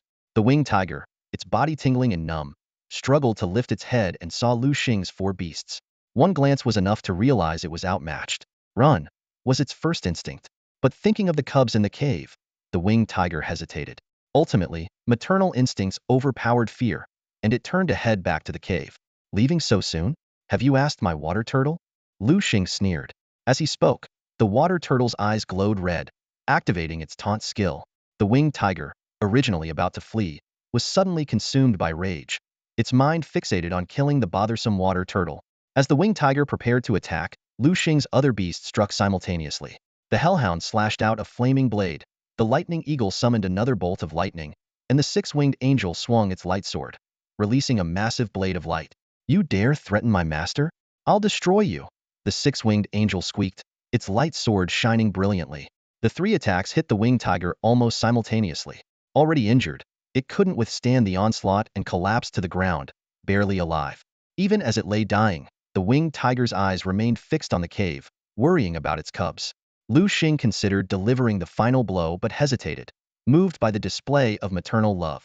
At that moment, frantic cries came from the cave. The cubs, sensing danger, emerged from their nest. One small winged tiger cub searched desperately for its mother but received no response. Lightning Eagle, grab that cub, Liu Xing ordered. Though he spared the mother, he hadn't forgotten his mission. The Lightning Eagle took flight and quickly closed in on the panicked cub. Despite its efforts to flee back into the cave, it stood no chance against the Lightning Eagle's speed. In a flash, the cub was lifted into the air. Seeing her cub captured, the mother winged tiger let out a final, anguished cry. Liu Xing reassured her, "Don't worry, I'll take good care of your child. It will achieve great things in the future." With that, he mounted the hellhound and left with his beasts. Liu Xing didn't kill the mother winged tiger, partly because the cub was meant to be Liu Xiaoming's beast, and he didn't want to bear that burden. The mother winged tiger let out a low, helpless growl, understanding that she had no choice against such overwhelming power. When Liu Xing returned to Liu Xiaoming, he looked somber. Concerned, Liu Xiaoming asked, "What's wrong? Didn't you find it? Or did something happen?" "Nothing," Liu Xing waved her off. "I've brought back the winged tiger cub. Go ahead and form the contract." Liu Xiaoming's eyes lit up as she looked at the Lightning Eagle, seeing the struggling cub in its claws. "Lightning Eagle, put it down." The Lightning Eagle obeyed, releasing the cub onto the ground. But as soon as it landed, the cub tried to run back home. Liu Xing was prepared and immediately commanded, "Lightning Eagle, use Thunder Shock." The Lightning Eagle released a thin current of electricity.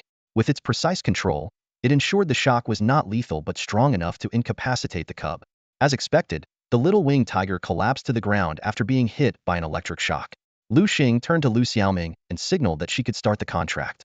Liu Xiaoming nodded in agreement and quickly ran towards the fallen beast. She crouched down, her entire body radiating spiritual energy, and swiftly drew a complex contract formation on the ground with her hands. With the little winged tiger incapacitated, the contract process went unusually smoothly. Before long, a faint light flashed, signaling the completion of the contract.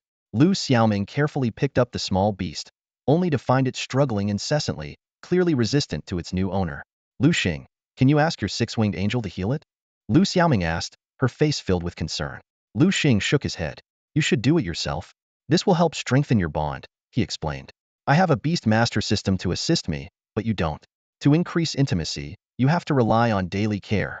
Liu Xiaoming nodded thoughtfully and didn't insist further. "It's time to head back," Liu Xing said, starting to walk in the direction they came from. Before leaving, he glanced back at the direction of the winged tiger's mother and murmured to himself, "This is my first act of mercy, and it will be my last."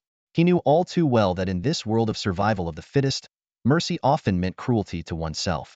Meanwhile, the atmosphere inside the Jiangnan City Sports Arena was electric. The stands were packed, and the crowd was buzzing with excitement. However, in the competitors' lounge, Bai Feng and the others wore grim expressions. Bai Feng, where on earth is Liu Xing? He's not answering his phone, and he promised to be here. Yin Guoli asked through gritted teeth, his jaw muscles twitching with anger. Just as their anxiety peaked, a staff member pushed the door open. Bai Feng, are you all ready? It's almost time to go on. Facing the questioning looks from his teammates, Lan Tian stood up. What else can we do? The four of us will go first. With that, he walked towards the arena. Bai Feng opened his mouth to say something but swallowed his words, sighing as he followed his teammates. As they entered, the crowd erupted in cheers, and the atmosphere reached a fever pitch. The commentator enthusiastically introduced them.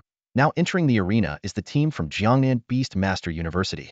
They look confident and ready to impress. However, the commentator quickly noticed something amiss. Wait a minute, why are there only 4 members in the Jiangnan Beast Master University team? Could it be that someone chickened out? This immediately sparked discussions among the audience. In the VIP room, Liu Xing, who had been chatting and laughing with representatives from other schools, was furious upon hearing this. He recognized the commentator, Han Wei, as his high school classmate who had always held a grudge against him. Han Wei seemed to sense Liu Xing's gaze and shot a provocative smirk towards the VIP room, continuing to stir the pot. It seems Jiangnan Beast Master University has truly fallen. Last year, they only managed to get 3rd place, and this year they can't even field a full team. Maybe it's time for a change in leadership. These words completely enraged Liu Xing. He stormed out of the VIP room and into the stands, shouting at Han Wei, shut your mouth. Say another word, and I'll tear you apart. Liu Xing clenched his fists, veins bulging, his entire body trembling with anger. Liu Xing's eyes blazed with fury, like an enraged lion, while Han Wei's lips curved into a cold smile. His provocation had worked. A few words were all it took to bait this fool. Han Wei felt a sense of smug satisfaction, already plotting how to completely crush Liu Xing. Liu Xing, am I wrong? Han Wei extended his right pinky finger. I admit your beast-taming skills are impressive, but when it comes to managing students, in my eyes, you're just this. Liu Xing was too angry to speak, and Han Wei pressed his advantage. The National League is so important, yet as a principal, you can't even recognize talent. Look at your team, there's even a deserter among them. He pulled out the list of participants and quickly identified his target with his photographic memory. It's this freshman, Liu Xing. Has Jiangnan Beast University run out of people that you have to send a freshman to make up the numbers? Liu Xing clenched his fists, ready to strike, when a figure suddenly appeared in the gymnasium. Who's making all this racket so early? Liu Xing, riding a hellhound, yawned sleepily. Where's the staff? Get this barking dog out of here. Bai Feng and the others were thrilled to see Liu Xing. He pointed to the large clock on the wall and explained, sorry everyone, my alarm broke, but I'm not late. The time showed 8:59, 1 minute before the official start at 9 o'clock. The crowd buzzed with chatter. Some marveled at Liu Xing's audacity, while many more were intimidated by the terrifying aura of the beast beneath him. Liu Xing felt vindicated. Han Wei, did you hear that? My student told you to shut up. You're spewing nonsense about things that haven't even happened yet, such bad manners. With that, he turned and left, secretly calculating. If Liu Xing doesn't win the championship this time, I'll deal with him myself. Liu Xing instantly recognized that Liu Xing had reached the gold level, sending his emotions on a roller coaster from despair to elation.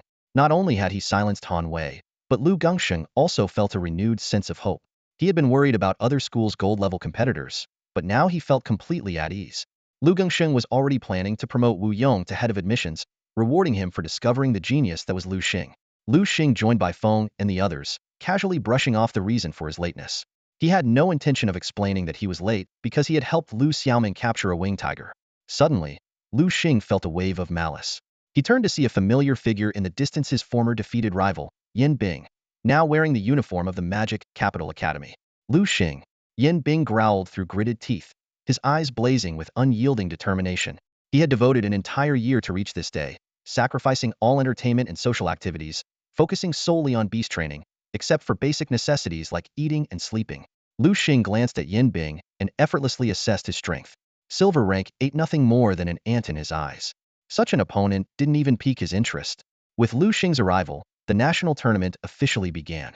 After an impassioned opening speech by the chairman of the tournament committee, the rules were announced. Each top university from various provinces and cities would send 5 contestants for unknown battles. Each contestant could use 3 beasts, sending out one at a time until one side's beasts were all defeated. The matches were intense, and soon the top 16 contestants were determined. Liu Xing and his team were fortunate. Everyone except Bai Feng advanced. In the rest area, Bai Feng's face was gloomy. Being the first to be eliminated left him feeling bitter. Yin Guoli tried to console him. Bai Feng, don't be upset. Your opponent was that Yin Bing guy, an 8th rank beastmaster. Losing to him is nothing to be ashamed of. Yin Guoli turned to Jiang Yin and said, Jiang Yin, why don't you comfort Bai Feng too? Jiang Yin, munching on a drumstick with his legs crossed, smirked. He deserved it. I always told him to stop fooling around and train seriously, but he never listened. Now he's paying the price. Yin Guoli was momentarily speechless, not expecting Jiang Yin to be so blunt. Bai Feng, already downcast from his loss, felt even worse after Jiang Yan's harsh words. Jiang Yin continued, that Yin Bing is just a freshman too. Damn, losing to someone in the same grade is embarrassing. Yin Guoli mused, yeah, I wonder which high school he graduated from to be this strong. Jiang Yin interjected, I know. He went to the same school as Liu Xing. What? The same school as Liu Xing? Yin Guoli looked at Liu Xing in surprise. Is that true? Liu Xing nodded and walked over to Bai Feng, patting his shoulder. Bai Feng, don't worry. Even though you lost to Yin Bing, I'll get revenge for you. He's my next opponent. Bai Feng's eyes lit up. Really? That's great. Please, Liu Xing, teach that guy a lesson. He recalled Yin Bing's arrogant demeanor after winning, and anger surged within him. The match between Liu Xing and Yin Bing arrived quickly. Standing on the battlefield, Yin Bing crossed his arms, looking down at Liu Xing. Liu Xing, I was careless last time. This time, I'll definitely defeat you and reclaim my honor.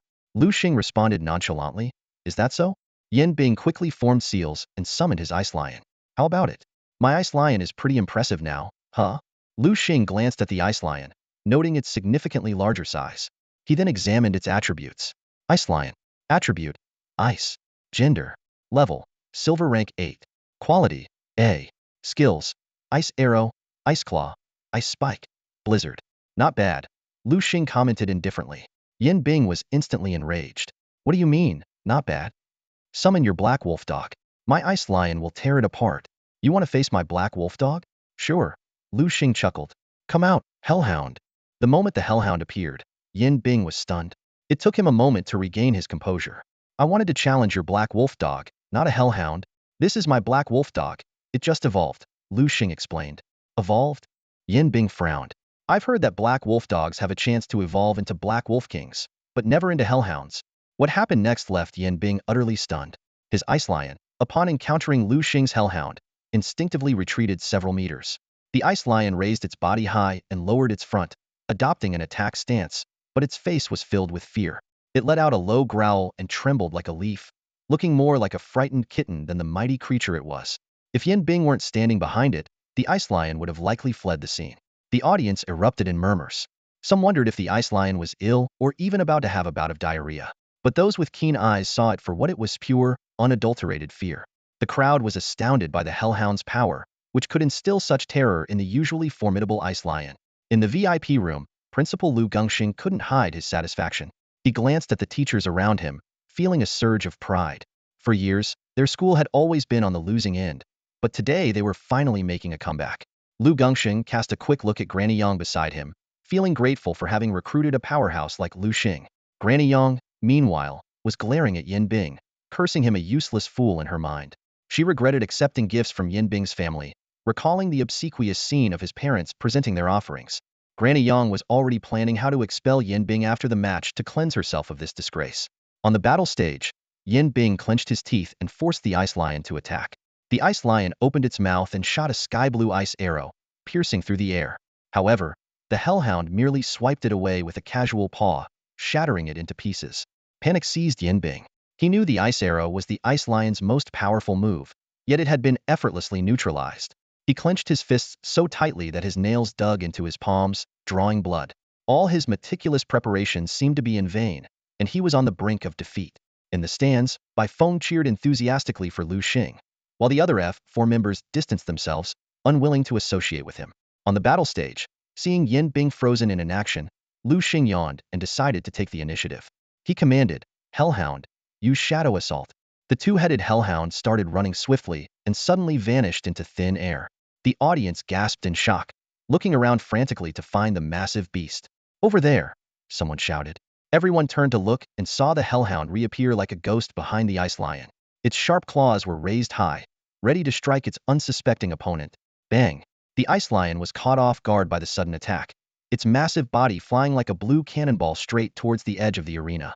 With a thunderous crash, the ice lion collided heavily with the wall, embedding itself into the structure. Debris flew everywhere, and dust filled the air. As the dust settled, the people in the nearby stands retreated in fear, realizing for the first time that watching a beast battle could be life-threatening.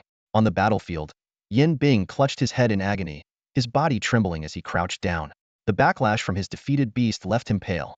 He struggled to stand but completely broke down when he met Liu Xing's gaze. Liu Xing's face still bore a smile, but to Yin Bing, it looked like a devilish grin. Memories of past failures flooded his mind, and he could no longer bear the pressure. "No, I don't want to fight anymore," he suddenly cried out. "Mom, Dad, I want to go home." With that, Yin Bing, eyes red, dashed out of the stadium like a madman. Watching this, Granny Yang's eyes flashed with coldness. She had already intended to expel Yin Bing, and now his performance had disappointed her even more. She shot Liu Xing a cold glance, her eyes filled with murderous intent.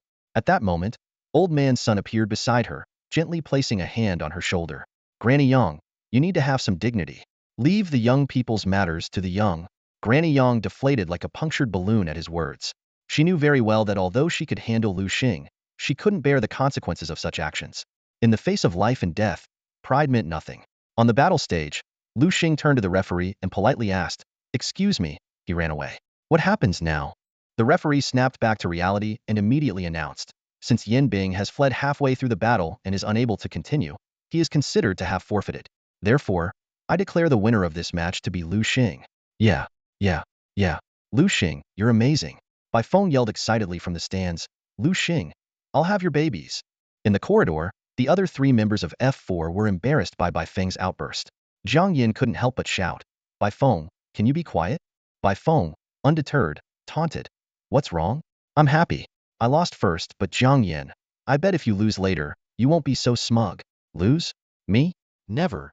Zhang Yin scoffed. "Bai Feng, just watch. I'll show you what a true master is. You're just a good for nothing." Bai Feng wasn't angered. He just smiled and said, "All right, I'll be watching." Zhang Yan's match started soon after, but ended in just 11 or 12 minutes. In the resting room, Bai Feng couldn't help but laugh at the sight of Zhang Yin, who looked utterly defeated. "Ha ha. Sorry, I shouldn't be laughing. I've had professional training not to laugh, but I can't help it." Zhang Yin, humiliated, retorted, "It's all because you jinxed me. Otherwise, I wouldn't have lost." "Lose? It's because you're not strong enough." Bai Feng shot back. Zhang Yin angrily explained, "Not strong enough? It was just bad luck. All my beasts are fire type, and my opponent had a rock giant that took out all three of them." Seeing this, Bai Feng consoled, "All right, don't be upset. I just checked, and that guy's next opponent is our boss." "Really?" Zhang Yan's eyes lit up with hope as he looked expectantly at Liu Xing. Don't let Zhang Yan's carefree appearance fool you. Deep down, he's incredibly thin-skinned and cares a lot about his image. He pursed his lips and his eyes flickered, clearly unwilling to ask Liu Xing for help in getting revenge. Despite this, Zhang Yin secretly hoped Liu Xing would step in and teach the guy from earlier a lesson. Recalling how Liu Xing dealt with Yin Bing, and seeing Bai Feng's wild behavior, Zhang Yan's eyes filled with anticipation as he looked at Liu Xing. Liu Xing seemed to sense Zhang Yan's thoughts and softly said, "Don't worry, leave it to me." A moment later, it was finally Liu Xing's turn. Knowing Zhang Yan's personality well, he left him with a parting remark, "Don't be upset. I'll give him a good beating for you." With that, Liu Xing turned and walked away. Watching Liu Xing's retreating figure, Zhang Yin felt a warm surge in his heart. He instinctively touched his eyes and found them wet. Someone nearby teased, "Haha, Zhang Yin, are you crying?" Zhang Yin snapped back, "Mind your own business." Everyone present was a top talent in their own right. It was natural to feel upset after being defeated. Led by the staff, Liu Xing walked straight to the battle stage. Waiting there was a burly, dark-skinned man with a shaved head. He stood about 1.9 meters tall, with a face full of fierce lines, clearly a seasoned fighter. "Kid, you must be Liu Xing," the bald man said. "You know Yin Bing, right? The one you defeated earlier." "He's my junior, but I didn't expect him to be so useless, losing to someone like you." Liu Xing responded calmly. "Oh, don't worry, you'll lose just like he did." "Me lose? Ridiculous." The muscular man became agitated. "I, Shirley, have never lost so far. Enough talk, let's get started. Show me what you've got. Come out, rock giant." With Shirley's summon, a colossal rock giant appeared before everyone. The audience gasped in awe. "Wow, that's huge. Is that a rock giant?" It looks so powerful.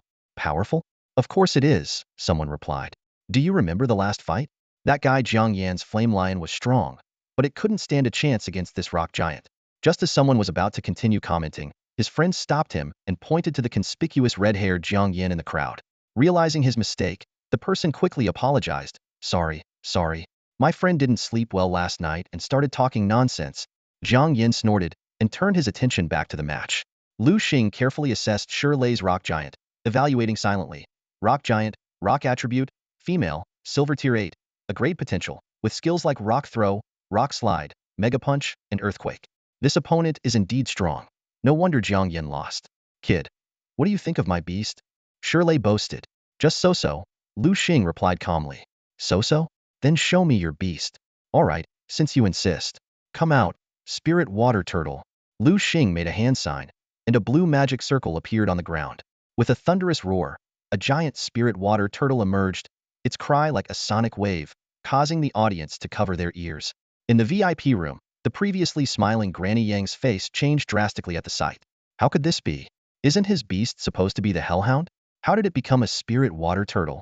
She hadn't expected Liu Xing to have such a trump card. Beside her, Lu Gongxing couldn't help but chuckle at Granny Yang's surprise. Although Jiang Yan's loss saddened him, he could see Jiang Yan had given his all. Now, he just hoped Liu Xing would teach Lei a lesson, showing him that students from Jiangnan Beast-Taming University were not to be trifled with. Spirit water turtle? Lei's face darkened. Water attributes counter rock attributes. This match would be tough for him. Liu Xing smiled lightly and evaluated his spirit water turtle. Water attribute, male, silver tier 9, S-grade potential, with skills like super healing, spiked shell, rage bite, wave crash, and taunt. After days of training, the spirit water turtle had reached the peak of silver tier 9, just a step away from gold tier 1. It's just a turtle. Damn it. I'll smash your shell to pieces. Lei, enraged, ordered his rock giant. Use rock throw. The rock giant grabbed a massive boulder from thin air and hurled it forcefully at Liu Xing's spirit water turtle. Bang! With a thunderous crash, the rock giant's attack landed on the sturdy shell of the spirit water turtle. To everyone's astonishment, the massive rock shattered instantly, like an egg hitting a stone.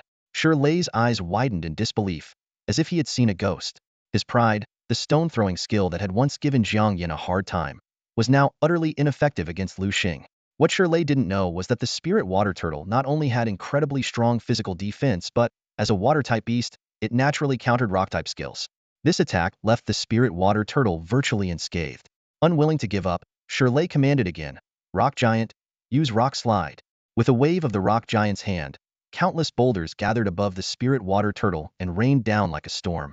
The continuous sound of crashing rocks filled the air, and a cloud of dust enveloped the spirit water turtle. The audience was abuzz with speculation. Some wondered why Liu Xing wasn't ordering the spirit water turtle to counterattack, while others suspected he was too scared to react.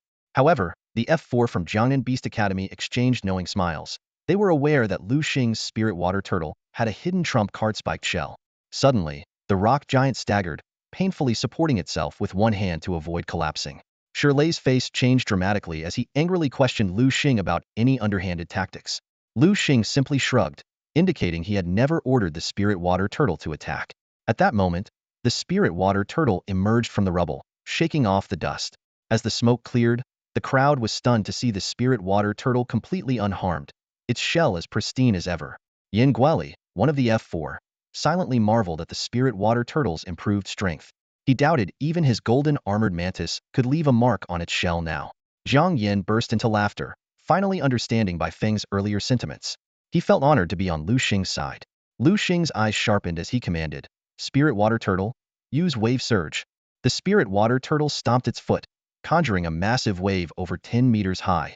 Lei's face turned pale as he frantically ordered the rock giant to flee, but it was too late. The wave roared forward, sweeping the heavily injured rock giant away. It crashed to the ground, struggling briefly before losing consciousness.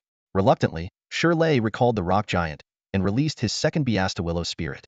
Liu Xing was a bit surprised. He had thought Lei, like Jiang Yan, only contracted beasts of a single attribute. It turned out Lei had other types of beasts as well. Liu Xing's eyes locked onto Lei's willow sprite. This powerful beast, a female plant-type creature of silver tier 8 and level aptitude, wielded skills like Willow Whip, Vine Entangle, and Spring Revival. Narrowing his eyes, Liu Xing commanded decisively, Willow Sprite, use Willow Whip to take out that damn turtle. The willow sprite responded immediately, its branches lashing out like tentacles towards the aqua turtle. But just as the attack was about to land, Liu Xing suddenly shouted, "Return, aqua turtle!" Before the words even finished, the aqua turtle was recalled. Shirley stood there, stunned and unsure of what to do next. "What's wrong?" Liu Xing asked. "Did I break any rules or do something wrong?" The spectators began to murmur among themselves, some questioning the validity of Liu Xing's move, while others thought it might be permissible. Amid the confusion, Liu Xing turned to the referee and asked directly, "Referee, is there any rule against recalling one's own beast?" The referee shook his head. "No, there isn't." "Then that's settled," Liu Xing said confidently. "If the rules don't prohibit it, why not do it?" He then formed a seal with his hands. "Come forth, Hellhound." As the Hellhound appeared, Shirley's face turned pale. He knew full well the power of this beast. Without hesitation, Liu Xing ordered, "Hellhound, use flame slash on the willow sprite." The Hellhound's sharp claws slashed through the air, sending a fiery blade straight at the willow sprite. Shirley frantically shouted, "Willow sprite, dodge!" The sprite barely avoided a critical hit, but many of its branches were severed by the flames. Losing its cherished branches, the willow sprite roared in fury and charged at the Hellhound, attempting to ensnare it with vine and tangle. But Liu Xing was ready. "Hellhound, another flame slash. Cut all its branches." The fiery blade sliced through the willow sprite's branches as if they were butter, leaving only a smoking stump. The willow sprite howled in pain, and Liu Xing seized the moment. "Hellhound, shadow strike. Finish it off." The Hellhound lunged forward, its sharp claws aiming for the willow sprite. Shirley screamed, "No," but it was too late. The willow sprite was sent flying and crashed to the ground, unable to continue. Seeing this, Shirley unexpectedly conceded. "I give up." Liu Xing was taken aback, expecting a tougher battle but finding his opponent surrendering instead. As Shirley left, he threw a parting threat. "Kid, your name is Liu Xing, right? Just you wait. I'll be back." Liu Xing silently scoffed. "This isn't a cartoon. Why the dramatic lines?" The match over, Liu Xing returned to the rest area. Not long after, Bai Feng and Jiang Yin walked in, arms around each other, looking pleased. However, Yin Guoli appeared dejected. "Yin Guoli, what's wrong?" Liu Xing asked. "Don't tell me you lost too?" Yin Guoli hesitated. Bai Feng tried to console him. "Losing isn't a big deal. We lost too, didn't we?" Jiang Yin chimed in. "Yeah. Tell Liu Xing who beat you, and let him help you get even." Just then, a voice came from outside the door. It was me. Bai Feng's face changed, and he exclaimed, "Boss Lan Tian." Only then did he realize, in his focus on Liu Xing, he had overlooked that Yin Guoli's opponent was Lan Tian. Bai Feng pulled Yin Guoli aside and whispered in his ear, "This doesn't make sense. Sure, Lan Tian is a bit stronger than you, but you shouldn't have lost so quickly."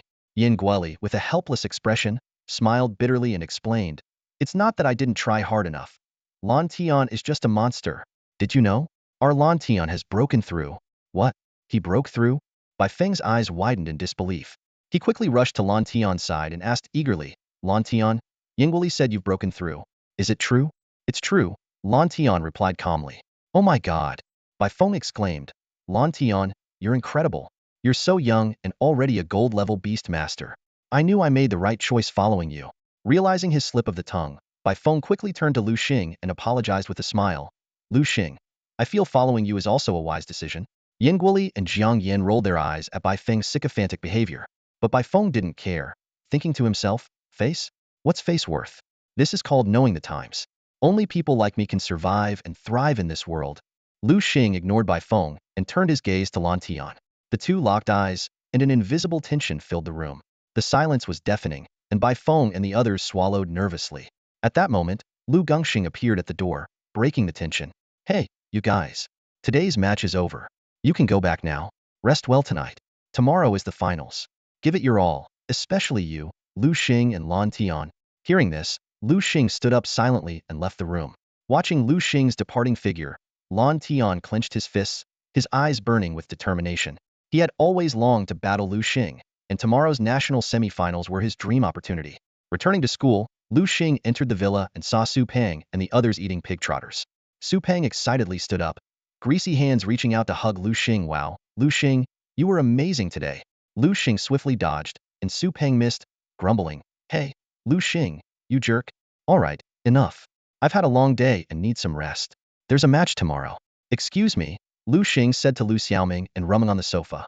The two girls nodded obediently. "Okay." Watching Liu Xing go upstairs, the three felt a surge of pride. He was Liu Xing, their good friend, a man who had easily made it to the national semifinals. Barring any surprises, he would be the champion tomorrow. Su Peng suddenly felt guilty. Oh, if only I had gotten the tickets. Then I could cheer for Liu Xing in person. Lu Xiaoming and Rumming exchanged a glance, a hint of sadness in their eyes. They hadn't gotten tickets either. The National League was a grand event, with almost the entire country watching, making tickets extremely hard to come by.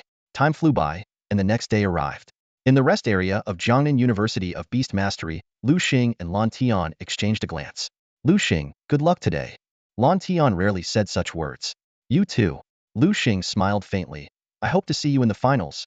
Me too. With that, they headed to their respective competition areas. If they both won today, they would face each other in the finals in the afternoon. At this moment, the principal of Jiangnan University of Beast Mastery, Liu Xing, was particularly excited. The top 4. My students made it to the top 4. From today on, let's see who dares to say I can't train students. He finally felt vindicated. In previous years, Jiangnan University of Beast Mastery students never made it past the top 8, with the final battles always dominated by Imperial Capital Huaxia Academy and Magic City Academy. Liu Xing arrived at the arena and discovered his opponent was a woman. Oh my, I didn't expect my opponent to be such a handsome young man. And quite good-looking too, the woman in a cheapao said, lifting her hem to reveal her fair thighs. So, handsome, do you have a girlfriend? How about letting me win this match, and I'll be your girlfriend? Her actions elicited a chorus of gasps from the audience. So beautiful. Wow, she's a stunner. My God, I'd give 10 years of my life to spend a night with her. Me too. I want that. Feeling the invasive stares, the woman snorted and lowered her dress, realizing her usually foolproof tactic had failed on Liu Xing. Hey, are you impotent, or something? Not even a little moved by this, she snapped, her demeanor suddenly changing. Liu Xing calmly replied, moved? Why should I be moved? Humph.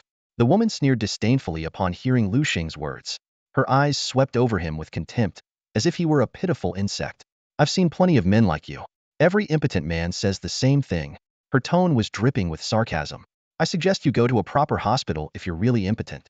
Don't trust those old herbalists advertised on utility poles. Liu Xing's face darkened instantly, his brows furrowing. Are you done yet? He asked through gritted teeth. Seeing Liu Xing's frustrated expression, the woman felt a surge of satisfaction. She raised her head proudly, like a victorious rooster. Liu Xing sighed in resignation as he watched her smug demeanor. He knew it was time to play his trump card. Sigh. It's not that I'm impotent, Liu Xing began slowly, with a hint of pity in his voice.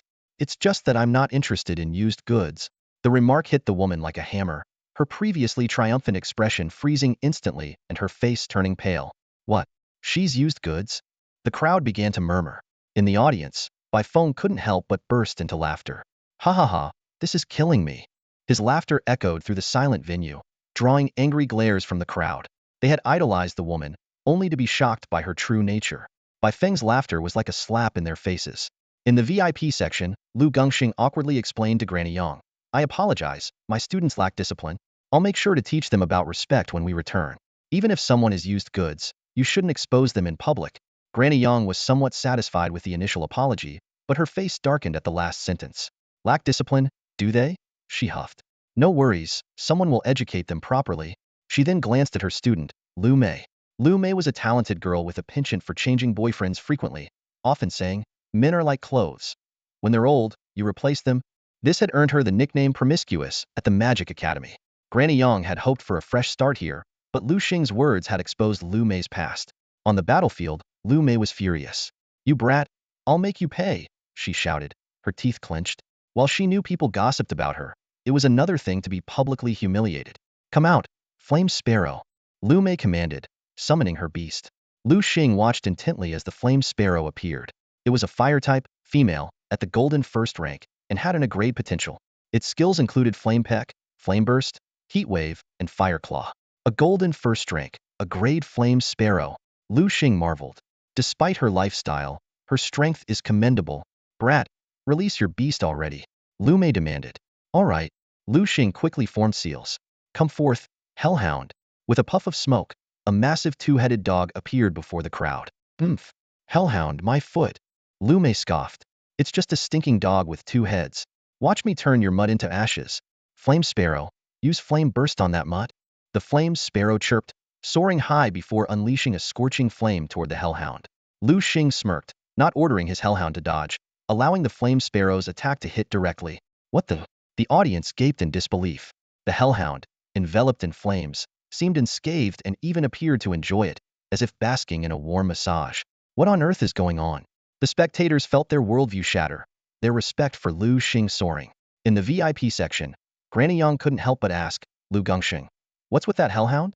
Liu Xing shrugged, looking innocent. How should I know?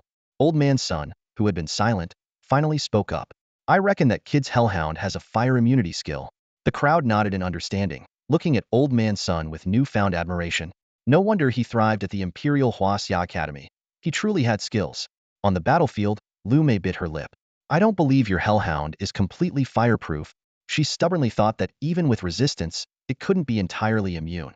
As long as the flame sparrow kept attacking, the hellhound would eventually get hurt. Are you done yet? Liu Xing yawned, looking relaxed. Despite Lu Mei's strength, she was no match for him. Lu Mei was momentarily speechless, unsure of how to proceed. All right then, since you don't know what to do, I'll decide for you, Liu Xing said calmly. Hellhound, use Inferno Slash. At his command, the hellhound's sharp claws slashed forward. A fierce blade of fire cleaved through the flame sparrow's flames, heading straight for it. Look out, Firebird. Get out of the way. Lu Mei's alarmed cry echoed across the battlefield, but it was too late. The hellhound's flame slash struck like lightning, moving too fast to follow. The Firebird, caught off guard, was hit directly by the fierce blow. Under the massive impact, the Firebird struggled to stabilize itself by flapping its wings.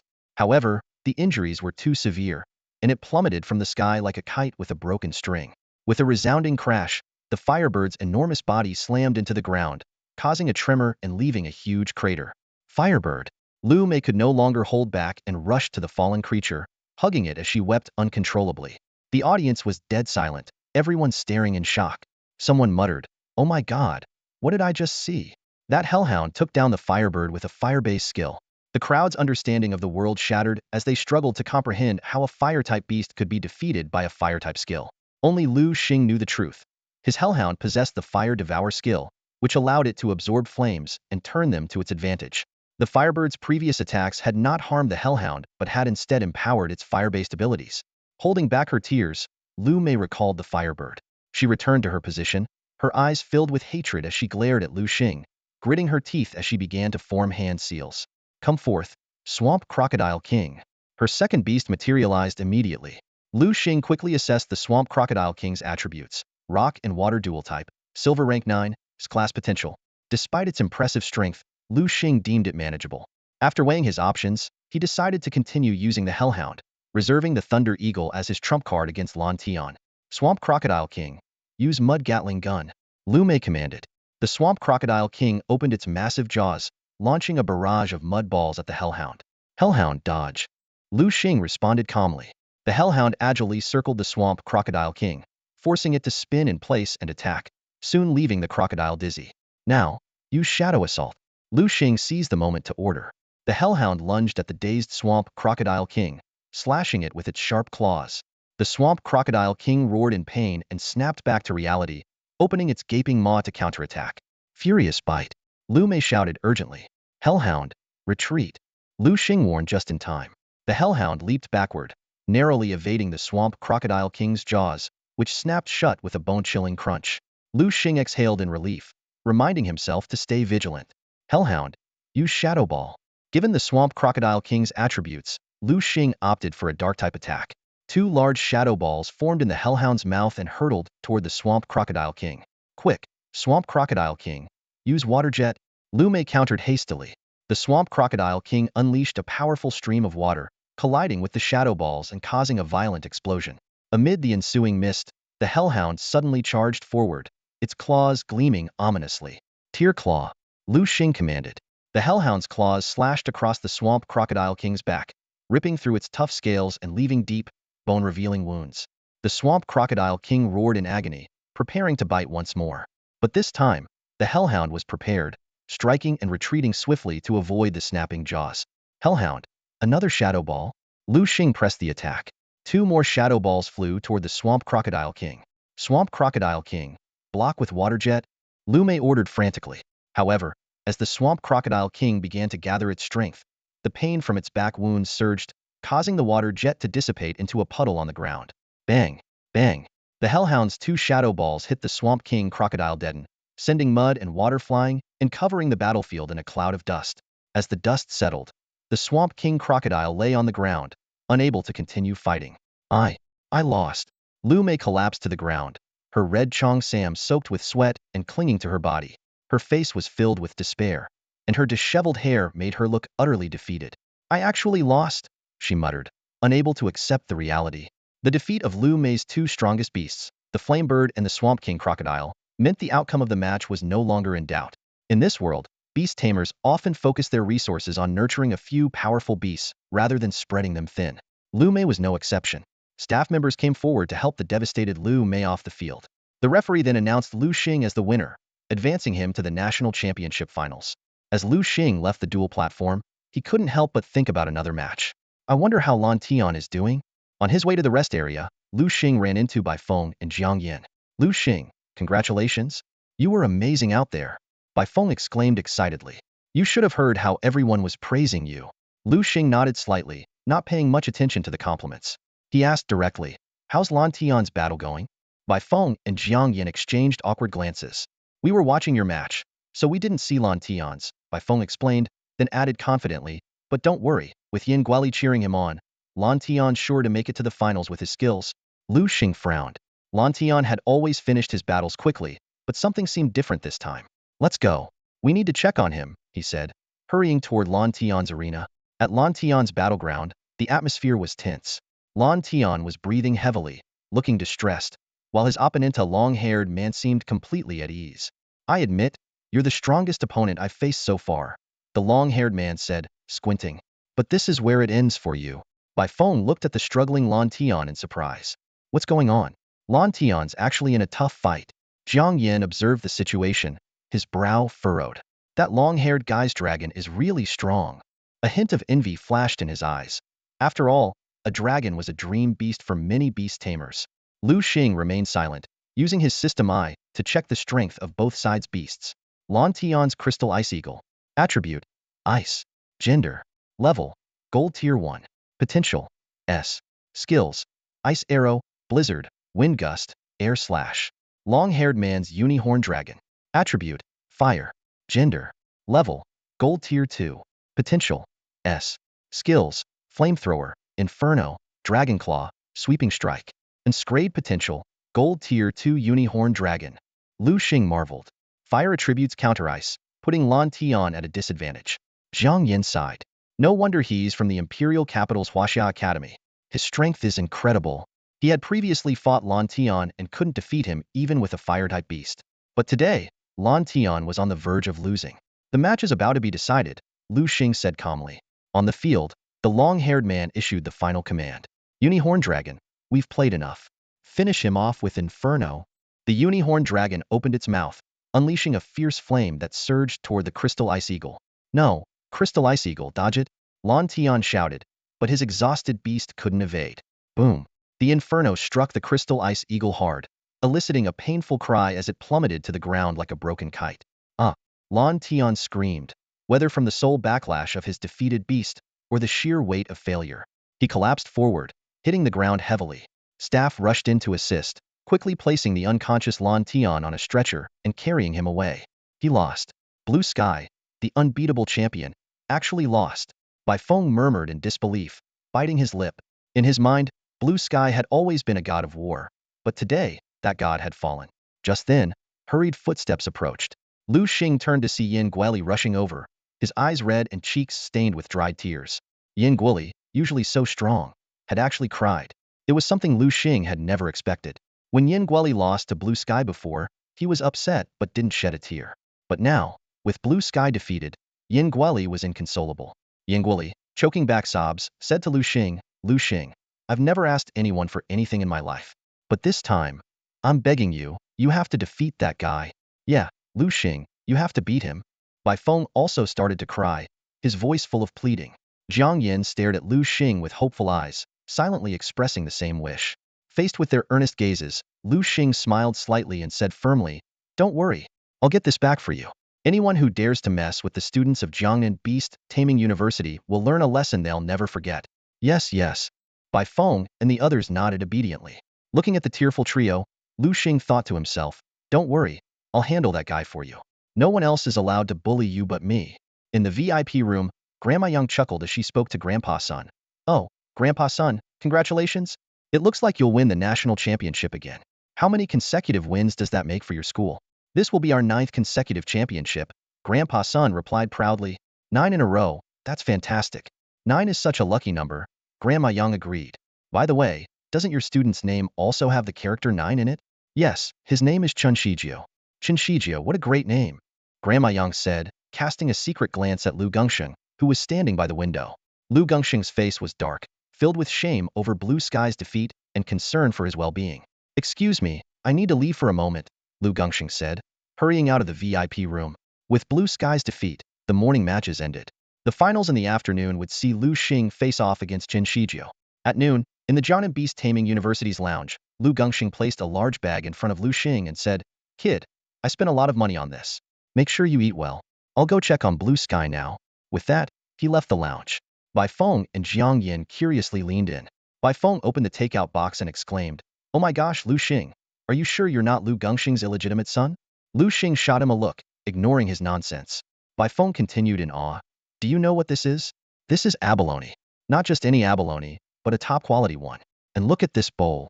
Is it vermicelli? Liu Xing asked casually. Are you kidding me? This is tianjia wings. My god, that miser Liu Gongsheng really went all out for you. Bai Feng exclaimed. Liu Xing shrugged. No matter how good this stuff is, it's still food. It's not like eating it will make me immortal. True, Bai Feng admitted. Exactly, Liu Xing said, sitting back down to continue eating his plain lunch. Bai Feng couldn't help but complain. Seriously? You have all this gourmet food and you're eating that? If you want it, just eat it. Stop whining, Liu Xing said calmly. Me? Bai Feng was a bit taken aback that Liu Xing would offer him such a delicacy. Heh, heh, heh, are you sure? Bai Feng said, embarrassed. Liu Xing gave him another look. If you're going to eat, then eat. If not, sit quietly. Noting Zhang Yan's eager gaze, Liu Xing added, Zhang Yan, if you want some, go ahead. Just don't waste any food. Okay. Zhang Yan immediately grabbed an abalone and started eating. Delicious. Hey, Zhang Yan, can you be a bit more refined? Bai Feng protested.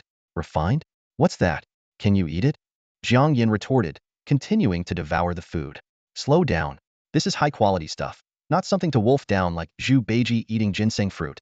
Bai Feng said, exasperated. I like it this way. Mind your own business, Zhang Yan replied. Watching the two bicker, Liu Xing shook his head with a wry smile. He glanced at the takeout Liu Gongsheng had ordered and swallowed hard. He wanted to eat it, but with an important match in the afternoon, he couldn't take the risk. Seeing Bai Feng and Jiang Yin eating voraciously, Liu Xing was reminded of a classmate from his past life. That classmate's mother had rewarded him with a seafood feast before the college entrance exam, but he ended up with food poisoning and failed the exam, having to repeat a year. Recalling this, Liu Xing was even more determined to avoid those delicacies. The strong are always self-disciplined. They know what should and shouldn't be done. What makes someone strong? It's simply doing what needs to be done at the right time and growing from it. Time flies, and in the blink of an eye, it was already afternoon. Guided by the staff, Liu Xing arrived at the expanded and reinforced final battle stage. 8 high-speed cameras were set up around, clearly indicating the organizers' intention to capture every detail of the fight between Liu Xing and Chen Shijio. So, you're Liu Xing, the guy who defeated Liu Mei. Chen Shijio's voice came, a hint of malice flashing in his eyes. Liu Xing nodded in confirmation, and Chen Shijio's expression instantly darkened. Good. Very good. How dare you touch my woman? I'll make you wish you were never born. Your woman? Liu Xing couldn't help but mock. You have quite the taste, don't you? Liking someone else's leftovers. Chen Shijio was rendered speechless by this remark, grinding his teeth in anger. I hope you can keep that sharp tongue of yours later. Come out, King Toad. As Chen Shijio quickly formed hand seals, a blue magic circle appeared on the ground. Soon, a giant toad leaped out of the circle. Liu Xing immediately activated his system's eye to scan the toad's attributes. Water and poison type, male, gold rank, a great aptitude, with skills like poison hand, venom spray, water jet, and water surge. Hey, kid, are you scared? Chen Shijio taunted, seeing Liu Xing's silence. If you're scared, just kneel down and kowtow. Call me grandpa 3 times, and I'll let you go. What should I call you? Liu Xing asked deliberately. Grandpa. Oh, you're such a good boy. Liu Xing suddenly agreed, making Chen Shijio's face turn ashen as if he had swallowed a fly. Not giving his opponent a chance to breathe, Liu Xing summoned his own beast. Come out, Thunder Eagle. With a flash of yellow light, the battle stage was filled with crackling electricity. A sharp eagle cry rang out as a massive thunder eagle spread its wings and emerged. The audience erupted in excitement. Wow, is that a thunder eagle? So cool, someone exclaimed. People began discussing the legendary creature rumored to live deep in Thunderclap Gorge, speculating how Liu Xing managed to tame it. Meanwhile, Su Peng, watching from home, was smug. Haha, those fools. There's no way Liu Xing went to Thunderclap Gorge to capture a thunder eagle. His thunder eagle evolved from a small electric sparrow, he said, stuffing his mouth with chips. On the battle stage, Chun Shizhou's expression became serious. He hadn't expected Liu Xing to have such a powerful beast. What worried him more was that the Thunder Eagle seemed to be on par with his King Toad. In fact, Liu Xing's Thunder Eagle had just broken through to gold rank last night after relentless effort, making it indeed a match for the King Toad. Thunder Eagle, use Thunder Strike on King Toad, Liu Xing commanded, and the Thunder Eagle immediately launched its attack. King Toad, dodge it, Chun Shizhou quickly ordered. The King Toad barely avoided the strike and then counterattacked. King Toad, use Venom Spray on Thunder Eagle. Purple Venom shot toward the Thunder Eagle, but Liu Xing was prepared. Thunder Eagle, use Thunder Flash. In a flash of lightning, the Thunder Eagle moved to the side, dodging the attack. The venom hit the ground, sizzling and corroding a large hole. Seeing this, Liu Xing couldn't help but gasp. Thunder Eagle, be careful. That poison is pretty nasty. The Thunder Eagle nodded in understanding and used Thunder Flash again, disappearing from its original spot. The King Toad panicked, looking around for its opponent. King Toad, the Thunder Eagle is behind you. Watch your back. Chun Shizhou's warning came too late. With a thunderous crash, a lightning bolt as thick as a barrel struck the King Toad like a raging thunder dragon. Electricity ravaged the King Toad's body, disrupting its functions. As a water poison type beast, it was extremely vulnerable to electric attacks. This strike knocked it out cold. King Toad, Chun Shizhou cried, but it was too late. The spectators were stunned by the battle. In the VIP room, Old Sun couldn't help but mutter, lost? Chun Shizhou actually lost a match. That Liu Xing guy is something else. Granny Yang gritted her teeth in anger, while Liu Gongxing cheered loudly for Liu Xing. Liu Xing, keep it up. Take that guy down. Whatever reward you want, I'll give it to you. Chun Shizhou bit his lips so hard it bled. He had never imagined suffering such a humiliating defeat in such a setting. The rage and frustration inside him were almost unbearable. Brat, I'm going to kill your Thunder Eagle. Chun Shizhou's eyes flashed with cold light, his voice filled with murderous intent. He quickly formed a hand seal, and a complex array appeared on the ground. Come forth, lava monster. As the array glowed intensely, a gigantic lava monster crashed onto the battlefield. Its entire body was composed of crimson magma, radiating suffocating heat. The onlookers gasped, their faces changing dramatically. Someone whispered in astonishment. It's said that lava monsters live in volcanic regions, subsisting on minerals and volcanic ash. I've only heard of them before. This is my first time seeing one in person. Of course, another person replied. Think about it, that's a volcanic region. Just the magma alone could roast a person alive. Liu Xing calmly assessed Chun Shizhou's lava monster, quickly analyzing its attributes. Lava monster. Attributes: fire, rock. Gender: level, gold tier 1. Quality: A. Skills: rock blast, magma jet. Role: savage charge. After reviewing the lava monster's stats, Liu Xing's lips curled into a slight smile. Despite its strength, he knew it had a fatal weakness. Return: Thunder Eagle. Liu Xing decisively recalled his Thunder Eagle. Chun Shizhou was taken aback, not expecting Liu Xing to pull this move again. The crowd exchanged knowing looks, already used to this kind of tactic. While not forbidden, most competitors avoided it out of pride. Liu Xing, however, didn't care and called out without hesitation. Come out, Water Spirit Turtle. A large Water Spirit Turtle appeared on the field. Although it was still at Silver Tier 9, Liu Xing was confident in its abilities. Chun Shizhou's eyes flashed with murderous intent as he shouted, Lava Monster. Let's roast this turtle. Use Magma Jet. The lava monster opened its mouth, spewing a torrent of scorching magma straight at the Water Spirit Turtle. Water Spirit Turtle. Use Tidal Wave. Liu Xing responded calmly. The Water Spirit Turtle stomped heavily on the ground, and a towering wave emerged out of thin air, surging towards the magma. Boom! Water and fire collided, producing a deafening explosion. The battlefield was instantly shrouded in thick smoke. Water Spirit Turtle hit it again with Tidal Wave. Liu Xing pressed the advantage. Another massive wave swept forward. Chun Shizhou hurriedly commanded, Lava Monster, block it with Magma Jet. The two forces clashed again, intensifying the battle. Tidal Wave. Magma Jet. Tidal Wave. Magma Jet. The two seemed like broken records, repeating the same commands over and over. Damn it, brat. Is tidal wave the only move you know? Chen Shijio finally roared in frustration. Liu Xing coldly retorted. Aren't you just using magma jet? Fine. Let's see whose move is stronger. Lava monster. Use magma jet. This time, however, the lava monster stood frozen, seemingly unable to use its skill. Huh. What's going on? Chen Shijio panicked. Liu Xing's smile widened. Looks like your creature's out of juice. He explained. Magma jet involves expelling stored magma to burn the opponent, but it relies on having magma in its body. Clearly, after several attacks, your lava monster has exhausted its supply. Your magma's out, but mine isn't. Water spirit turtle. Use tidal wave. The water spirit turtle summoned another giant wave. This time, the lava monster couldn't dodge. The wave struck it hard, pushing it several meters and carving a deep furrow in the ground. Chen Shijia watched in despair as his lava monster lay soaked and defeated, clearly unable to continue fighting. Suddenly, the water spirit turtle began to glow blue, drawing in countless strands of spiritual energy. It's breaking through, the audience exclaimed. Have you ever seen a water spirit turtle break through in the middle of a battle? The crowd buzzed with excitement, feeling their tickets were worth every penny. The water spirit turtle's breakthrough took over a minute. It shook its head vigorously, scattering water droplets like rain. Chen Shijio gritted his teeth, his face burning with humiliation. Each of Liu Xing's moves felt like a slap to his face. Brat, I refuse to believe you can defeat my ultimate beast. Come out, unicorn lizard dragon. Chen Shiju released his final trump card. I originally just wanted to mess around with you, but now I'm furious. The consequences will be severe. Chen Shiju snarled through gritted teeth, his bloodshot eyes brimming with rage, and his fists clenched so tightly that his knuckles turned white. Facing this sudden outburst of anger, Liu Xing merely shrugged nonchalantly, a hint of disdain flashing in his eyes. This is just impotent rage, he thought to himself, then calmly said, Return, spirit water turtle. A blue light flashed, and the spirit water turtle vanished into thin air. Although it had just advanced to the first gold rank, Liu Xing knew it was at a disadvantage against the flying firehorn drake. He swiftly adjusted his strategy and shouted, Come forth, hellhound. With a deep, guttural growl, the hellhound appeared in the center of the arena, its red eyes gleaming with a bloodthirsty glow. Liu Xing's choice sparked a flurry of discussion among the spectators, many puzzled by his decision. What is that guy thinking? Has he lost his mind?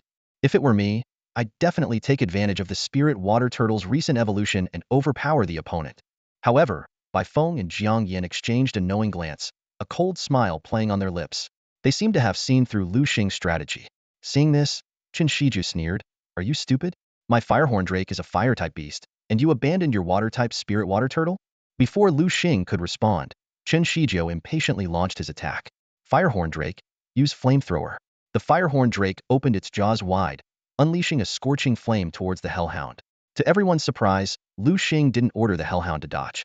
The flames hit the hellhound directly, but it remained unscathed, as if nothing had happened. Chen Shijio was stunned, unable to comprehend what had just occurred. At that moment, a woman's voice suddenly shouted from the audience, Chen Shijio, don't use fire attacks on his hellhound. It's immune to fire. That's how I lost last time. This unexpected warning caused an uproar. Bai Feng immediately stood up and protested loudly, Referee, that woman is helping Chen Shiju cheat. Isn't that against the rules? The referee was momentarily at a loss, but then a mature, authoritative voice came through the loudspeaker. We'll let it slide this time. If it happens again, Chen Shiju will be disqualified. Everyone recognized the voice of the National League Committee chairman, and the crowd fell silent. The referee breathed a sigh of relief and reiterated the chairman's ruling. Chen Shijio's face turned pale as he hurriedly shouted to Liu Mei in the audience, Sit down now? Fearing he might lose his qualification to compete. The match continued. Chen Shijio gritted his teeth and said, Your hellhound might be immune to fire, but I've got other tricks. Firehorn drake, use dragon claw. The firehorn drake let out a deafening roar, its sharp claws gleaming as it lunged at the hellhound. A flicker of disdain crossed Liu Xing's eyes as he calmly commanded, Hellhound, use rending claw. The two fierce beasts clashed midair, their claws colliding with a screech of metal, sparks flying. The force of the impact sent the firehorn drake tumbling backward, while the hellhound was pushed back a few steps. This round ended in a stalemate, with neither side gaining the upper hand. Liu Xing furrowed his brows, his gaze fixed on the battle unfolding before him. His hellhound and his opponent's monoceros lizard were locked in a stalemate, their strengths evenly matched. A sudden realization struck Liu Xing. The monoceros lizard was a Tier 2 gold beast, while his hellhound was still at Tier 1 gold. If not for its superior aptitude, That last attack might have left it severely injured. This fight made Liu Xing aware of the Hellhound's shortcomings. As a strong fighter who excelled at learning from losses, he silently noted that he needed to find a skill to enhance the Hellhound's power. But for now, the priority was defeating the Monoceros lizard in front of him.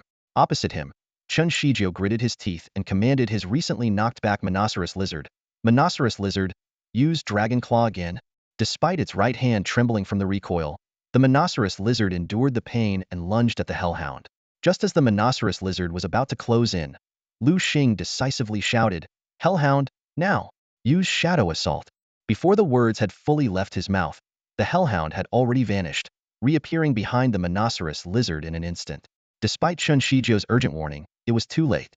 The Hellhound's sharp claws slashed across the Monoceros lizard's back effortlessly, leaving a deep, bone-revealing wound. The Monoceros lizard crashed to the ground, howling in pain. Seizing the opportunity, Liu Xing immediately ordered, "Hellhound, use Poison Fang." The Hellhound bared its purple fangs and sank them into the Monoceros lizard's back. Poison quickly seeped into its opponent, draining the Monoceros lizard of any strength to struggle. Liu Xing calmly looked at Chun Shijio. "Do you still want to continue?" Chun Shijio clenched his lips and fists, but finally, like a deflated balloon, he conceded in a low voice, "I surrender." Cheers erupted around the arena. Bai Feng and Jiang Yin enthusiastically celebrated Liu Xing's victory, while Yin Guoli and Lan Tian, watching from their hospital room, smiled with relief. At the award ceremony, the chairman of the National League Committee personally handed the golden trophy to Liu Xing. As Liu Xing accepted the trophy, he pondered its worth. However, in the backstage corridor, a covert exchange was taking place. A woman carrying a tray was intercepted by an old lady. The old lady swiftly swapped the Thunderstorm Beast's magic core on the tray with another one and sternly warned the woman to keep quiet. When the tray was brought to Liu Xing, he immediately sensed something was off about the woman. Following her gaze, Liu Xing spotted a familiar figure, Granny Yang. His eyes then fell on the magic core on the tray, setting off alarm bells in his mind. Could there be something wrong with this beast core? Liu Xing felt a twinge of doubt. He immediately activated the system's eye to scrutinize the beast core in front of him. Sure enough, the problem became apparent. Liu Xing couldn't help but mutter under his breath as the attribute panel of the beast core appeared before him. Item: Beast Core of the Abomination Butcher Diamond Tier 3. Effects: using this core grants the following abilities. 1. Decay. The beast's flesh will gradually rot and emit a foul odor. 2. Pus. The beast will develop various pus-filled boils that, when burst, release white liquid. 3. Plague. The beast will be surrounded by a plague aura, infecting those around it and affecting its own health. 4. Accumulation of rot. The beast gains strength each time it kills an opponent. My god, that Granny Yang is truly vicious. Liu Xing was shocked by Granny Yang's ruthlessness, giving him such a dangerous beast core. At this moment, Granny Yang had already left the gymnasium, a smug smile playing on her lips. "You brat, you'll pay for crossing me," she thought gleefully, already envisioning the horrific scenes that would unfold once Liu Xing's beast used the core. Liu Xing toyed with the core in his hand, a cold smile forming on his lips. He hadn't expected Granny Yang to send him such a gift. After the awards ceremony, Liu Xing headed home. On the way, he encountered Principal Liu Gongsheng, who had been waiting for him. "Liu Xing, congratulations. You've made us all proud," Principal Liu said with a smile. Liu Xing responded politely, "Thank you, Principal. It's my duty to bring honor to our school." Principal Liu noticed the core in Liu Xing's hand and was taken aback. Is that your reward? The beast core of the Thunderburst beast?" When he saw the core's true nature, his face changed dramatically. Principal Liu quickly snatched the core and gritted his teeth. "Granny Yang, you have a truly cruel heart." "Principal, is there something wrong?" Liu Xing asked, puzzled. Principal Liu forced a calm demeanor. "It's nothing. I just took a liking to this core. How about selling it to me, or trading it for something else?" "No need. I want this one." Liu Xing reached out to reclaim the core. Principal Liu cursed inwardly. Why won't this kid listen? He knew the core's originate was obtained years ago during the hunt for the Abomination Butcher in Magic City. Granny Yang had been overjoyed to have it tested, but the results were disappointing, nearly leading her to discard it. He never expected she would use it to harm Liu Xing now. As Principal Liu wrestled with his thoughts, a figure flashed by, and an old man suddenly appeared, holding the core in his hand. "Liu Gongsheng, aren't you too old to be snatching things from kids? Have some shame." The old man chuckled. "Here, young man, take your core back and keep it safe. Here, kid, catch." The old man called out, flicking his wrist. The beast crystal core shot through the air like a meteor. Liu Xing, quick as lightning, caught it firmly in his palm. Principal Liu Gongsheng was about to speak when he hesitated. noticing another person beside him. The old man didn't wait for him to say anything and pulled Liu Xing along, saying, "Oh, come on, Liu Xing. If you want a diamond-grade beast crystal core, just let me know, and I'll get one for you. This one is a prize for the little guy's competition. Let him keep it." Liu Xing had no choice but to follow the old man. As he left, he couldn't help but turn back and instruct Liu Xing, "Don't use that beast crystal core. Wait until I get back, and I'll explain everything." Before he could finish, the old man had already dragged him away. Liu Xing was momentarily stunned, but then smirked coldly. Only a fool wouldn't use it, he thought. This beast crystal core might be a trap for others, but for me, it's a great opportunity. He muttered under his breath, "Young granny, since you've given me such a gift, how can I not return the favor? Once I'm strong enough, I'll personally send you to meet King Yama. Consider it a proper farewell." Meanwhile, on a plane heading back to the Magic City, young Granny suddenly shivered. Her assistant, concerned, asked, "Granny, are you all right?" Young Granny rubbed her arm and casually replied, "It's nothing, probably just the air conditioning." The assistant frowned, puzzled, and looked around. Back in his dormitory, Liu Xing went straight to the underground training room. "Come out, Hellhound." At his command, his first general, the Hellhound, materialized.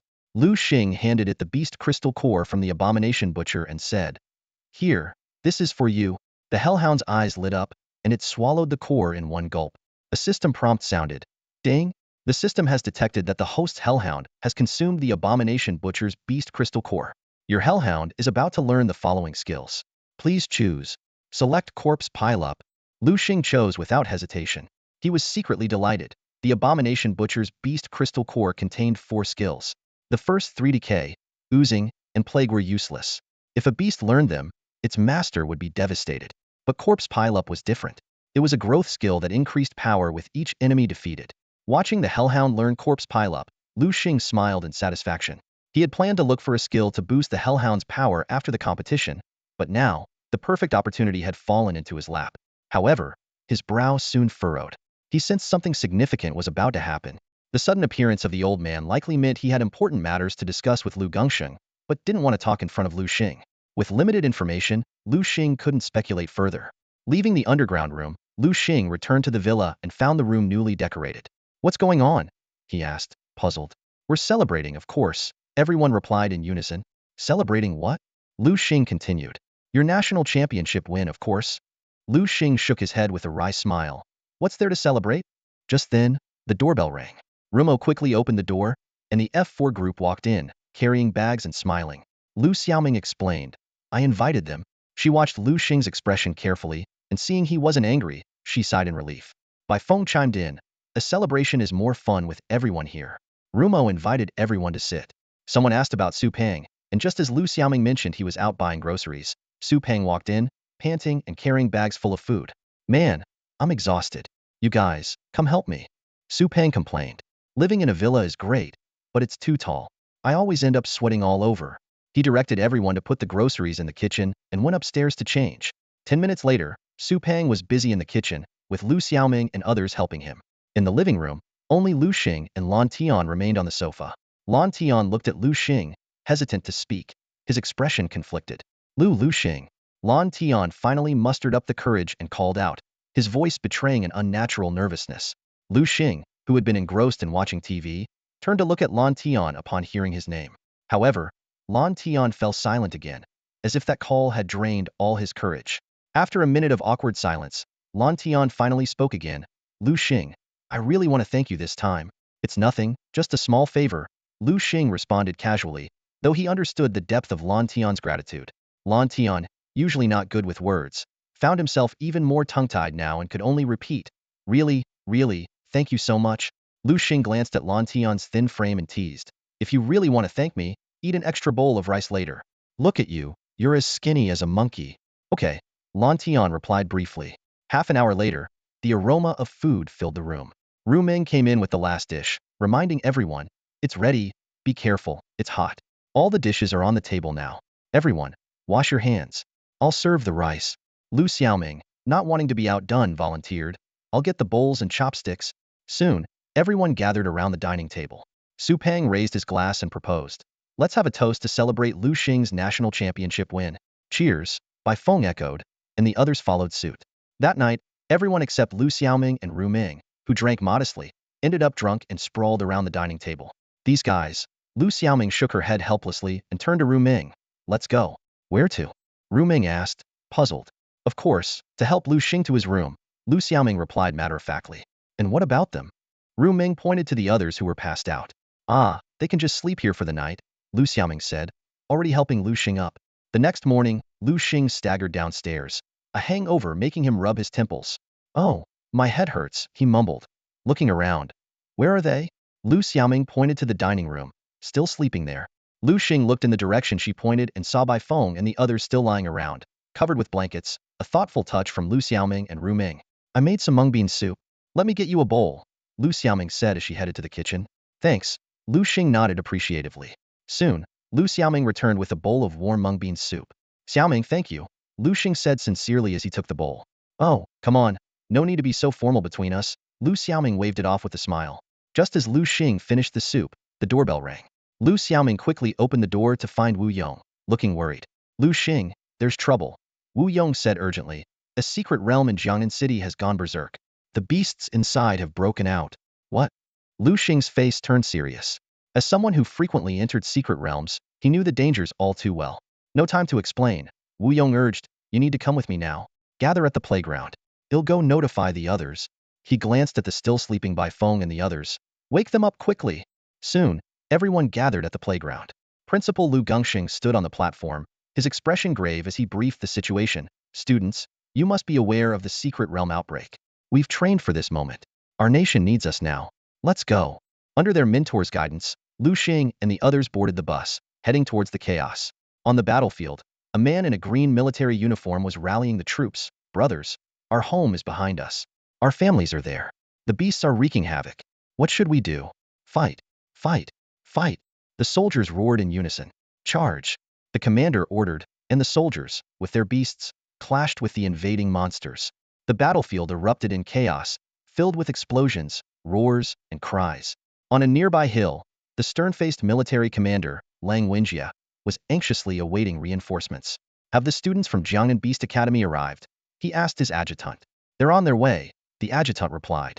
Lang Wenjie watched the oncoming wave of beasts and said heavily, whether we can hold the line depends on today. The bus carrying Liu Xing and the others sped towards the battlefield. The atmosphere on the bus varied.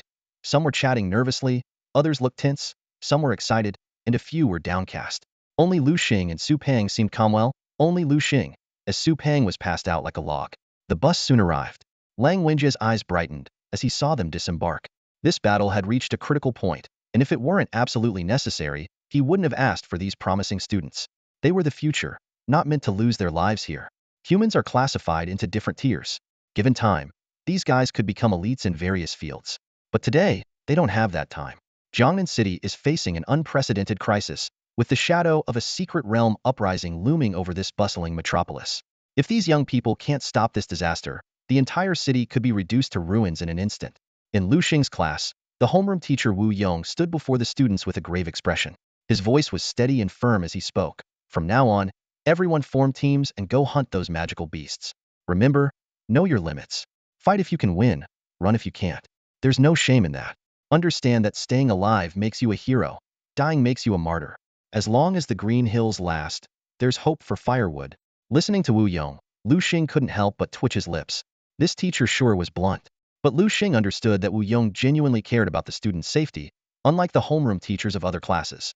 Liu Xing glanced around. His class 2 was in the middle, with class 1 on the left and class 3 on the right. At this moment, the homeroom teachers of class 1 and class 3 were passionately giving speeches, continuously pumping up their students.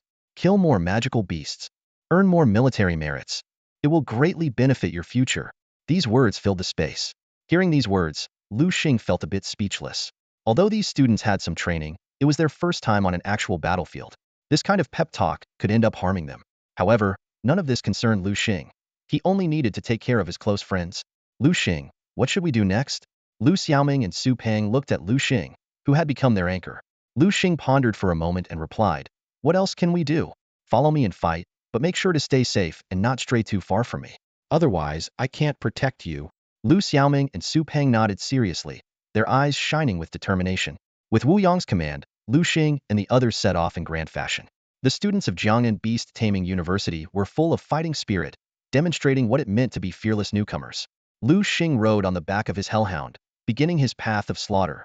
The hellhound's claws swung forward, unleashing a sharp blade of fire. The fiery blade cut through everything in its path, slicing the magical beasts in two. Watching Liu Xing's performance, Su Peng and Lu Xiaoming were left speechless. "Liu Xing, you're so strong," Su Peng exclaimed, glancing at his own struggling beast. "Strong?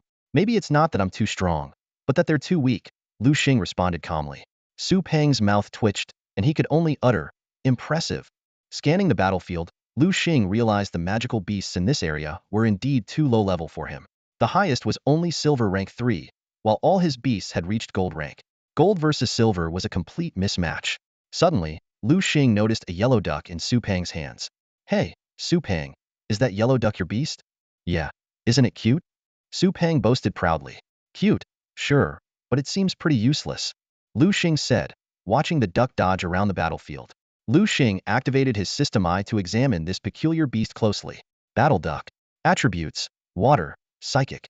Gender: level, silver rank 2. Potential: S. Skills learned: water gun, psychic, fury swipes. Battle duck? Psyduck? Liu Xing was speechless. He couldn't help but ask, "Su Peng, where did you get this battle duck?" Su Peng began his exaggerated tale, embellishing a simple story. In the end, Liu Xing summed it up.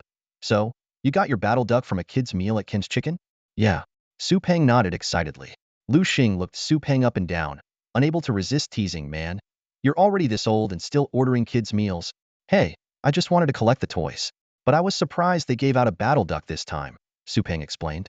Suddenly, Liu Xing had an idea and asked, "Hey, Su Peng, does Kin's Chicken give out anything else with the kids' meal? Like an electric mouse, a yellow one?" "Electric mouse? No." Su Peng shook his head. "Really? Nothing?" Liu Xing pressed. "Really nothing." Su Peng confirmed again. Su Peng couldn't help but glance at Liu Xing and joked, "Liu Xing, you've got quite an imagination. Seeing me with a battle duck, you started thinking about an electric mouse. I think a battle duck is already pretty cool. Why do you need anything else?" Liu Xing nodded, but was secretly contemplating whether he should get a kid's meal too. But after seeing Su Peng's battle duck, he quickly dismissed the idea. One battle duck was enough. He would pass. After all, this was a world of beast taming. To become stronger, Liu Xing needed to contract genuinely powerful beasts. It's not that battle duck was weak, but it looked so silly and clumsy that Liu Xing felt he couldn't rely on it. In this perilous world, he needed partners who could truly assist in battles, not a cute but unreliable yellow duck. Su Peng stood at the edge of the battlefield, watching his Kata duck run aimlessly in the distance. Lu Xiaoming couldn't help but laugh. "Su Peng, are you just going to let your Kata duck run around like that?" As soon as she finished speaking, Su Peng shouted, "Kata duck, come back." He waved his hands, but Kata duck only glanced at him and, seeing his hands were empty, continued to dash around the battlefield. An idea struck Su Peng. He yelled, "Hey, I've got some fish treats." Fish treats. These 3 words seemed to flip a switch in Kata duck. It immediately turned around and rushed towards Su Peng, staring at him with big, watery eyes. Lu Xiaoming initially found Kata duck quite annoying, but seeing its adorable expression, her heart melted. She couldn't resist the urge to step forward and cuddle it, rubbing its head. Su Peng said to Kata duck, "Fight well, and I'll give you a fish treat if you win." Kata duck thought for a moment, and then raised its right paw. Su Peng sighed, all right, I'll give it to you." With that promise, Kata duck's eyes lit up, and it charged into the battlefield, its sharp claws ready to attack the monsters. Curious, Lu Xiaoming asked Su Peng what he had just said to Kata duck that made it so fierce all of a sudden. Su Peng explained that Kata duck, raising its right paw, meant it wanted 3 fish treats. Lu Xiaoming thought Su Peng was being stingy and offered to buy some fish treats for Kata duck herself. Su Peng gave a mischievous smile. Liu Xing sensed something was off and asked, "Su Peng, if I'm not mistaken, those fish treats you give to Kata duck aren't ordinary, are they?" Su Peng explained that Kata duck only eats bluefin tuna, each piece costing 10,000 yuan. Lu Xiaoming was shocked, not expecting Su Peng to be such a big spender. Liu Xing then turned his attention to Lu Xiaoming's beasts. The winged tiger and the colorful phantom butterfly were circling in the air, occasionally releasing skills to kill the monsters on the ground. The winged tiger had reached Silver Tier 2, showcasing Lu Xiaoming's dedication to its training. Suddenly, the winged tiger unleashed a terrifying tornado, swallowing all the surrounding monsters. Liu Xing silently admired the power of this signature move. Meanwhile, Liu Xing was riding on the back of his hellhound. Each attack from the hellhound could instantly kill a large number of monsters, demonstrating its formidable strength. "Liu Xing." Lu Xiaoming's voice suddenly broke Liu Xing's train of thought. He turned to look at the girl beside him, seeing her pursed lips and eyes filled with complex emotions. What's wrong, Xiaoming? Is there something you need? Liu Xing asked, his tone carrying a hint of concern. Liu Xiaoming took a deep breath and, as if making a difficult decision, spoke up, Liu Xing, I don't think you should stay here. Your destiny lies elsewhere. She extended her slender right hand, pointing into the distance.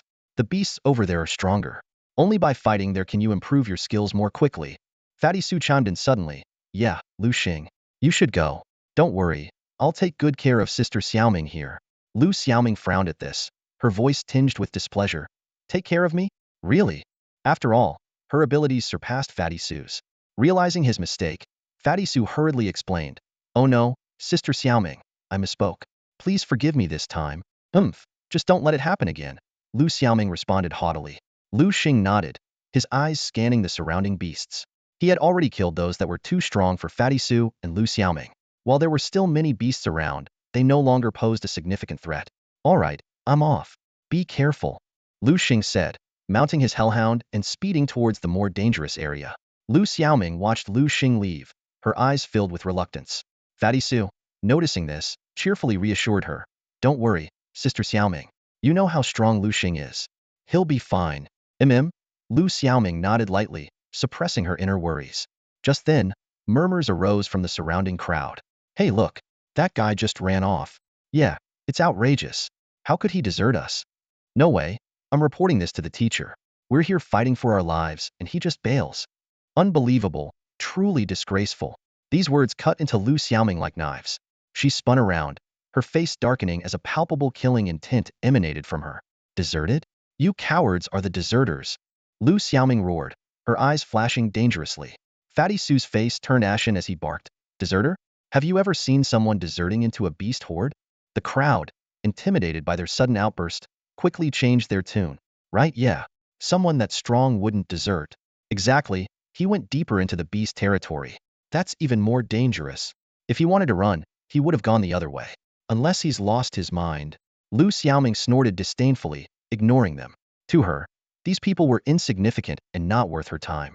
Meanwhile, in another part of the battlefield, a group of students was struggling. My god, why are there so many beasts here? Yeah, and they're not just many. They're strong. We can't keep this up. We're doomed at this rate. Damn it, if only Lantian were here. He went deeper into the fight. Yin Gueli adjusted his glasses, saying solemnly, Bai Feng, I think this battle is a test for us. We've been too lax. Rumo weakly apologized. Sorry, I'm dragging everyone down. It's okay, just stay safe. Leave the rest to us. Bai Feng, Jiang Yin, and Yin Gueli exchanged glances, reaching a silent agreement. To them, Rumo was Liu Xing's woman, and they couldn't let anything happen to her. Where could Liu Xing be right now? Bai Feng muttered. No idea, Jiang Yin replied. Do you think he might be over there? He pointed to a distant golden zone, where the golden tier beasts roamed. Could be, Jiang Yin suddenly spoke. Man, Liu Xing is so amazing. It's a shame I can't see him in action now. Yeah, Jiang Yin agreed, his tone full of resignation. Hey, you two, stop chatting and get over here to help. Yin Gueli yelled through gritted teeth. All right, we're coming. Bai Feng and Jiang Yin responded in unison, rushing back into the fray. Shielded by the three, Rumo felt an unprecedented sense of security. She knew this was all because of Liu Xing. Liu Xing, where are you now? She wondered silently. Just then, a startled cry pierced the battlefield's noise. Look over there. What is that? It's a person. My god, he's so strong. Incredible, truly incredible. Is this what it means to be powerful? The difference is staggering. Powerful? More like a freak of nature. Hearing the word freak, Bai Feng scanned the area and quickly spotted the so-called freak. It's Liu Xing, Bai Feng exclaimed. Jiang Yin and Yin Gueli turned to look, stunned by the sight of Liu Xing tearing through the beasts like they were nothing. Is this Liu Xing's true power? Bai Feng stammered. He had always known Liu Xing was strong, but hadn't realized just how strong. Once his equal, Liu Xing was now someone he had to look up to. Bai Feng felt fortunate to be Liu Xing's friend and to stand on his side. The thought of Liu Xing's capabilities sent a shiver down his spine, grateful he wasn't Liu Xing's enemy. All eyes were drawn to a striking figure. A young man, riding atop a hellhound, exuded an extraordinary aura. Someone exclaimed, oh my god, could he be a diamond-level warrior? Diamond warriors are incredibly powerful. Another person scrutinized the rider and suddenly recognized him. Wait, isn't that Liu Xing, the freshman who just won the national championship a few days ago? The crowd buzzed with chatter. Someone questioned. Are you sure he's a freshman? Could he be the child of some big shot, pretending to be a newbie to dominate the competition? This speculation caused quite a stir. Liu Xing, riding the hellhound, moved as if he owned the place. Wherever he went, opponents fell one after another, unable to withstand his might. Suddenly, he looked up at a thunder eagle circling in the sky and smirked. Thunder eagle, let's unleash a big move. Use Thunder God's wrath. The thunder eagle responded, soaring into the sky. In no time, dark clouds gathered and lightning flashed. A massive electric field formed within a 150-meter radius around Liu Xing. Countless beasts were struck by lightning and fell instantly. The distant spectators were dumbfounded. Someone gasped, "What's happening over there? It looks like divine retribution." A clueless guy mocked, "Serves him right. Show off and get struck by lightning." No sooner had he spoken than a resounding slap landed on his face. The one who hit him was a woman named Ru Ming, trembling with anger. Bai Feng saw this and comforted Ru Ming. "Don't worry, Liu Xing will be fine." Inwardly, he added, "Good people don't live long, but troublemakers live forever." Liu Xing is clearly a troublemaker. No one born yet can kill him. Sure enough, before long, Liu Xing emerged from the lightning field unscathed. The crowd was astonished, exclaiming that he was practically a monster. Liu Xing thought to himself, "The power of Thunder God's wrath is indeed overwhelming. No wonder Sister Ru you told me not to use it casually. It's practically a cheat code. I should avoid using it in front of others from now on." He approached Ru Ming and the others, concerned. "Are you all okay?" He then noticed that Lan Tian was not with the group. Bai Feng explained, "Boss Lan Tian went to the Golden Zone." Liu Xing frowned. "Isn't that place very dangerous? Why didn't you stop him?" Bai Feng replied, feeling wronged, "Boss Liu Xing, it's not that we didn't want to stop him. We simply couldn't." Liu Xing nodded, knowing Lan Tian's personality well. Once he made up his mind, nothing could hold him back. Liu Xing sternly said to Bai Feng and the others, "It's fine if he runs off, but you all should stay put. Stay here and don't wander around." He had just ridden his hellhound here, witnessing countless beast tamers meeting their end at the jaws of the monsters. Despite the shock, Liu Xing remained focused. He knew well that choosing to become a beast tamer came with such risks. Bai Feng grinned mischievously. "Relax, Boss Liu Xing. We value our lives too much to go looking for trouble. Besides, we still want to have a good drink with you later." Liu Xing couldn't help but feel exasperated at Bai Feng's words. He recalled how Bai Feng had coaxed the others into toasting him last night. If it weren't for his high tolerance, he would have been down for the count. "All right, stay safe. Once this is over, we'll have a proper drink," Liu Xing replied. "Got it." Everyone responded in unison, feeling a sense of camaraderie. Liu Xing mounted his hellhound and said without looking back, "I'm heading over to Lan Tian." With that, he rode off. Bai Feng and the others watched Liu Xing's figure fade into the distance, collectively admiring, "Boss Liu Xing is so cool." "Liu Xing, stay safe. Liu Xing, keep an eye on Lan Tian for me. If anything happens to him, you have to help." Liu Xing waved to indicate he understood. Entering the Golden Zone, Liu Xing immediately summoned all his beasts. The Thunderhawk scouted from the sky, while the Spirit Turtle cleared the path ahead. Liu Xing rode the Hellhound, with the six-winged angel perched comfortably on his shoulder. Liu Xing glanced at the six-winged angel, who looked like a little girl, and smiled warmly. "Master, what's wrong?" the six-winged angel asked curiously. "Nothing," Liu Xing replied softly. "Sweetie, things are a bit dangerous here. Be extra careful and don't get hurt." The six-winged angel clenched her tiny fists with determination. "Don't worry, Master. I'm strong, and these guys can't hurt me. Plus, I'll protect you too." She hugged Liu Xing's cheek affectionately. "All right then, let's get started," Liu Xing commanded, launching into their battle. The Thunderhawk soared above, unleashing lightning on water-type monsters.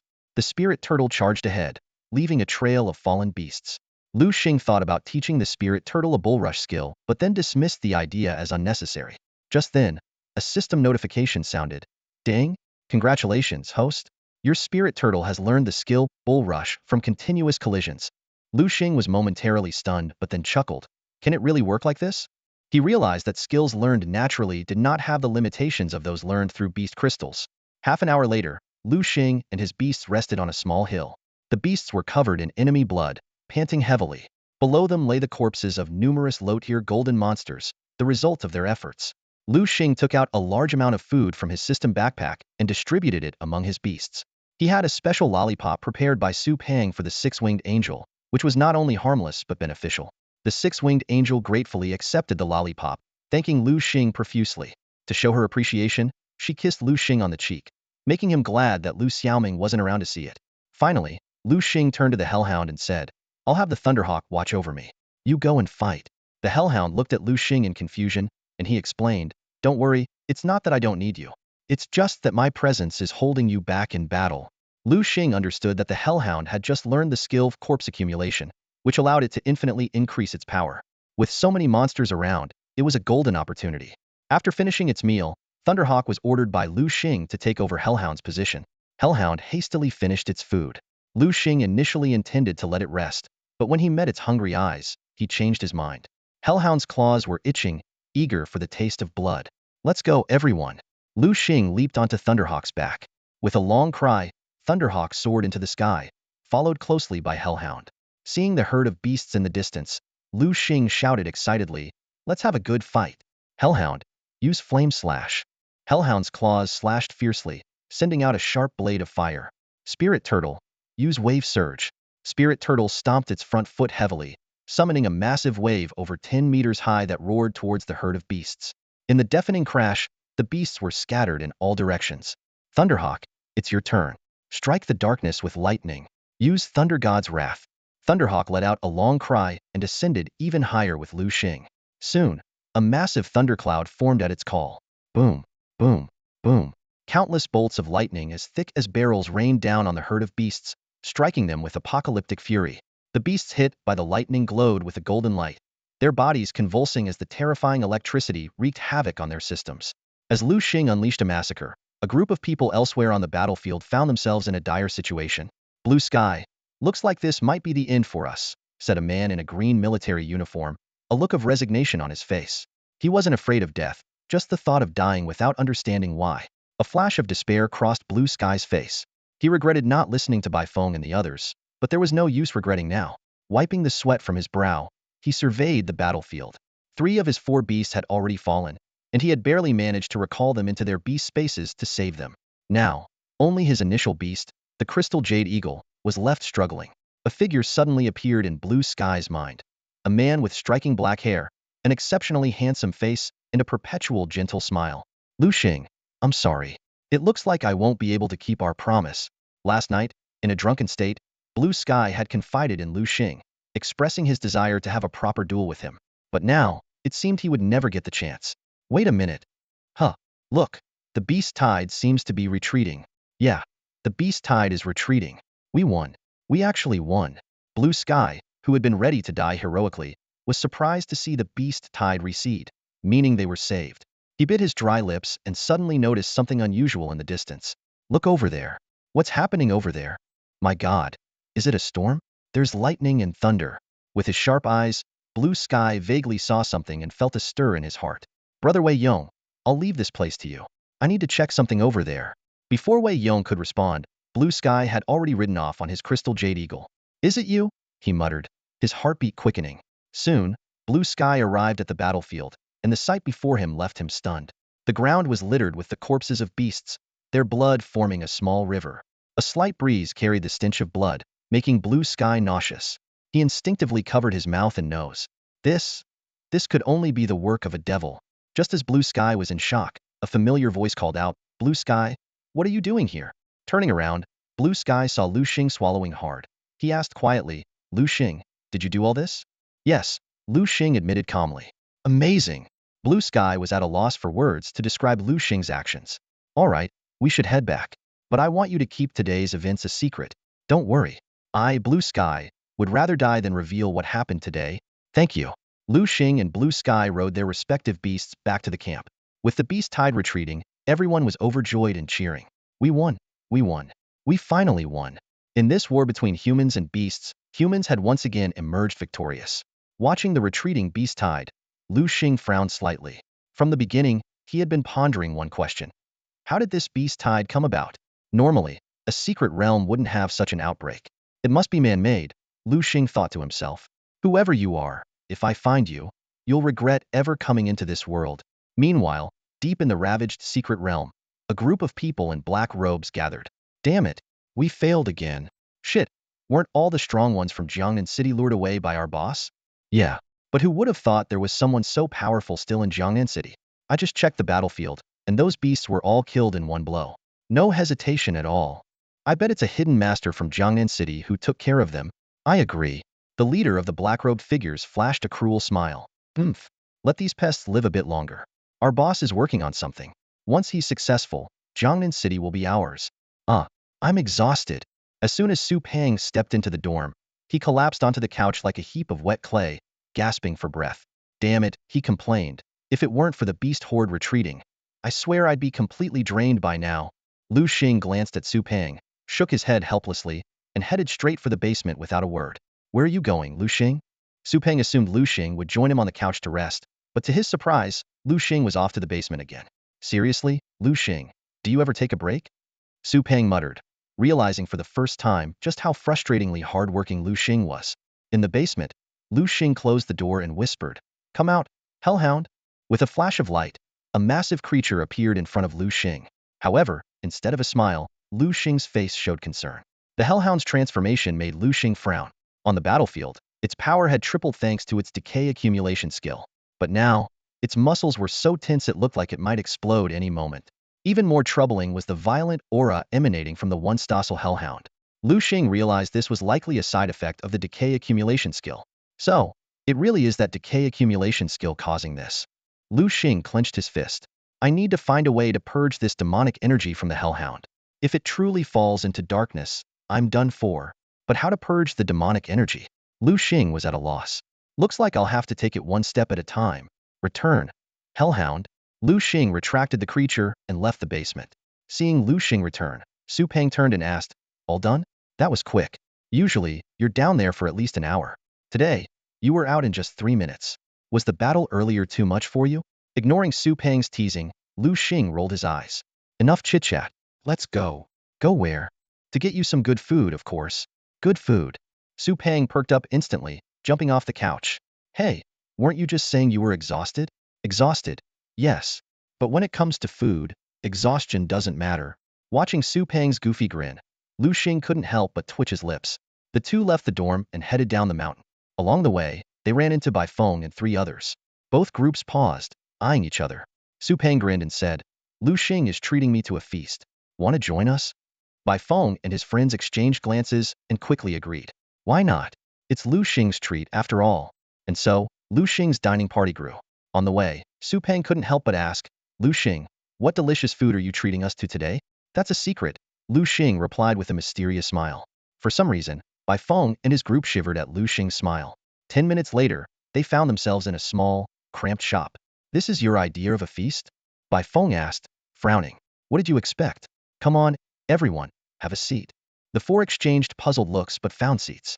It was their first time in such a place. "Ew, it's filthy," Bai Feng exclaimed, grabbing a napkin to furiously wipe the table. The others watched him in silence. "Hello, what would you like to order?" the shop owner asked, approaching their table. "Ahem," Liu Xing cleared his throat. "We'll have a bowl of mixed noodles and wonton soup for each of them, a plate of steamed dumplings, and a large beef stir-fried rice noodles to share." "Got it. Please wait a moment." The owner noted the order and headed to the kitchen. Bai Feng couldn't hold back his curiosity. "Liu Xing, what is this place?" His brow furrowed, clearly displeased with the surroundings. Liu Xing looked around at the well-worn tables and chairs, then said, "Bai Feng, seriously? Someone as rich as you doesn't know about this place? Should I?" Bai Feng looked puzzled. Liu Xing realized that Bai Feng and his friends, coming from wealthy backgrounds, usually dined at upscale restaurants and had never set foot in a humble eatery like this. Even in the school cafeteria, they would go to the 3rd floor for a la carte dishes instead of getting meals from the regular counters. "Are you kidding me? You guys seriously don't know about the famous Sha County Grand Hotel?" Su Peng's voice was full of disbelief as he stared wide-eyed at Bai Feng and the others, as if they had just said something preposterous. "This place is a nationwide chain and the holy grail for all working folks." Bai Feng and the others furrowed their brows and exchanged puzzled glances. At that moment, the proprietress arrived with a large tray of steaming hot food. "Come on, make way," she said, breaking the brief silence. "Watch out, it's hot." She skillfully placed bowls of mixed noodles, wontons, and steamed dumplings on the table. Bai Feng and the others were momentarily stunned by the sight of the food. "Hey, what are you guys waiting for? Dig in." Su Peng couldn't wait any longer. He grabbed a dumpling and stuffed it into his mouth. Ow, hot, hot, hot. Watching Su Peng devour his food, Bai Feng and the others couldn't help but feel a bit embarrassed. Despite their initial reluctance, seeing Liu Xing start eating, they couldn't refuse to join in.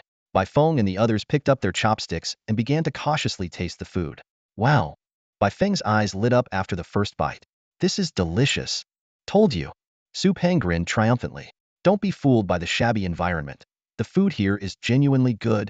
Perhaps it was the intense battle earlier that had drained their energy, but Liu Xing and the others were exceptionally hungry. They started eating ravenously, and soon, the food on the table was almost gone. Boss lady, can I get another basket of dumplings? Su Peng called out, raising his hand. I'll have another basket too. Jiang Yin quickly followed. Me too, Bai Feng chimed in. Seeing the three of them order more food, Liu Xing glanced at Yinguli and Lantian. Do you two want more? No, we're good, they replied in unison. Both had trim figures, indicating they were mindful of their diet. In contrast, Jiang Yin seemed to be gaining a bit of weight, while Bai Feng was naturally skinny. Burp. Su Peng let out a loud belch, rubbing his round belly with a satisfied grin. In a short time, he had polished off 3 more baskets of dumplings, leaving Lantian and Yinguli in awe. They couldn't help but wonder if Su Peng's stomach was a bottomless pit.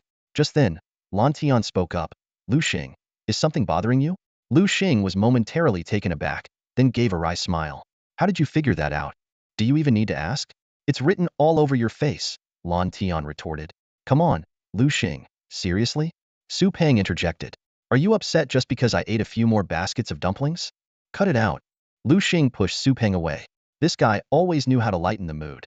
The awkward atmosphere eased considerably thanks to Su Peng's antics. Liu Xing took a deep breath and decided to come clean about his worries. He briefly explained the situation with his hellhound, omitting certain details like the corpse pile skill. So you're saying your hellhound has shown signs of going rogue due to excessive killing? Lan Tian asked, frowning. Liu Xing nodded. This is serious. If not handled properly, it could spell trouble if your hellhound truly goes rogue. That's exactly why I'm so worried. But I don't know how to fix it, Liu Xing said, feeling a headache coming on. Seeing Liu Xing's troubled expression, Lan Tian and Yinguli exchanged a knowing look and then smiled meaningfully. Maybe we can't help you with other things, but for this, you've come to the right people, Lan Tian said confidently. Really? Liu Xing's eyes lit up. He hadn't expected to find a solution over a casual meal. Tell me, what should I do? Have you heard of Lingshi Temple? Lan Tian asked. Lingshi Temple? Liu Xing raised an eyebrow. Why are you bringing that up? There's a master there named Yi Ding who is well-versed in Buddhism and specializes in dispelling negative energies, Lan Tian explained. Liu Xing nodded thoughtfully. But where is Lingshi Temple? And how do I meet this master Yi Ding? I know where Lingshi Temple is. Su Peng suddenly spoke up. Liu Xing gave him a curious look. Hey, Su Peng, are you planning to become a monk or something? Su Peng rolled his eyes. No way. I'm the only son in my family for 9 generations. If my dad found out I wanted to become a monk, he'd break my legs. He shuddered at the thought of his dad's kind smile. All right, Liu Xing urged. Quit joking around and tell us where Lingshi Temple is. And why have you been there? Su Peng scratched his head sheepishly. I didn't go there to pray or light incense. Then why? Don't you know? Lingshi Temple has some of the best vegetarian dishes in Jiangnan City. Su Peng's answer left everyone speechless. A food lover, through and through. Now that they knew the location of Lingshi Temple, the next step was figuring out how to meet Master Yi Ding. From Lan Tian's description, Liu Xing understood that Master Yi Ding was the abbot of the temple and not someone who easily met with outsiders. Seeing Liu Xing's worried look, Lan Tian couldn't help but speak up. Maybe others can't help you, but I can. Liu Xing looked up at the blue sky, his mind filled with thoughts. He whispered, my father had a close friendship with Master Yi Ding, which allowed me to meet him as well. How about this? I'll write you a letter of introduction. I'm sure Master Yi Ding will be willing to see you once he reads my recommendation. Thank you so much, the other person said gratefully.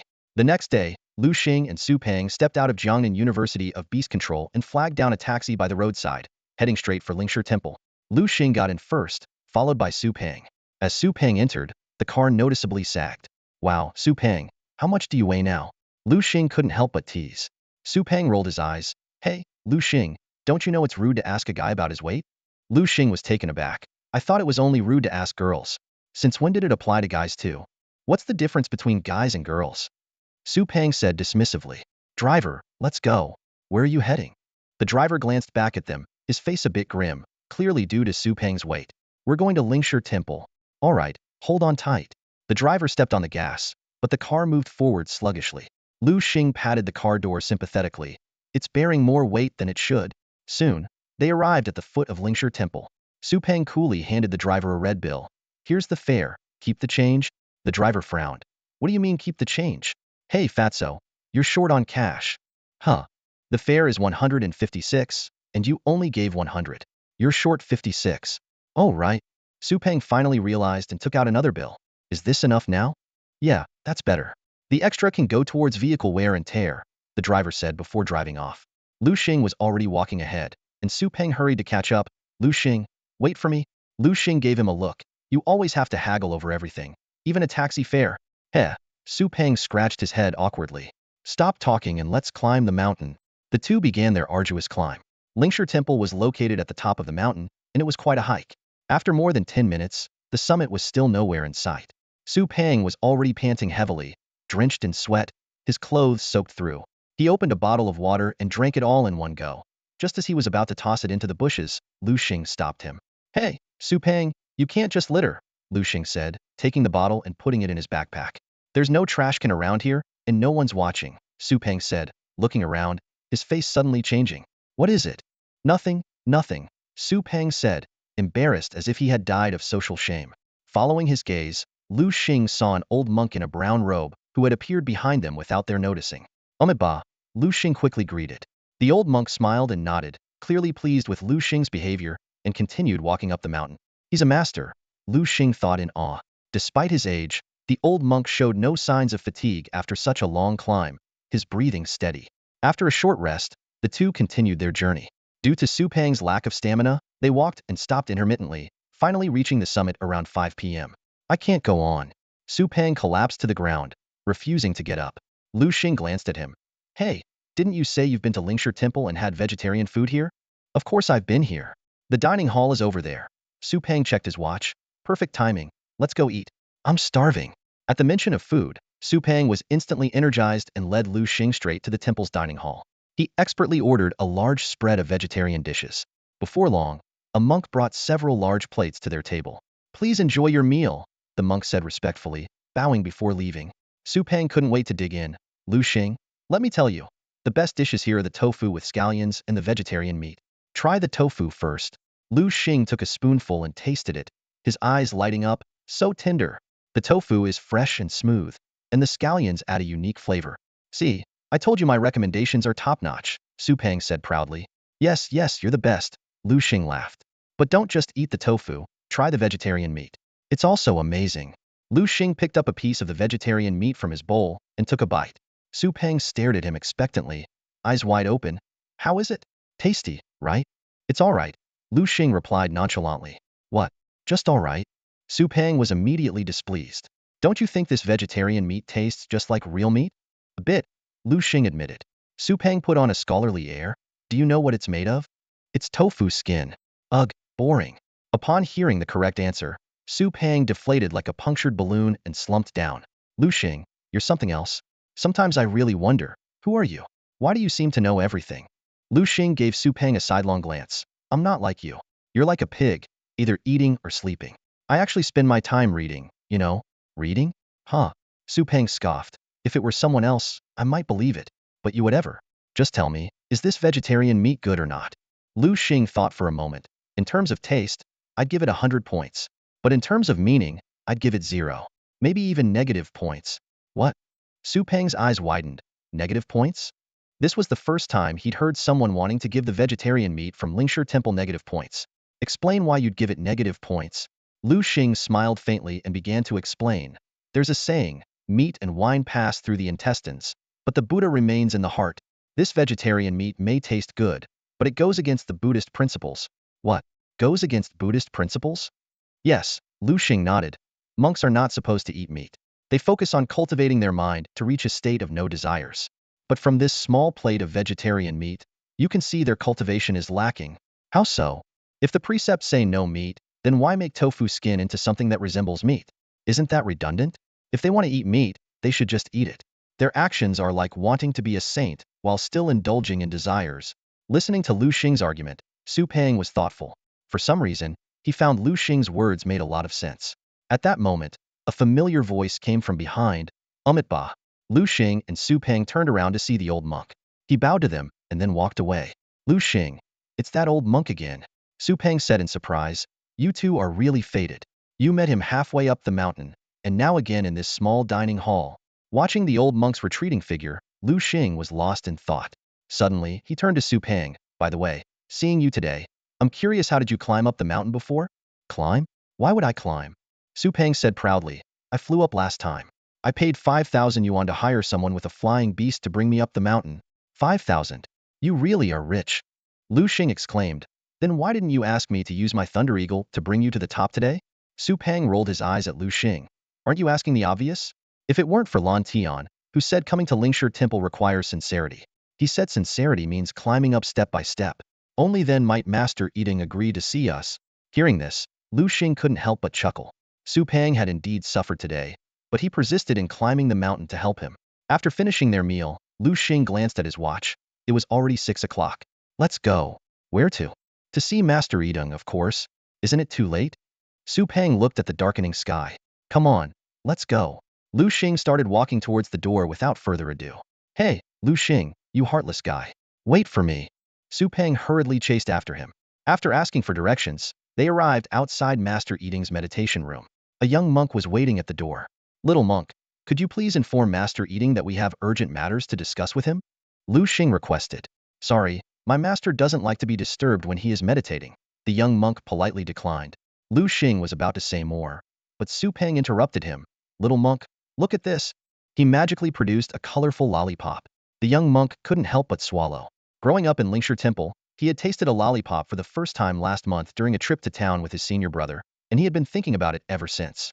Now, seeing his coveted treat right in front of him, how could he not be tempted? Fat Su handed a letter to the young monk, promising him a lollipop as a reward. The young monk gave a sly smile and held up 2 fingers, demanding double the reward. Fat Su reluctantly agreed, thinking that such a small price was worth it to meet Master Yiding. The young monk carefully tucked the lollipop into his pocket and took the letter through the door.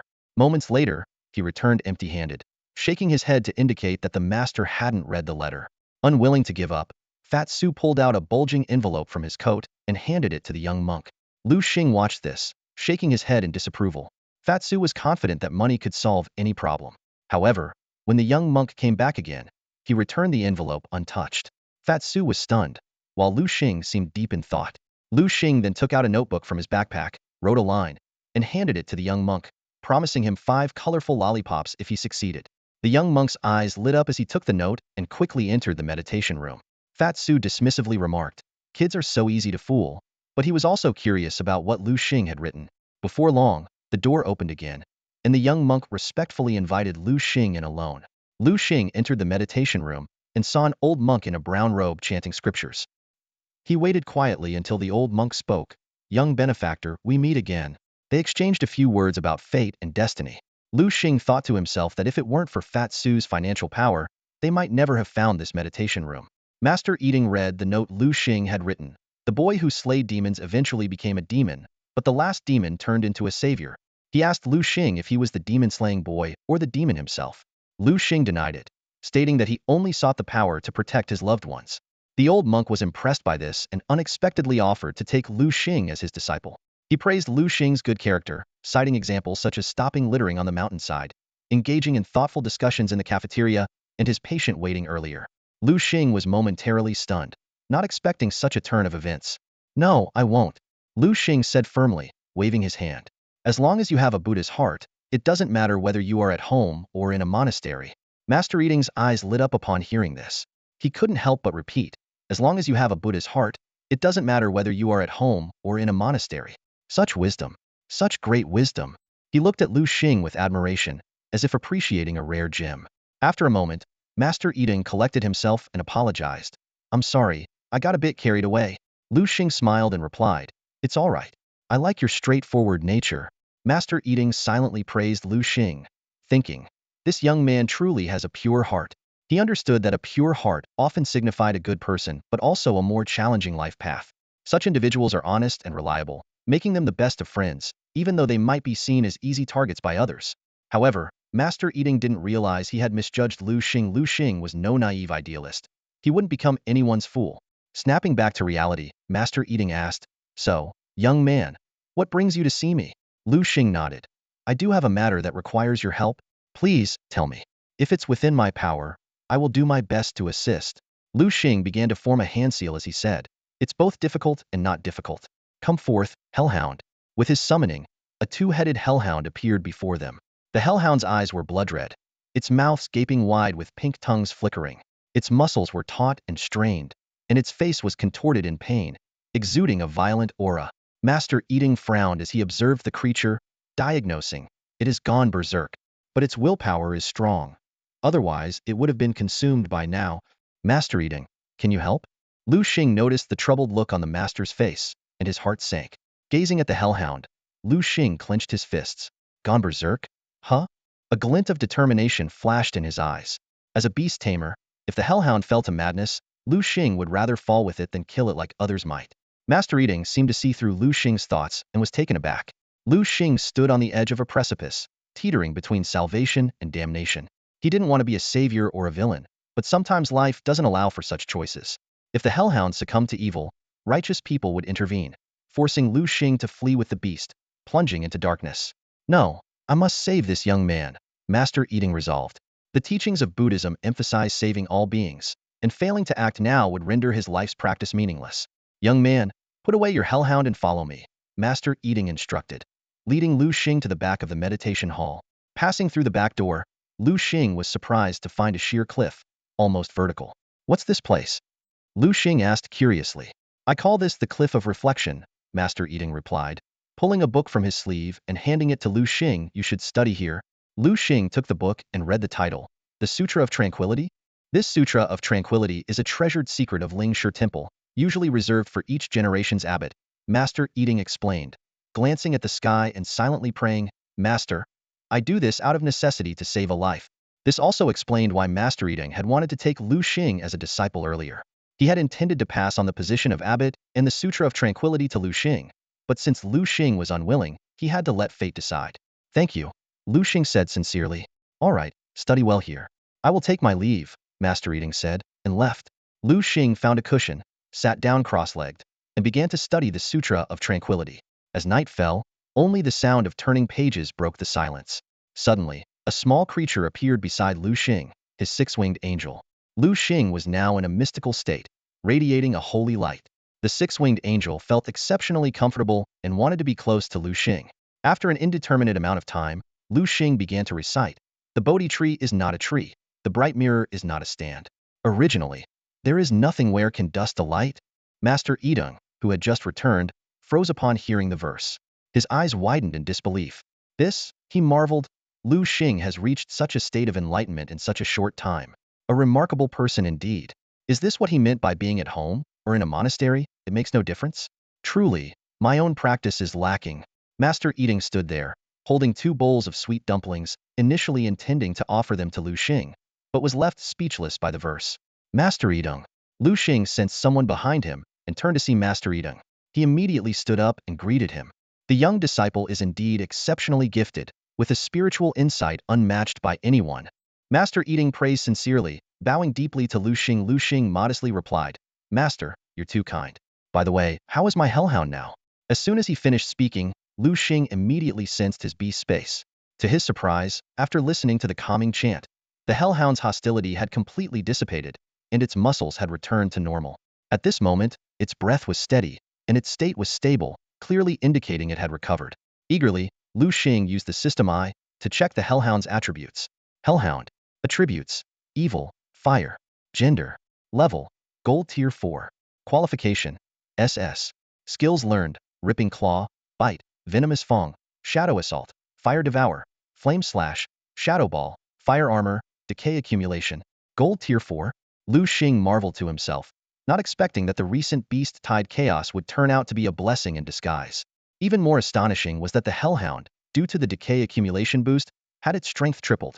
Already powerful, it was now even more formidable. Gratefully, Liu Xing bowed to Master Eating. Master, I can't thank you enough for your help. You've done so much for me, I don't know how to repay you. Master Eating smiled and shook his head. I don't need your repayment. If you truly want to help me, please fulfill a wish of mine. What wish? Liu Xing asked curiously. The master's expression turned serious. Recently, I've had a vague feeling that the world is about to become unstable again. I hope you can do everything in your power to save the people. Save the people? Liu Xing was somewhat surprised. Don't worry, I'm not a pedantic old man, Master Eating explained. I'm not asking you to save people directly, but to slay demons. Slay demons? Liu Xing's lips curled into a smile. Master, Have you ever heard this saying? The boy who slays demons eventually becomes a demon, but the final demon becomes the savior. Master Eating was taken aback. So are you the boy who slays demons, or the demon? I'm neither. Liu Xing laughed. The two exchanged a smile and then sat down to enjoy some dumplings while discussing Buddhist teachings. The next morning, Liu Xing and Su Peng bid farewell to Master Eating and descended the mountain in the morning light. Su Peng couldn't help but exclaim, "Man, you really hit it off with Master Eating last night." "Nothing much, just some Buddhist teachings," Liu Xing replied nonchalantly. "Buddhist teachings?" Su Peng looked at Liu Xing in surprise. "I didn't know you knew about that." Liu Xing laughed and explained, "I don't really understand it. I was just making things up." As he spoke, he looked back at the mountain top and saw Master Eating still watching them. His eyes filled with reluctance. "Young disciple, see you again if fate allows," Master Eating murmured to himself, feeling that last night's conversation had benefited him more than half a lifetime of practice. Liu Xing and Su Peng got into a taxi heading to Jiangnan Beast-Taming University. On the way, Su Peng suddenly exclaimed, "Oh no, what is it?" Liu Xing was startled. "It's your fault. I forgot to have breakfast on the mountain," Su Peng said in frustration. "You don't know. The congee at Lingshi Temple is exceptional. Cooked over a wood fire, sweet and soft. No need for sugar." Seeing Su Peng's look of longing, Liu Xing sighed helplessly. "All right, I'll treat you to Taodao Residence." Taodao Residence. Su Peng's eyes lit up. This was a famous tea restaurant in Guang City, with branches all over the country. So, they changed their route to Taodao Residence. As soon as they entered, they spotted some old friends in a corner F4. "Liu Xing?" Lan Tian asked in surprise. Bai Feng immediately ran to Liu Xing's side. "Boss Liu Xing, what brings you here?" Liu Xing teased. "Why? You can come here but I can't?" Seeing Bai Feng's nervous look, Liu Xing laughed and said, "All right, I'm just messing with you." "I know that's not what you meant." Lan Tian warmly invited. "Liu Xing, come sit with us." Bai Feng tactfully went to ask the waiter to add more dishes. Zhang Yin handed his plate of chicken feet to Su Peng. "Here, fatty, this one's for you." Su Peng accepted it with a smile and started eating without hesitation. Lan Tian asked Liu Xing with concern, "So, did you find Master Eating?" "Yes, I did, and the matter is resolved," Liu Xing answered succinctly. Su Peng chimed in. "Not only did he resolve it, let me tell you, my brother here is also well-versed in Buddhist teachings." He left Master Eating in awe. The master was so reluctant to see him go. He almost escorted us for miles. Lan Tian was slightly taken aback. He can actually discuss Buddhist teachings with Master Eating? At his father's age, with all his life experiences, he could barely have a conversation with Master Eating. Yet from Su Peng's tone, it seemed that Liu Xing not only conversed with Master Eating, but even seemed to surpass him. Lan Tian's eyes widened in disbelief as he sneaked a glance at Liu Xing. This strikingly handsome guy was not only skilled in controlling beasts, but also well-versed in Buddhist teachings. He was a total anomaly. Lan Tian shivered, thankful that he wasn't Liu Xing's enemy. What surprised Lan Tian even more was that his three good buddies had somehow become so close to Liu Xing. Swallowing hard, Lan Tian decided to firmly stand by this winner in life. Unbeknownst to Liu Xing, he had gained 4 loyal followers. "By the way, Lan Tian, why are you guys here today? Shouldn't you be in class?" Liu Xing suddenly asked. Lan Tian and his friends shot Liu Xing a look. "Liu Xing, don't you know it's the weekend?" "Oh, right. It's the weekend," Liu Xing realized. With his mouth full of chicken feet, Su Peng mumbled, "Don't blame him. This guy hasn't attended many classes since the semester started." Bai Feng and the others were shocked. "What? How will you pass the exams?" Liu Xing then remembered that Jiangnan Beast-Taming University had both martial and academic exams. He was confident about the martial exams, but for the academic ones, he might need to get some study notes from Liu Xiaoming for a quick review. As Liu Xing was about to leave, Bai Feng grabbed him. "Hey, where do you think you're going?" "Back to school, of course." "It's the weekend. Why go back to school? We should be having fun." Bai Feng laughed. "Don't worry about failing. You're on good terms with Principal Liu Gongsheng. Just ask him to pull some strings, review a bit, and you'll pass easily." Liu Xing thought for a moment and sat back down. "You're right. Enough about me. You guys sure know how to enjoy yourselves." Bai Feng and the others scratched their heads sheepishly. "We're just having a meal here before heading to another event." "What event?" Su Peng asked with interest. "Is it a pool party with champagne and beautiful ladies?"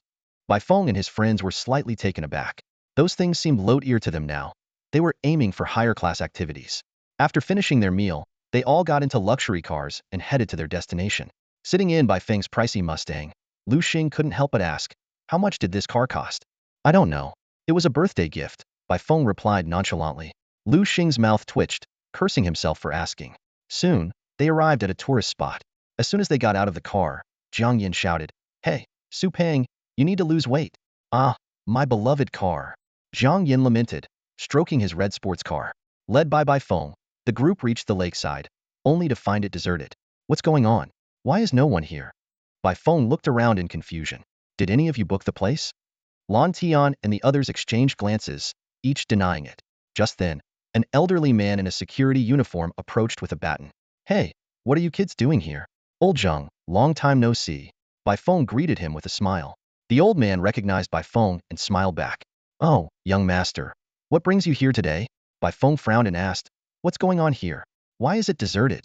Ah, young master, you wouldn't know. There's been a water monster causing trouble recently. Several people have gone missing. The old man sighed. What? A water monster? Baifeng exclaimed. Why didn't you notify the patrol team? The old man explained helplessly. We did. But those guys are just good-for-nothings. They take the money but never do any work. Hearing this, Su Peng became a bit scared. Liu Xing, maybe we should go back? Zhang Yin, seeking revenge for Su Peng damaging his car, deliberately tried to scare him. Hey, you never know. What if the water monster likes to eat fatty meat? Su Peng retreated in fear. Seeing this, Liu Xing suggested they vote on whether to go into the lake. Zhang Yin was the first to agree, Su Peng firmly opposed, and Yingwuli followed Lan Tian's lead. Baifeng also voted in favor. The final decision rested with Liu Xing and Lan Tian. Lan Tian looked at Liu Xing, clearly leaving the choice to him. After a brief contemplation, Liu Xing said, let's go into the lake and have some fun. What? Su Peng exclaimed.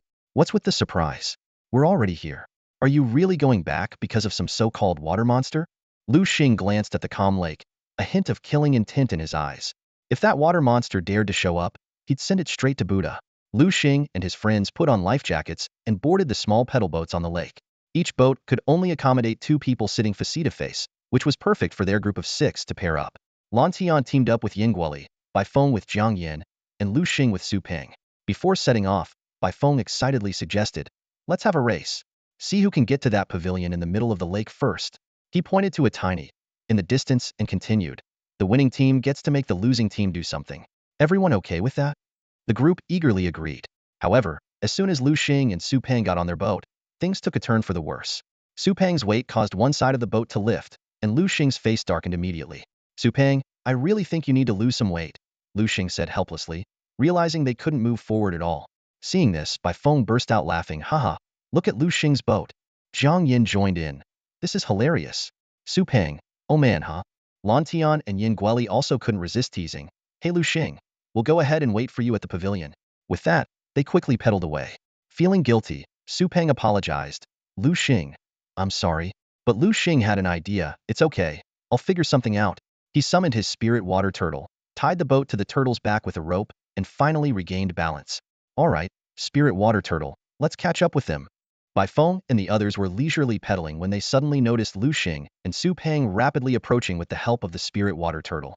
Baifeng shouted, no way, Liu Xing, that's cheating, and started pedaling faster. Liu Xing retorted, you only said the first to the pavilion wins. You didn't mention anything else. Seeing Liu Xing about to overtake them, Zhang Yin urgently called out to Baifeng, we can't let them pass us. Since he's using a beast, we should too. Baifeng then remembered that Zhang Yan's beasts were all fire type and afraid of water. Embarrassed, he said, oops, my bad. I forgot. Let me handle this. Come on out, white-furred sea lion. A snow-white sea lion appeared on the water, looking as beautiful as the snow white of sea lions. Liu Xing was impressed by this grade, silver deer level 8 sea lion. Not wanting to be outdone, Lan Tian called out, come on out, muscle frog. A muscular frog stood on the water, striking a few poses for Lan Tian. Seeing the muscle frog, Su Peng immediately thought of food. I'll have to ask Lan Tian later where he caught that muscle frog. It would make a great dish. With the help of their beasts, the 3 teams engaged in a fierce race on the water. Baifeng's white-furred sea lion was the fastest, and it looked like they would reach the pavilion first. Baifeng triumphantly shouted, haha, looks like we're the winners. You guys better hurry up, or you'll have to do a pole dance. Liu Xing and Su Peng exchanged determined looks, vowing not to lose. Lan Tian and Yin Guoli, hearing the words pole dance, turned pale and urged the muscle frog to speed up. Just as Baifeng was about to reach the finish line, there was a sudden loud noise. A gigantic tentacle emerged from the water, sweeping Baifeng and his team into the lake. Liu Xing shouted in shock, Baifeng? He quickly realized, that must be the water monster the old security guard mentioned. He couldn't believe such a creature actually existed in the lake. Spirit turtle, go save them. Liu Xing commanded, swiftly drawing a knife and cutting the ropes binding the spirit turtle. The boat lost its connection to the turtle, and the spirit turtle dove into the water with a powerful splash. The boat wobbled unsteadily, sinking sharply on Su Peng's side while Liu Xing's side rose high. As the boat was about to capsize, Liu Xing dashed forward and pulled Su Peng to the center, barely stabilizing the situation. Phew, that was close. Su Peng patted his chest, feeling his heart pounding wildly. I almost became a drowned rat. Seeing this, Lan Tian followed Liu Xing's example, drawing a small knife to cut the ropes. He turned to his fitness frog and said, "Fitness frog, go find Bai Feng and the others." The fitness frog nodded and leaped into the water. Yin Guili watched, biting his lip in regret. I should have bonded with a water-type beast too. Su Peng suddenly remembered. I think I do have a water-type beast. Then why aren't you summoning it? Yin Guili urged impatiently. Su Peng quickly made a hand sign, and a blue magic circle appeared on the water's surface. In an instant, a yellow duck surfaced, looking around adorably before starting to struggle violently. Hey, fatty, what's up with your duck? Yin Guili's face darkened. Sorry. It seems my Kata duck can't swim. Su Peng scratched his head awkwardly. Can't swim? Yin Guili's eyes widened in disbelief. He silently cursed, thinking, isn't this just a landlubber? What's it good for? Looking cute. Liu Xing quickly reminded him, Fatty, put your Kata duck away before it drowns. Panicking, Su Peng hurriedly retrieved the Kata duck. Liu Xing turned his attention to the water. The previously calm lake suddenly surged with waves, and a water column shot up. Lan Tian's fitness frog leaped out, landing on the boat with Bai Feng and Jiang Yin in its arms. Take Bai Feng and Jiang Yin to the pavilion in the middle of the lake. I'll deal with the monster, Liu Xing ordered decisively. Lan Tian and Yin Guili immediately pedaled the boat towards the pavilion. Just as they were about to reach it, an even more terrifying water column shot up, over 10 meters high. A massive creature broke through the surface, drenching Lan Tian and Yin Guili. Liu Xing watched the battlefield intently, seeing his spirit turtle locked in combat with the creature. That's a blue-ringed octopus. Liu Xing activated his system eye, quickly analyzing the octopus's attributes: water and poison type, silver tier 9, scrade potential, with skills like venom spray, sludge attack, toxic stars, and death grip. At that moment, the blue-ringed octopus's 8 tentacles were tightly wrapped around the spirit turtle, which struggled in vain. Worse still, the spirit turtle was poisoned, its face turning purple with agony. This poison-type beast is truly vile, Liu Xing muttered, urgently thinking of a plan. Suddenly, the spirit turtle roared and gave Liu Xing a meaningful look. Understanding immediately, though with some hesitation, Liu Xing decided to act. Come forth, Thunder Eagle. At Liu Xing's call, the Thunder Eagle soared into the sky. Thunder Eagle, use lightning on the blue-ringed octopus entangled with the spirit turtle, Liu Xing commanded. Though hesitant, the Thunder Eagle finally complied after Liu Xing's reassurances. With a piercing cry, a thick bolt of lightning struck down, hitting both the blue-ringed octopus and the spirit turtle. Both beasts screamed in pain. The blue-ringed octopus weakened instantly, its tentacles loosening their grip on the spirit turtle. Lan Tian and Yin Guili watched in shock, unable to believe Liu Xing had subjected his own beast to such an attack. The spirit turtle shook its dazed head. Despite its fear of electricity as a water-type beast, its eyes burned with rage towards the blue-ringed octopus. It opened its massive jaws, ready to bite down on the octopus. Wait a minute. Yin Guili panted as he shouted to Liu Xing, having just climbed up to the pavilion in the middle of the lake. Liu Xing turned around in confusion, only to see Yin Guili, drenched in sweat, urgently saying, Liu Xing, could you give me that blue-ringed octopus? I won't take it for free. How about 5 million? Liu Xing raised an eyebrow, surprised by Yin Guili's request. He quickly weighed the pros and cons and nodded. All right. The blue-ringed octopus wasn't of much use to him. Rather than kill it, he could sell it to Yin Guili, earning money and a favor in the process a win-win situation. Spirit water turtle, stop! Liu Xing called out to his still battling spirit water turtle. The turtle glanced reluctantly at the blue-ringed octopus lying nearby, a hint of disappointment in its eyes. Liu Xing quickly reassured it. I'm sorry about this. I'll get you 10 fish sticks when we get back, the bluefin tuna ones. Hearing the promise of a treat, the spirit water turtle's eyes lit up, and it splashed happily in the water, its round eyes curving into crescents. Suddenly, Liu Xing remembered that the spirit water turtle had been poisoned. He hurriedly pulled a blue antidote pill from his backpack and tossed it to the turtle. The turtle opened its jaws wide and swallowed it in one gulp. The antidote quickly took effect, and the purple tint on the turtle's face faded away. Liu Xing let out a sigh of relief. At that moment, Yin Guili approached the blue-ringed octopus on a pedal boat and began using spiritual energy to draw a contract formation. Liu Xing realized that Yin Guili intended to tame the blue-ringed octopus as his beast companion. Since the octopus was already unconscious, Yingguoli easily completed the contract. He breathed a sigh of relief, silently grateful to Liu Xing. Yingguoli had just broken through to the first tier of the gold rank and was struggling to decide on a beast companion. The water attribute blue-ringed octopus perfectly filled his deficiency. Come back, blue-ringed octopus. Yingguoli summoned the severely injured octopus into his beast space to recuperate. He turned to thank Liu Xing, only to find that Liu Xing and Su Peng had already reached the lake pavilion. In the pavilion, Lan Tian looked helplessly at the unconscious Bai Feng and Jiang Yin, seeking Liu Xing's help. Liu Xing, they're both passed out. What should we do? What should we do? We need to perform CPR, of course. Su Peng pushed aside the bewildered Lan Tian, cleared Bai Feng's mouth and nose, and began chest compressions and rescue breaths. Soon, Bai Feng coughed up a mouthful of water and started coughing violently. Su Peng used the same method to revive Jiang Yin. After finishing, he slumped onto a nearby stone bench, exhausted. An hour later, everyone was sitting in the living room of a nearby house, having taken hot showers and changed into clean clothes.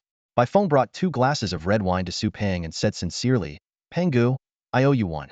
If it weren't for you, we might not have made it back. Jiang Yin also held a glass of wine and chimed in, that's right, Penggu. We're really grateful. Su Peng waved his hand dismissively.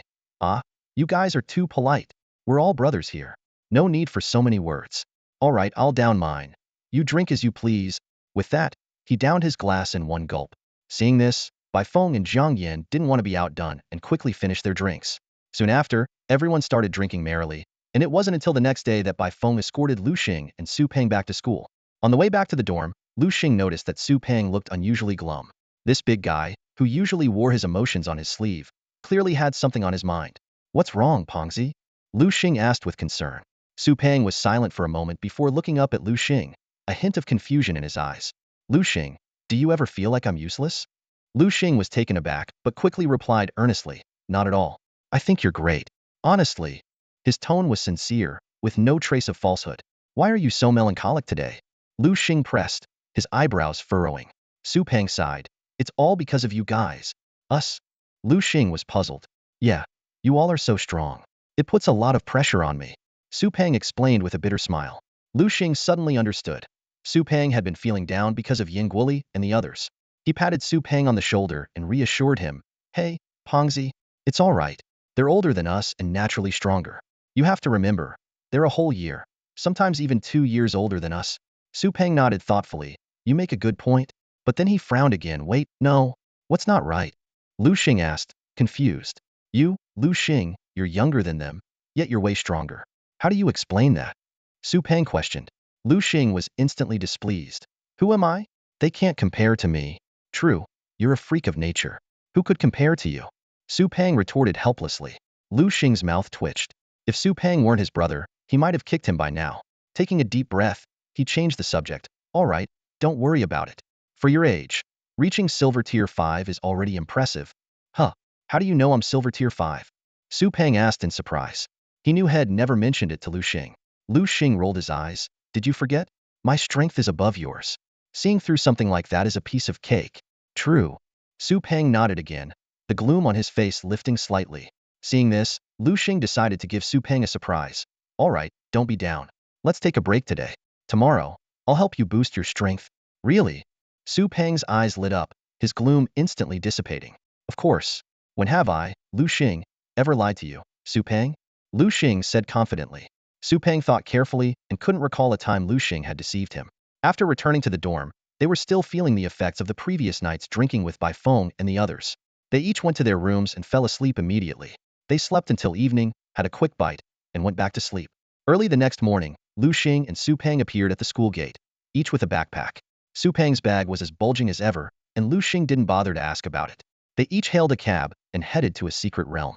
Liu Xing, why did you bring me here? Su Peng asked curiously. To help you improve your strength, of course. Liu Xing replied with a mysterious smile. No more questions, just follow me. They entered the secret realm, walking through its lush scenery. Su Peng was captivated by the surrounding green hills, clear waters, and the sounds of birds. Liu Xing, where are we? The gourmet forest, Liu Xing answered simply. The gourmet forest? Why did you bring me here? To upgrade your little stomach, king, Liu Xing said with a confident grin. Su Peng was instantly intrigued. You mean you know how to make my little stomach king stronger? Of course. And not just stronger, but perfectly stronger, Liu Xing said. full of confidence. Really? Why would I lie to you? Liu Xing said, summoning his hellhound. Seeing this, Su Peng also summoned his little stomach king and climbed onto its shoulder. Suddenly, the little stomach king seemed to catch a scent and dashed off in a specific direction. Liu Xing quickly ordered, "Hellhound, follow them." The little stomach king led them to a tree laden with red apples. Without hesitation, it punched the trunk. Bang! The tree shook violently, and countless apples fell to the ground. The little stomach king gleefully rushed to the apples, shoving them into its mouth without a care for cleanliness. One after another, it devoured them as if it could never be full. Liu Xing watched in astonishment. It was the first time he had seen someone eat apples without spitting out the cores. Soon, the little stomach king had devoured all the apples, burped contentedly, and collapsed on the ground, fast asleep. Liu Xing was speechless at the sight and couldn't help but comment, "Are you sure this thing is a little stomach king and not a pig? Eating and then just sleeping." He shook his head and told Su Peng, "You should put it away for now." Su Peng did as he was told and then asked curiously, "Liu Xing, why exactly are we here?" "To evolve the little stomach king." "To evolve it?" Su Peng was even more confused. "Do you know what materials are needed for its evolution?" "No idea," Su Peng admitted honestly. Liu Xing sighed. "I told you to read more. You don't even know this basic stuff. How embarrassing." As soon as he finished speaking, Liu Xing suddenly realized, "Wait a minute. There aren't any books outside that describe this." He suddenly understood. He knew the evolution path of the little stomach king only because of the evolution book given to him by Yin Ruyu. That's all for today. Thank you so much for watching. I hope you guys enjoyed. If you wish to have another part of this recap, please give us at least 1,000 likes. Please don't forget to comment and subscribe to our channel for more content like this. Until next time.